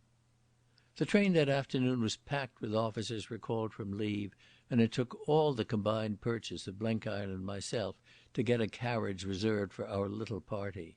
At the last moment I opened the door to admit a warm and agitating captain of the R.F.C., in whom I recognised my friend and benefactor, Archie Roylance. "Just when I was getting nice and clean and comfy, a wire comes telling me to bundle back, all along of a new battle. It's a cruel war, sir." The afflicted young man mopped his forehead, grinned cheerfully at Blenkiron, glanced critically at Peter, then caught sight of Mary and grew at once acutely conscious of his appearance. He smoothed his hair, adjusted his tie, and became desperately sedate. I introduced him to Peter, and he promptly forgot Mary's existence. If Peter had had any vanity in him, it would have been flattered by the frank interest and admiration in the boy's eyes. "I'm tremendously glad to see you safe back, sir. I've always hoped I might get a chance of meeting you. We want you badly now on the front. Lensch is getting a bit uppish." Then his eye fell on Peter's withered leg, and he saw that he had blundered. He blushed scarlet and looked his apologies. But they weren't needed, for it cheered Peter to meet someone who talked of the possibility of his fighting again. Soon the two were deep in technicalities, the appalling technicalities of the airmen.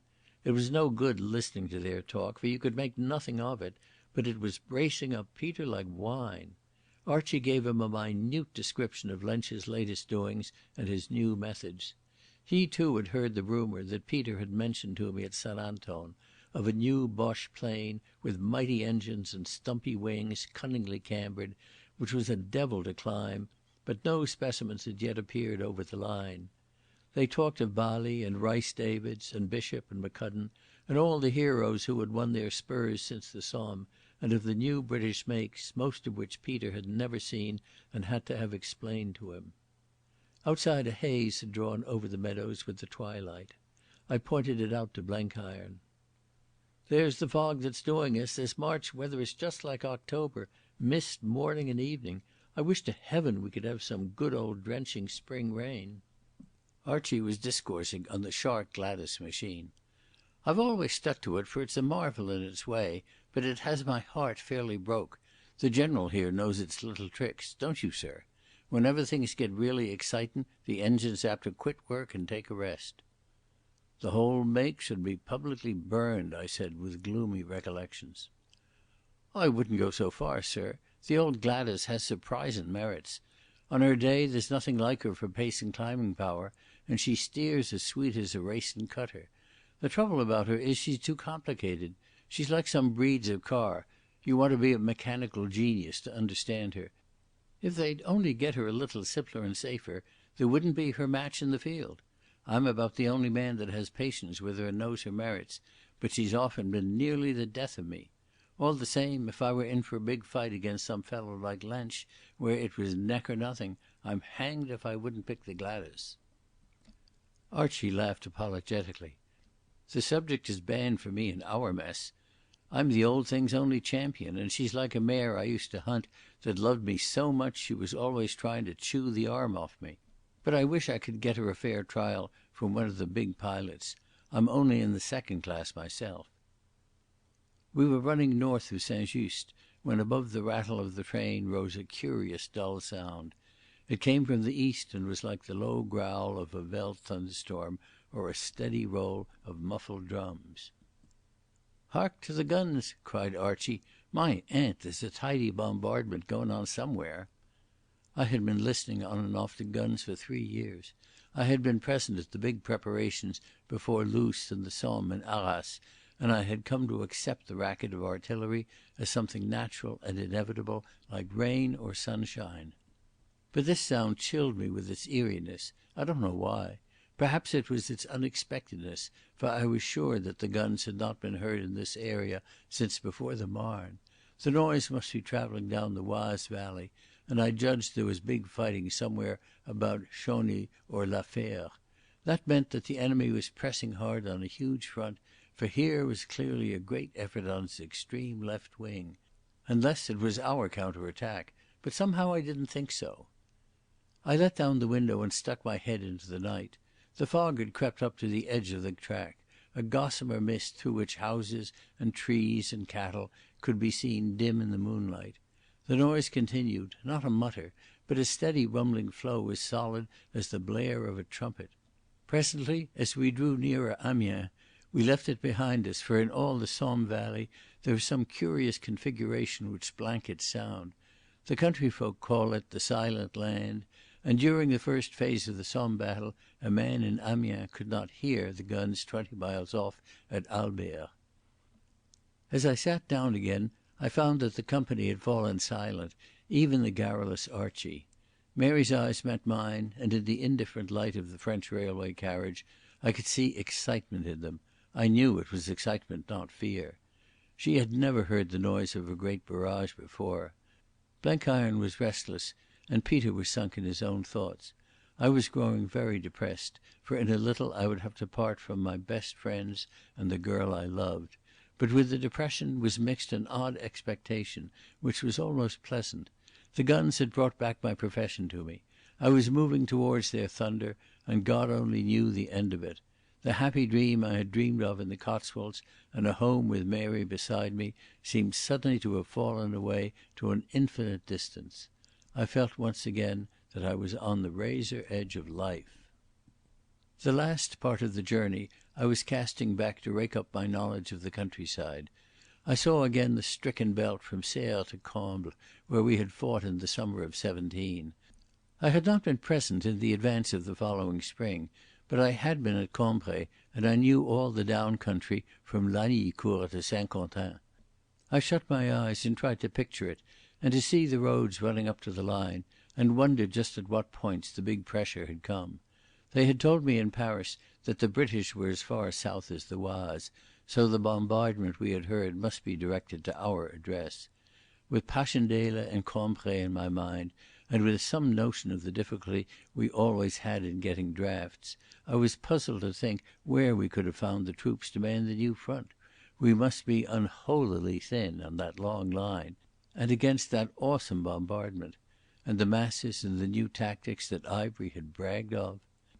When we ran into the dingy cavern which is Amiens station, I seemed to note a new excitement.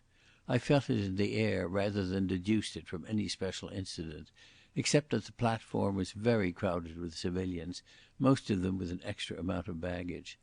I wondered if the place had been bombed the night before.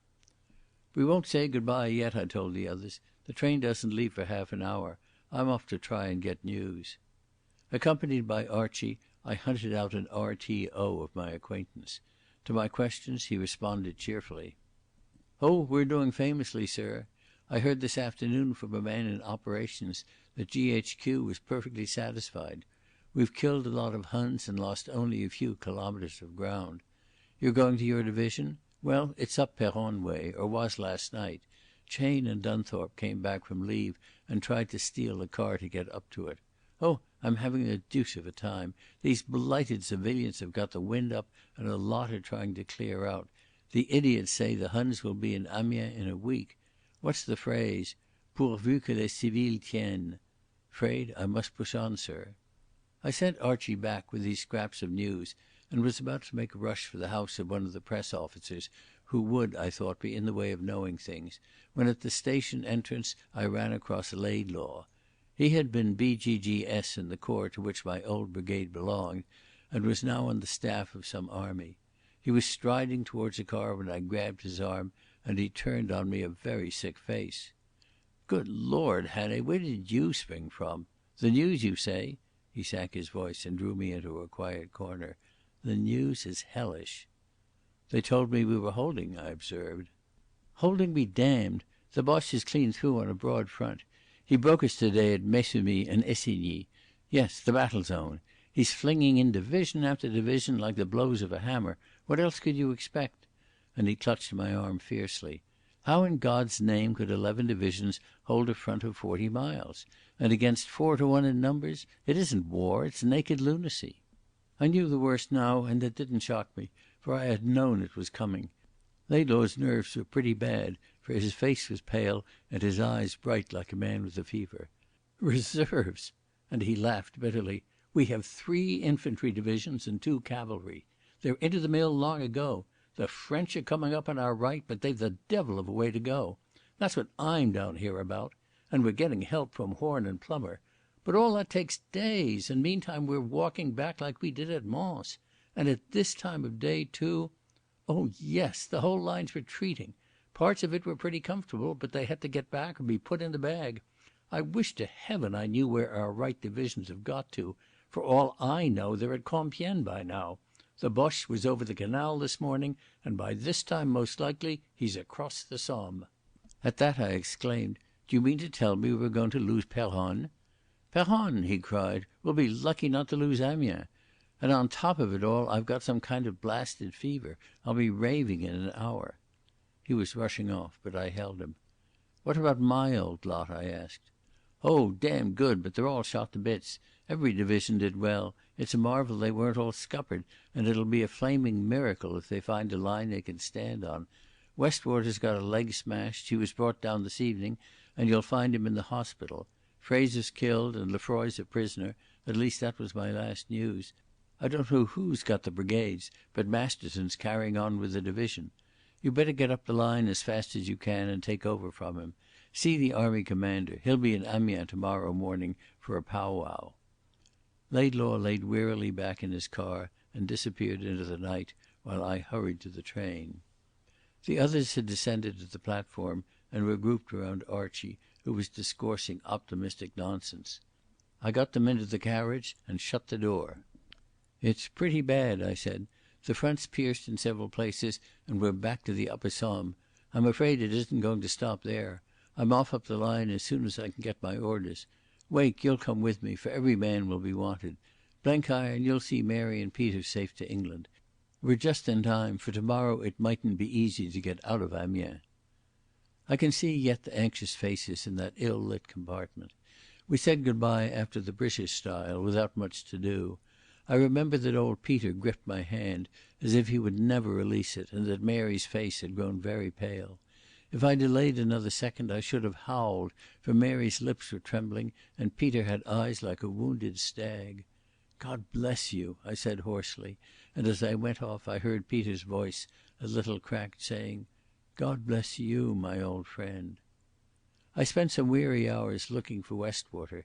He was not in the big clearing station, but I ran him to earth at last in the new hospital which had just got going in the Ursuline convent.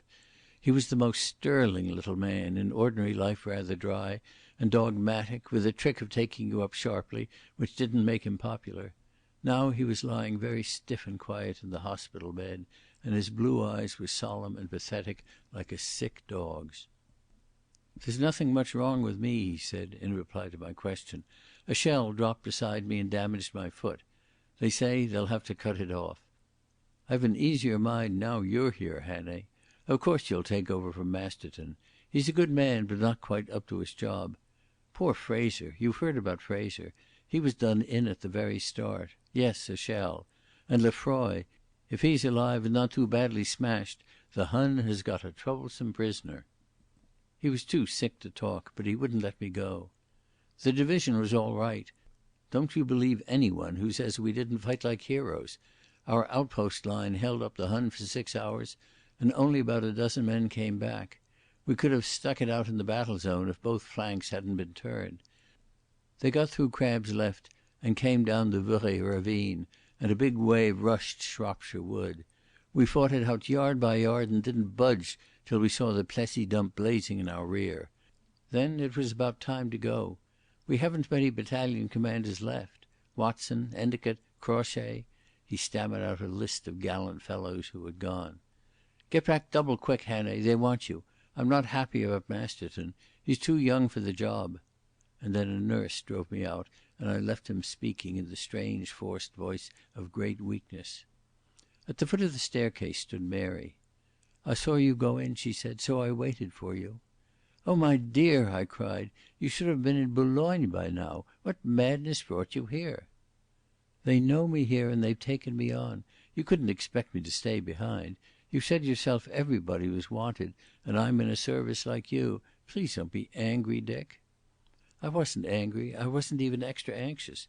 The whole thing seemed to have been planned by fate since the creation of the world. The game we had engaged in wasn't finished, and it was right that we should play it out together. With that feeling came a conviction, too, of ultimate victory. Somehow or sometime we should get to the end of our pilgrimage. But I remembered Mary's forebodings about the sacrifice required. The best of us. That ruled me out, but what about her? I caught her to my arms. "Goodbye, my very dearest. Don't worry about me, for mine's a soft job and I can look after my skin. But oh, take care of yourself, for you are all the world to me." She kissed me gravely like a wise child. "I am not afraid for you," she said. "You are going to stand in the breach, and I know you will win.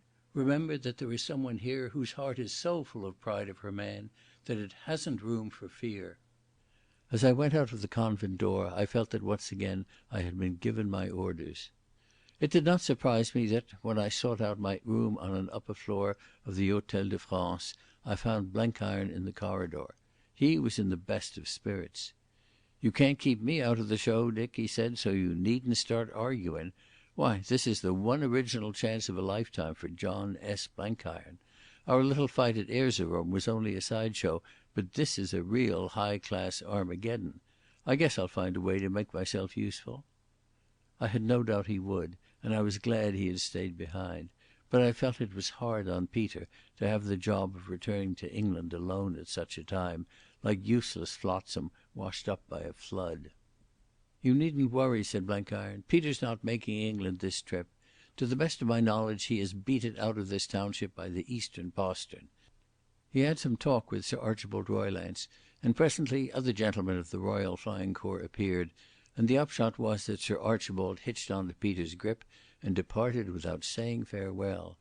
My notion is that he's gone to have a few words with his old friends at some flying station, or he might have the idea of going back to England by aeroplane, and so having one last flutter before he folds his wings. Anyhow, Peter looked a mighty happy man. The last I saw he was smoking his pipe with a batch of young lads in a Flying Corps wagon and heading straight for Germany. End of chapter 20. Chapter 21. How an Exile returned to his own people. Next morning I found the army commander on his way to Doullens. "Take over the division?" he said. "Certainly. I'm afraid there isn't much left of it. I'll tell Carr to get through to the Corps headquarters when he can find them. You'll have to nurse the remnants, for they can't be pulled out yet, not for a day or two. Bless me, Hannay, there are parts of our line which we're holding with a man and a boy. You've got to stick it out till the French take over. We're not hanging on by our eyelids, it's our eyelashes now." "What about positions to fall back on, sir?" I asked. "We're doing our best, but we haven't enough men to prepare them." He plucked open a map. "There we're digging a line, and there. If we can hold that bit for 2 days we shall have a fair line resting on the river, but we mayn't have time." Then I told him about Blenkiron, whom of course he had heard of. "He was one of the biggest engineers in the States, and he's got a nailing fine eye for country. He'll make good somehow if you let him help in the job." "The very fellow," he said, and he wrote an order. "Take this to Jacks and he'll fix up a temporary commission. Your man can find a uniform somewhere in Amiens." After that I went to the detail camp and found that Ivery had duly arrived. "The prisoner has given no trouble, sir," Hamilton reported, "but he's a wee thing peevish. They're saying that the Germans is getting on fine, and I was telling him that he should be proud of his ain folk. But he wasn't verra weel pleased." 3 days had wrought a transformation in Ivery. That face, once so cool and capable, was now sharpened like a hunted beast's. His imagination was preying on him, and I could picture its torture. He, who had been always at the top directing the machine, was now only a cog in it. He had never in his life been anything but powerful. Now he was impotent. He was in a hard, unfamiliar world, in the grip of something which he feared and didn't understand, in the charge of men who were in no way amenable to his persuasiveness. It was like a proud and bullying manager suddenly forced to labour in a squad of navvies, and worse, for there was the gnawing physical fear of what was coming. He made an appeal to me. "Do the English torture their prisoners?" he asked. "You have beaten me, I own it, and I plead for mercy. I will go on my knees if you like. I am not afraid of death, in my own way." Few people are afraid of death, in their own way. "Why do you degrade me? I am a gentleman." "Not as we define the thing," I said. His jaw dropped. "What are you going to do with me?" he quavered.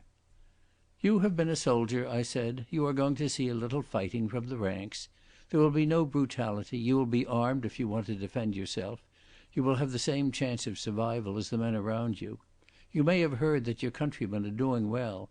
It is even possible that they may win the battle. What was your forecast to me? Amiens in 2 days, Abbeville in 3? Well, you are a little behind scheduled time, but still you are prospering. You told me that you were the chief architect of all this, and you are going to be given the chance of seeing it, perhaps of sharing in it, from the other side. Does it not appeal to your sense of justice?" He groaned and turned away. I had no more pity for him than I would have had for a black mamba that had killed my friend and was now caught to a cleft tree. Nor, oddly enough, had Wake. If we had shot Ivery outright at St. Anton, I am certain that Wake would have called us murderers. Now he was in complete agreement. His passionate hatred of war made him rejoice that a chief contriver of war should be made to share in its terrors. "He tried to talk me over this morning," he told me. "Claimed he was on my side, and said the kind of thing I used to say last year. It made me rather ashamed of some of my past performances to hear that scoundrel imitating them. By the way, Hannay, what are you going to do with me?" "You're coming on my staff. You're a stout fellow, and I can't do without you." "Remember, I won't fight." "You won't be asked to. We're trying to stem the tide which wants to roll to the sea. You know how the Boche behaves in occupied country, and Mary's in Amiens." At that news he shut his lips. "Still—" he began. "Still," I said, "I don't ask you to forfeit one of your blessed principles. You needn't fire a shot. But I want a man to carry orders for me, for we haven't a line any more, only a lot of blobs like Quicksilver. I want a clever man for the job and a brave one, and I know that you're not afraid." "No," he said, "I don't think I am, much. Well, I'm content." I started Blenkiron off in a car for Corps Headquarters, and in the afternoon took the road myself. I knew every inch of the country, the lift of the hill east of Amiens, the Roman highway that ran straight as an arrow to Saint-Quentin, the marshy lagoons of the Somme, and that broad strip of land wasted by battle between Dompierre and Péronne. I had come to Amiens through it in January, for I had been up to the line before I left for Paris, and then it had been a peaceful place, with peasants tilling their fields, and new buildings going up on the old battlefield, and carpenters busy at cottage roofs, and scarcely a transport wagon on the road to remind one of war. Now the main route was choked like the Albert road when the Somme battle first began, troops going up and troops coming down, the latter in the last stage of weariness, a ceaseless traffic of ambulances one way and ammunition wagons the other, busy staff cars trying to worm a way through the mass, strings of gun horses, oddments of cavalry, and here and there blue French uniforms. All that I had seen before, but one thing was new to me. Little country carts with sad-faced women and mystified children in them, and piles of household plenishing were creeping westward, or stood waiting at village doors. Beside these tramped old men and boys, mostly in their Sunday best, as if they were going to church. I had never seen the sight before, for I had never seen the British Army falling back. The dam which held up the waters had broken, and the dwellers in the valley were trying to save their pitiful little treasures. And over everything, horse and man, cart and wheelbarrow, road and tillage, lay the white March dust. The sky was as blue as June, small birds were busy in the copses, and in the corners of abandoned gardens I had a glimpse of the first violets. Presently, as we topped a rise, we came within full noise of the guns. That too was new to me, for it was no ordinary bombardment. There was a special quality in the sound, something ragged, straggling, intermittent, which I had never heard before. It was the sign of open warfare and a moving battle. At Péronne, from which the newly returned inhabitants had a second time fled, the battle seemed to be at the doors. There I had news of my division. It was farther south, towards Saint-Christ. We groped our way among bad roads to where its headquarters were believed to be, while the voice of the guns grew louder. They turned out to be those of another division, which was busy getting ready to cross the river. Then the dark fell, and while airplanes flew west into the sunset, there was a redder sunset in the east, where the unceasing flashes of gunfire were pale against the angry glow of burning dumps. The sight of the bonnet badge of a Scots Fusilier made me halt, and the man turned out to belong to my division. Half an hour later I was taking over from the much relieved Masterton in the ruins of what had once been a sugar beet factory. There, to my surprise, I found Lefroy. The Boche had held him prisoner for precisely 8 hours. During that time he had been so interested in watching the way the enemy handled an attack that he had forgotten the miseries of his position. He described with blasphemous admiration the endless wheel by which supplies and reserve troops move up, the silence, the smoothness, the perfect discipline. Then he realized that he was a captive and unwounded, and had gone mad. Being a heavyweight boxer of note, he had sent his 2 guards spinning into a ditch, dodged the ensuing shots, and found shelter in the lee of a blazing ammunition dump where his pursuers hesitated to follow. Then he had spent an anxious hour trying to get through an outpost line, which he thought was Boche. Only by overhearing an exchange of oaths in the accents of Dundee did he realise that it was our own. It was a comfort to have Lefroy back, for he was both stout-hearted and resourceful. But I found that I had a division only on paper. It was about the strength of a brigade, the brigades battalions, and the battalions companies. This is not the place to write the story of the week that followed. I could not write it even if I wanted to, for I don't know it. There was a plan somewhere, which you will find in the history books, but with me it was blank chaos. Orders came, but long before they arrived the situation had changed, and I could no more obey them than fly to the moon. Often I had lost touch with the divisions on both flanks. Intelligence arrived erratically out of the void, and for the most part we worried along without it. I heard we were under the French. First it was said to be Foch, and then Fayolle, whom I had met in Paris. But the higher command seemed a million miles away, and we were left to use our mother wits. My problem was to give ground as slowly as possible, and at the same time not to delay too long, for retreat we must, with the Boche sending in brand new divisions each morning. It was a kind of war worlds distant from the old trench battles, and since I had been taught no other, I had to invent rules as I went along. Looking back, it seems a miracle that any of us came out of it. Only the grace of God and the uncommon toughness of the British soldier bluffed the Hun and prevented him pouring through the breach to Abbeville and the sea. We were no better than a mosquito curtain stuck in a doorway to stop the advance of an angry bull.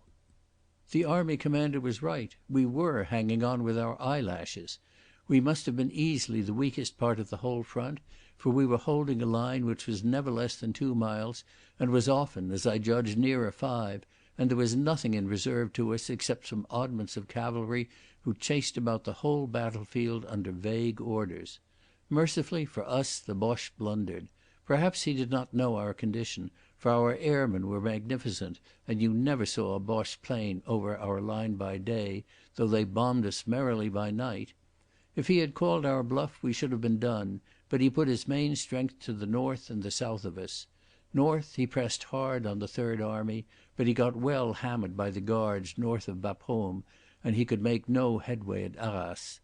South he drove at the Paris railway and down the Oise valley, but there Pétain's reserves had arrived, and the French made a noble stand. Not that he didn't fight hard in the centre where we were, but he hadn't his best troops, and after we got west of the bend of the Somme he was outrunning his heavy guns. Still, it was a desperate enough business, for our flanks were all the time falling back, and we had to conform to movements we could only guess at. After all, we were on the direct route to Amiens, and it was up to us to yield slowly so as to give Haig and Pétain time to get up supports. I was a miser about every yard of ground, for every yard and every minute were precious. We alone stood between the enemy and the city, and in the city was Mary. If you ask me about our plans, I can't tell you. I had a new one every hour. I got instructions from the Corps, but as I have said, they were usually out of date before they arrived, and most of my tactics I had to invent myself. I had a plain task, and to fulfil it I had to use what methods the Almighty allowed me. I hardly slept, I ate little, I was on the move day and night, but I never felt so strong in my life. It seemed as if I couldn't tire, and oddly enough I was happy. If a man's whole being is focused on one aim, he has no time to worry. I remember we were all very gentle and soft-spoken those days. Lefroy, whose tongue was famous for its edge, now cooed like a dove. The troops were on their uppers, but as steady as rocks. We were against the end of the world, and that stiffens a man. Day after day saw the same performance. I held my wavering front with an outpost line which delayed each new attack till I could take its bearings. I had special companies for counter-attack at selected points when I wanted time to retire the rest of the division. I think we must have fought more than a dozen of such little battles. We lost men all the time, but the enemy made no big scoop, though he was always on the edge of one. Looking back, it seems like a succession of miracles. Often I was in one end of a village when the Boche was in the other. Our batteries were always on the move, and the work of the gunners was past praising. Sometimes we faced east, sometimes north, and once at a most critical moment due south, for our front waved and blew like a flag at a masthead. Thank God the enemy was getting away from his big engine, and his ordinary troops were fagged and poor in quality. It was when his fresh shock battalions came on that I held my breath. He had a heathenish amount of machine guns, and he used them beautifully. Oh, I take my hat off to the Boche performance. He was doing what we had tried to do at the Somme and the Aisne and Arras and Ypres, and he was more or less succeeding. And the reason was that he was going bald-headed for victory. The men, as I have said, were wonderfully steady and patient under the fiercest trials that soldiers can endure. I had all kinds in the division, old army, new army, territorials, and you couldn't pick and choose between them. They fought like Trojans, and dirty, weary and hungry, found still some salt of humour in their sufferings. It was a proof of the rock-bottom sanity of human nature, but we had one man with us who was hardly sane. In the hustle of those days I now and then caught sight of Ivory. I had to be everywhere at all hours, and often visited that remnant of Scots Fusiliers into which the subtlest brain in Europe had been drafted. He and his keepers were never on outpost duty or in any counter-attack. They were part of the mass whose only business was to retire discreetly. This was child's play to Hamilton, who had been out since Mons, and Amos, after taking a day to get used to it, wrapped himself in his grim philosophy and rather enjoyed it. You couldn't surprise Amos any more than a Turk. But the man with them, whom they never left, that was another matter. For the first wee bit, Hamilton reported, we thought he was gone daft. Every shell that came near he jumped like a young horse. And the gas, we had to tie on his mask for him, for his hands were fushionless. There was whiles that he wadna be hindered from standing up and talking to hisself, though the bullets was spitting. He was what ye call demoralised. Syne he got as though he didna hear or see onything. He did what we telled him, and when we let him be, he sat down and grat. He's aye greeting, "Queer thing, sir, but the Germans canna hit him. I'm aye shaking bullets out of my claes, and I got a hole in my shoulder, and Andra took a bash on his tin that would have felled anybody that hadn't a head like a stot. But, sir, the prisoner takes no skaith. Our boys afeard of him. There was an Irishman says to me that he had the evil eye, and ye can see for yourself that he's no canny." I saw that his skin had become like parchment, and that his eyes were glassy. I don't think he recognised me. "Does he take his meals?" I asked. "He doesn't eat muckle, but he has an unco thirst. You canna keep him off the men's water bottles." He was learning very fast the meaning of that war he had so confidently played with. I believe I am a merciful man, but as I looked at him I felt no vestige of pity. He was dreeing the weird he had prepared for others. I thought of Scudder, of the 1,000 friends I had lost, of the great seas of blood and the mountains of sorrow this man and his like had made for the world. Out of the corner of my eye I could see the long ridges above Comble and Longueval, which the salt of the earth had fallen to win, and which were again under the hoof of the Boche. I thought of the distracted city behind us, and what it meant to me, and the weak, the pitifully weak screen which was all its defence. I thought of the foul deeds which had made the German name to stink by land and sea, foulness of which he was the arch-begetter. And then I was amazed at our forbearance. He would go mad, and madness for him was more decent than sanity. I had another man who wasn't what you might call normal, and that was Wake. He was the opposite of shell-shocked, if you understand me. He had never been properly under fire before, but he didn't give a straw for it. I had known the same thing with other men, and they generally ended by crumpling up, for it isn't natural that 5 or 6 feet of human flesh shouldn't be afraid of what can torture and destroy it. The natural thing is to be always a little scared, like me, but by an effort of the will and attention to work to contrive to forget it. But Wake apparently never gave it a thought. He wasn't foolhardy, only indifferent. He used to go about with a smile on his face, a smile of contentment. Even the horrors, and we had plenty of them, didn't affect him. His eyes, which used to be hot, had now a curious open innocence like Peter's. I would have been happier if he had been a little rattled. One night, after we had had a bad day of anxiety, I talked to him as we smoked in what had once been a French dugout. He was an extra right arm to me, and I told him so. "This must be a queer experience for you," I said. "Yes," he replied, "it is very wonderful. I did not think a man could go through it and keep his reason. But I know many things I did not know before. I know that the soul can be reborn without leaving the body." I stared at him, and he went on without looking at me. "You're not a classical scholar, Hannay? There was a strange cult in the ancient world, the worship of Magna Mater, the Great Mother. To enter into her mysteries the votary passed through a bath of blood. I think I am passing through that bath. I think that, like the initiate, I shall be renatus in aeternum, reborn into the eternal."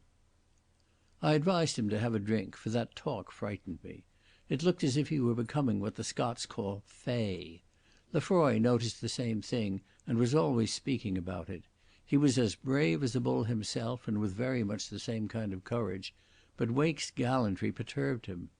"I can't make the chap out," he told me. "He behaves as if his mind was too full of better things to give a damn for Boche guns. He doesn't take foolish risks, I don't mean that, but he behaves as if risks didn't signify. It's positively eerie to see him making notes with a steady hand when shells are dropping like hailstones and we're all thinking every minute's our last. You've got to be careful with him, sir. He's a long sight too valuable for us to spare." Lefroy was right about that, for I don't know what I should have done without him. The worst part of our job was to keep touch with our flanks, and that was what I used Wake for. He covered country like a moss trooper, sometimes on a rusty bicycle, oftener on foot, and you couldn't tire him. I wonder what other divisions thought of the grimy private who was our chief means of communication. He knew nothing of military affairs before, but he got the hang of this rough-and-tumble fighting as if he had been born for it. He never fired a shot, he carried no arms, the only weapons he used were his brains. And they were the best conceivable.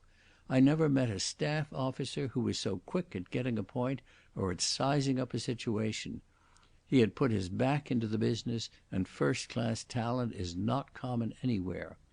One day a GSO from a neighbouring division came to see me. "Where on earth did you pick up that man Wake?" he asked. "He's a conscientious objector and a non-combatant," I said. "Then I wish to heaven we had a few more conscientious objectors in this show.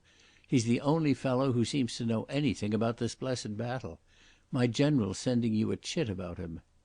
"No need," I said, laughing. "I know his value. He's an old friend of mine." I used Wake as my link with Corps Headquarters, and especially with Blenkiron. For about the 6th day of the show I was beginning to get rather desperate. This kind of thing couldn't go on for ever. We were miles back now, behind the old line of 17, and, as we rested one flank on the river, the immediate situation was a little easier. But I had lost a lot of men, and those that were left were blind with fatigue. The big bulges of the enemy to north and south had added to the length of the total front, and I found I had to fan out my thin ranks. The Boche was still pressing on, though his impetus was slacker. If he knew how little there was to stop him in my section, he might make a push which would carry him to Amiens.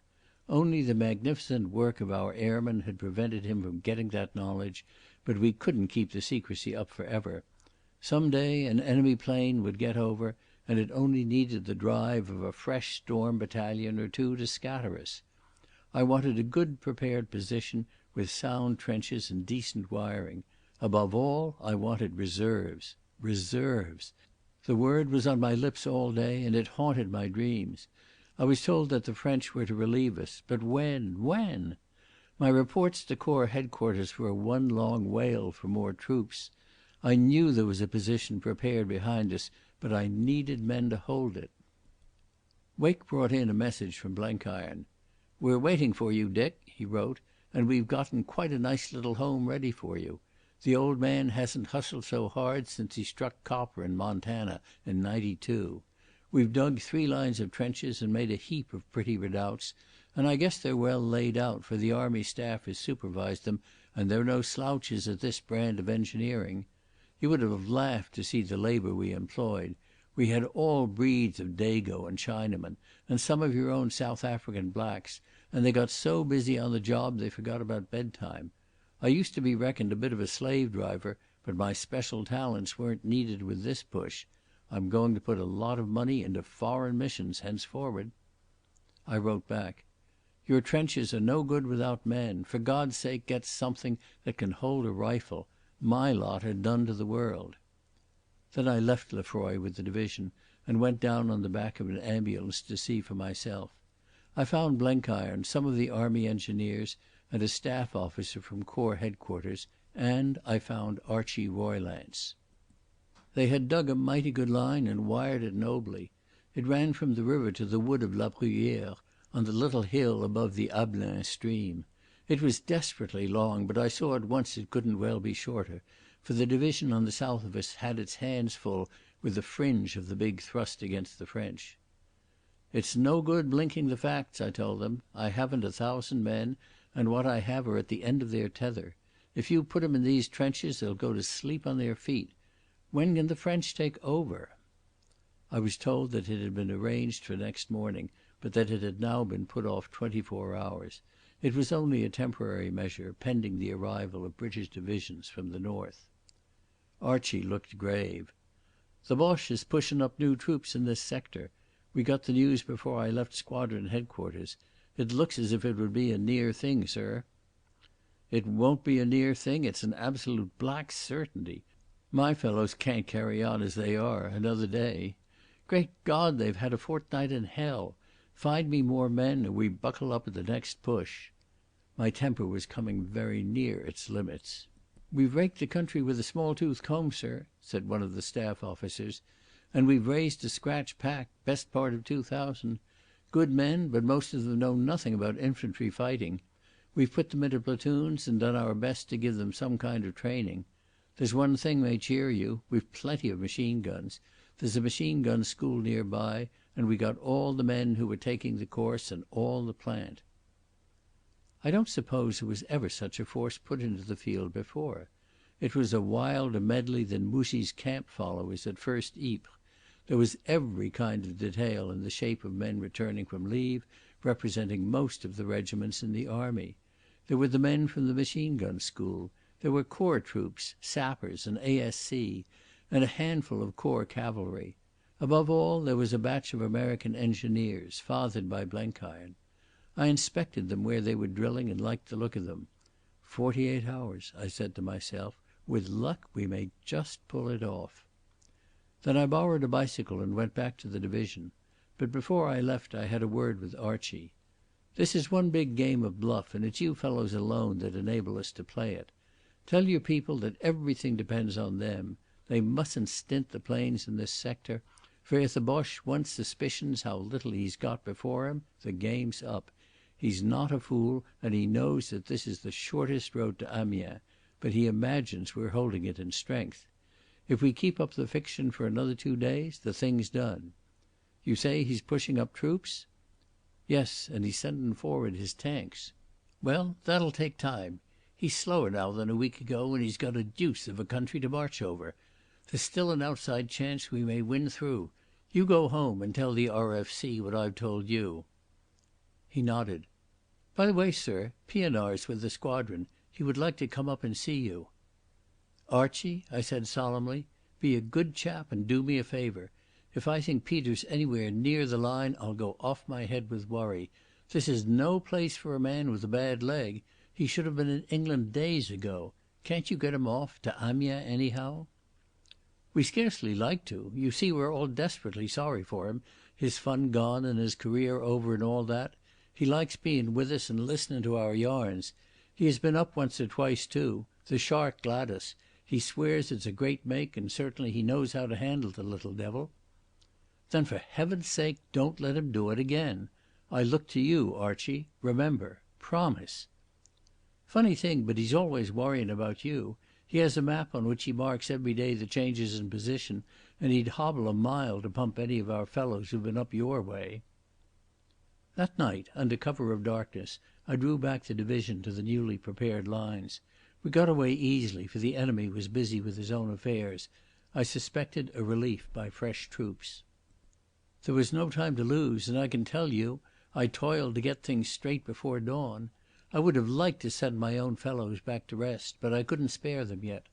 I wanted them to stiffen the fresh lot, for they were veterans. The new position was arranged on the same principles as the old front, which had been broken on March 21st. There was our forward zone, consisting of an outpost line and redoubts, very cleverly sited with a line of resistance. Well behind it were the trenches which formed the battle zone.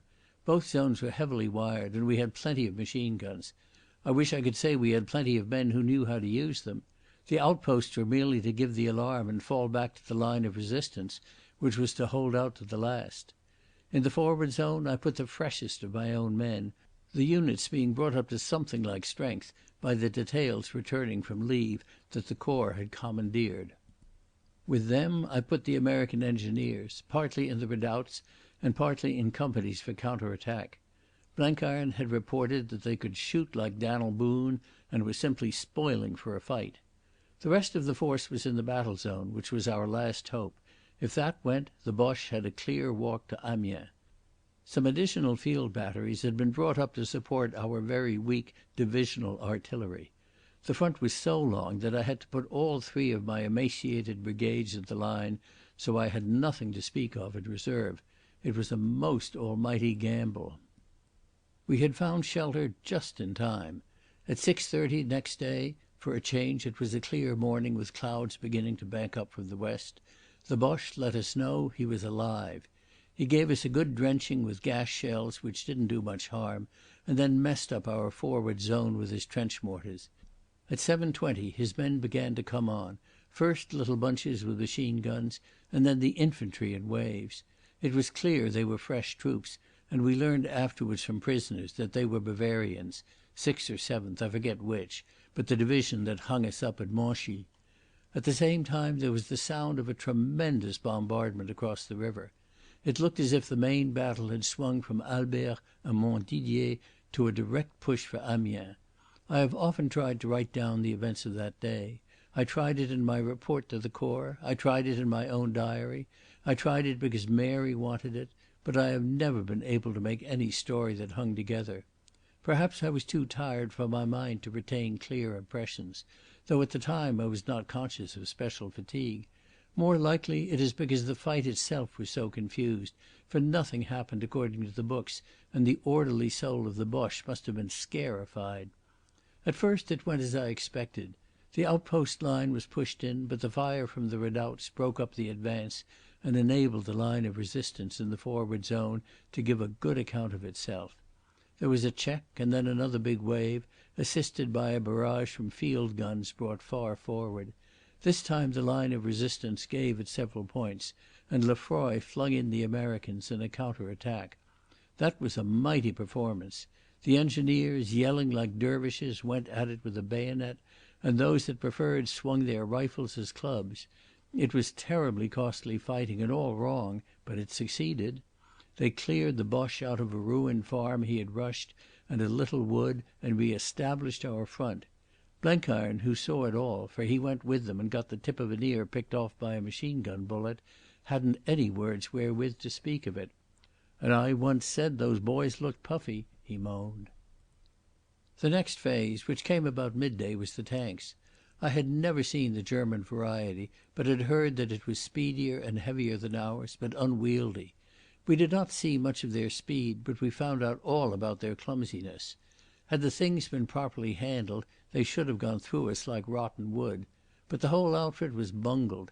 It looked good enough country for the use of them, but the men who made our positions had had an eye to this possibility. The great monsters, mounting a field gun besides other contrivances, wanted something like a high road to be happy in. They were useless over anything like difficult ground.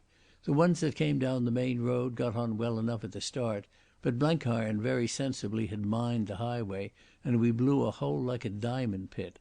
One lay helpless at the foot of it, and we took the crew prisoner. Another stuck its nose over and remained there till our field guns got the range and knocked it silly.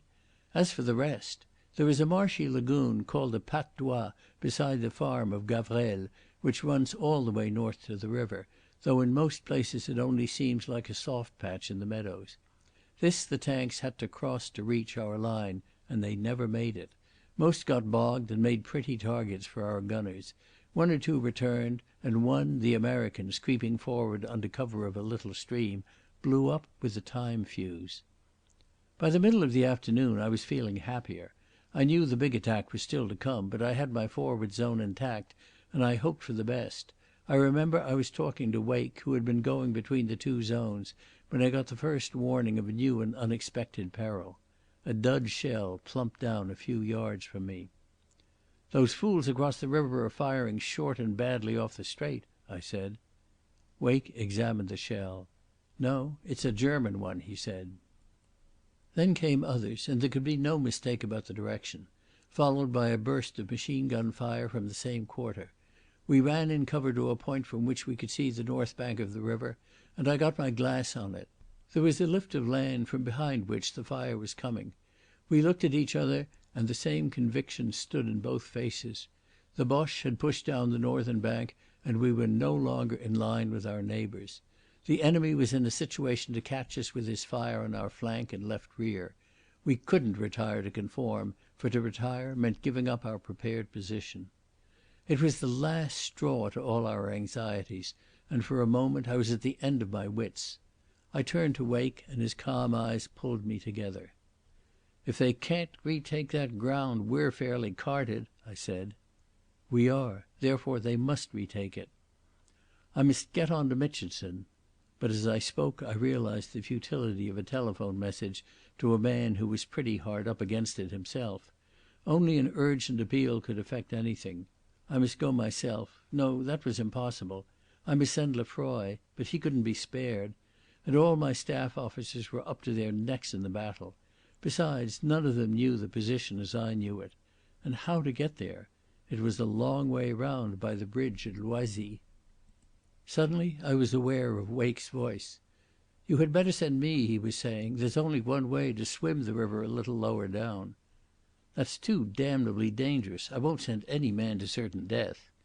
"But I volunteer," he said. "That, I believe, is always allowed in war." "But you'll be killed before you can cross." "Send a man with me to watch. If I get over, you may be sure I'll get to General Mitchinson. If not, send somebody else by Loisy. There's desperate need for hurry, and you see yourself it's the only way." The time was past for argument. I scribbled a line to Mitchinson as his credentials. No more was needed, for Wake knew the possession as well as I did. I sent an orderly to accompany him to his starting place on the bank. "Good-bye," he said as we shook hands.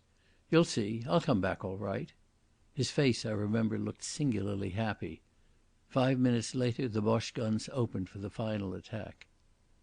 I believe I kept a cool head. At least so Lefroy and the others reported. They said I went about all afternoon grinning as if I liked it, and that I never raised my voice once. It's rather a fault of mine that I bellow in a scrap. But I know I was feeling anything but calm, for the problem was ghastly. It all depended on Wake and Mitchinson.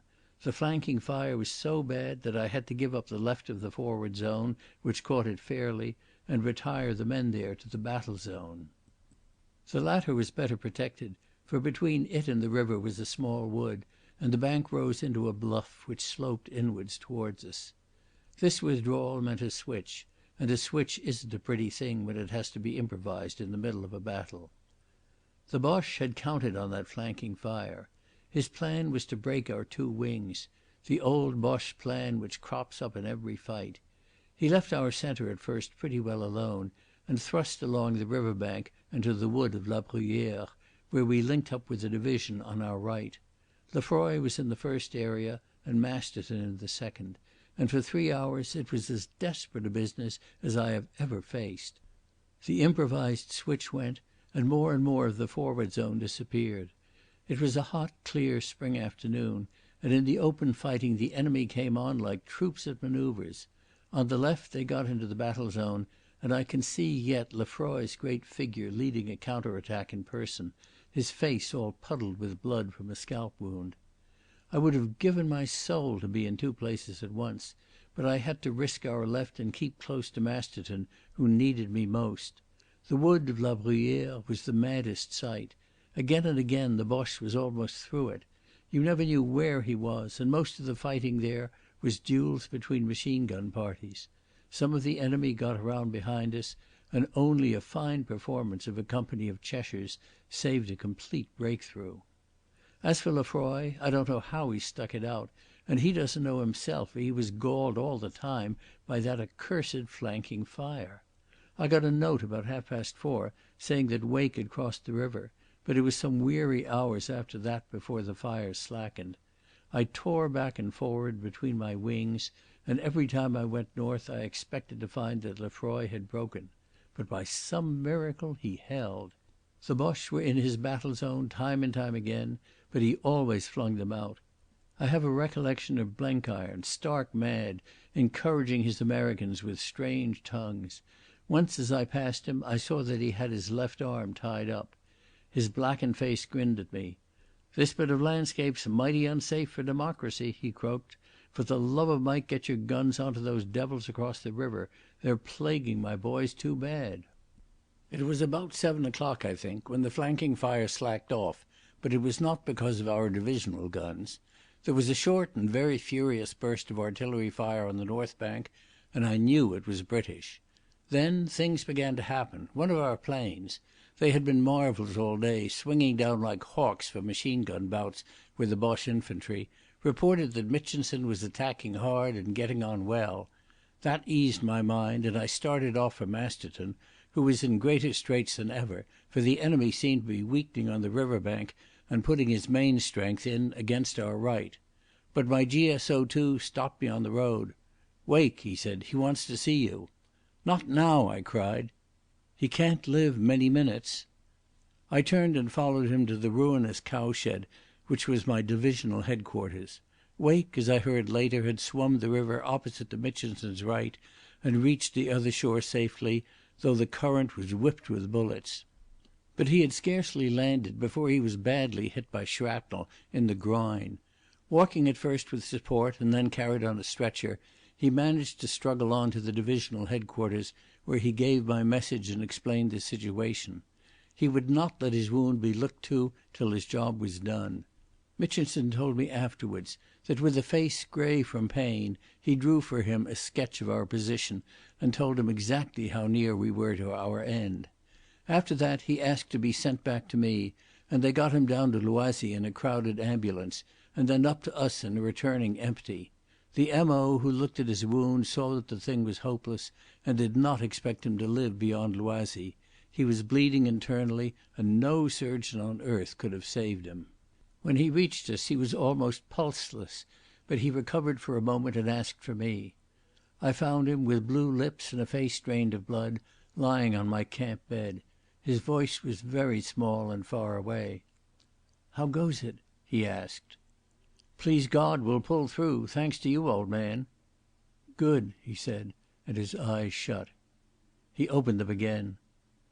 "Funny thing life. A year ago I was preaching peace. I'm still preaching it. I'm not sorry." I held his hand till 2 minutes later he died. In the press of a fight one scarcely realises death, even the death of a friend. It was up to me to make good my assurance to Wake, and presently I was off to Masterton. There, in that shambles of La Bruyere, while the light faded, there was a desperate and most bloody struggle. It was the last lap of the contest. 12 hours now, I kept telling myself, and the French will be here and will have done our task. Alas, how many of us would go back to rest? Hardly able to totter, our counter-attacking companies went in again. They had gone far beyond the limits of mortal endurance, but the human spirit can defy all natural laws. The balance trembled, hung, and then dropped the right way.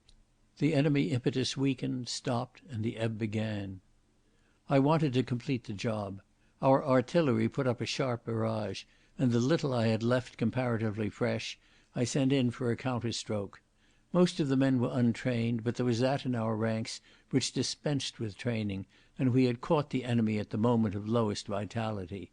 We pushed him out of La Bruyere, we pushed him back to our old forward zone, we pushed him out of that zone to the position from which he had begun the day. But there was no rest for the weary. We had lost at least a third of our strength, and we had to man the same long line. We consolidated it as best we could, started to replace the wiring that had been destroyed, found touch with the division on our right, and established outposts. Then after a conference with my brigadiers I went back to my headquarters, too tired to feel either satisfaction or anxiety. In 8 hours the French would be here. The words made a kind of litany in my ears. In the cowshed where Wake had lain, 2 figures awaited me. The talc-enclosed candle revealed Hamilton and Amos, dirty beyond words, smoke-blackened, blood-stained, and intricately bandaged. They stood stiffly to attention. "Sir, the prisoner," said Hamilton. "I have to report that the prisoner is dead." I stared at them, for I had forgotten Ivery. He seemed a creature of a world that had passed away. "Sir, it was like this. Ever sin' this morning the prisoner seemed to wake up. Ye'll mind that he was in a kind of a dream all week. But he got some new notions in his heid, and when the battle began he exhebited signs of restlessness. Whiles he would lie down in the trench, and whiles he was wanted back to the dug-out. According to instructions I provided him with a rifle, but he didn't seem to ken how to handle it. It was your orders, sir, that he was to have means to defend hisself if the enemy came on, so Amos gived him a trench knife. But very soon he looked as if he was ettlin' to cut his throat, so I deprived him of it." Hamilton stopped for breath. He spoke as if he were reciting a lesson, with no stops between the sentences. "I jaloused, sir, that he wouldna last oot the day, and Amos here was of the same opinion. The end came at 20 minutes past 3. I ken the time, for I had just compared my watch with Amos. Ye'll mind that the Germans were beginning a big attack. We were in the front trench of what they call the battle zone, and Amos and me was keeping our eyes on the enemy, who could be observed dribbling over the open. Just then the prisoner catches sight of the enemy and jumps up on top. Amos tried to hold him, but he kicked him in the face. The next we kenned he was running very fast towards the enemy, holding his hands over his head and crying out loud in a foreign language."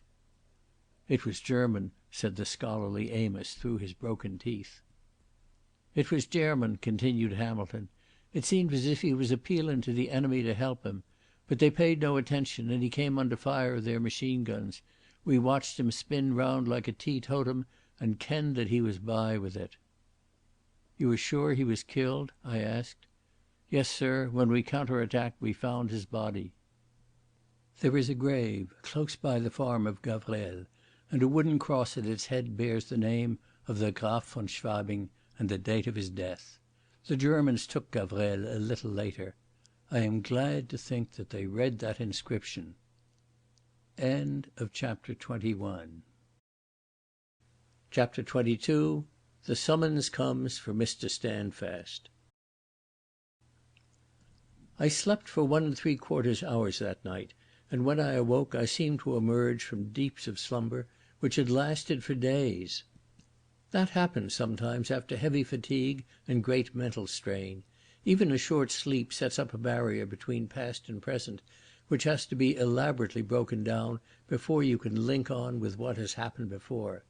As my wits groped at the job, some drops of rain splashed on my face through the broken roof. That hurried me out of doors. It was just after dawn, and the sky was piled with thick clouds while a wet wind blew up from the southwest. The long prayed for break in the weather seemed to have come at last. A deluge of rain was what I wanted, something to soak the earth and turn the roads into watercourses and clog the enemy transport, something above all to blind the enemy's eyes. For I remembered what a preposterous bluff it all had been, and what a piteous broken handful stood between the Germans and their goal. If they knew, if they only knew, they would brush us aside like flies. As I shaved, I looked back on the events of yesterday as on something that had happened long ago. I seemed to judge them impersonally, and I concluded that it had been a pretty good fight. A scratch force, half of it dog-tired and half of it untrained, had held up at least a couple of fresh divisions. But we couldn't do it again, and there were still some hours before us of desperate peril. When had the Corps said that the French would arrive? I was on the point of shouting for Hamilton to get Wake to rig up Corps headquarters when I remembered that Wake was dead. I had liked him and greatly admired him, but the recollection gave me scarcely a pang. We were all dying, and he had only gone on a stage ahead. There was no morning strafe, such as had been our usual fortune in the past week. I went out of doors and found a noiseless world under the lowering sky. The rain had stopped falling, the wind of dawn had lessened, and I feared that the storm would be delayed. I wanted it at once to help us through the next hours of tension. Was it in 6 hours that the French were coming? No, it must be 4. It couldn't be more than 4, unless somebody had made an infernal muddle. I wondered why everything was so quiet. It would be breakfast time on both sides, but there seemed no stir of man's presence in that ugly strip half a mile off. Only far back in the German hinterland I seemed to hear the rumour of traffic. An unslept and unshaven figure stood beside me, which revealed itself as Archie Roylance. "Been up all night?" he said cheerfully, lighting a cigarette. "No, I haven't had breakfast. The skipper thought we'd better get another anti-aircraft battery up this way, and I was superintending the job. He's afraid of the Hun getting over your lines and spying out the nakedness of the land. For you know we're uncommon naked, sir. Also," and Archie's face became grave, "the Hun's pouring divisions down on this sector. As I judge, he's blowing up for a thundering big drive on both sides of the river. Our lads yesterday said all the country back of Peronne was lousy with new troops. And he's getting his big guns forward too. You haven't been troubled with them yet, but he has got the roads mended and a devil of a lot of new light railways, and any moment we'll have the 5.9 saying 'Good mornin'.' Pray heaven you get relieved in time, sir.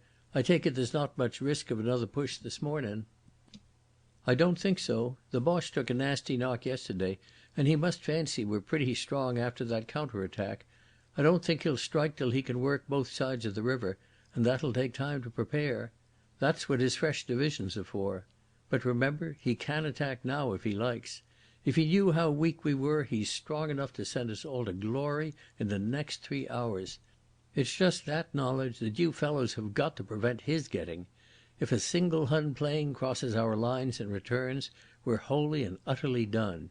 You've given us splendid help since the show began, Archie. For God's sake keep it up to the finish and put every machine you can spare in the sector." "We're doing our best," he said. "We got some more fightin' scouts down from the north, and we're keeping our eyes skinned.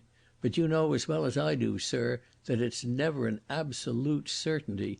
If the Huns sent over a squadron we might beat 'em all down but one, and that one might do the trick. It's a matter of luck. The Huns got the wind up all right in the air just now, and I don't blame the poor devil. I'm inclined to think that we haven't had the pick of his push here. Jennings says he's doing good work in Flanders, and they reckon there's a deuce of a thrust coming there pretty soon. I think we can manage the kind of footler he's been sending over here lately, but if Lensch or some lad like that were to choose to turn up, I wouldn't say what might happen. The air's a big lottery," and Archie turned a dirty face skyward where two of our planes were moving very high towards the east. The mention of Lensch brought Peter to mind, and I asked if he had gone back. "He won't go," said Archie, "and we haven't the heart to make him. He's very happy, and he plays about with the Gladys single-seater. He's always speaking about you, sir, and it'd break his heart if we shifted him." I asked about his health, and was told that he didn't seem to have much pain. "But he's a bit queer," and Archie shook a sage head. "One of the reasons why he won't budge is because he says God has some work for him to do. He's quite serious about it, and ever since he got the notion he has perked up amazin'. He's always asking about Lensch, too. Not vindictive, like you understand, but quite friendly. Seems to take a sort of proprietary interest in him.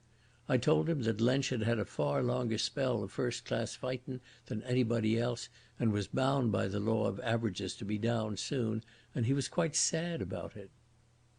I had no time to worry about Peter. Archie and I swallowed breakfast, and I had a pow-wow with my brigadiers. By this time I had got through to Corps Headquarters and got news of the French. It was worse than I expected. General Peguy would arrive about 10 o'clock, but his men couldn't take over till well after midday. The Corps gave me their whereabouts, and I found it on the map. They had a long way to cover yet, and then there would be the slow business of relieving. I looked at my watch. There were still 6 hours before us, when the Boche might knock us to blazes, 6 hours of maddening anxiety. Lefroy announced that all was quiet on the front, and that the new wiring at the Bois de la Bruyere had been completed. Patrols had reported that, during the night, a fresh German division seemed to have relieved that which we had punished so stoutly yesterday. I asked him if he could stick it out against another attack. "No," he said without hesitation. "We're too few and too shaky on our pins to stand any more. I've only a man to every 3 yards." That impressed me, for Lefroy was usually the most devil-may-care optimist. "Curse it, there's the sun!" I heard Archie cry. It was true, for the clouds were rolling back, and the centre of the heavens was a patch of blue. The storm was coming, I could smell it in the air, but probably it wouldn't break till the evening. Where, I wondered, would we be by that time? It was now 9 o'clock, and I was keeping tight hold on myself, for I saw that I was going to have hell for the next hours. I am a pretty stolid fellow in some ways, but I have always found patience and standing still the most difficult job to tackle, and my nerves were all tattered from the long strain of the retreat. I went up to the line and saw the battalion commanders. Everything was unwholesomely quiet there. Then I came back to my headquarters to study the reports that were coming in from the air patrols. They all said the same thing: abnormal activity in the German back areas. Things seemed shaping for a new 21st of March, and if our luck were out my poor little remnant would have to take the shock. I telephoned to the Corps and found them as nervous as me. I gave them the details of my strength and heard an agonized whistle at the other end of the line. I was rather glad that I had companions in the same purgatory. I found I couldn't sit still. If there had been any work to do I would have buried myself in it, but there was none. Only this fearsome job of waiting. I hardly ever feel cold, but now my blood seemed to be getting thin, and I astonished my staff by putting on a British warm and buttoning up the collar.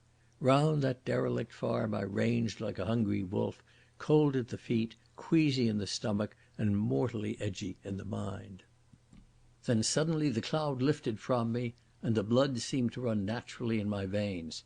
I experienced the change of mood which a man feels sometimes when his whole being is fined down and clarified by long endurance.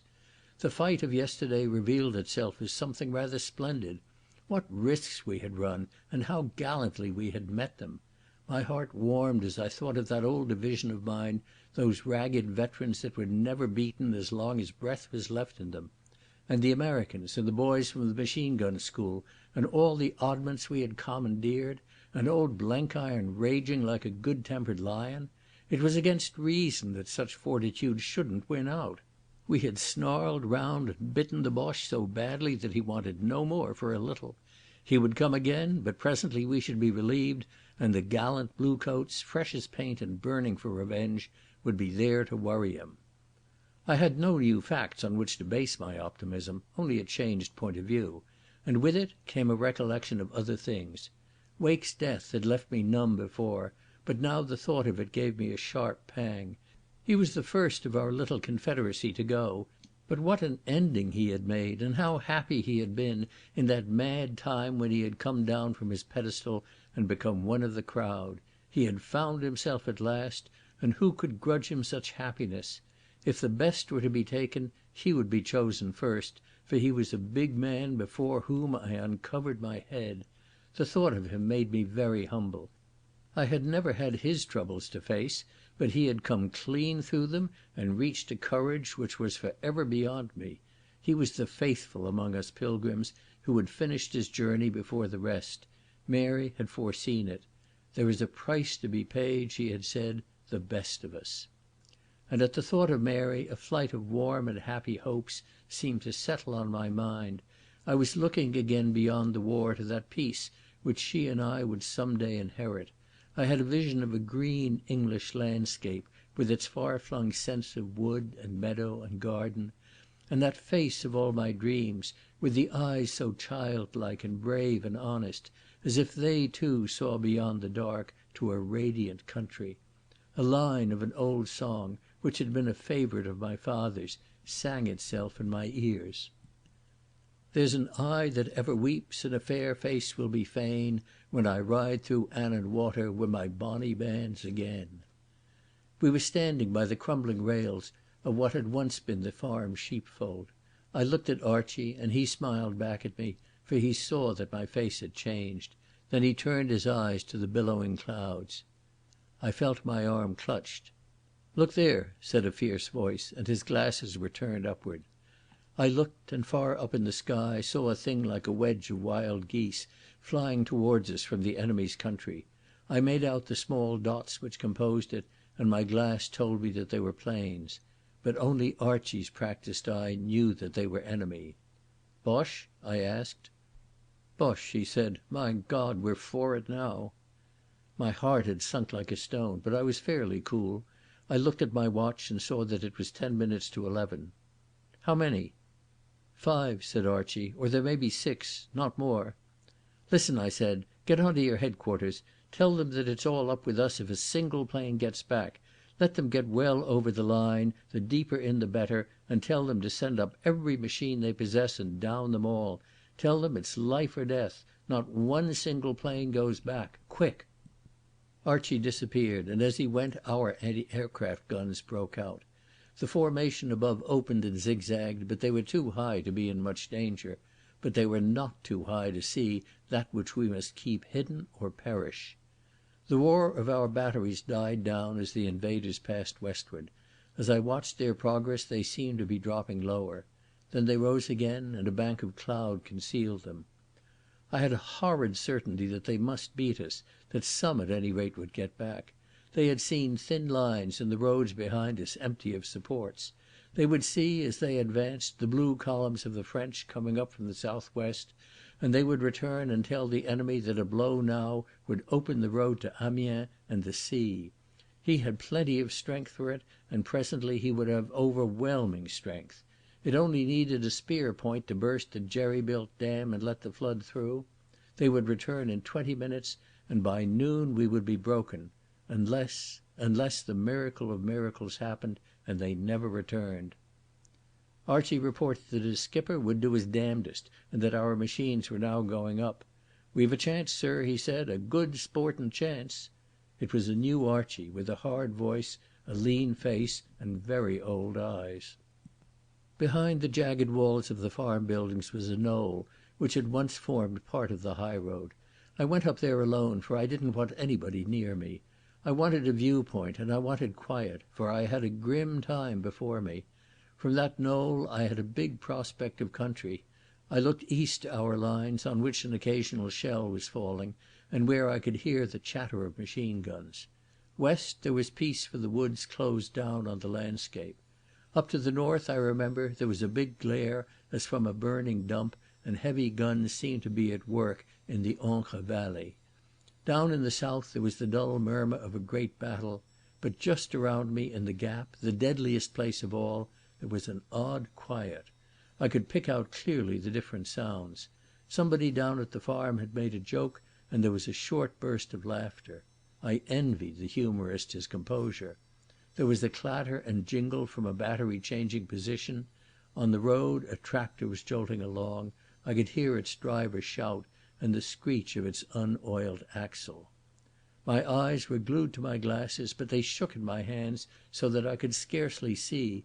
I bit my lip to steady myself, but they still wavered. From time to time I glanced at my watch. 8 minutes gone. 10. 17. If only the planes would come into sight. Even the certainty of failure would be better than this harrowing doubt. They should be back by now unless they had swung north across the salient, or unless the miracle of miracles... Then came the distant yapping of an anti-aircraft gun, caught up the next second by others, while smoke patches studded the distant blue sky. The clouds were banking in mid-heaven, but to the west there was a big clear space now woolly with shrapnel bursts. I counted them mechanically, 1, 3, 5, 9, with despair beginning to take the place of my anxiety. My hands were steady now, and through the glasses I saw the enemy. 5 attenuated shapes rode high above the bombardment, now sharp against the blue, now lost in a film of vapour. They were coming back, serenely, contemptuously, having seen all they wanted. The quiet was gone now, and the din was monstrous.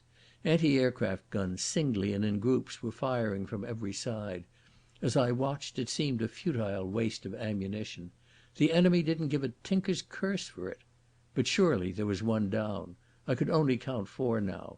No, there was the 5th coming out of a cloud. In 10 minutes they would be all over the line. I fairly stamped in my vexation. Those guns were no more use than a sick headache. Oh, where in God's name were our own planes? At that moment they came, streaking down into sight, 4 fighting scouts with the sun glinting on their wings and burnishing their metal cowls. I saw clearly the rings of red, white and blue. Before their downward drive the enemy instantly spread out. I was watching with bare eyes now, and I wanted companionship, for the time of waiting was over. Automatically I must have run down the knoll, for the next I knew I was staring at the heavens with Archie by my side. The combatants seemed to couple instinctively. Diving, wheeling, climbing, a pair would drop out of the melee or disappear behind a cloud. Even at that height I could hear the methodical rat-tat-tat of the machine guns. Then there was a sudden flare and wisp of smoke. A plane sank, turning and twisting, to earth. "Hun," said Archie, who had his glasses on it. Almost immediately another followed. This time the pilot recovered himself while still 1,000 feet from the ground and started gliding for the enemy lines. Then he wavered, plunged sickeningly, and fell headlong into the wood behind La Bruyere. Farther east, almost over the front trenches, a 2-seater Albatross and a British pilot were having a desperate tussle. The bombardment had stopped, and from where we stood every movement could be followed. First one, then another climbed uppermost and dived back, swooped out and wheeled in again, so that the 2 planes seemed to clear each other only by inches. Then it looked as if they closed and interlocked. I expected to see both go crashing, when suddenly the wings of one seemed to shrivel up and the machine dropped like a stone. "Hun," said Archie, "that makes 3. Oh, good lads, good lads!" Then I saw something which took away my breath. Sloping down in wide circles came a German machine, and following, a little behind and a little above, a British. It was the first surrender in mid-air I had seen. In my amazement I watched the couple right down to the ground till the enemy landed in a big meadow across the high road and our own men in a field nearer the river. When I looked back into the sky it was bare. North, south, east and west there was not a sign of aircraft, British or German. A violent trembling took me. Archie was sweeping the heavens with his glasses and muttering to himself, where was the fifth man? He must have fought his way through and it was too late. But was it?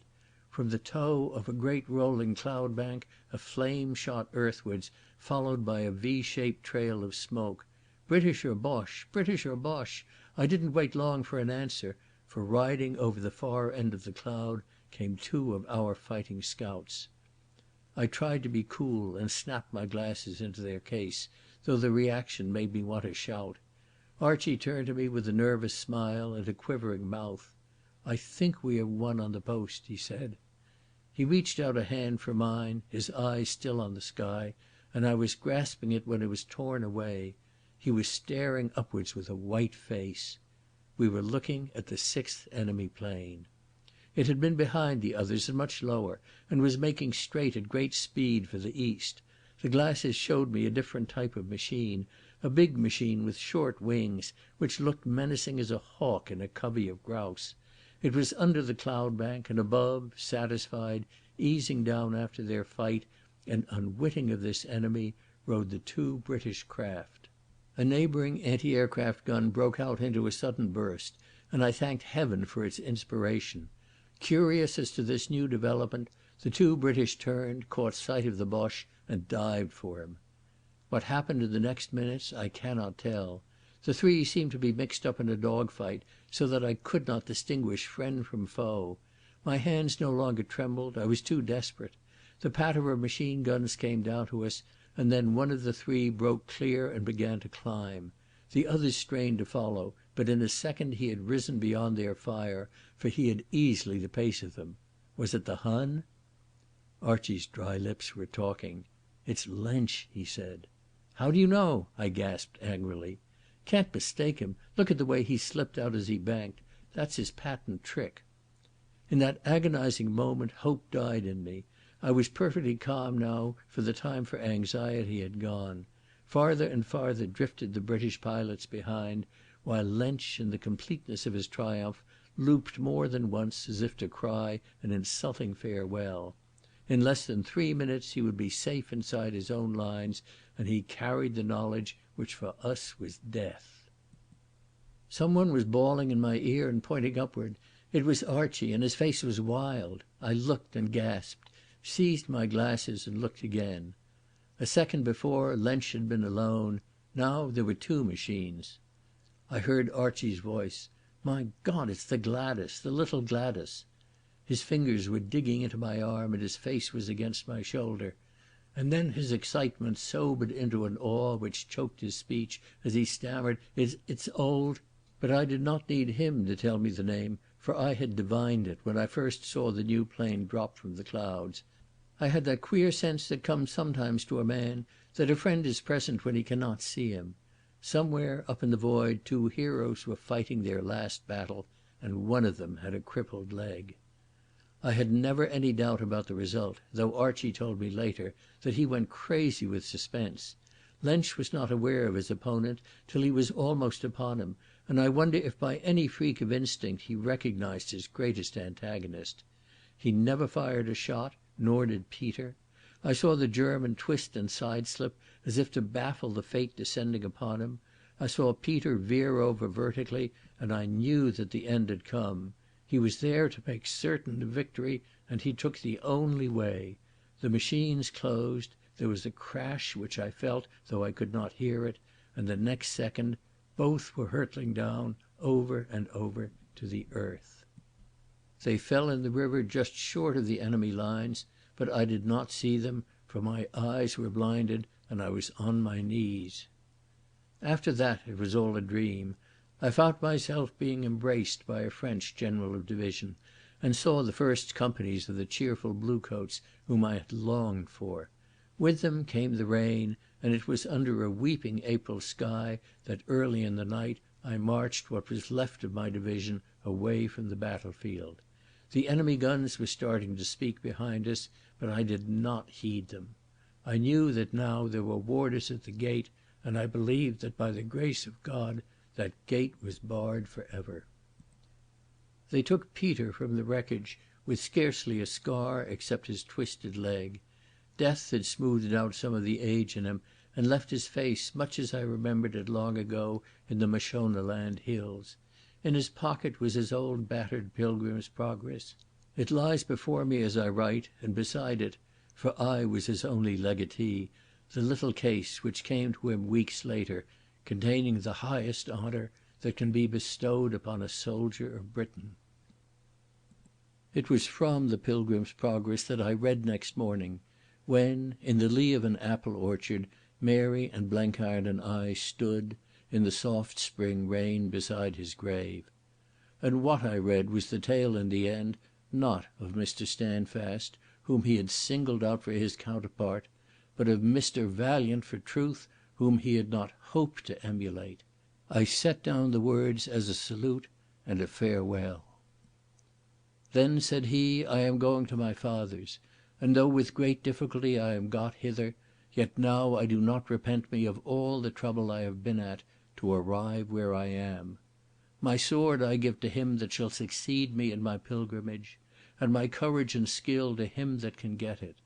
My marks and scars I carry with me, to be a witness for me that I have fought his battles, who now will be my rewarder. So he passed over, and all the trumpets sounded for him on the other side. End of chapter 22. End of Mr. Standfast by John Buchan.